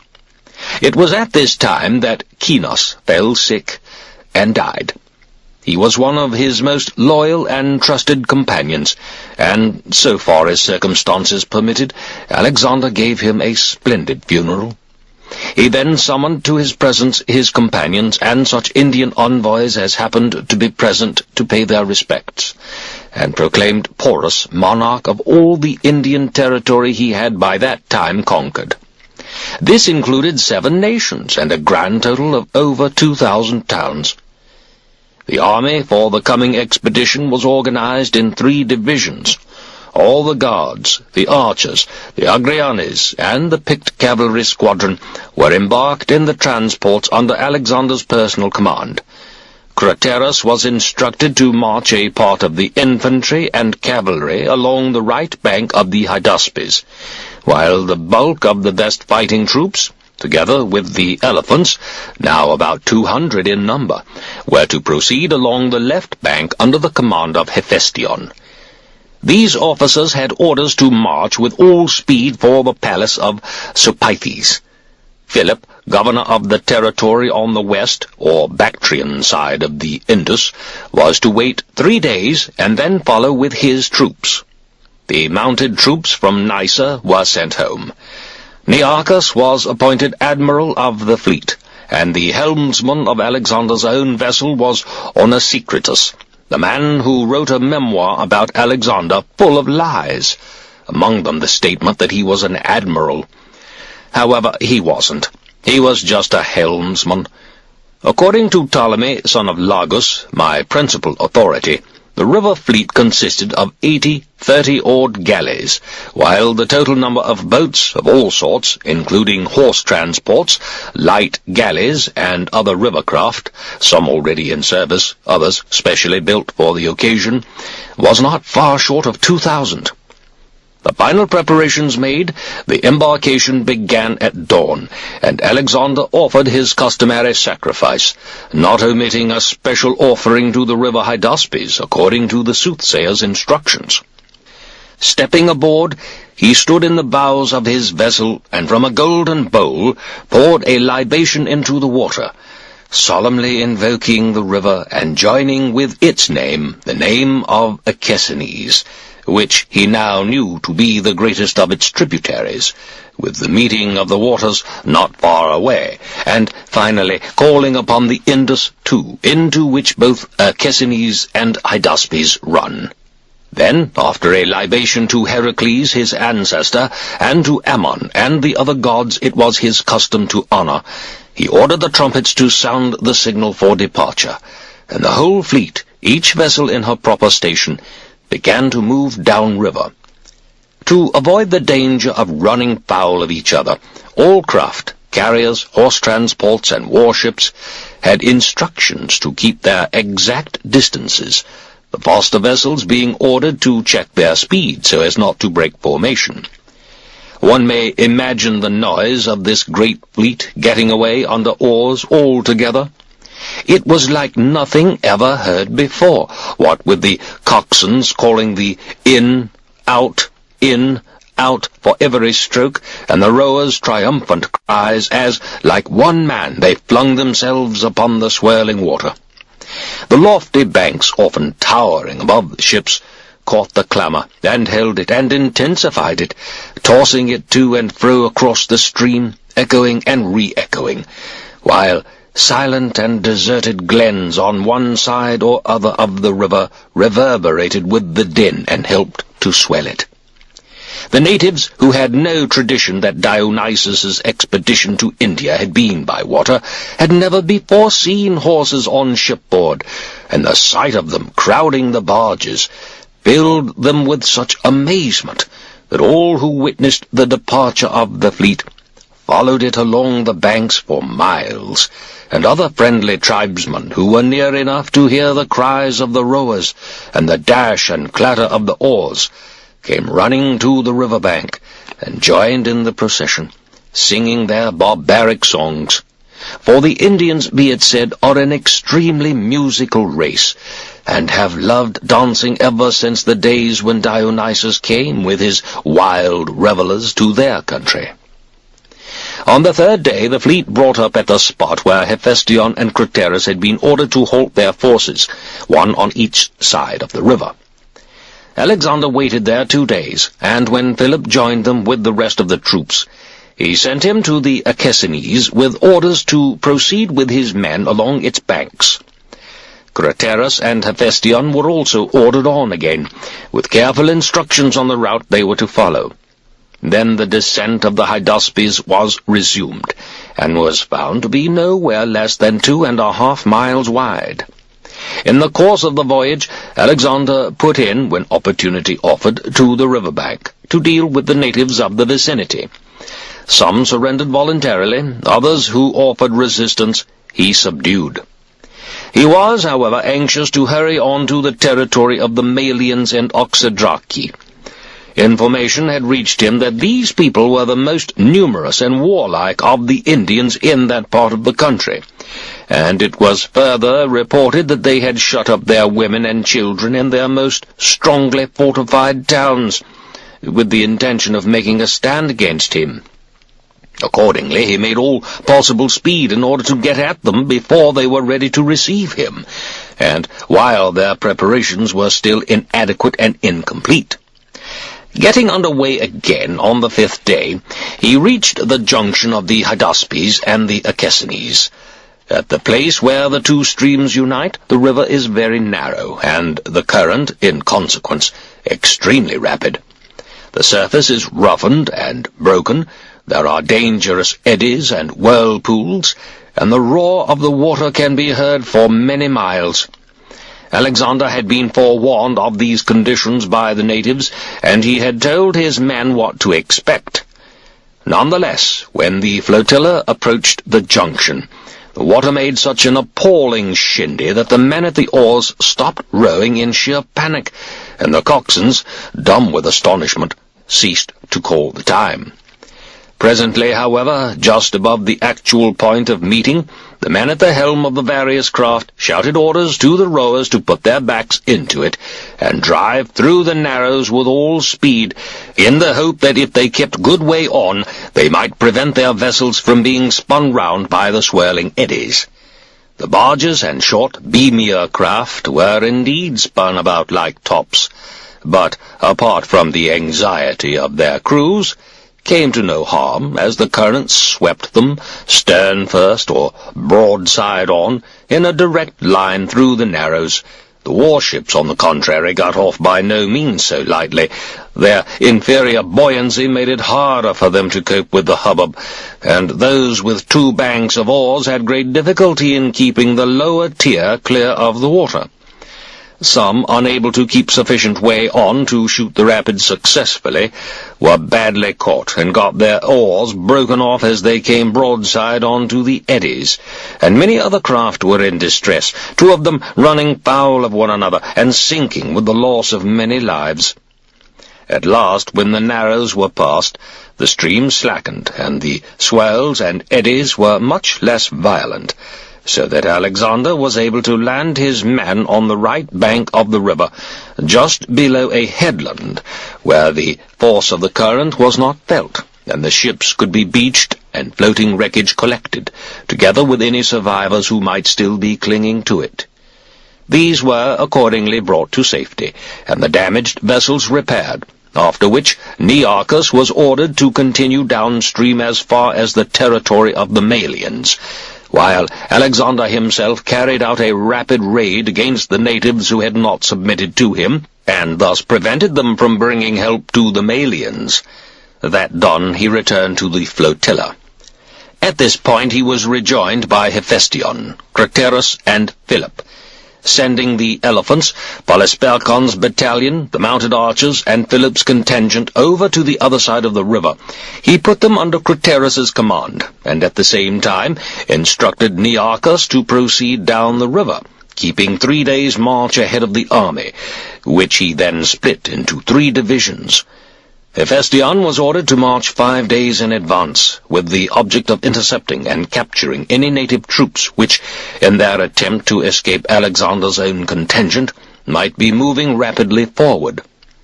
Ptolemy, son of Lagus, with another division, had orders to wait 3 days and then follow, in order to be in a position to catch any of the enemy who, to avoid Alexander, turned back upon their tracks.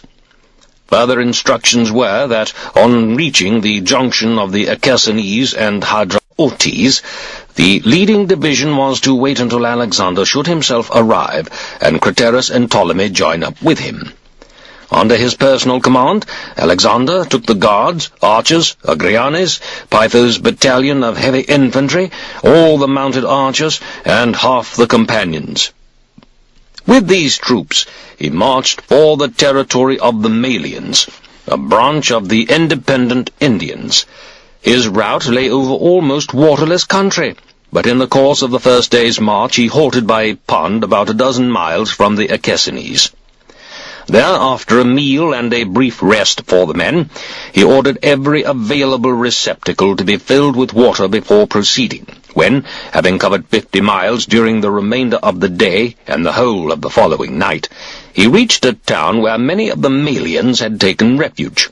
The last thing they expected was that Alexander would come by way of this waterless region, and most of them were, in consequence, unarmed and outside the defences of their walls.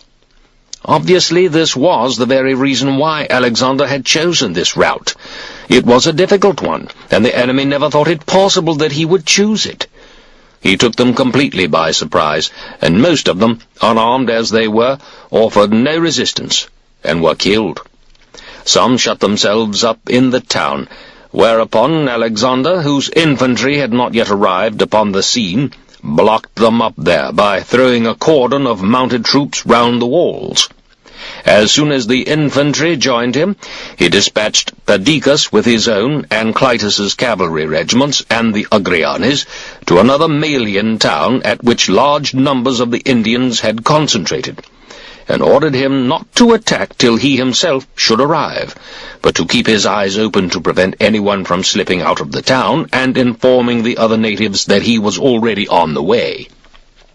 He then launched his own attack. The Indians, who had already lost a great many men either killed or wounded in the first surprise attack, abandoned their outer defences, which they had no hope of holding, and took refuge within their inner fortifications, where, as the position was a commanding one and difficult to assault, they managed for a time to hold out. But the strong pressure exerted on every side by the Macedonians, and the ubiquitous pressure of Alexander in the thick of the fighting, soon proved too much for them. The inner fortress was stormed, and all its defenders, about 2,000 in number, were killed. Perdiccas, meanwhile, had reached his objective. He found the town deserted, and learning that it was not long since the inhabitants had fled, he rode with all speed in pursuit of them, his light infantry following at the best pace they could make. Some of the fugitives managed to escape into the marshes. The rest were overtaken and killed. After his meal and a rest for his men, Alexander set forward again at about the first watch. He covered many miles in the course of the night, and at daybreak reached the Hydraotes, where he learned that most of the Malians had already crossed to the other side.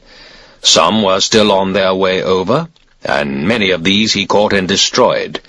Indeed, without a moment's hesitation, he went over the river among them, and then continued to press his pursuit of those who had got away ahead of him. Many of these, too, he caught and killed, and took a number of prisoners, but the majority of them succeeded in making their escape to a strongly fortified position. Against these, as soon as the infantry rejoined him, he sent Pytho with his own battalion and 2 regiments of cavalry. The attack was successful. They captured the position and reduced to the status of slaves every man who survived the assault.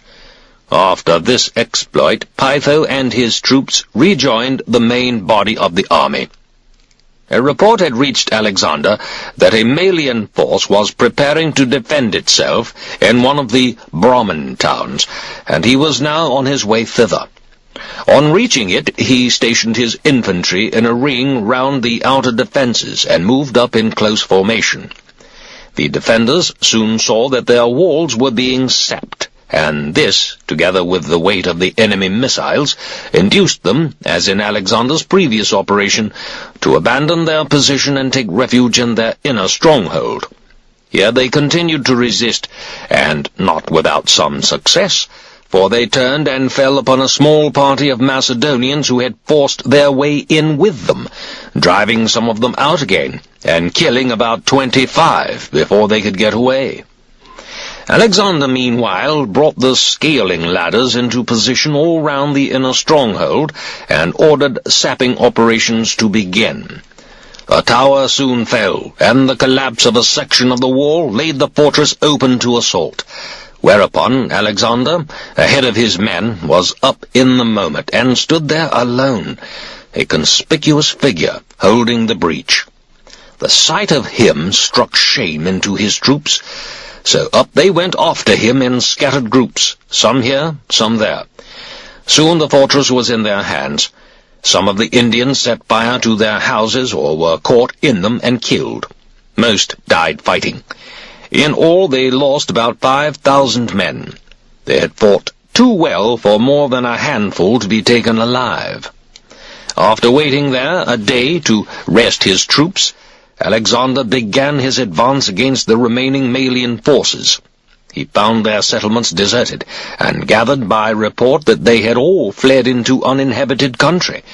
Accordingly, after another day's rest for his men, he sent Pytho and Demetrius, the cavalry officer, back to the river with the troops already under their command, together with some companies of light infantry sufficient for the task in hand. This was to march along the river, and keep a lookout for any of the enemy who might have fled to the woods there. They were very extensive along the river bank, and to kill all of them who refused to give themselves up. They did, in fact, catch and kill a great many of them. Alexander's own next objective was the principal town of the Malian people. It had been reported to him that many of the Malians had left their own settlements and joined their kinsmen there. Nevertheless, on the news of Alexander's approach, this town too was abandoned, and the Indians, having crossed the Hydraotes, took up a strong position on the high ground of the opposite bank, evidently intending to prevent Alexander from coming over. Learning of this movement, Alexander at once advanced with all his available cavalry to the point on the Hydraotes where the Malians had massed, and gave orders for the infantry to follow.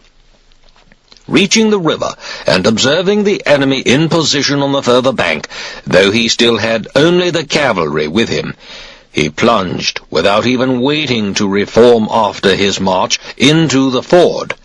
When he was halfway over, the enemy withdrew from the riverbank rapidly, but in good order.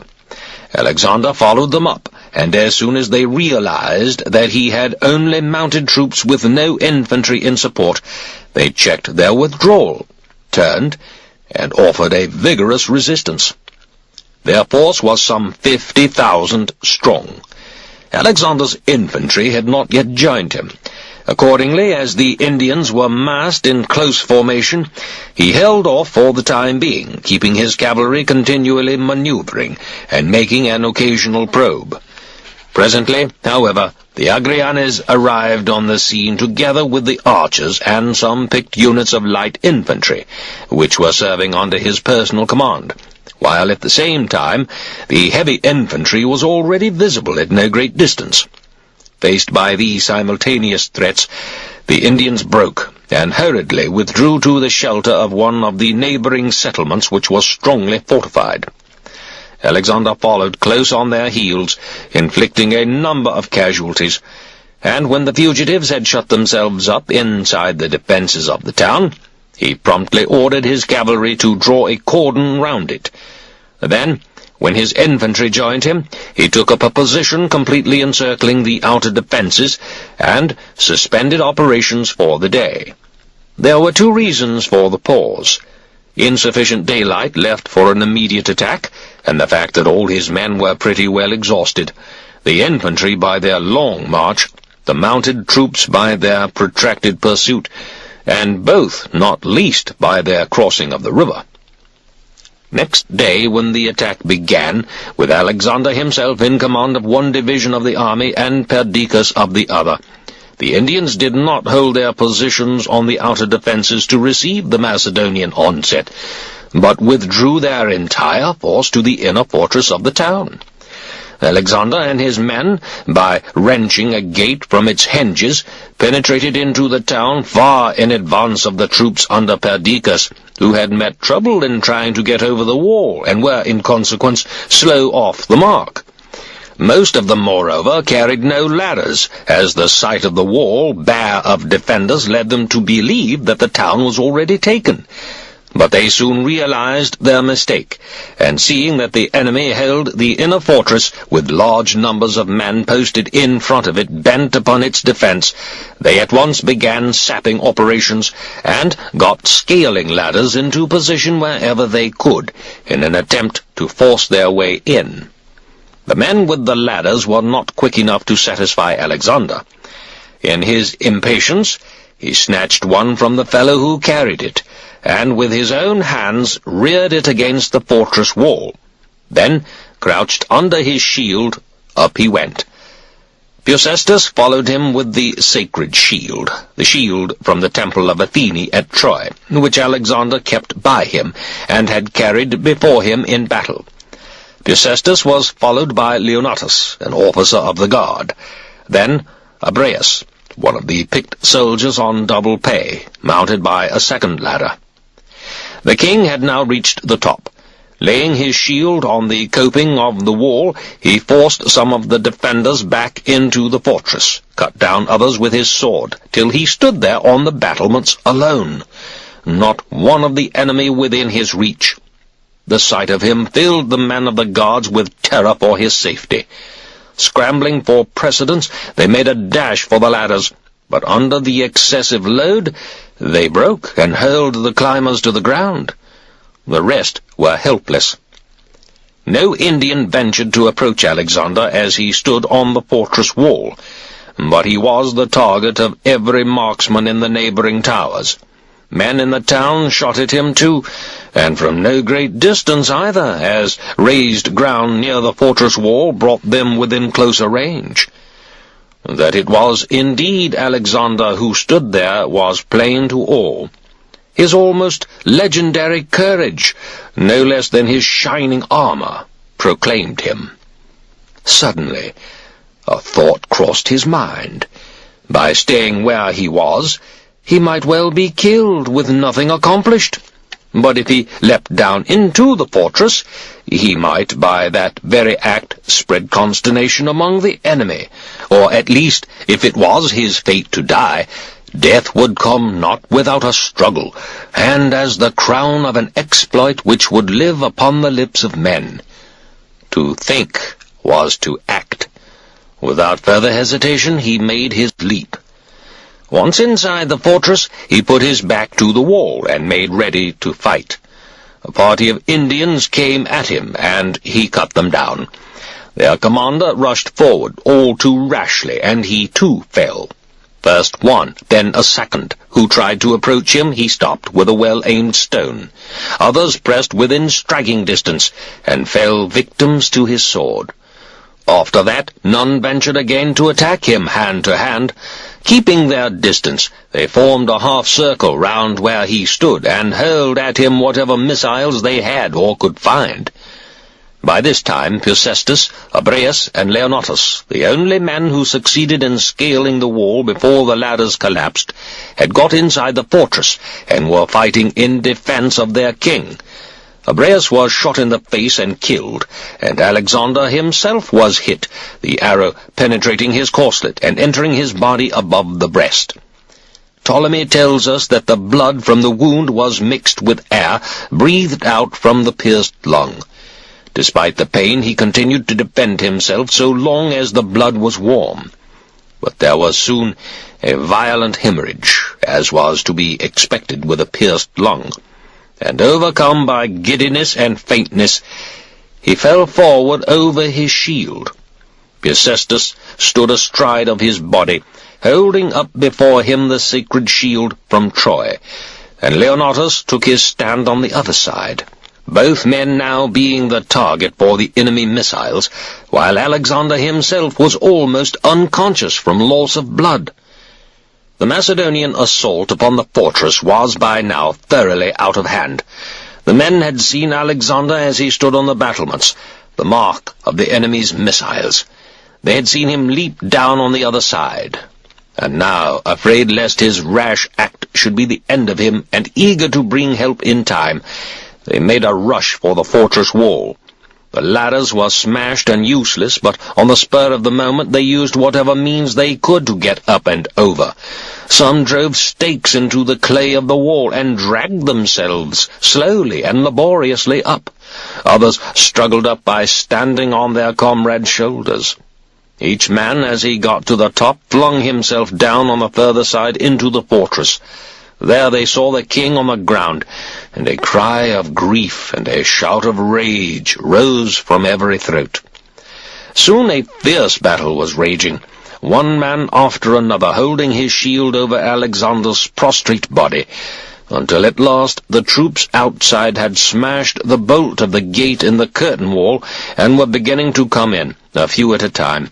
Others then got their shoulders to the half-opened gate, forced it inwards, and so laid the fortress open. Now the slaughter began. Neither women nor children were spared. A party of men carried away the king on his shield. His condition was critical, and no one at this time thought he could live. Some writers have stated that the arrow which hit him was cut out by Critodemus, a doctor from the island of Kos, of the family of Asclepius.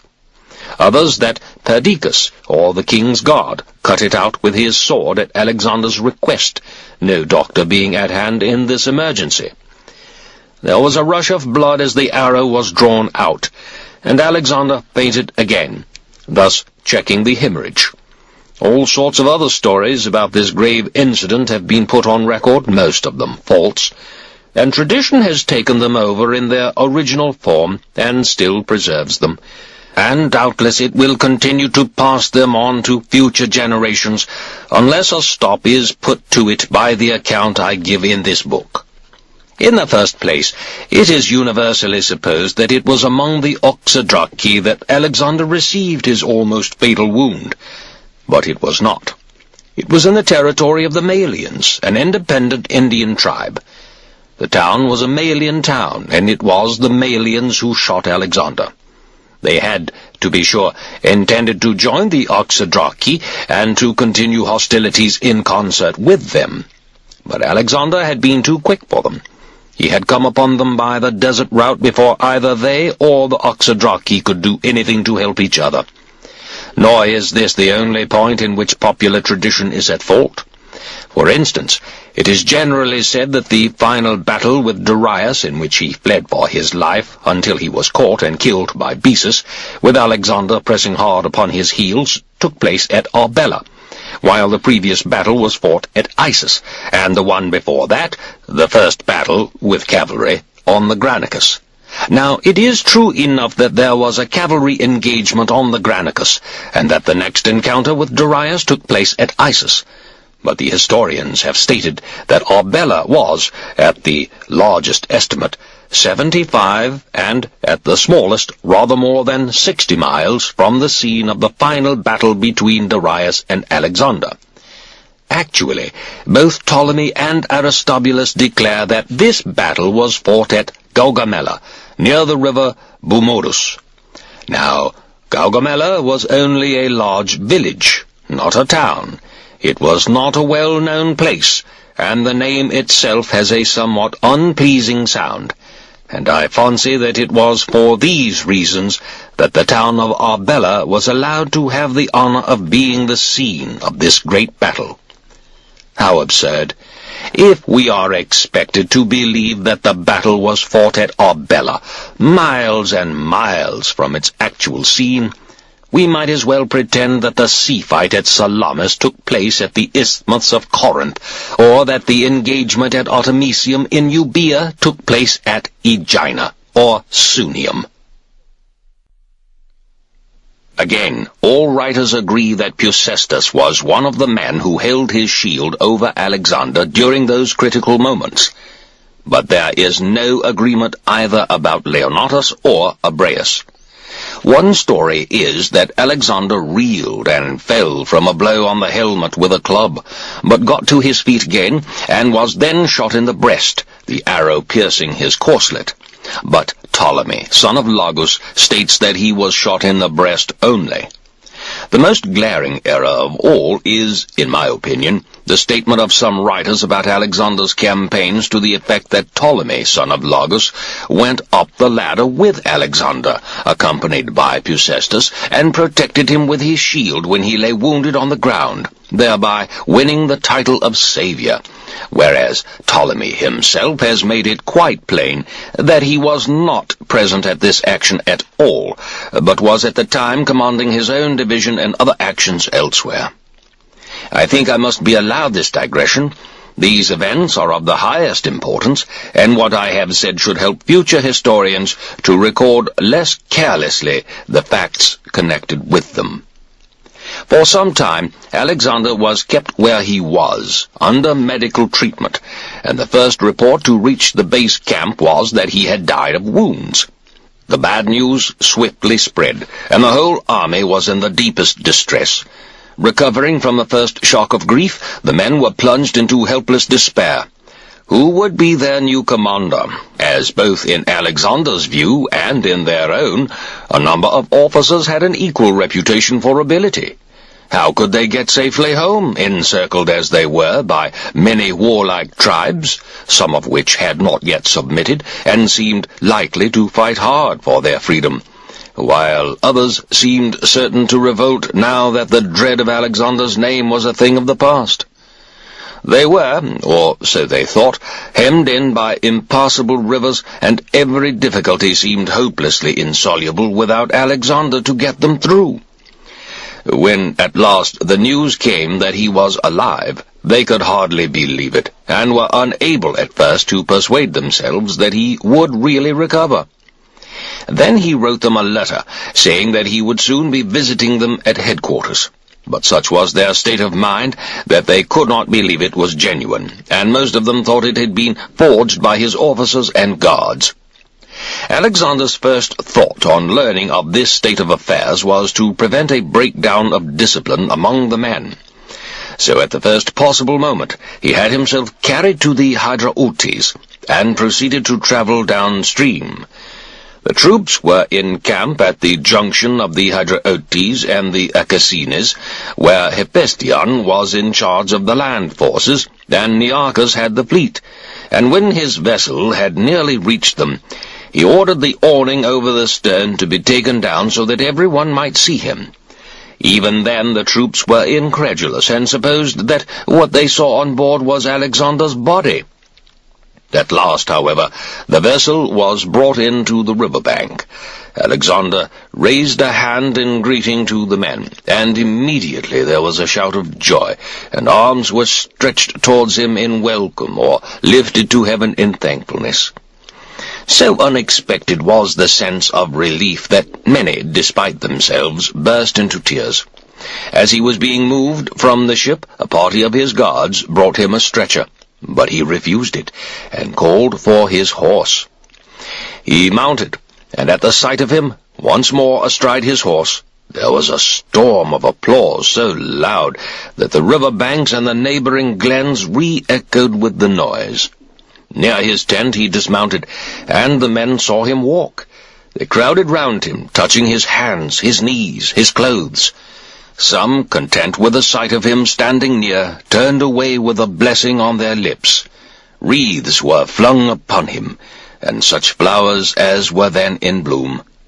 We are told by Nearchus that he was annoyed with some of his friends, who blamed him for exposing himself in advance of his men, and taking risks which no commander ought to take. And I fancy that his resentment was due to the fact that he was well aware that their criticism was justified. The truth is that he was fighting mad, and such was his passion for glory that he had not the strength of mind, when there was action afoot, to consider his own safety. The sheer pleasure of battle, as other pleasures are to other men, was irresistible. Nearchus goes on to say that a Boeotian soldier, an oldish man whose name he does not mention, aware of Alexander's resentment at his friend's criticism, and observing the glum expression on his face, came and said to him in his rustic dialect, "Action is a man's job, my lord," and then quoted a line of verse, something to the effect that he who acts bravely must expect his meed of suffering. The fellow's stock must expect his meed of suffering. The fellow's stock went up immediately, and from that time on he enjoyed Alexander's warm approval. Representatives of the remaining Malians now came to Alexander with the offer of surrender.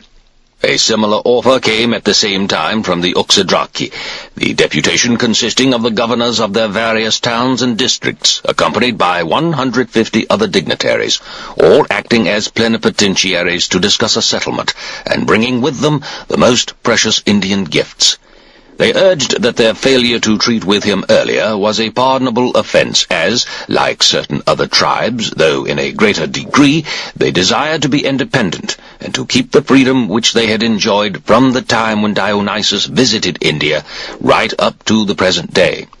However, as it was generally believed that Alexander, too, was of divine descent, they were willing, if that were his pleasure, to accept any governor he should appoint, pay any tribute he should please to demand, and give as many hostages as he should require.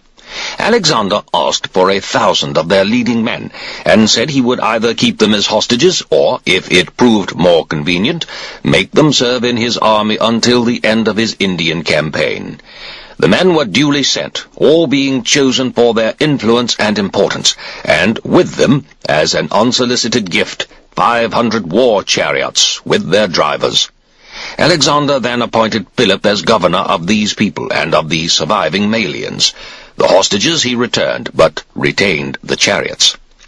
During Alexander's convalescence, many new rivercraft had been built, and now, when the matters just mentioned were satisfactorily settled, he ordered aboard 1,700 of the companion cavalry, the same number as before of the light infantry, and about 10,000 regular infantry, and set off down the Hydraotes.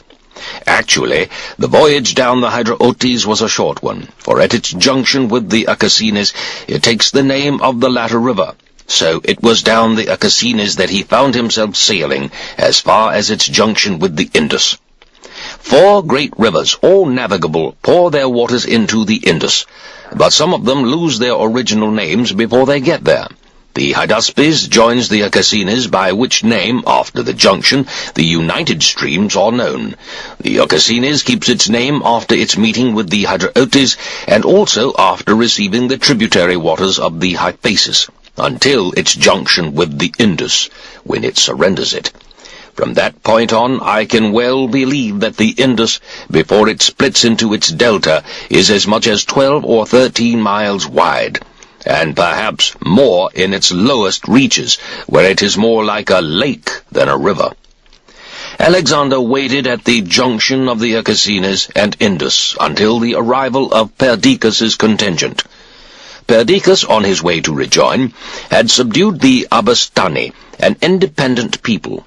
About this time, too, the fleet was reinforced by the addition of some new galleys and cargo vessels built for Alexander in the territory of the Zathri, another independent tribe which had submitted to him, and envoys from the Osadians, also an independent people, presented themselves with an offer of surrender. He fixed the Ocasines and Indus, where they converged to their point of meeting, as the boundaries of Philip's province, and left under his command the whole Thracian contingent and such troops from the other units as seemed sufficient to garrison the country. He instructed Philip to found a settlement at the actual junction of the two rivers, in the hope that the place would grow and become a world-famous town. He also ordered the construction of dockyards there. During this period he was visited by Oxyates the Bactrian, father of his wife, Roxanne. He conferred upon him the governorship of the Parapamisadi in place of Teriaspes, the former governor, whom he removed from office on a report of mismanagement. Before moving on, he sent Craterus over to the left bank of the Indus with the elephants and most of the troops, as it appeared to be easier going for an army with heavy equipment on that side, and the neighboring tribes were not everywhere friendly. Then he set off downstream for the royal palace of Sogdia. There he built and fortified a new settlement, had dockyards constructed, and his damaged vessels repaired. He appointed Pytho to govern the country from the junction of the Indus and Ocasines to the sea, together with the whole coastal region of India. Having given Craterus orders once again to proceed by land, he then went on down the river to the kingdom of Musicanus, which according to report was the richest in India. Musicanus had not as yet presented himself with an offer of submission, nor had he sent representatives to establish relations. He had, indeed, ignored Alexander, neither sending him such tokens of courtesy as might befit a great king, nor making him any sort of request. Alexander's voyage down the Indus was so rapid that before Musicanus even knew that he had started, he was on the boundaries of his kingdom. This was something of a shock, and Musicanus, in consequence, hastened to present himself before Alexander with all his elephants and such gifts as are considered by Indians to be of the greatest value. He offered the submission of himself and his people, and acknowledged the error of his previous conduct. With Alexander, to acknowledge an error was always the best way to get what one wanted, and the case of Musicanus was no exception. Alexander freely pardoned him. He admired his country and his capital city, and permitted him to retain his sovereignty. Craterus received orders to fortify the inner stronghold of this city, and the work was done and the garrison established there while Alexander was still present, for the neighboring tribes needed watching, and this seemed a convenient base from which to control them. The governor of this district, a man named Oxyacanus, had not yet made any contact with Alexander, either in person or by sending a deputation with offers of surrender. Alexander accordingly undertook an expedition against him with a force consisting of the archers, the Agrianes, and the cavalry he had brought with him down the river. The two largest towns in Oxyacanus's province he took by assault without much trouble, and in one of them Oxyacanus himself was taken prisoner. All the plunder Alexander distributed among his men. The elephants he added to his own force. Other towns in this district surrendered at his approach, and there was no attempt at resistance.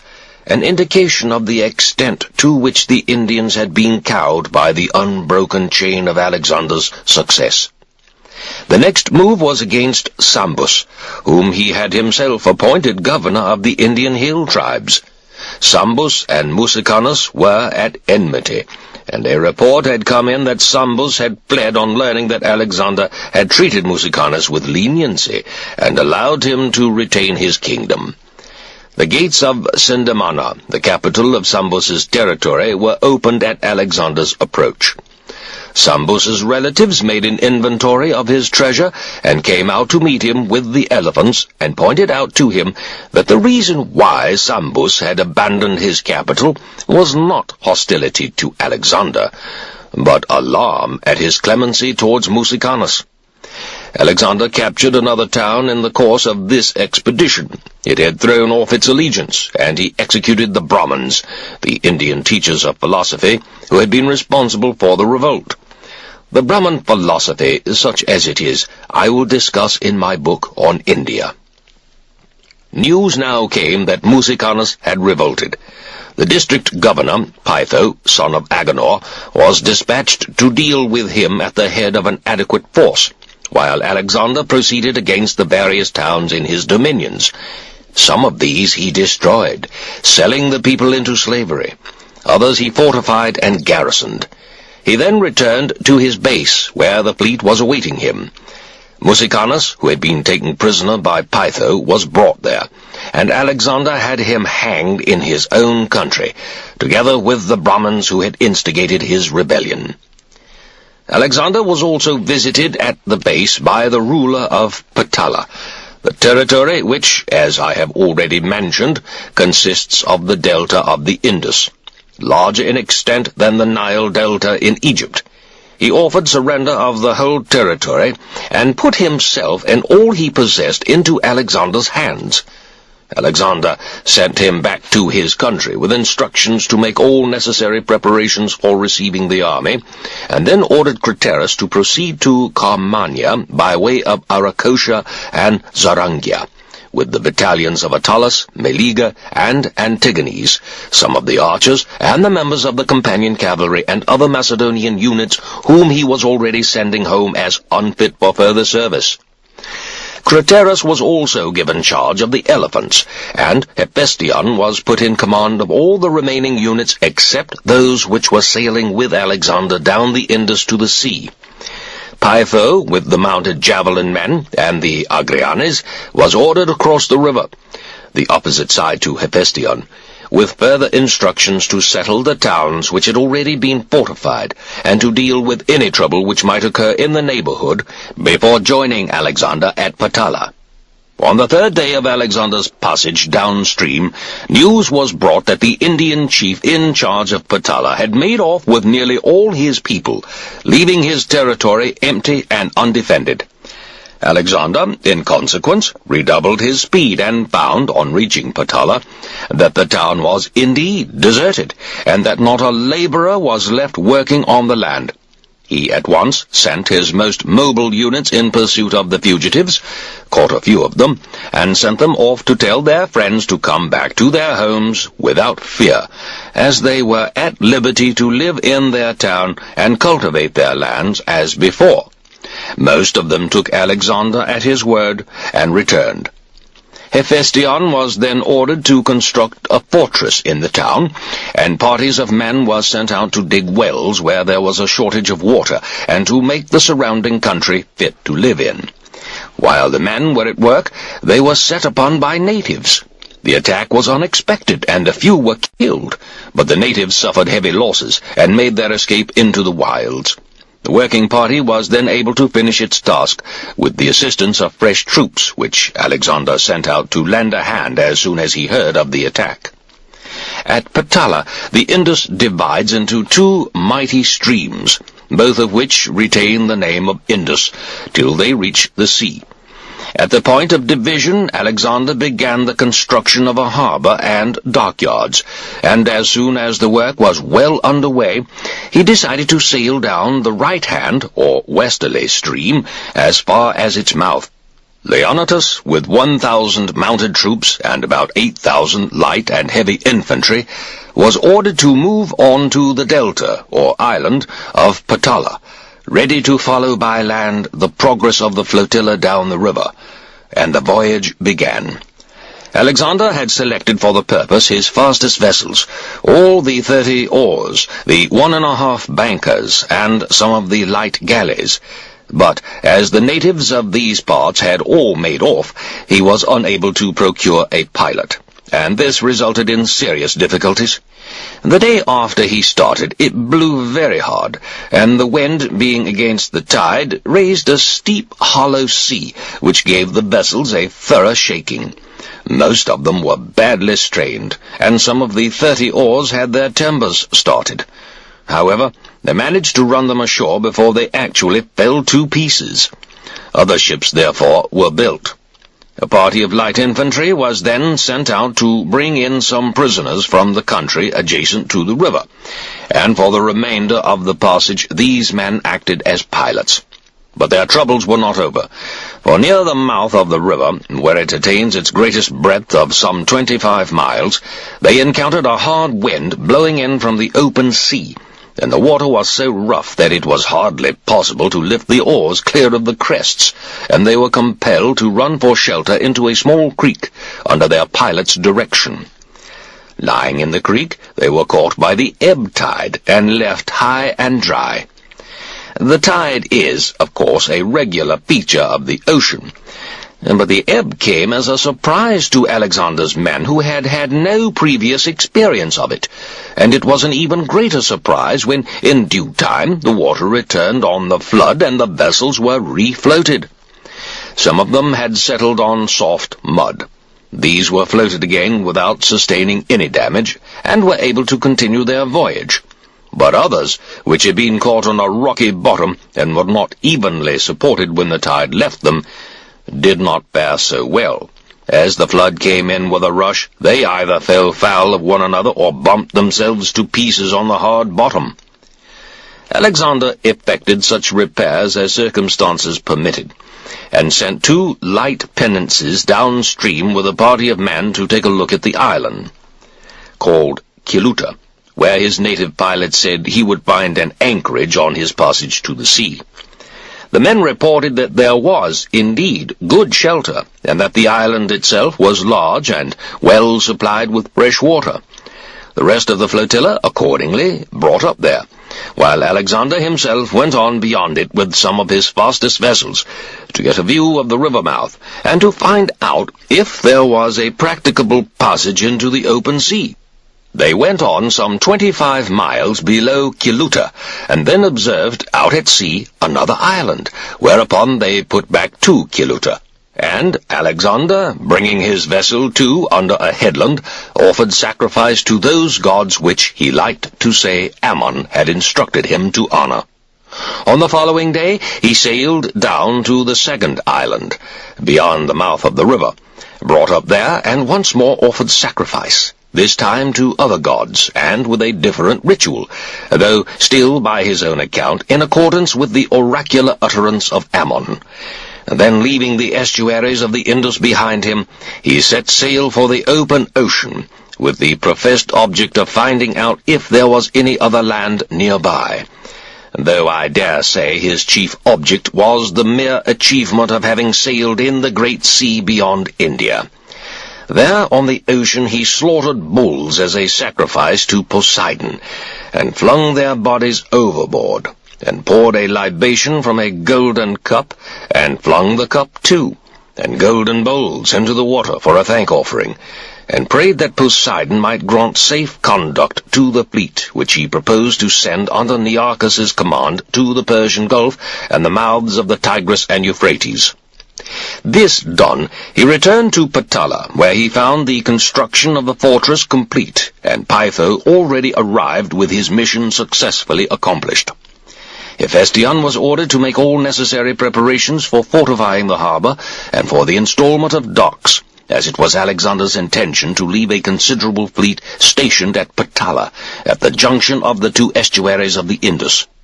He now undertook a second voyage to the ocean, this time by the other branch of the Indus, for the purpose of informing himself which of the two offered the easier passage. The mouths of the Indus are about 225 miles apart. On the way down, he came to a great lake.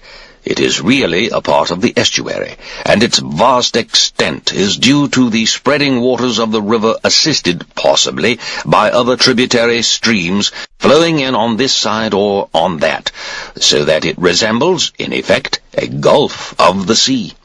Moreover, deep-sea fish were to be seen in it, larger than those we find in our own waters at home. Alexander came to an anchor at a spot in the lake which his pilots recommended. Then, leaving behind all the light pinnaces and most of his men in charge of Leonatus, he proceeded with the 30 oars and 1½ bankers down to the mouth of the river, and so, once again, out into the open sea. The passage by this branch proved the easier of the two. Bringing up close offshore, he landed and went 3 days' march with a party of mounted troops along the coast, making observations of the nature of the country along which the coasting voyage would have to be made, and arranging for wells to be dug to provide the fleet with water. Then he returned to his ships, and having sailed up to Patala, sent off a strong working party to the coast with orders to rejoin him when the task was complete. This done, he once again went down river to the lake, where he had another harbour and more docks constructed. Finally, leaving a garrison there, he laid in 4 months' supplies for the troops, and made all other necessary preparations for the coastal voyage. At the moment, however, it was the wrong time of year for a sea voyage. The monsoon was blowing, and unlike our own seasonal winds, the monsoon is not a northerly wind, but blows in off the ocean from the south. But according to the information Alexander received, conditions were suitable for sailing from the setting of the Pleiades at the beginning of winter to the winter solstice, as throughout that period the heavy inland rains give rise to constant light offshore winds, convenient for a coastal voyage under either sails or oars. While Nearchus, admiral of the fleet, was waiting at Patala for weather, Alexander moved on with his whole force to the river Arabius, and then turned towards the coast and proceeded along it in a westerly direction, taking with him half the total number of guards and archers, the battalions of foot guards, the picked squadron of the companions, a squadron from each of the other cavalry regiments, and all the mounted archers. His object was, first, to have wells dug in order to ensure a good supply of water for Nearchus's men during their coastal passage, and, secondly, to make a surprise attack on the Oraiti, a local Indian tribe which had long been independent and had hitherto made no gesture of friendship towards Alexander and his army. Hephaestion had command of the troops left behind at Patala. The Arabitai, another independent tribe near the Arabius, thought they were no match for Alexander. They did not, however, surrender when they learned of his approach, but made off into the wilds.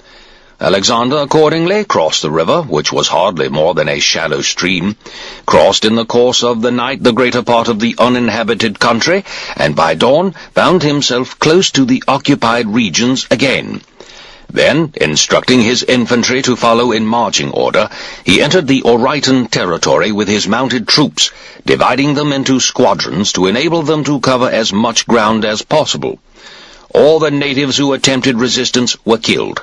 Many were taken prisoner. He then made a temporary halt near a small stream, and as soon as he was rejoined by Hephaestion, continued his advance as far as the village called Rambakia, the largest settlement in the Oraitan territory. The sight of this place impressed him favorably, and feeling that if a town were built there, it might well become great and prosperous, he left Hephaestion on the spot to put the work in hand. His next objective was the frontiers of the Oraiti and Gedrosians, and thither he now proceeded with a force consisting of 1/2 of the guards and Agrianes, his crack cavalry regiment, and the mounted archers. A report had come in that the approach was by a narrow pass, and that the combined forces of these two peoples had taken up a position in front of it with the purpose of stopping Alexander from getting through. This was, in fact, true, but as soon as they knew of his approach, most of them abandoned their post and left the pass undefended, while the chiefs of the Oraiti came to Alexander with an offer of surrender for themselves and their people. Alexander ordered them to round up the scattered members of their tribe and send them back to their homes, adding an assurance that they should come to no harm. As governor there, he appointed Apollophanes, and left Leonatus, officer of the guard, in the territory of the Orians, to support him. He put under Leonatus's command all the Agrianes, certain units of archers and cavalry, and a number of Greek mercenary troops, both horse and foot, and added instructions that he was to wait for the arrival of the fleet off the coast in those parts, to attend to the new settlement, and help to introduce such order and discipline among the Oraiti as might induce them to be more obedient to their governor.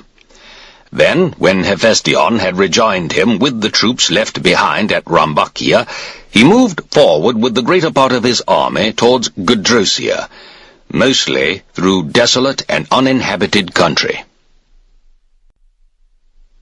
In this wild region, Aristobulus records, myrrh grows in great abundance, the trees being larger than the common species. The Phoenicians, who accompanied the expedition for what they could make out of it, used to collect the gum and load their pack animals with it.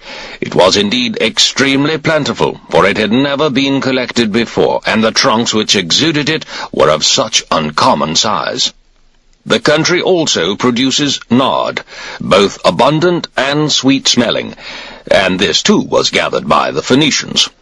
This grew in such profusion that much of it was trampled underfoot by the marching men, and the crushed plants spread a delicious fragrance for miles around. Other trees grow there too. One with a leaf like laurel is found growing below high water mark on the seashore.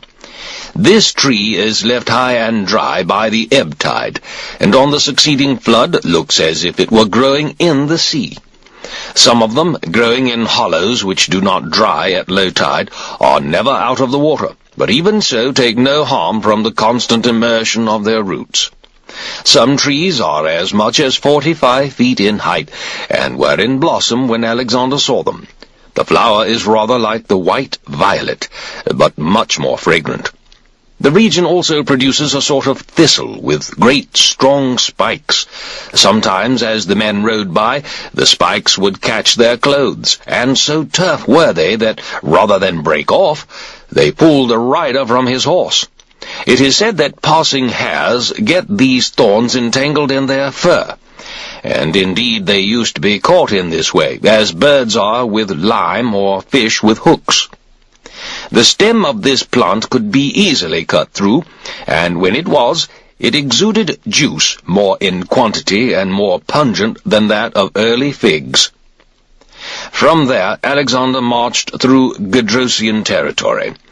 The route was a difficult one, and no supplies were to be had. Worst of all, in many places there was not even water for the men. They were forced to cover great distances at night, going some way inland in spite of the fact that Alexander was anxious to work along the coast in order to see what possible anchorages there were, and, so far as he could in the brief time at his disposal, to assist the fleet by digging wells, and doing what could be done to provide markets and shelter for the ships. There was nothing of any kind to be had in the whole southern strip of Gedrosia, so he sent Thoas, son of Mandradoras, down to the sea with a party of mounted troops to find out if there was any sort of shelter for ships thereabouts, or any fresh water near the coast, or anything else which might be of use to the fleet. Thoas brought back a report that he had found a few fishermen on the beach, living in stifling huts built of shells and roofed with the backbones of fish. They made do with very little fresh water, getting what they could by scraping away the shingle, and even this little was brackish. At last Alexander reached a part of Gedrosia where provisions were more or less plentiful. He had what he was able to obtain distributed among the baggage trains, put his personal seal upon it, and gave orders that it should be taken down to the coast. But during the stage of his march which brought him nearest to the sea, the men, including the guards, in spite of the fact that the provisions were officially sealed, took them for their own purposes, and shared them out among those of their fellows who were suffering most acutely from hunger.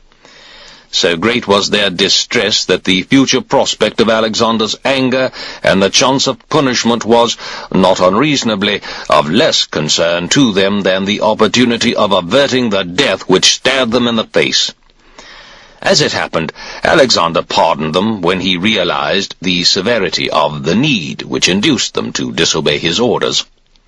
To provision the troops who would be sailing with the fleet, Alexander, by scouring the country, got together what he could, and sent Cretheus of Calatis to see to its safe delivery.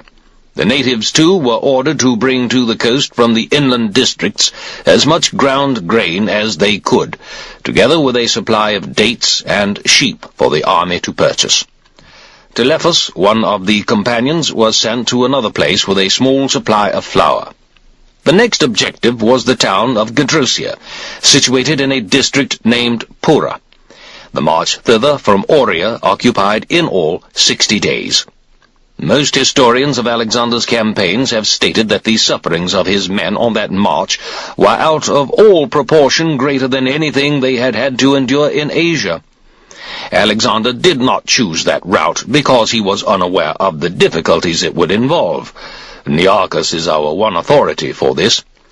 He chose it because, apart from Semiramis on her retreat from India, no one, to his knowledge, had ever before succeeded in bringing an army safely through. Even Semiramis, according to local tradition, got through with no more than 20 survivors, and Cyrus, son of Cambyses, with only 7.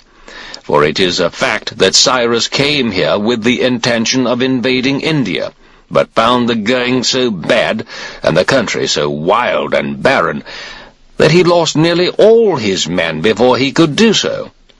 Alexander heard these old stories.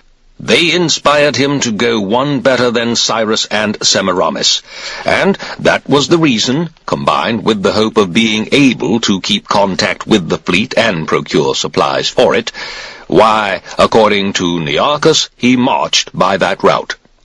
The result was disastrous.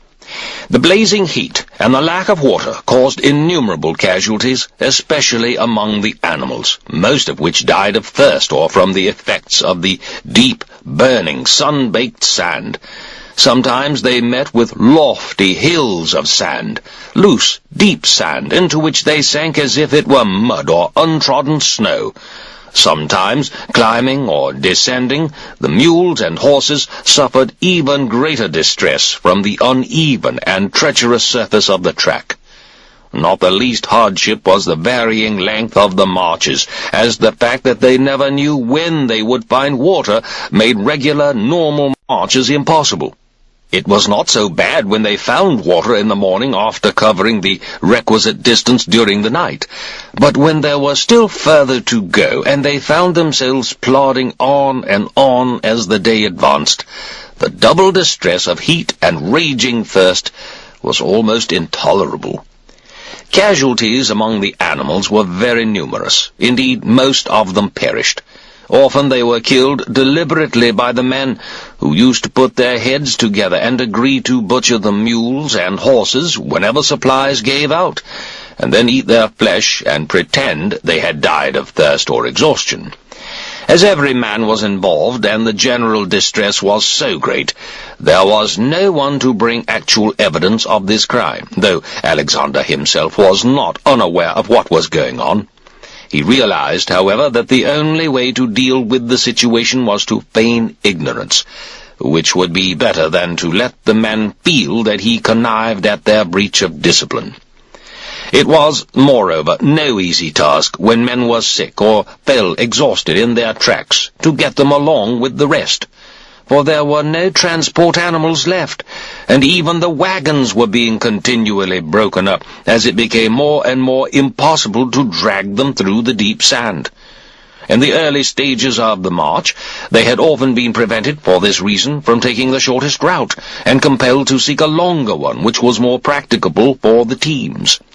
So there was nothing for it but to leave the sick by the way, and any man rendered incapable by exhaustion or thirst or sunstroke. No one could give them a helping hand. No one could stay behind to ease their sufferings, for the essential thing was to get on with all possible speed, and the effort to save the army as a whole inevitably took precedence over the suffering of individual men. Most of the marching was at night, and many men would fall asleep in their tracks. The few who had strength left to do so followed the army when they woke up again, and got safe through. But the greater number perished, poor castaways in the oceans of sand. There was yet another disaster, perhaps the worst for all concerned, men, horses, and mules. In Gadrosia, as in India, it rains heavily during the monsoon. The rain falls not on the plains, but on the mountains, the summits of which arrest the clouds carried thither by the wind, and cause them to condense in rain. It so happened that the army bivouacked by a small stream for the sake of the water it afforded, and about the second watch of the night it was suddenly swollen by rain. The actual rain was falling far away out of sight, but the stream nevertheless grew into such a torrent that it drowned most of the camp followers, women and children, and swept away the royal tent with everything it contained, and all the surviving animals, while the troops themselves barely managed to escape, saving nothing but their weapons, and not even all of those. Another trouble was that when plenty of water happened to be found after a hot and thirsty march, most of the men drank so immoderately that the result was fatal to them. And for this reason Alexander usually made his halts a couple of miles or so from water, to stop his men from flinging themselves indiscriminately upon it to their own destruction and that of their beasts, and to prevent those who had least self-control from plunging right into the spring or stream, or whatever it was, and so spoiling the water for the others. At this point in my story, I must not leave unrecorded one of the finest things Alexander ever did. Where it actually took place is uncertain. Perhaps here, perhaps, as some historians have declared, in the country of the Parapamisadi, some time previously. The army was crossing a desert of sand. The sun was already blazing down upon them, but they were struggling on under the necessity of reaching water, which was still far away. Alexander, like everyone else, was tormented by thirst, but he was nonetheless marching on foot at the head of his men. It was all he could do to keep going, but he did so, and the result, as always, was that the men were the better able to endure their misery when they saw that it was equally shared. As they toiled on, a party of light infantry, which had gone off looking for water, found some. Just a wretched little trickle collected in a shallow gully. They scooped up with difficulty what they could, and hurried back, with their priceless treasure, to Alexander. Then, just before they reached him, they tipped the water into a helmet and gave it to him. Alexander, with a word of thanks for the gift, took the helmet, and, in full view of his troops, poured the water on the ground. So extraordinary was the effect of this action, that the water wasted by Alexander was as good as a drink for every man in the army. I cannot praise this act too highly. It was a proof, if anything was, not only of his power of endurance, but also of his genius for leadership. To add to their difficulties, the time came when the guides admitted that they no longer knew the way. All the marks, they declared, had been obliterated by the blown and drifting sand. There was nothing in the vast and featureless desert to determine what course they should take. No trees, as elsewhere, by the roadside. No hills of solid earth rising from the sand. Moreover, the guides had never practiced the art of finding their direction by the stars at night and by the sun in the daytime, as sailors do, the Phoenicians setting their course by the Little Bear, the rest of us by the Great Bear. Alexander, accordingly, took the matter into his own hands. Feeling that the route should be more towards the left, he rode ahead with a small party of mounted men. The horses soon began to succumb to the heat, so he left most of his party behind and rode off with only 5 men. At last they found the sea, and scraping away the shingle on the beach, came upon fresh, clear water. The whole army soon followed, and for 7 days marched along the coast, getting its water from the beach. Finally, the guides once more recognized their whereabouts, and a course was set for the interior again. At the capital city of Gedrosia, the troops were given a rest. Alexander, finding that Apollophones, the governor, had failed to carry out any of his instructions, dismissed him, and appointed Thoas in his place. Thoas subsequently died and was succeeded by Sybaricius, who had recently been made governor of Carmania, where, on being given control of both Arachosia and Gedrosia, he was succeeded by Telepolemus, son of Pithophanes. Alexander was already on his way to Carmania when a report reached him of the death of Philip, governor of India. The mercenaries had hatched a plot to assassinate him, and his Macedonian guards had executed the assassins, some caught red-handed, others after subsequent arrest. Alexander accordingly sent written orders to Eudemus and Taxiles in India to take charge of the territory formerly administered by Philip until he sent out a new governor. After his arrival in Carmania, he was rejoined by Craterus, with the troops under his command, and the elephants. Craterus also brought Ordanes with him, under arrest for disaffection and troublemaking. A number of other officers and officials here presented themselves. Stasanor, governor of Aria and Zarangia. Parasmanes, son of Frataphernes, governor of Parthia and Hyrcania, and the officers left with Parmenio in command of the troops in Media, Cleander, Sitalces, and Heracon, with most of their men. Both the natives and the army had brought a number of charges against Sitalces and Cleander, alleging that they had plundered temples, disturbed ancient tombs, and committed other crimes of a violent and tyrannical nature against the people of the province. Immediately he received the report, Alexander had both officers executed, as an example to other government officials of whatever rank, who would thenceforth realize that if they were guilty of similar irregularities, they would suffer the same punishment. If there was one thing more than another which conduced to orderliness and obedience among the numerous and widely separated peoples which found themselves, either by conquest or alliance, under Alexander's sway, it was this, that under his empire no sort of oppression by local government officials was ever permitted. The other officer, Heracon, was cleared for the time being, but soon afterwards some people at Susa had him convicted of robbing the temple there, and he too was executed.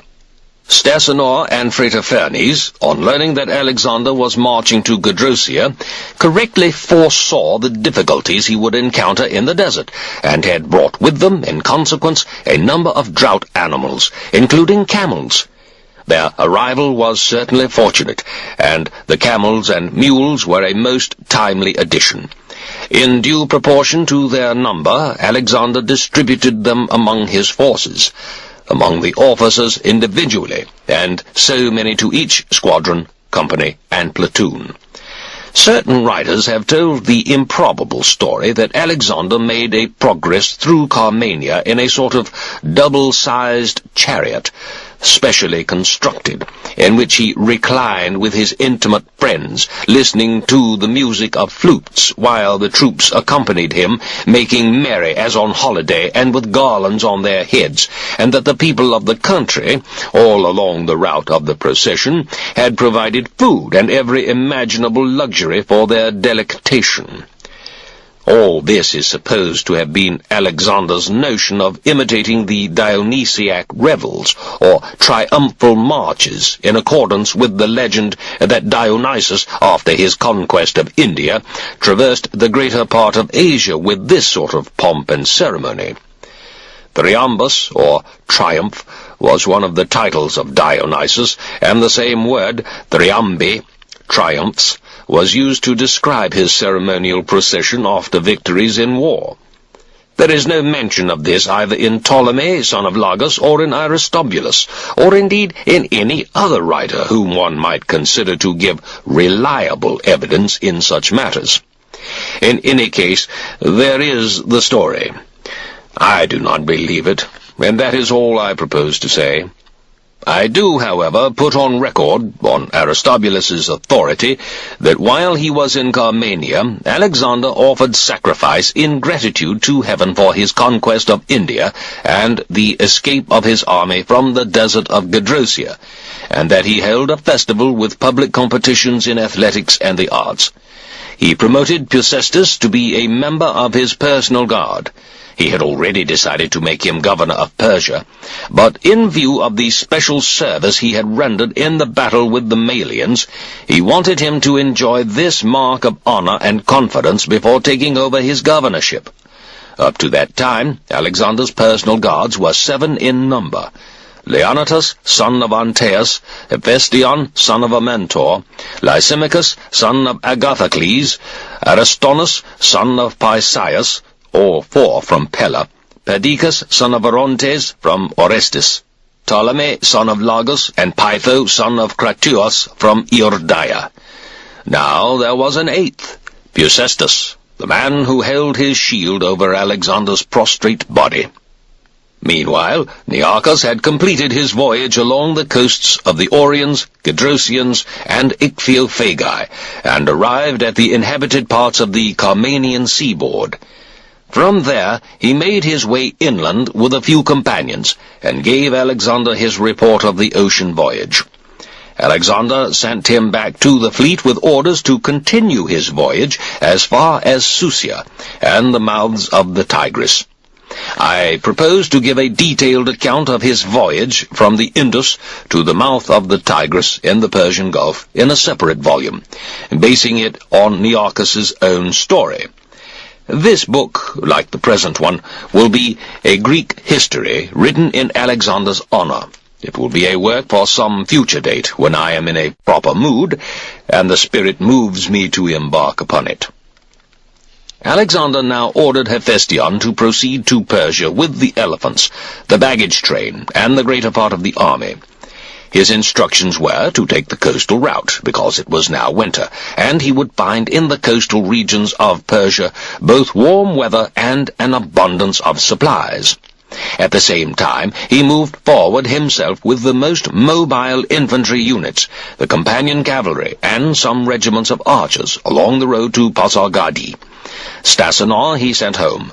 Arrived at the Persian frontier, he found that Pressaortes, the governor, had died while the Indian campaign was still going on. The reins of government were in the hands of Oxenes, who had not indeed been regularly appointed, but considered himself, in the absence of any other governor, a proper person to serve Alexander by keeping Persian affairs running smoothly. At Pasargadi, Alexander was visited by Atripates, governor of Media. He brought with him a Mede named Baryaxes, whom he had arrested for wearing his cap upright in the royal fashion and proclaiming himself king of the Medes and Persians. With him, also under arrest, were his associates in the attempted coup. They were all executed. Aristobulus relates that Alexander found the tomb of Cyrus, son of Cambyses, broken into and robbed, and that this act of profanation caused him much distress. The tomb was in the royal park at Pasargadi. A grove of various sorts of trees had been planted round it. There were streams of running water and a meadow with lush grass. The base of the monument was rectangular, built of stone slabs cut square, and on top was a roofed chamber, also built of stone, with access through a door so narrow that only one man at a time, and a little one at that, could manage with great difficulty, painfully, to squeeze himself through. Inside the chamber there was a golden coffin containing Cyrus's body, and a great divan with feet of hammered gold, spread with covers of some thick, brightly coloured material, with a Babylonian rug on top. Tunics and kandies, or Median jackets of Babylonian workmanship, were laid out on the divan, and, Aristobulus says, Median trousers, various robes dyed in amethyst, purple, and many other colours, necklaces, scimitars, and inlaid earrings of gold and precious stones. A table stood by it, and in the middle of it lay the coffin which held Cyrus's body. Within the enclosure, by the way which led up to the tomb, a small building had been constructed for the Magi, who guarded it, a duty which had been handed down from father to son ever since the time of Cyrus's son Cambyses. They had a grant from the king of a sheep a day, with an allowance of meal and wine, and 1 horse a month to sacrifice to Cyrus. There was an inscription on the tomb in Persian, signifying, "O man, I am Cyrus, son of Cambyses, who founded the empire of Persia and ruled over Asia. Do not grudge me my monument." Alexander had always intended, after his conquest of Persia, to visit the tomb of Cyrus, and now, when he did so, he found that all it contained, except the divan and the coffin, had been removed. Even the royal remains had not escaped desecration, for the thieves had taken the lid from the coffin and thrown out the body. From the coffin itself they had chipped or broken various bits in an attempt to reduce its weight sufficiently to enable them to get it away. However, they were unsuccessful, and went off without it. Aristobulus tells us that he himself received orders from Alexander to put the monument into a state of thorough repair. He was to restore to the coffin what was still preserved of the body, and replace the lid, to put right all damage to the coffin itself, fit the divan with new strapping, and to replace with exact replicas of the originals every single object with which it had previously been adorned. And finally, to do away with the door into the chamber by building it in with stone, covered by a coat of plaster, on which was to be set the royal seal. Alexander had the Magi who guarded the monument arrested and put to the torture, hoping to extort from them the names of the culprits.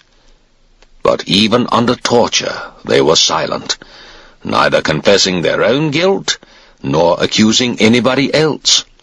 So, as they could not be convicted of any sort of complicity in the crime, Alexander released them. He then went to the palace of the Persian kings, which on a previous occasion he had set on fire, as I have already related. I remarked, when I mentioned this act, that I could not commend it, and Alexander himself regretted it when he saw the place for the second time. As for Oxenes, who took charge of Persian affairs after Phraseortes' death, a number of damaging stories were told about him by the Persians, and he was convicted of robbing temples and royal tombs, and of illegally putting many Persians to death. He was, accordingly, hanged by Alexander's agents. Pusestus, of Alexander's personal guard, was appointed governor, in recognition of his exceptional loyalty on all occasions, and especially on the occasion of his heroic act during the fight with the Malians, when, at the risk of his own life, he helped to save Alexander. Apart from this, he was also a suitable person for the post, as he liked Oriental ways. He showed this clearly enough as soon as he was appointed, being the only Macedonian to adopt the Median dress. He also learned the Persian language, and in all other ways took to living as the Persians lived. Alexander thoroughly approved of this conduct, and the Persians themselves were gratified to find that he preferred their manner of life to that of his own country.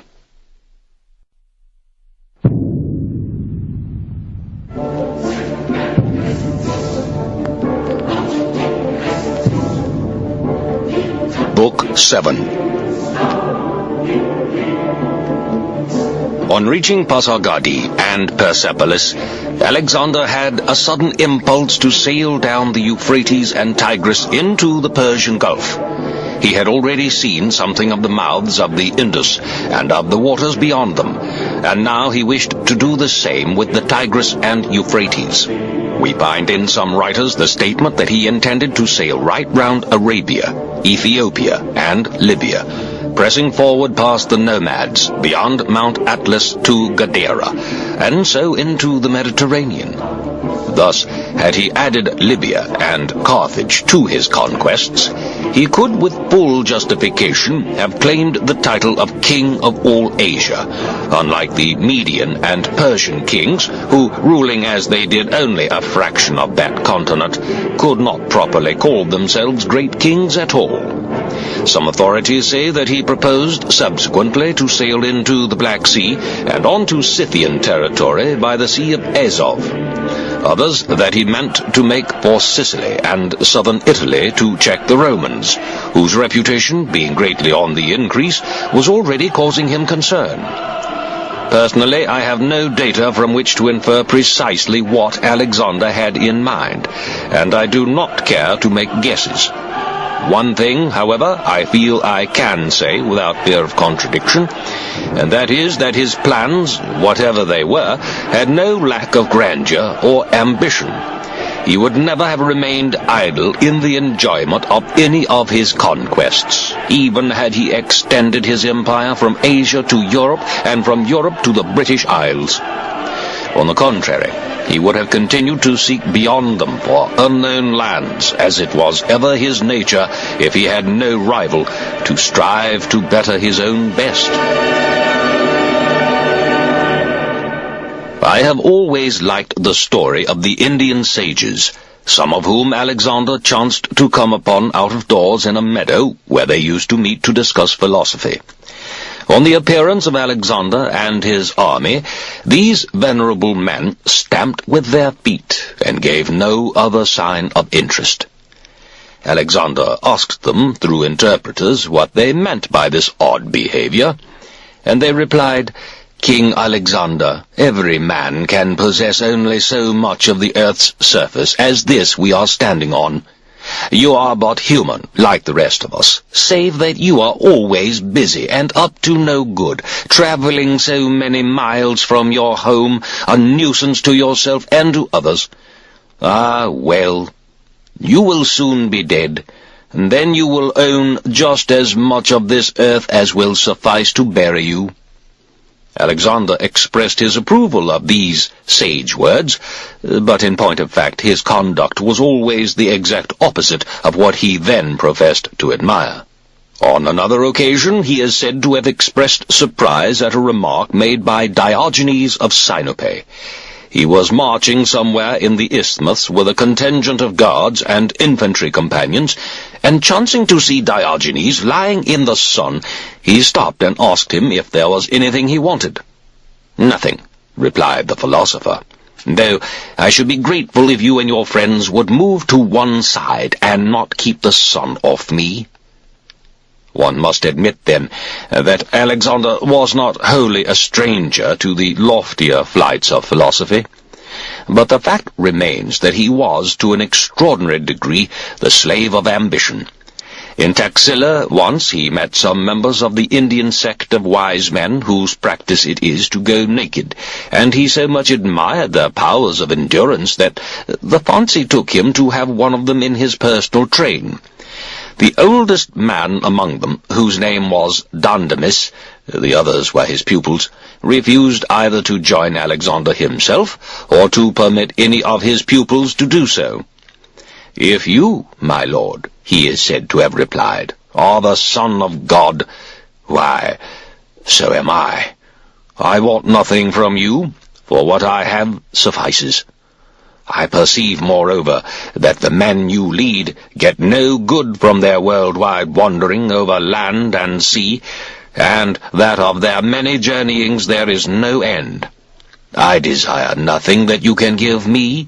I fear no exclusion from any blessings which may perhaps be yours.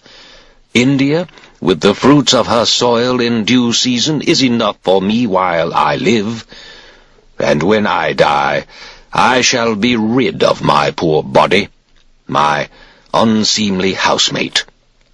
These words convinced Alexander that Dundamis was, in a true sense, a free man, so he made no attempt to compel him. On the other hand, another of these Indian teachers, a man named Calanus, did yield to Alexander's persuasion. This man, according to Megasthenes' account, was declared by his fellow teachers to be a slave to fleshly lusts, an accusation due no doubt to the fact that he chose to renounce the bliss of their own asceticism, and to serve another master instead of God. I have mentioned this because no history of Alexander would be complete without the story of Calanus. In India, Calanus had never been ill, but when he was living in Persia, all strength ultimately left his body. In spite of his enfeebled state, he refused to submit to an invalid regimen, and told Alexander that he was content to die as he was, which would be preferable to enduring the misery of being forced to alter his way of life. Alexander, at some length, tried to talk him out of his obstinacy, but to no purpose. Then, convinced that if he were any further opposed, he would find one means or another of making away with himself, he yielded to his request, and gave instructions for the building of a funeral pyre under the supervision of Ptolemy, son of Lagus, of the personal guard. Some say Calanus was escorted to the pyre by a solemn procession, horses, men, soldiers in armor, and people carrying all kinds of precious oils and spices to throw upon the flames. Other accounts mention drinking cups of silver and gold and kingly robes. He was too ill to walk, and a horse was provided for him, but he was incapable of mounting it, and had to be carried on a litter, upon which he lay with his head wreathed with garlands in the Indian fashion, and singing Indian songs, which his countrymen declare were hymns of praise to their gods. The horse he was to have ridden was of the royal breed of Nicaea, and before he mounted the pyre, he gave it to Lysimachus, one of his pupils in philosophy, and distributed among other pupils and friends the drinking cups and draperies, which Alexander had ordered to be burnt in his honor upon the pyre. At last he mounted the pyre, and with due ceremony laid himself down. All the troops were watching. Alexander could not but feel that there was a sort of indelicacy in witnessing such a spectacle. The man, after all, had been his friend.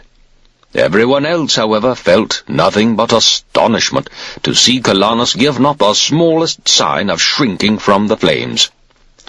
We read in Nearchus's account of this incident that at the moment the fire was kindled, there was, by Alexander's orders, an impressive salute.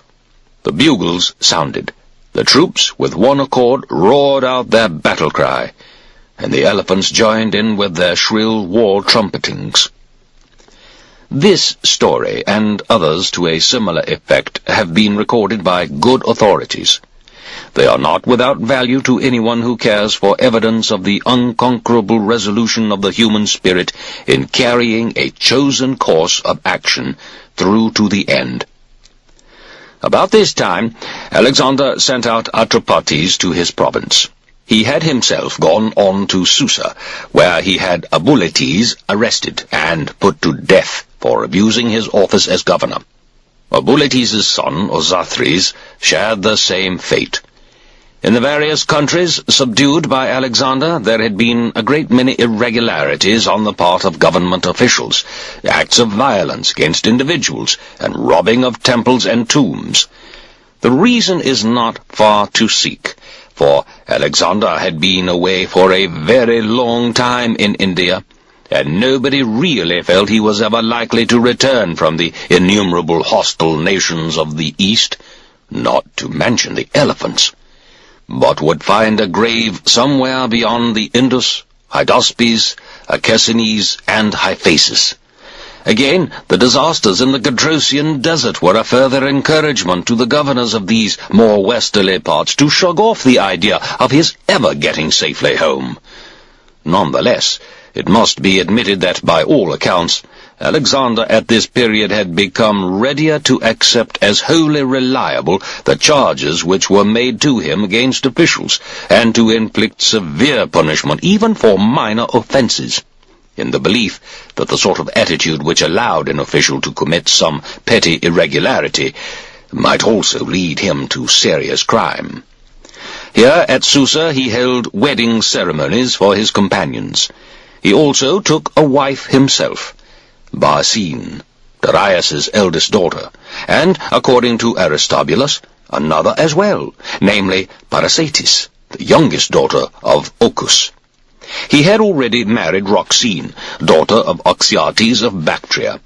To Hephaestion he gave Drypetis, another of Darius's daughters, and sister of his own wife Barsine, as he wanted to be uncle to Hephaestion's children. To Craterus he gave Amostrine, daughter of Darius's brother Oxyarchus, and to Perdiccas, a daughter of Atropates, governor of Media. The bride of Ptolemy, of the god, was Autocama, daughter of Artabazus, and Eumenes, the king's secretary, had her sister Autonis. Nearchus was given the daughters of Barsine and Mentor, Seleucus the daughter of Spitamenes of Bactria. Similarly, the other officers, to the number of 80 all told, were given as brides young women of the noblest Persian and Median blood. The marriage ceremonies were in the Persian fashion. Chairs were set for the bridegrooms in the order of precedence, and when healths had been drunk, the brides entered and sat down by their bridegrooms, who took them by the hand and kissed them. The king, who was married just as the others were, and in the same place, was the first to perform the ceremony. Alexander was always capable of putting himself on a footing of equality and comradeship with his subordinates, and everyone felt that this act of his was the best proof of his ability to do so. After the ceremony, all the men took their wives home, and for every one of them Alexander provided a dowry. There proved to be over 10,000 other Macedonians who had married Asian women. Alexander had them all registered, and every man of them received a wedding gift. This also seemed a fitting occasion to clear off the men's debts, and Alexander ordered a detailed schedule to be prepared, with a promise of settlement. At first only a few entered their names, suspecting that the order might be a scheme of Alexander's for detecting the spendthrifts who had failed to make do with their army pay. Alexander was annoyed when he learned that most of the men were refusing to enter their names and concealing their possession of covenants to pay, and told them in no uncertain terms what he thought of their suspicions. The king, he declared, is in duty bound to speak nothing but the truth to his subjects, who, in their turn, have no right to suppose that he ever does otherwise.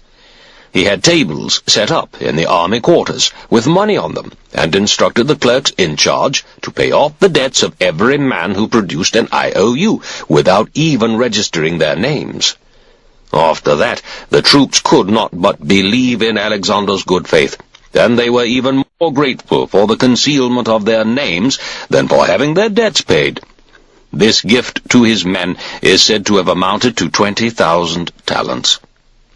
He also made a number of other money awards for distinguished conduct in the field, or in recognition of a man's reputation for good service generally. A special decoration, consisting of a gold crown, was granted to certain officers for conspicuous bravery.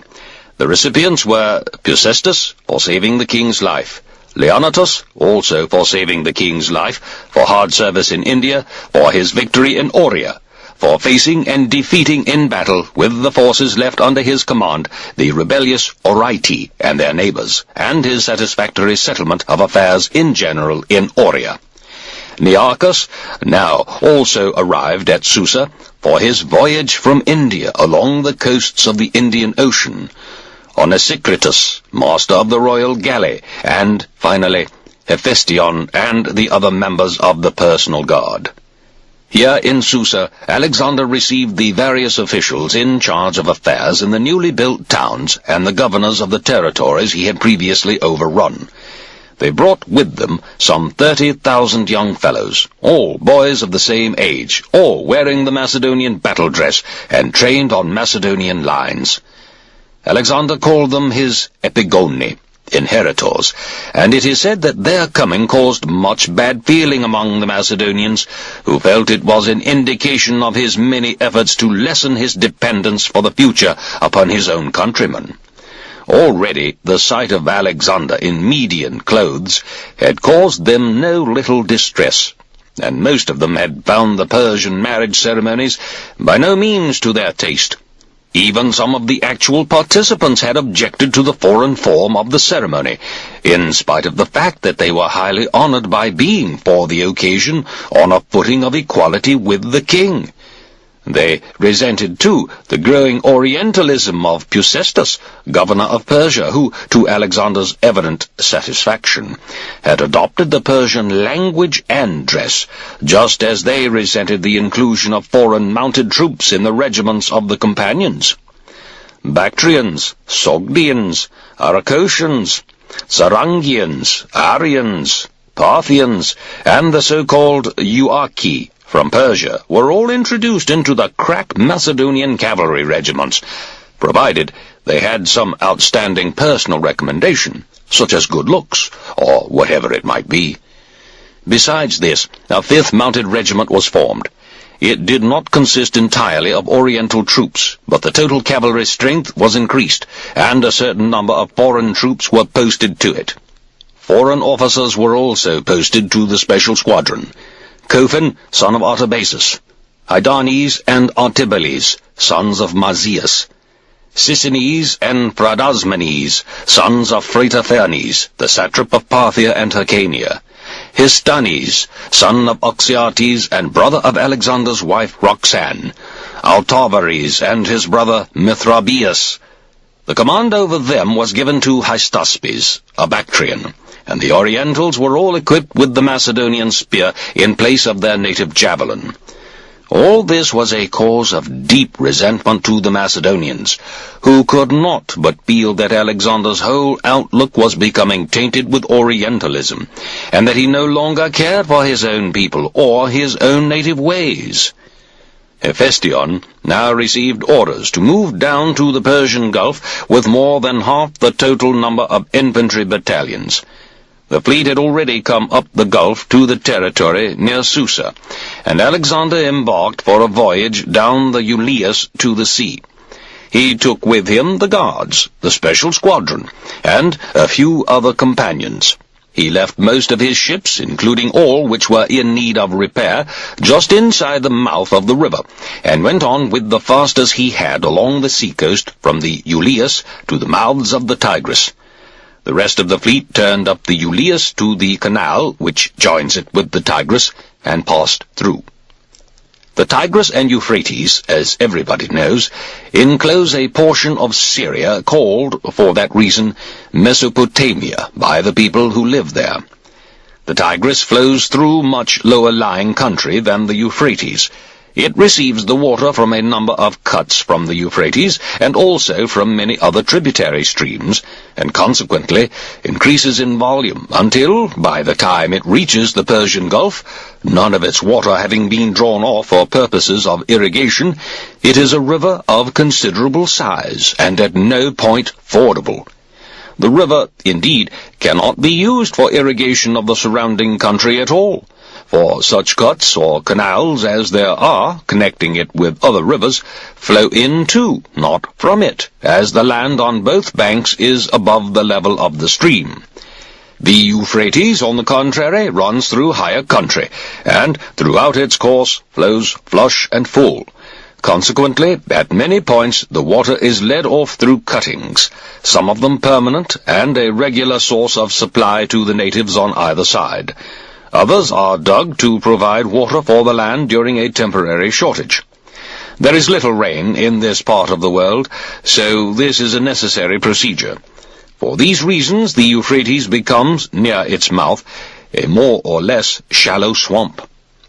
Alexander sailed offshore along the stretch of coast between the Iulius and the Tigris, and then proceeded up the Tigris to the place where Hephaestion and the whole army were encamped. From there, he went further up the river to Opis, a town on its bank. During the passage upstream, he had the weirs demolished, thus restoring the river to the same continuous level throughout. The weirs had been constructed by the Persians to prevent a victorious naval force from coming up the river to invade their country. A remarkable piece of engineering for a non-maritime people. Their existence, at frequent intervals, made the passage upriver a very awkward business. Alexander declared that no power which enjoyed military supremacy would ever bother with such contrivances. In his own case, a safeguard of that sort was pointless and irrelevant. And, indeed, the very ease with which he destroyed these works, which the Persians had labored so hard to complete, was sufficient proof that they were not worth much. At Opis he summoned an assembly of his Macedonian troops, and announced the discharge from the army of all men unfit through age or disablement for further service. These he proposed to send home, and promised to give them on their departure enough to make their friends and relatives envy them, and to fire their countrymen with eagerness to play a part in similar perilous adventures in the future. Doubtless he meant to gratify them by what he said. Unfortunately, however, the men already felt that he had come to undervalue their services, and to think them quite useless as a fighting force. So, naturally enough, they resented his remarks as merely another instance of the many things which, throughout the campaign, he had done to hurt their feelings, such as his adoption of Persian dress, the issue of Macedonian equipment to the Oriental Epigoni, and the inclusion of foreign troops in units of the companions. The result was that they did not receive the speech in respectful silence, but, unable to restrain themselves, called for the discharge of every man in the army, adding in bitter jest that on his next campaign he could take his father with him, meaning, presumably, the god Ammon. Alexander was furious. He had grown by that time quicker to take offense, and the oriental subservience to which he had become accustomed had greatly changed his old, open-hearted manner towards his own countrymen. He leapt from the platform with the officers who attended him, and pointing with his finger to the ringleaders of the mutiny, ordered the guards to arrest them. There were 13 of them, and they were all marched off to execution. A horrified silence ensued, and Alexander stepped once again to the rostrum, and addressed his troops in these words: "My countrymen, you are sick for home. So be it. I shall make no attempt to check your longing to return. Go whither you will. I shall not hinder you. But if go you must, there is one thing I should have you understand. What I have done for you, and in what coin you will have repaid me. First, I will speak of my father Philip, as it is my duty to do. Philip found you a tribe of impoverished vagabonds, most of you dressed in skins, feeding a few sheep on the hills, and fighting, feebly enough, to keep you from your neighbors, Thracians and Trebalians and Illyrians. He gave you cloaks to wear instead of skins. He brought you down from the hills into the plains. He taught you to fight on equal terms with your enemy on your borders, till you knew that your safety lay not, as once, in your mountain strongholds, but in your own valor. He made you city-dwellers. He brought you law. He civilized you. He rescued you from subjection and slavery, and made you masters of the wild tribes who harried and plundered you. He annexed the greater part of Thrace, and by seizing the best places on the coast, opened your country to trade and enabled you to work your mines without fear of attack. Thessaly, so long your bugbear and your dread, he subjected to your rule, and by humbling the Phocians, he made the narrow and difficult path into Greece a broad and easy road. The men of Athens and Thebes, who for years had kept watching for their moment to strike us down, he brought so low, and by this time I myself was working at my father's side, that they who once exacted from us either our money or our obedience, now, in their turn, looked to us as the means of their salvation. Passing into the Peloponnese, he settled everything there to his satisfaction, and when he was made supreme commander of all the rest of Greece for the war against Persia, he claimed the glory of it not for himself alone, but for the Macedonian people. These services which my father rendered you are indeed intrinsically great, yet they are small compared with my own. I inherited from him a handful of gold and silver cups, coin in the treasury worth less than 60 talents, and over 8 times that amount of debts incurred by him. Yet to add to this burden, I borrowed a further sum of 800 talents, and marching out from a country too poor to maintain you decently, laid open for you at a blow, and in spite of Persia's naval supremacy, the gates of the Hellespont. My cavalry crushed the satraps of Darius, and I added all Ionia and Aeolia, the 2 Phrygias and Lydia to your empire. Miletus I reduced by siege. The other towns all yielded of their own free will. I took them and gave them you for your profit and enjoyment. The wealth of Egypt and Cyrene, which I shed no blood to win, now flows into your hands. Palestine and the plains of Syria and the land between the rivers are now your property. Babylon and Bactria and Susa are yours. You are masters of the gold of Lydia, the treasures of Persia, the wealth of India, yes, and of the sea beyond India too. You are my captains, my generals, my governors of provinces. From all this which I have labored to win for you, what is left for myself except the purple and this crown? I keep nothing for my own. No one can point to treasure of mine, apart from all this which you yourselves either possess or have in safe keeping for your future use. Indeed, what reason have I to keep anything, as I eat the same food and take the same sleep as you do? Ah, but there are epicures among you who I fancy eat more luxuriously than I. And this I know, that I wake earlier than you, and watch, that you may sleep. Perhaps you will say that, in my position as your commander, I had none of the labors and distress which you had to endure to win for me what I have won. But does any man among you honestly feel that he has suffered more for me than I have suffered for him? Come now, if you are wounded, strip and show your wounds, and I will show mine. There is no part of my body but my back which has not a scar. Not a weapon a man may grasp or fling, the mark of which I do not carry upon me. I have sword cuts from close fight. Arrows have pierced me. Missiles from catapults bruised my flesh. Again and again I've been struck by stones or clubs, and all for your sakes, for your glory and your gain. Over every land and sea, across river, mountain, and plain, I led you to the world's end, a victorious army. I married as you married, and many of you will have children related by blood to my own. Some of you have owed money. I have paid your debts, never troubling to inquire how they were incurred, and in spite of the fact that you earn good pay and grow rich from the sack of cities. To most of you I have given a circlet of gold as a memorial for ever and ever of your courage and of my regard. And what of those who have died in battle? Their death was noble, their burial illustrious. Almost all are commemorated at home by statues of bronze. Their parents are held in honor, with all dues of money or service remitted.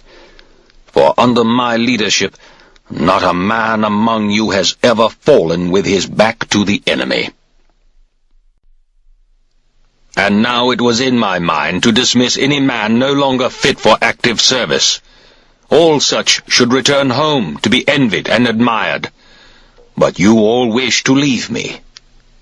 Go then, and when you reach home, tell them that Alexander, your king, who vanquished Persians and Medes and Bactrians and Saki, who crushed the Euxi, the Aracosians, and the Drangi, and added to his empire Parthia, the Chorasmian waste, and Hyrcania to the Caspian Sea, who crossed the Caucasus beyond the Caspian gates, and Oxus and Tanais, and the Indus, which none but Dionysus had crossed before him, and Hydaspes, and Acesines, and Hydraortes, yes, and Hyphasis too, had you not feared to follow, who by both mouths of the Indus burst into the great sea beyond, and traversed the desert of Gedrosia, untrodden before by any army, who made Carmania his own, as his troops swept by, and the country of the Orytans,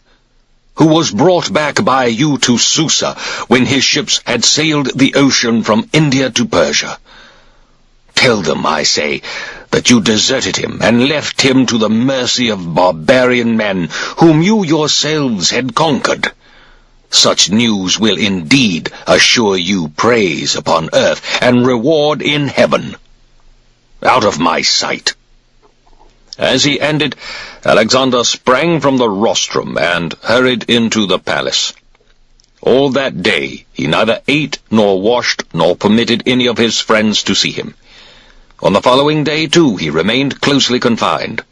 On the third day he sent for the Persian officers, who were in the highest favor, and decided among them the command of the various units of the army.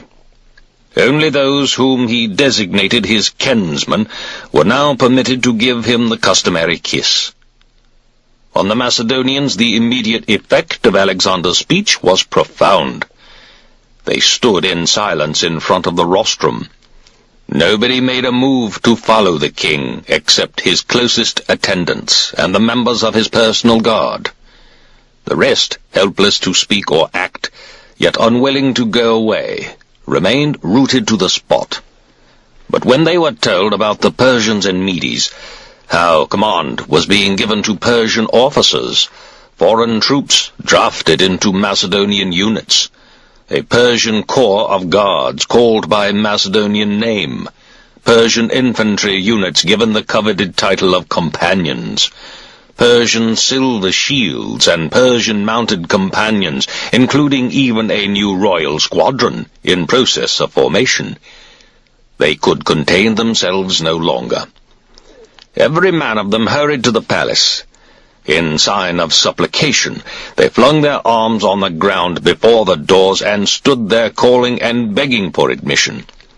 They offered to give up the ringleaders of the mutiny and those who had led the cry against the king, and swore they would not stir from the spot, day or night, unless Alexander took pity on them.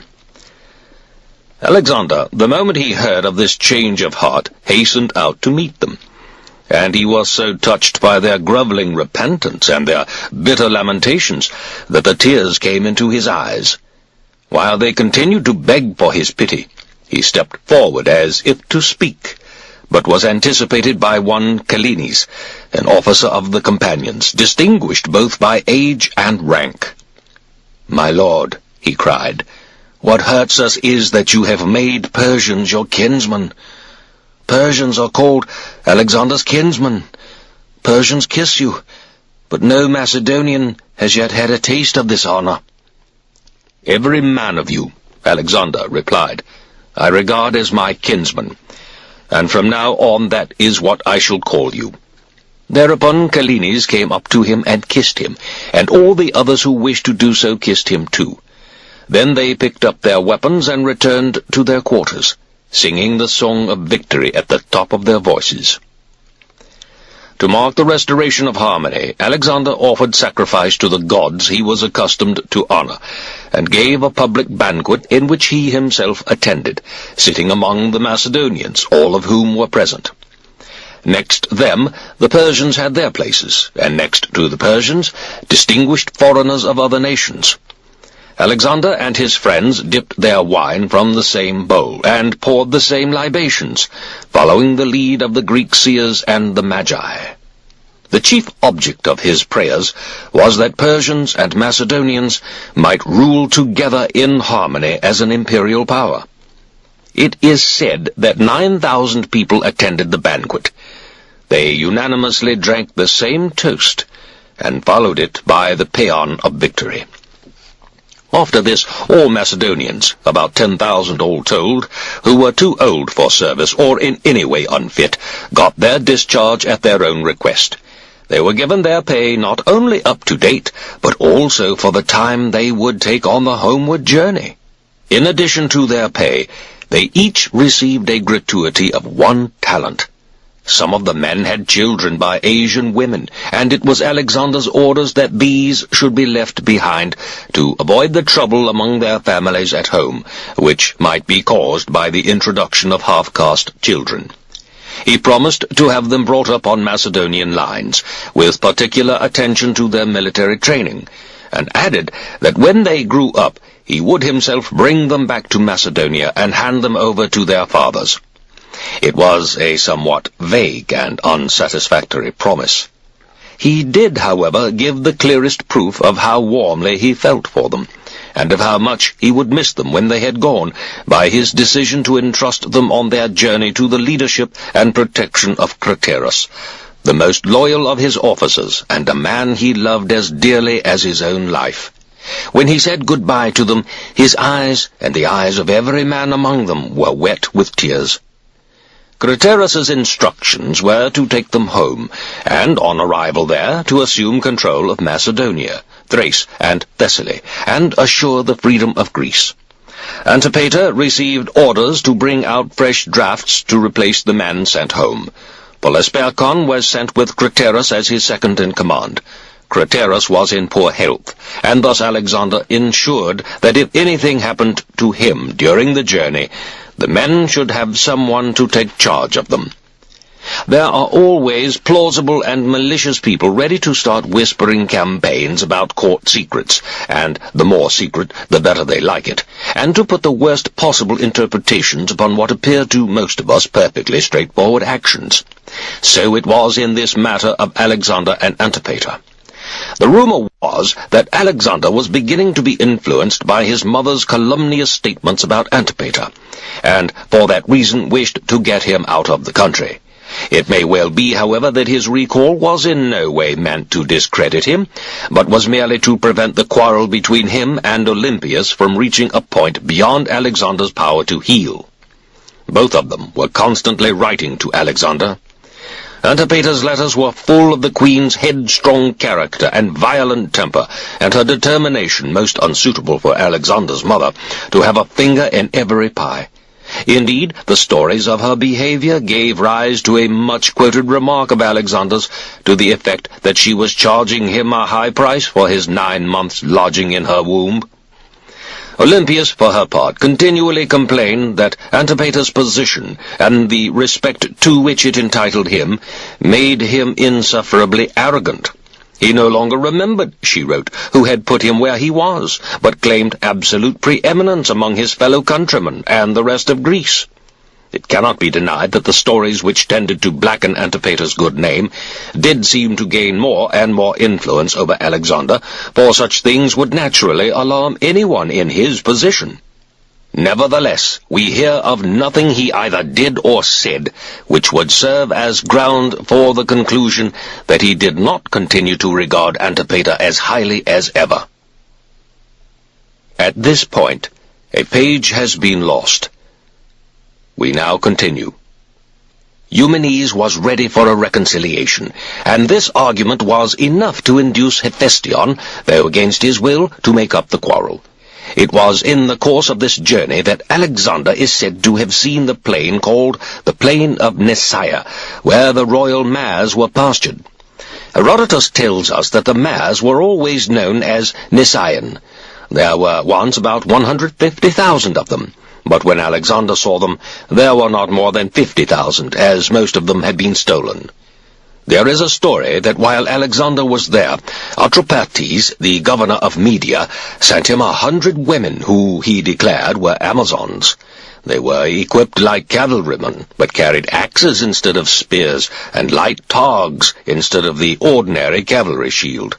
According to some writers, their right breasts were smaller than their left, and were bared in battle. Alexander sent the women away to avoid trouble, for they might well have met with unseemly treatment from the troops, Macedonian or foreign. However, he told them to inform their queen that he would visit her one day and get her with child. This story is not to be found in Aristobulus or Ptolemy, or indeed in any other reliable writer. Personally, I doubt if the Amazons still existed at that date. Indeed, Xenophon, writing before Alexander's time, never mentions them, though he has references to Phasians and Colchians and other barbarian peoples which the Greeks encountered on every side of Trapezus, where they would have certainly found Amazons had there still been any. I cannot, however, bring myself to believe that this race of women, whose praises have been sung so often by the most reputable writers, never existed at all. And there is the tradition, for instance, that Heracles was sent to them and brought back to Greece a girdle belonging to their queen, Hippolyte, and that Theseus and his Athenians were the first to defeat them in battle and prevent their invasion of Europe. And there is a picture, too, by Cimon of the battle between the Amazons and the Athenians, just as there is of the battle between the Athenians and Persians. Herodotus, moreover, has frequently referred to these women, and all Athenians who have pronounced eulogies on those who fell in war have made particular mention of the fight with the Amazons. If Atropathes really did present some female cavalry troopers to Alexander, I should imagine they must have been women, of some nationality or other, who had been taught to ride and equipped in the traditional Amazon style. At Ecbatana, Alexander offered sacrifice, as it was his custom to do to celebrate a happy occasion. He also held a festival with literary and athletic contests, and drank deep with his closest friends. About this time, Hephaestion fell sick. On the 7th day of his illness, it so happened that there was a big crowd at the stadium to watch the boys' races, which were then taking place. During the races, a message was brought to Alexander that Hephaestion's condition was serious. He hurried away, but his friend was dead before he could reach him. The accounts of Alexander's grief at this loss are many and various. All writers have agreed that it was great, but personal prejudice for or against both Hephaestion and Alexander himself has colored the accounts of how he expressed it. Many writers have told us of things which were beyond all bounds of propriety, those friendly to him apparently wishing us to believe that whatever he said or did in his grief for this friend, whom he loved better than all the world, could but enhance his glory. His critics, on the other hand, indicating that such excesses were discreditable and unfitting not only for a great potentate like Alexander, but for any king. We are told, for instance, that he flung himself on the body of his friend, and lay there nearly all day long in tears, and refused to be parted from him until he was dragged away by force by his companions, and again that he lay stretched upon the corpse all day, and the whole night too. Some have said that he had Glaucius, the doctor, hanged for giving the wrong medicine. Others because he had seen Hephaestion drinking too much, and had made no attempt to stop him. I do not, however, think it unlikely that Alexander cut his hair short in mourning for his friend, for he might well have done so, if only in emulation of Achilles, whose rival he had always felt himself to be, ever since he was a boy. Then there is the story, to me quite incredible, that he personally drove for a short distance the funeral carriage with Hephaestion's body in it, and again that he ordered the shrine of Asclepius in Ecbatana to be razed to the ground. A thing one might have expected from an oriental despot, but utterly uncharacteristic of Alexander. Indeed, it reminds one of the absurd story of Xerxes, who, with his reckless disregard of what men hold sacred, punished the Hellespont by pretending to bind it with chains. Another story, to me a not wholly improbable one, is that on the road to Babylon, Alexander was met by a number of deputations from Greece, with some representatives from Epidaurus among them. Alexander granted the Epidaurians requests, and gave them something to take home and dedicate as an offering to Asclepius in his shrine. And yet, he said, Asclepius has not treated me kindly, for he did not save the friend I valued as my own life. Most authorities have said that he ordered sacrifice to be always offered to Hephaestion as a demigod, and some declare that he sent to inquire of Ammon if he would permit sacrifice to be offered to him as a god. But Ammon refused. All the accounts, however, agree in telling us that for 2 whole days after Hephaestion's death, Alexander tasted no food, and paid no attention in any way to his bodily needs, but lay on his bed, now crying lamentably, now in the silence of grief. He had a funeral pyre prepared in Babylon at a cost of 10,000 talents, or more if we can believe some accounts, and ordained a period of mourning throughout the East. Many of the companions, out of respect for Alexander, dedicated themselves and their arms to the dead man, a gesture initiated by Eumenes, who, as I mentioned just now, had quarrelled with him. His object, no doubt, was to prevent Alexander from thinking that he was glad to have him gone. Alexander made no fresh appointment to the command of the companion cavalry. He wished Hephaestion's name to be preserved always in connection with it. So Hephaestion's regiment it continued to be called, and Hephaestion's image continued to be carried before it. Alexander held funeral games in his honor, with contests in literature and athletics. The festival was far more splendid than ever before, both in the number of competitors and in the money spent upon it. In all, 3,000 men competed in the various events, and these same men took part soon afterwards in the games at Alexander's own funeral. Alexander's distress was long drawn out, but at last he began to get over it, and the proffered consolation of his friends to have more effect. Once he was himself again, he undertook an expedition against the Cossians. These people, neighbors of the Euxians, were a warlike tribe of mountaineers, living in village strongholds high in the hills.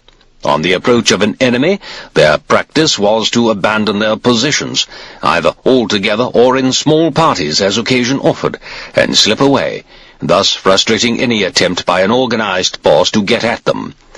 Then, when the enemy was gone, they would return to their normal life of brigandage.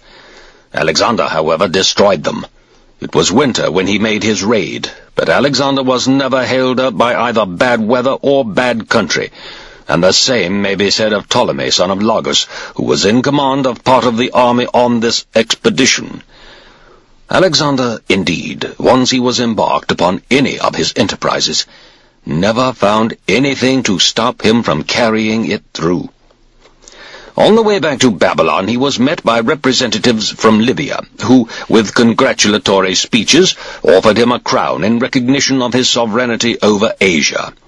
Bruttian, Lucanian, and Etruscan envoys also arrived on the same mission from Italy. It is said that Carthage, too, sent a delegation at that time, and that others came from the Ethiopians and European Scythians, not to mention Celts and Iberians, all to ask for Alexander's friendship. It was the first time that Greeks and Macedonians had ever heard the names of these peoples, or set eyes upon their unfamiliar dress and equipment.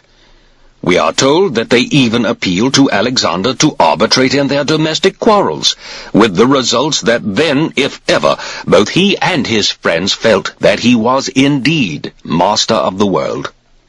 Two of the writers on Alexander's career, Aristus and Asclepiades, declare that Rome sent him a delegation, and that when he met the delegates and observed the proud freedom of their bearing, their obvious devotion to duty and order, and had learned the nature of their political principles, he prophesied something, at least, of the future greatness of their country. I record the story, which may or may not be true, but the fact remains that no Roman has ever made any reference to this delegation, any more than the two writers on Alexander, who are my principal authorities, Aristobulus and Ptolemy, son of Lagus. Moreover, it would have been out of character for the Republican Romans, who enjoyed at that date entirely free institutions, to send a delegation to a foreign king, especially at such a distance from their own country, when they had nothing either to fear or to gain from him, and were, of all people in the world, the most violently averse to kings, the very word being anathema to them. After these events, Alexander sent Heraclides, son of Argeus, with a party of shipwrights to Hyrcania, with orders to fell timber in the hills and build warships, some decked, some undecked, on the Greek model. The reason for this order was the fancy which had taken him to extend his geographical knowledge by the exploration of the Caspian or Hyrcanian Sea. He wished to determine what other sea it was connected with, whether it joined the Black Sea, or whether it was merely a gulf of the great Indian Ocean to the eastward. The Persian, or Red Sea, as it is sometimes called, he had proved to be a gulf of the ocean, and it might, he thought, turn out to be the same with the Caspian. The limits or origins of the Caspian had never yet been discovered, in spite of the fact that its shores are inhabited by a considerable number of peoples and navigable rivers flow into it. From Bactria, for instance, the Oxus, the greatest river of Asia outside India, runs into it, and also the Jaxartes, after following its course through Scythia, and, as is generally supposed, the Araxes, after passing through Armenia. Apart from these three great rivers, there are also many tributaries which join them, and thus discharge their waters too into the Caspian. Some of these were discovered by Alexander's armies. Others, of course, are far to the north, in the wholly unknown country of the nomad Scythians. On his march to Babylon, Alexander, after crossing the Tigris, was met by some wise men of the Chaldeans, who drew him aside and begged him to go no further, because their god, Bel, had foretold that if he entered the city at that time, it would prove fatal to him. Alexander replied by quoting to them the line of Euripides, "Prophets are best who make the truest guess." "My lord," said the Chaldeans, "look not to the west. Do not march westward with your army, but turn about and go eastward." But this was not easy for Alexander to do, as the country to the east was impracticable for troops. The truth was that fate was leading him to the spot where it was already written that he should die. Who knows? Perhaps it was better for him to make his end while his fame was unimpaired, and the world most grieved for his loss, and before he was overtaken by the ill fortune which, at one time or another, is the lot of all men. That, doubtless, was why Solon advised Croesus to look to the end of a life, however long, and never to say that a man is happy till that end had come. Even in Alexander's case, Hephaestion's death had been no small calamity, and I believe he would rather have been the first to go than live to suffer that pain, like Achilles, who surely would rather have died before Patroclus than have lived to avenge his death. Alexander had some suspicion that the Chaldeans' attempt to prevent him from marching to Babylon on that occasion was not, in fact, based upon a prophecy of impending disaster at all. On the contrary, its object, he felt, might well be to secure their own advantage. In Babylon stood the great temple of Bel, a huge edifice of baked bricks set in bitumen. Like the other shrines in the city, it had been destroyed by Xerxes on his return from Greece, and Alexander had proposed to restore it. According to some accounts, he intended to rebuild upon the original foundations, and for that reason the Babylonians had had instructions to clear the site. Others say he intended a still larger building than the old one. The workmen, however, once he was out of the way, dawdled over their job, so he proposed to set all his own troops to work upon it. Now, a great deal of land and considerable treasure had been devoted by the Assyrian kings to the god Bel, and from this the temple, in the old days, used to be maintained, and the sacrifices offered to the god. But at the time of which I am speaking, the Chaldeans themselves had the disposal of the god's property, as there was nothing upon which the income could be spent. For these reasons it had occurred to Alexander that they might not want him to enter the city, lest the rebuilding of the temple might be rapidly completed, and they, in consequence, lose the benefit of the money. Nevertheless, Aristobulus tells us that Alexander, so far as changing his direction was concerned, was ready to yield to their wishes.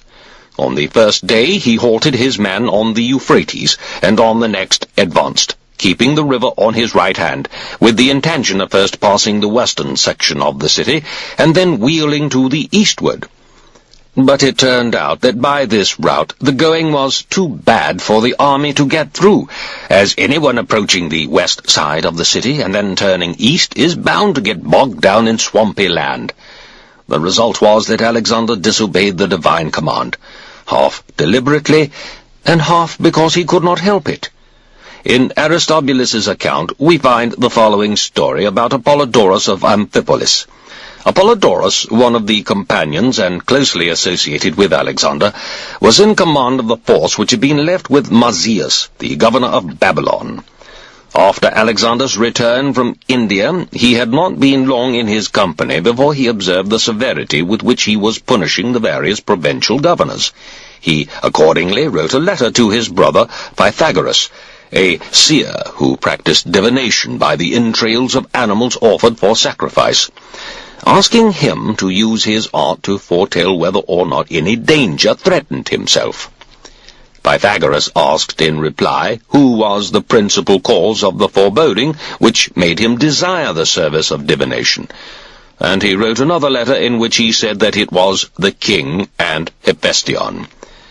Pythagoras then proceeded to offer sacrifice, first to secure a prophecy in the case of Hephaestion, and as no lobe could be found on the victim's liver, he sent a sealed message to Apollodorus in Ecbatana, assuring him that Hephaestion would soon be out of their way, and that there was therefore nothing to fear from him. Aristobulus declares that Apollodorus received this communication the day before Hephaestion's death. Pythagoras then offered a second sacrifice, this time for information about Alexander. Once again, the victim's liver had no lobe, and Pythagoras wrote another letter to his brother in similar terms to the first. Apollodorus made no attempt at concealment, but told Alexander what the letter contained, in the belief that he would be doing him a good turn if he warned him to be on his guard against impending danger. Alexander thanked him, and on his arrival at Babylon asked Pythagoras the nature of the warning sign which had induced him to write to his brother as he did. The victim's liver, was the answer, had no lobe. What, Alexander asked, does that sign portend? Something, Pythagoras replied, of the utmost gravity. Far from being angry with Pythagoras, Alexander treated him with all the more consideration for having told him the truth without concealment. This story Aristobulus declares he heard from Pythagoras' own lips. He adds, moreover, that Pythagoras, on a later occasion, practiced his art of divination to foretell the fates of Perdiccas and Antigonus. In each case the same warning sign appeared, and in each case the warning proved true, for Perdiccas was killed in his campaign against Ptolemy, and Antigonus was killed in the battle of Ipsus against Seleucus and Lysimachus. There is a similar story of Calanus, the Indian wise man. According to this, on the way to the pyre where he was to meet his death, he made his farewells to Alexander's personal friends, but refused to speak any word of the sort to Alexander himself. saying that he would give him his greetings when they met in Babylon. At the time, nobody paid much attention to this incident.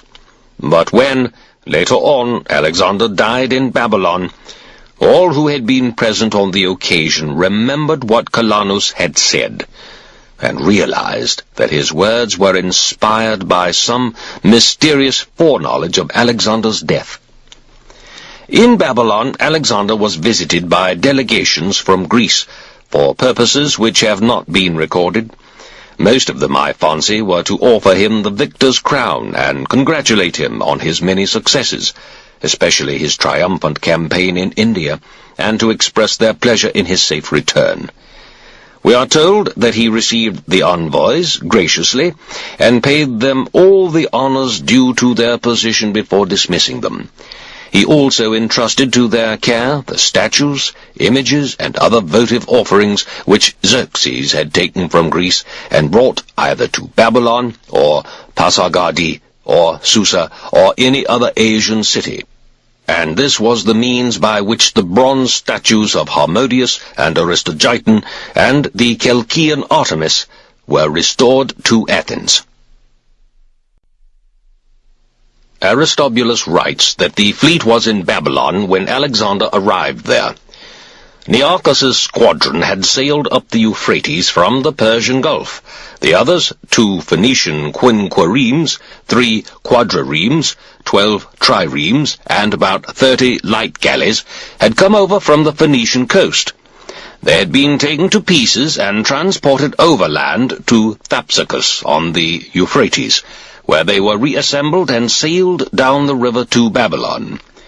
Apparently, Alexander was having a new flotilla built as well, and for this purpose was felling the cypresses in Babylonia, cypress being the only sort of timber of which there is an abundance in Assyrian territory, which is otherwise badly off for shipbuilding material. Manpower and crews for the new vessels were supplied by shell divers and others whose work was concerned with the sea, from Phoenicia and the neighboring seaboard. He also, by dredging operations, began the construction of a harbor at Babylon, large enough for 1,000 warships to lie in, and equipped with yards.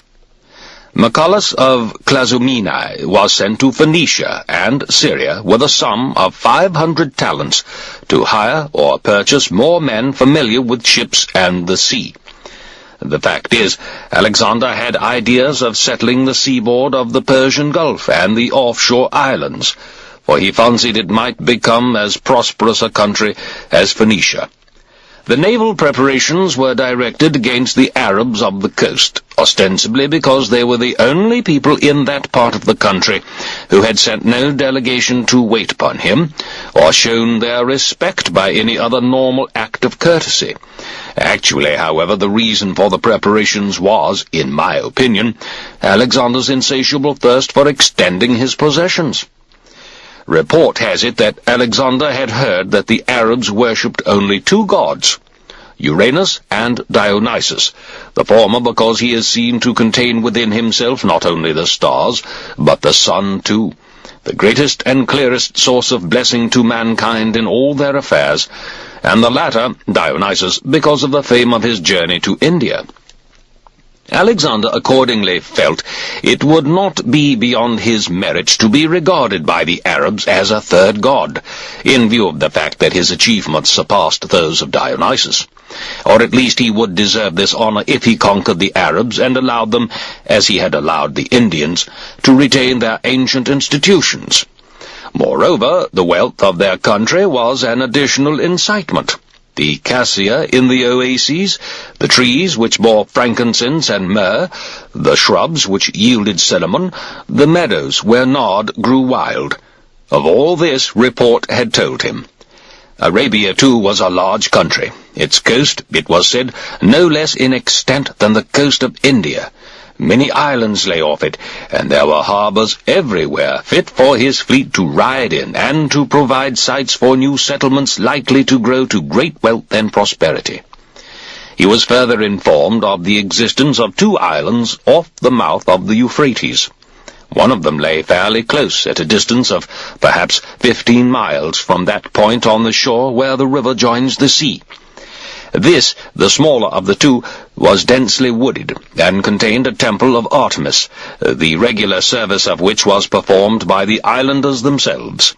Deer and wild goats found pasture there, and as they were held sacred to the goddess, it was unlawful to hunt them except for the purpose of sacrifice. For this reason only was the ban upon taking them removed. Aristobulus tells us that Alexander decreed that this island should be called Icarus, after the Aegean island of that name, upon which the legendary Icarus, son of Daedalus, fell when the wax melted with which his wings were fastened. It melted, the story goes, because he disobeyed his father, and instead of flying low, soared aloft in his folly until the heat of the sun softened the wax, and falling to his death, he bequeathed his name to the Isle of Icarus and the Icarian Sea. The second of the two islands, called Tylos, lay off the mouth of the Euphrates, at about the distance a running ship can cover in a day and a night.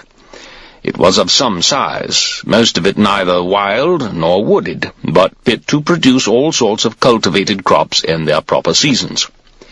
Some of this information Alexander got from Archias, who was sent out in a galley to reconnoitre the coast for the proposed expedition against the Arabs.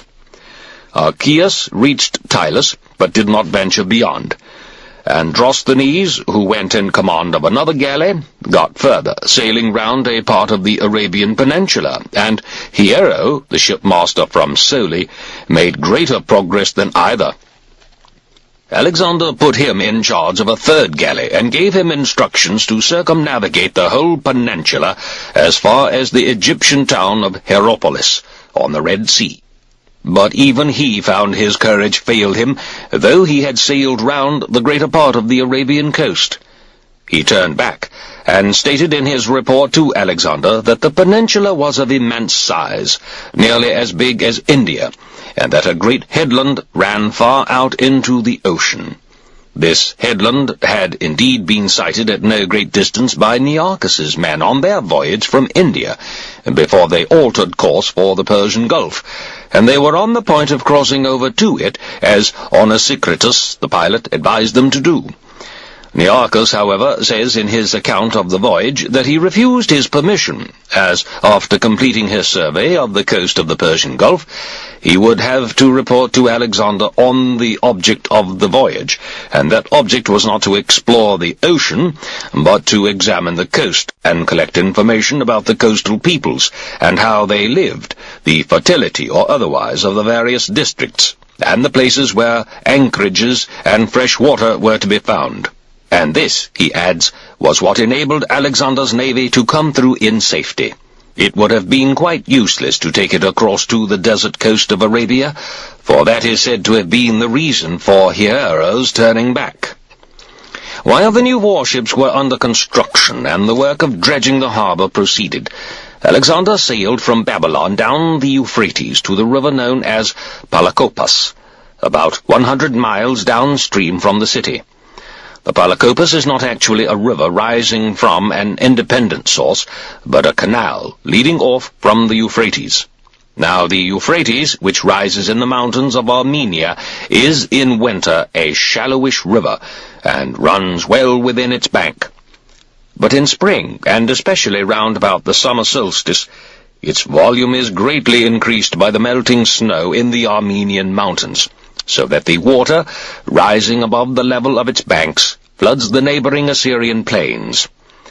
At least, this flooding would inevitably occur were it not for the cutting by which its waters are diverted along the Palakopus into the marshes and lakes, which continue from that point almost into Arabia, and passing thence over a vast area of swampy land, finally reach the sea by a number of ill-defined channels.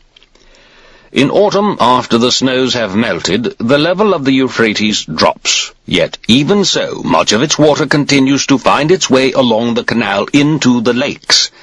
Thus, unless the canal were closed by a sluice to block the entrance of the river water and allow it to flow along its proper channel, it would, at this season of the year, empty the Euphrates completely, and so prevent the irrigation of the Assyrian plains. The construction of such a sluice was undertaken by the governor of Babylonia. It proved a tremendous task, and the result was unsuccessful, as the soil at that point is mostly soft, wet clay, which is easily penetrated by the water of the river.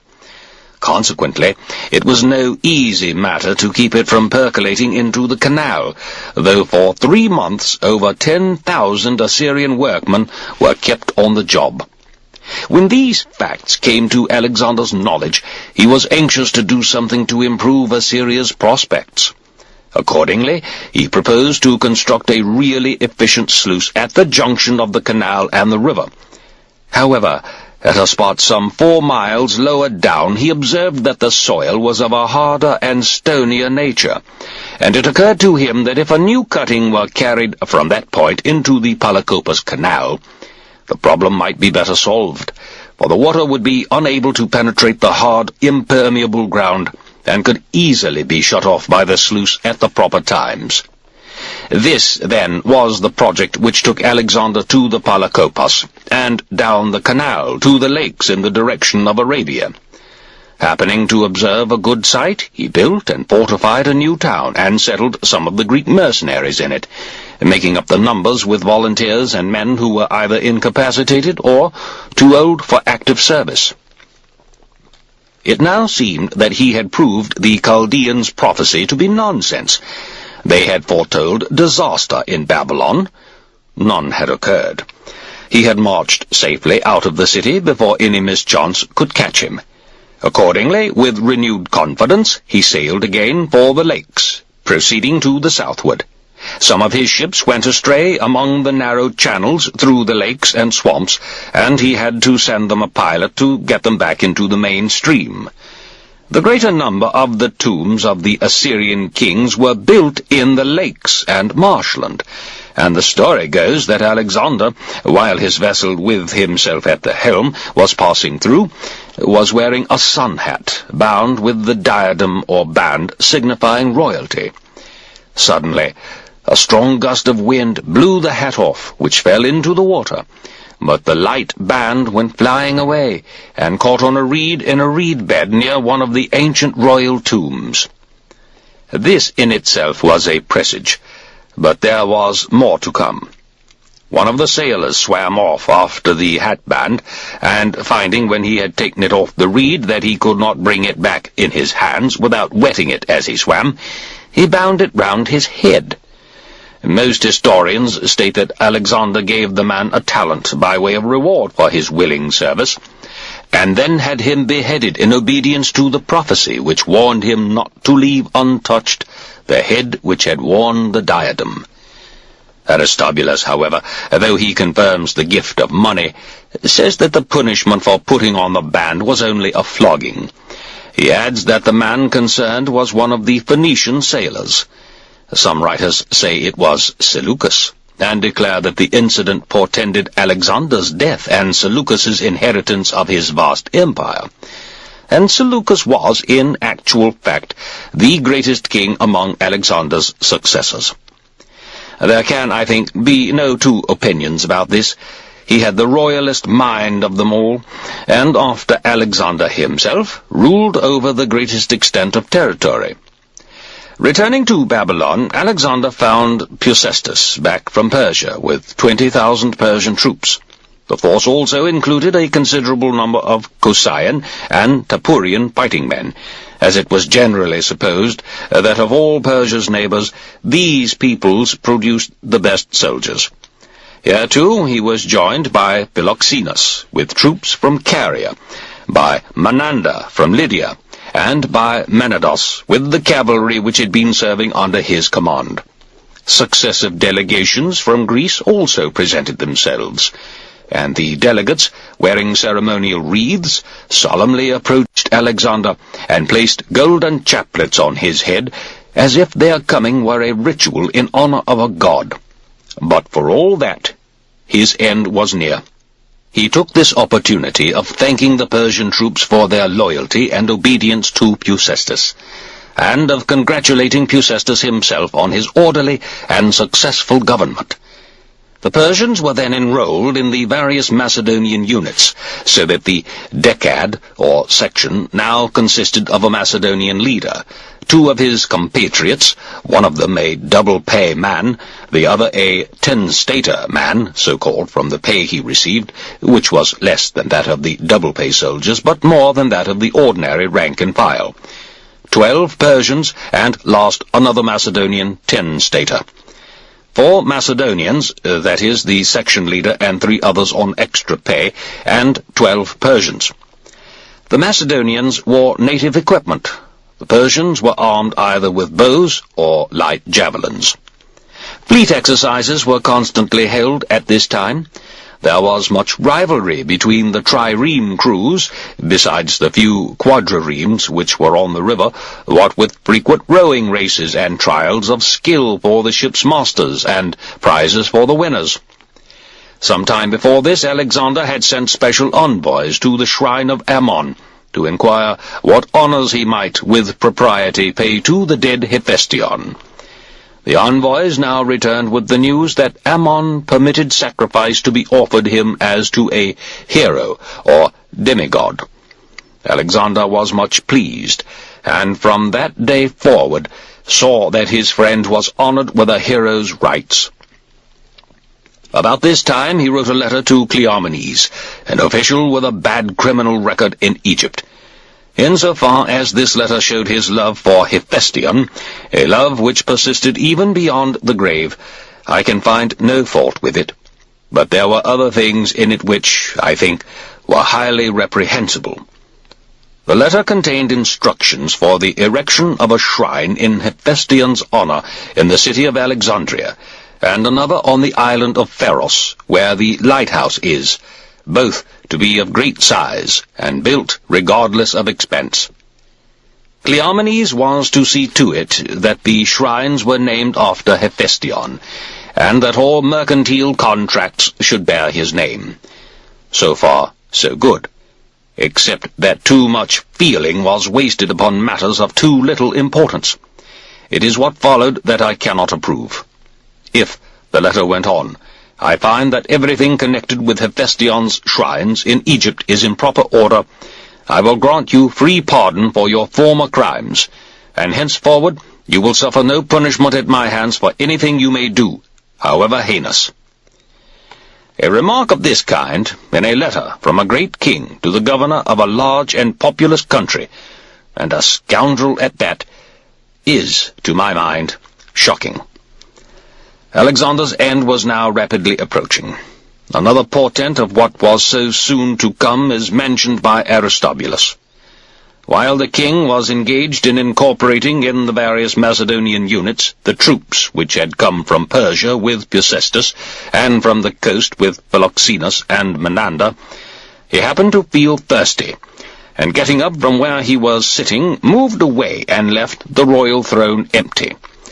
On either side of the throne stood couches with silver feet on which his attendants had been sitting. But they had got up and gone away with the king, and only the guard of eunuchs was left standing round the throne. Now some fellow or other, some say a prisoner under open arrest, seeing the throne and the couches unoccupied, made his way up through the eunuchs and sat down on the throne. The eunuchs, according to some Persian custom, did not turn him off, but began to tear their clothes and beat their breasts and faces as if something dreadful had happened. Alexander was at once told, and ordered the man to be put to the torture in an endeavour to find out if what he had done was part of a prearranged plot. However, all they could get out of him was that he acted as he did merely upon impulse. This served to strengthen the seer's forebodings of disaster. A few days later, Alexander was sitting at dinner with his friends and drinking far into the night.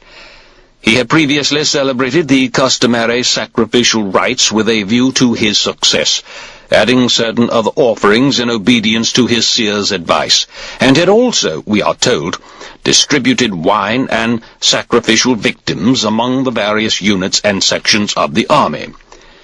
According to some accounts, when he wished to leave his friends at their drinking and retire to his bedroom, He happened to meet Medius, who at that time was the companion most closely in his confidence, and Medius asked him to come and continue drinking at his own table, adding that the party would be a merry one. The royal diaries confirm the fact that he drank with Medius after his first carouse. Then, they continue, he left the table, bathed, and went to sleep, after which he supped with Medius and again set to drinking, continuing till late at night. Then, once more, he took a bath, ate a little, and went straight to sleep, with the fever already on him. Next day, he was carried out on his bed to perform his daily religious duties as usual, and after the ceremony lay in the men's quarters till dark. He continued to issue orders to his officers, instructing those who were to march by land to be ready to start in 3 days, and those who were going with himself by sea to sail 1 day later. From there he was carried on his bed to the river, and crossed in a boat to the park on the further side, where he took another bath and rested. Next day he bathed again, and offered sacrifice as usual, after which he went to lie down in his room, where he chatted to Medius, and gave orders for his officers to report to him early next morning. Then he took a little food, returned to his room, and lay all night in a fever. The following morning he bathed and offered sacrifice, and then issued to Nearchus and the other officers detailed instructions about the voyage, now due to start in 2 days' time. Next day he bathed again, went through his regular religious duties, and was afterwards in constant fever. Nonetheless, he sent for his staff as usual, and gave them further instructions on their preparations for sailing. In the evening, after another bath, his condition was grave, and the following morning he was moved to the building near the swimming pool. He offered sacrifice, and, in spite of his increasing weakness, sent by his senior officers and repeated his orders for the expedition. The day after that he just managed to have himself carried to his place of prayer, and after the ceremony still continued, in spite of his weakness, to issue instructions to his staff. Another day passed. Now, very seriously ill, he still refused to neglect his religious duties. He gave orders, however, that his senior officers should wait in the court, and the battalion and company commanders outside his door. Then, his condition already desperate, he was moved from the park back to the palace. He recognized his officers when they entered his room, but could no longer speak to them. From that moment until the end he uttered no word. That night and the following day, and for the next 24 hours, he remained in a high fever. These details are all to be found in the diaries. It is further recorded in these documents that the soldiers were passionately eager to see him. Some hoped for a sight of him while he was still alive. Others wished to see his body, for a report had gone round that he was already dead, and they suspected, I fancy, that his death was being concealed by his guards. But nothing could keep them from a sight of him, and the motive in almost every heart was grief, and a sort of helpless bewilderment at the thought of losing their king. Lying speechless as the men filed by, he yet struggled to raise his head, and in his eyes there was a look of recognition for each individual as he passed. The diaries say that Pytho, Attalus, Demophon, and Pusestus, together with Cleomenes, Menodos, and Seleucus, spent the night in the temple of Serapis, and asked the god if it would be better for Alexander to be carried into the temple itself in order to pray there, and perhaps recover. But the god forbade it, and declared it would be better for him if he stayed where he was. The god's command was made public, and soon afterwards Alexander died. This, after all, being the better thing. The accounts of both Ptolemy and Aristobulus end at this point. Other writers have added that the high officers most closely in his confidence asked him to name his successor, and that Alexander's reply was the best man. There is also a story that he went on to say that he knew very well there would be funeral games in good earnest after he was dead. I am aware that much else has been written about Alexander's death. For instance, that Antipater sent him some medicine which had been tampered with, and that he took it with fatal results. Aristotle is supposed to have made up this drug because he was already afraid of Alexander on account of Callisthenes' death, and Antipater's son Cassander is said to have brought it. Some accounts declare that he brought it in a mule's hoof, and that it was given Alexander by Cassander's younger brother Iollas, who was his cupbearer, and had been hurt by him in some way shortly before his death. Others state that Medius, who was Iollas's lover, had a hand in it, and support that view by the fact that it was Medius who invited Alexander to the drinking party. He felt a sharp pain after draining the cup, and left the party in consequence of it. One writer has even had the face to declare that when he knew his death was imminent, he went out with the intention of throwing himself into the Euphrates, in order to disappear without trace, and make it easier for posterity to believe that one of the gods was his father, and he had gone away to join them. His wife Roxanne, this writer continues, happened to see him as he left the building and stopped him, whereupon he gave a great cry and bitterly reproached her for grudging him the eternal fame of divine birth. I do not wish to appear ignorant of these stories, but stories they are. I put them down as such, and do not expect them to be believed. Alexander died in the 114th Olympiad, in the archonship of Hagasius at Athens. He lived, as Aristobulus tells us, 32 years and 8 months, and reigned 12 years and 8 months. He had great personal beauty, invincible power of endurance, and a keen intellect. He was brave and adventurous, strict in the observance of his religious duties, and hungry for fame. Most temperate in the pleasures of the body, his passion was for glory only, and in that he was insatiable. He had an uncanny instinct for the right course in a difficult and complex situation, and was most happy in his deductions from observed facts. In arming and equipping troops, and in his military dispositions, he was always masterly. Noble indeed was his power of inspiring his men, of filling them with confidence, and, in the moment of danger, of sweeping away their fear by the spectacle of his own fearlessness. When risks had to be taken, he took them with the utmost boldness, and his ability to seize the moment for a swift blow before his enemy had any suspicion of what was coming was beyond praise. No cheat or liar ever caught him off his guard, and both his word and his bond were inviolable. Spending but little on his own pleasures, he poured out his money without stint for the benefit of his friends. Doubtless, in the passion of the moment, Alexander sometimes erred. It is true he took some steps towards the pomp and arrogance of the Asiatic kings. But I, at least, cannot feel that such errors were very heinous, if the circumstances are taken fairly into consideration. For, after all, he was young.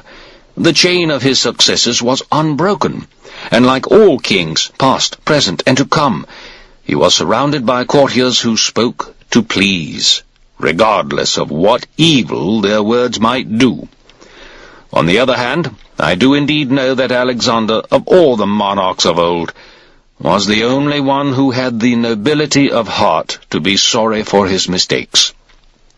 Most people, if they know they have done wrong, foolishly suppose they can conceal their error by defending it, and finding a justification for it. But in my belief there is only one medicine for an evil deed, and that is for the guilty man to admit his guilt, and show that he is sorry for it. Such an admission will make the consequences easier for the victim to bear, and the guilty man himself, by plainly showing his distress at former transgressions, will find good grounds of hope for avoiding similar transgressions in the future. Nor do I think that Alexander's claim to a divine origin was a very serious fault. In any case, it may well have been a mere device to magnify his consequence in the eyes of his subjects. In point of fact, I account him as great a king as Minos, or Icus, or Rhadamanthus, whose claims to be sons of Zeus were not felt by the man of old to be in any way dangerously arrogant. And the same may be said of Theseus's claim to be the son of Poseidon, and Ion's to be the son of Apollo. Surely, too, his adoption of Persian dress was, like his claim to divine birth, a matter of policy. By it, he hoped to bring the Eastern nations to feel they had a king who was not wholly a foreigner, and to indicate to his own countrymen his desire to move away from the harsh, traditional arrogance of Macedonia. That was also, no doubt, the reason why he included a proportion of Persian troops, the so-called Golden Apples, for instance, in Macedonian units, and made Persian noblemen officers in his crack native regiments. As for his reputed heavy drinking, Aristobulus declares that his drinking bouts were prolonged not for their own sake, for he was never, in fact, a heavy drinker, but simply because he enjoyed the companionship of his friends. Anyone who belittles Alexander has no right to do so on the evidence only of what merits censure in him. He must base his criticism on a comprehensive view of his whole life and career. But let such a person, if blackguard Alexander he must, first compare himself with the object of his abuse. Himself, so mean and obscure, and confronting him, the great king with his unparalleled worldly success, the undisputed monarch of 2 continents, who spread the power of his name over all the earth. Will he dare to abuse him then, when he knows his own littleness, and the triviality of his own pursuits, which, even so, prove too much for his ability? It is my belief that there was, in those days, no nation, no city, no single individual beyond the reach of Alexander's name.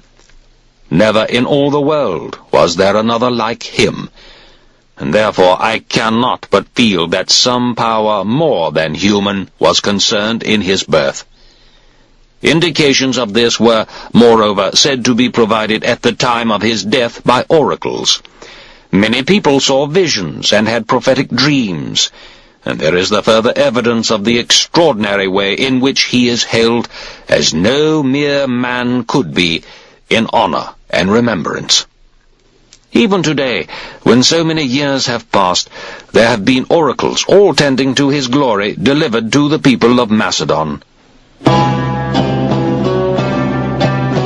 In the course of this book I have, admittedly, found fault with some of the things which Alexander did, but of the man himself I am not ashamed to express ungrudging admiration. Where I have criticized unfavorably, I have done so because I wished to tell the truth as I saw it, and to enable my readers to profit thereby. Such was the motive which led me to embark upon this history, and I, too, have had God's help in my work.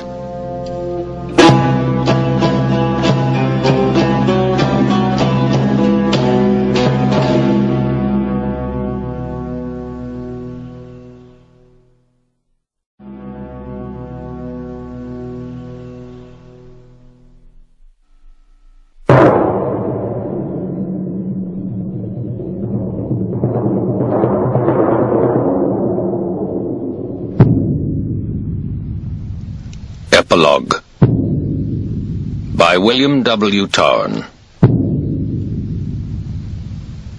Alexander the Great died on June the 28th, 323 B.C. His son by Roxanne, also known as Alexander, was born a few months later.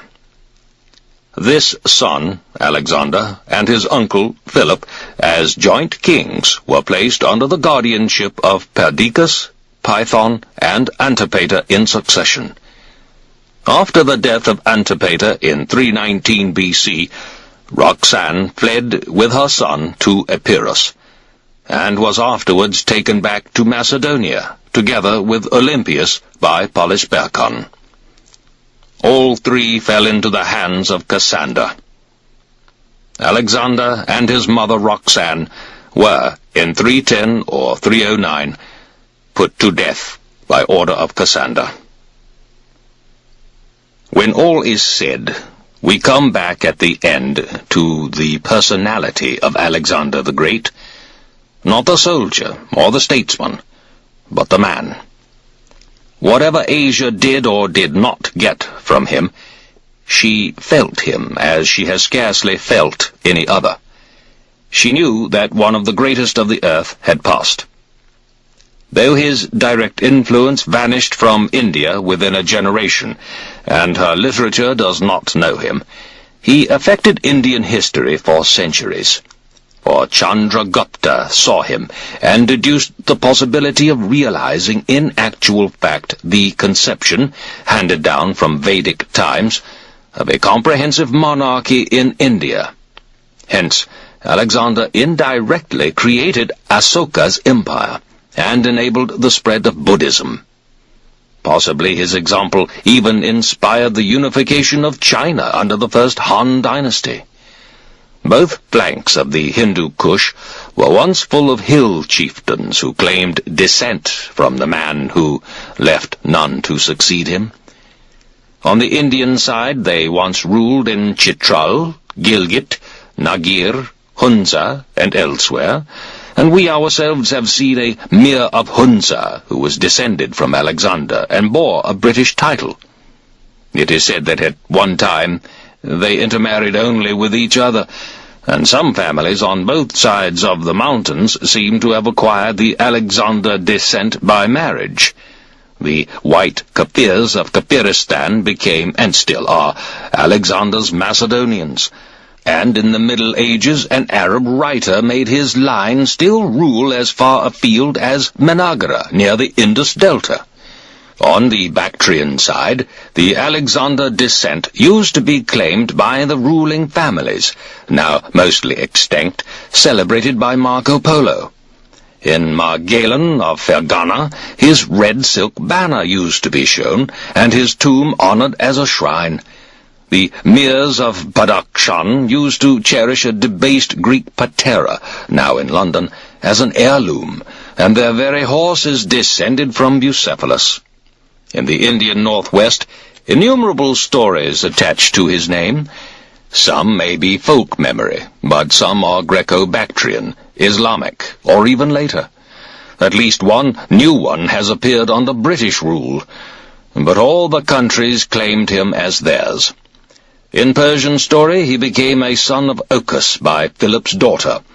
In Egyptian, a son of the last native pharaoh, the magician Nectanebo, who in the guise of Ammon had deceived Olympias. In Jewish legend he was the two-horned, the precursor of the Messiah, and as Dulkarnain, the two-horned, he became one of the heroes of Islam. The Bedouin thought that Napoleon was Iskander, come again. In France he ended as a knight of chivalry. In Abyssinia as a Christian saint. Hardly was he dead when legend became busy with his terrible name, and strove to give him that world kingdom which he never sought in life.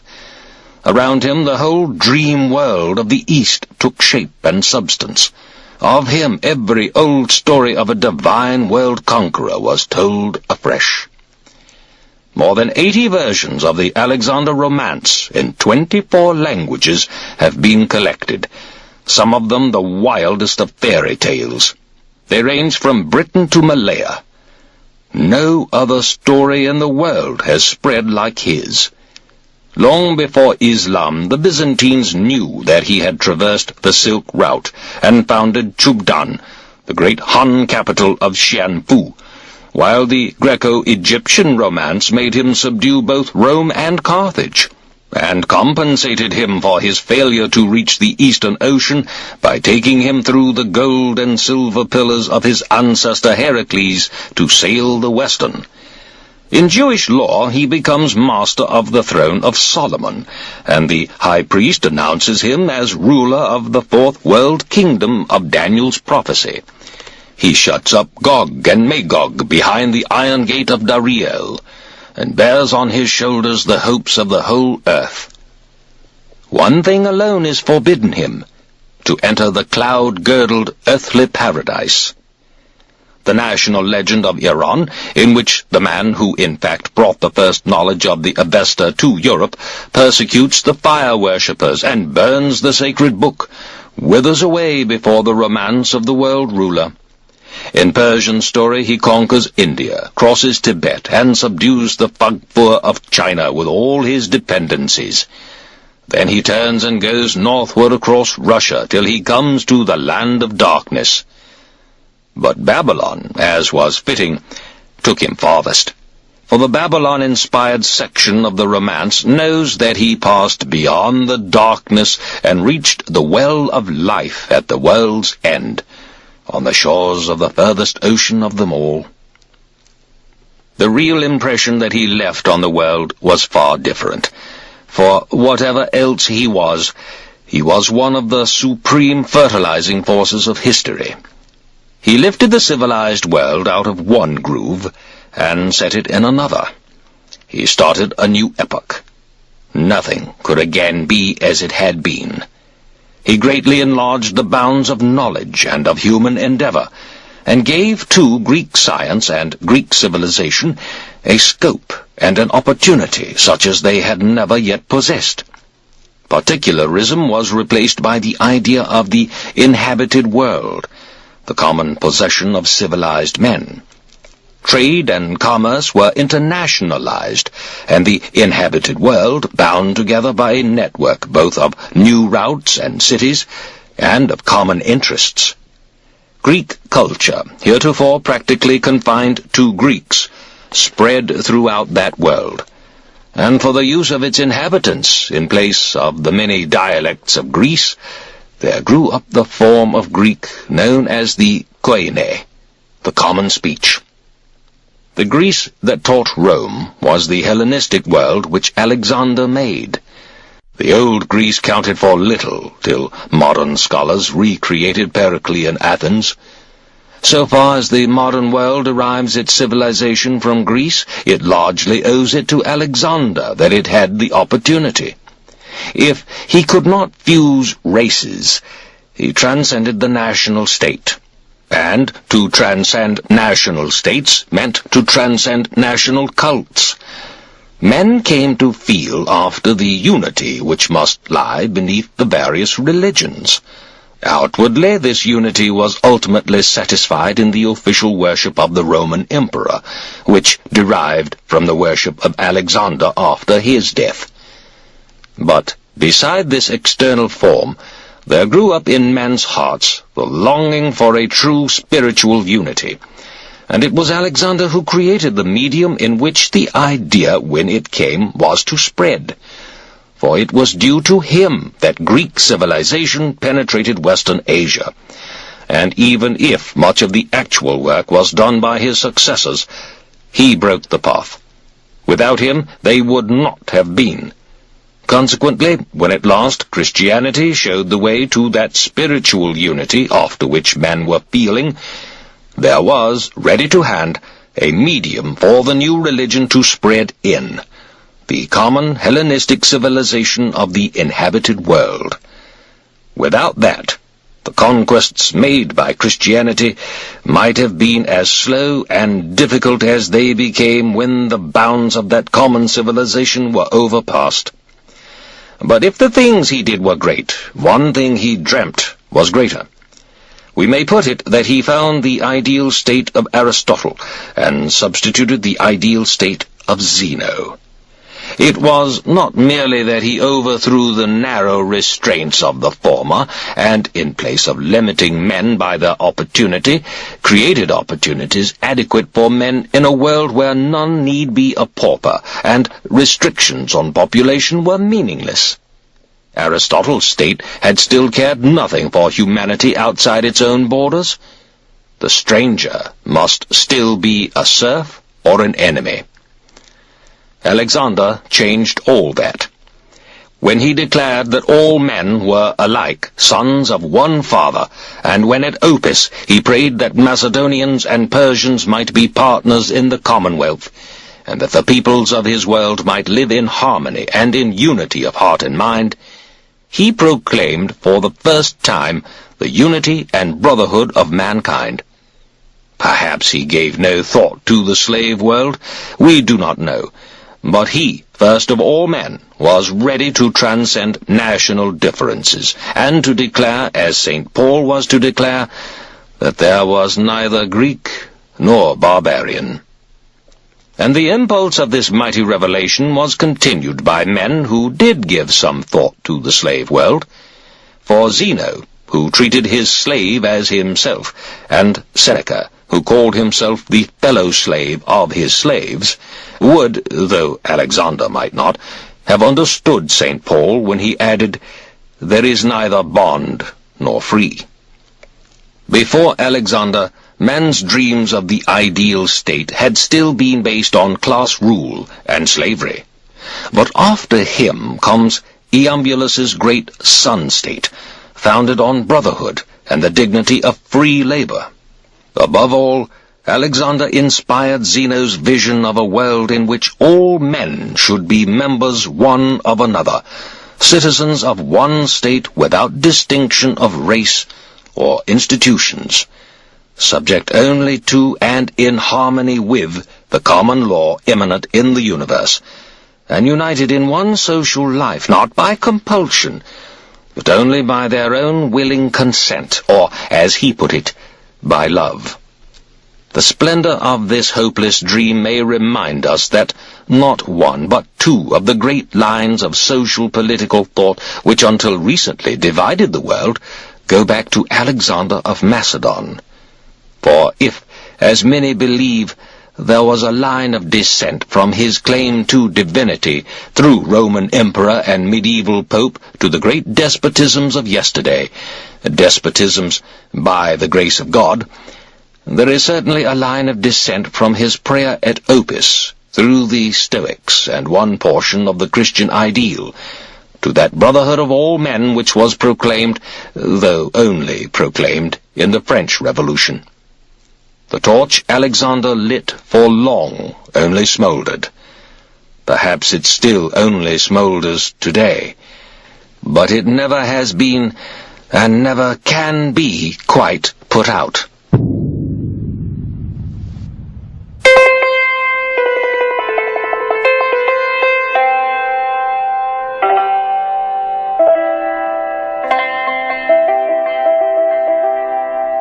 Coda to the Epilogue by Mary Renaud.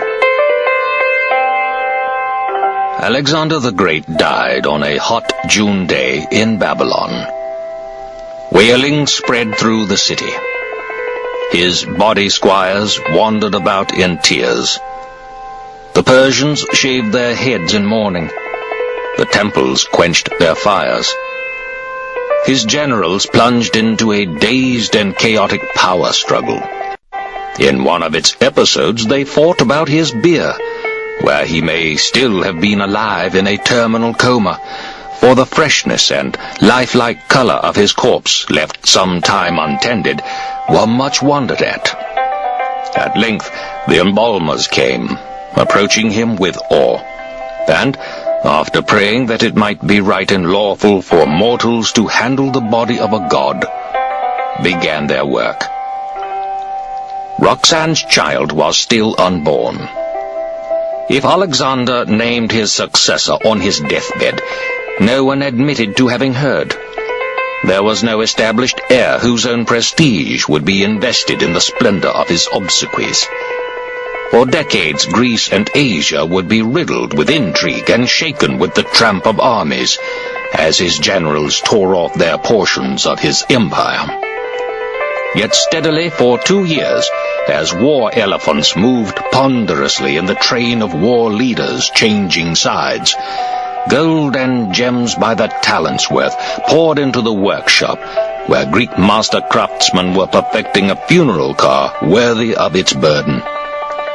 It was accepted like a law of nature that the catafalque must be unsurpassed in memory, history, or legend. The coffin was of beaten gold, the body within it embedded in precious spices. Over it was spread a pall of gold-embroidered purple, on which was displayed Alexander's panoply of arms. Upon all this was erected a golden temple.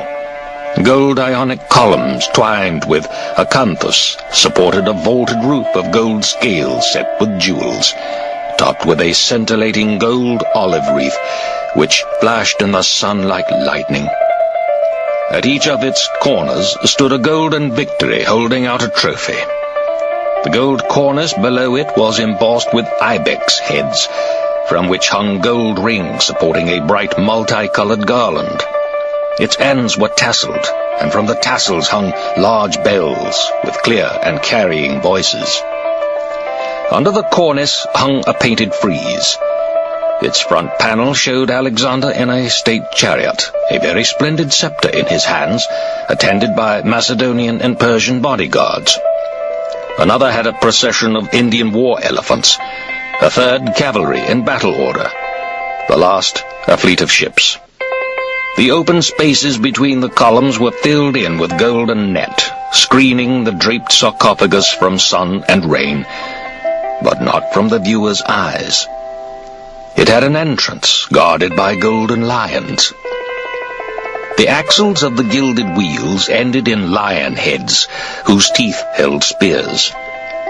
Something had been devised to protect their burden from shock. The edifice was drawn by 64 mules, pulling on 4 yoke poles in teams of 4. Each mule had a gilded crown, a gold bell hanging at either cheek, and a collar set with gems.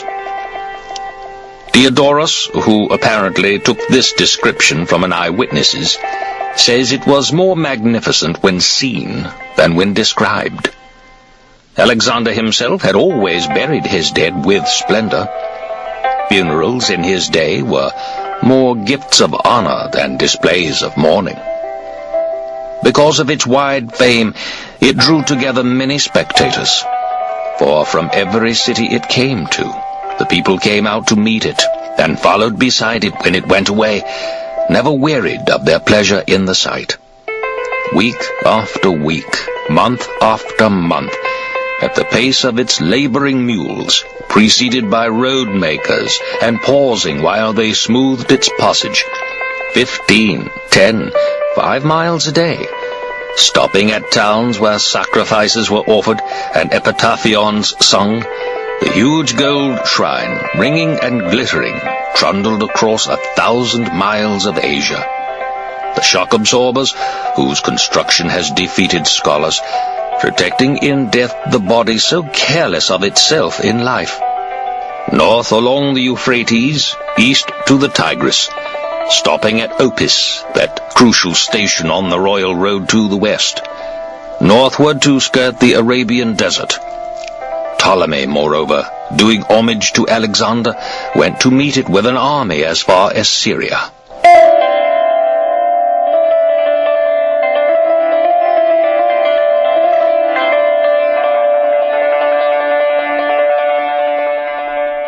Ptolemy's homage was a reverent hijack. Kings of Macedon had been buried by ancient custom at Aegae, its ancient hill-fort capital. There was a prophecy that when this failed, the royal line would end. Ptolemy, a kinsman of the house, must have known it well, but he had shrewdly chosen his share of the fissured empire. Egypt, where the Macedonian conquest had been hailed as a liberation, where Alexander had honored the shrines profaned by a Persian king and received divinity, where Ptolemy himself had got rid of a bad governor and was very popular. To Egypt, he declared, Alexander had wished to return. Where else but to his father, Ammon? Ptolemy was probably right. Since he crossed the Hellespont eastward at 22, Alexander had shown no disposition to go home. He had planned to center his empire on Babylon. He had turned himself from a young Macedonian conqueror into an impressive Persian great king. He was Derekine, and so without exception were the ambitious young officers who had followed him. Ptolemy's loyalty had been proved in early years, when, materially, he had had more to lose than gain by it. If now the prestige of entombing his friend was immense for Egypt, if it enabled Ptolemy to found a dynasty, he had fair cause to think that Alexander would be grateful. Had his body reached Macedon, sooner or later it would have been destroyed by the implacable Cassander. In Alexandria it would have centuries of veneration. Southward from Syria, therefore, went the awe-inspiring cortege, augmented now by a satrap of Egypt and his army, past the patched-up walls of Tyre, on through Judea. At city after city, the mingled host of the escort, Macedonian, Persian, Egyptian, set up its tents about the tabernacle of the dead god, from whose divinity Ptolemy, savior Pharaoh-to-be, would later derive his own. He would take care it was well displayed and its advent heralded. One cannot suppose that Alexander would have wished it otherwise. He had loved his fame. Like Achilles, he had traded length of days for it. He had trusted in the gods to keep their bargain, and like Achilles, not in vain. Children who had been unborn, or in arms when he rode that way alive, gaped at a sight they would still be talking of in 60 years. Pointing to the pictures on the painted frieze, they asked the story, and believed whatever they were told. And that progress must have begun 1,000 years of legends. In Egypt, the sarcophagus, still in its famous car, rested some years in Memphis, a magnet for sightseers, while in Alexandria they built the tomb. When the mausoleums of the whole Ptolemaic dynasty had been assembled round it, the tomb it always remained. Perdiccas, Alexander's deputy when he died, was extremely angry with Ptolemy and made war on him in due course. But Alexander's proverbial fortune, which caused people to wear his image cut in rings, passed like a grateful bequest to his boyhood friend. Of all the great generals who contended for his empire after his death, Ptolemy alone died peacefully in bed. He was 84. He had kept his people's regard, completed his respected history, and established in his lifetime the succession of his favorite son. For nearly 3 centuries, while Macedon became a Roman province, the Ptolemies ruled in Egypt, and the priests of the deified Alexander served his shrine. At last, in 89 BC, when the line had grown degenerate, the effete and bloated Ptolemy IX, rejected by his army and needing pay for mercenaries, took the gold sarcophagus and melted it down for coin. All Alexandria was outraged. To no one's surprise, he was killed within the year. The embalmers had been master craftsmen. Alexander's 300-year-old face had set into distinguished beauty. The Alexandrians piously rehoused him in a sarcophagus adorned with colored glass. 50 years later, the house of Ptolemy was extinguished by Cleopatra's asp. The tomb remained. Caesar visited. No doubt Mark Antony, too, with envy. Augustus left an imperial standard as tribute. The legends gathered. The eventual fate of Alexander's tomb and corpse are a mystery. It has been suggested that the tomb and corpse were disposed of during the 4th or 5th century AD, while the Roman Empire was under the control of Christian emperors. Or perhaps the Muslims may have disposed of this surviving relic of paganism during the 7th or 8th century. No one knows. No one has ever known.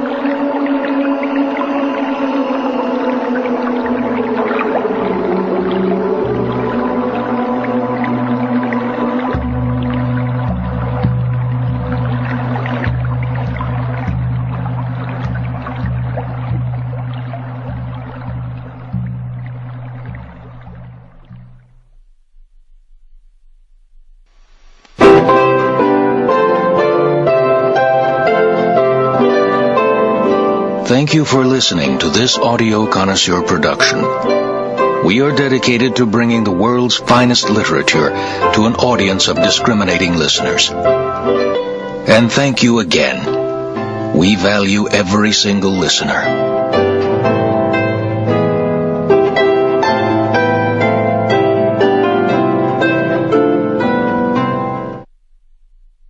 Audible hopes you have enjoyed this program.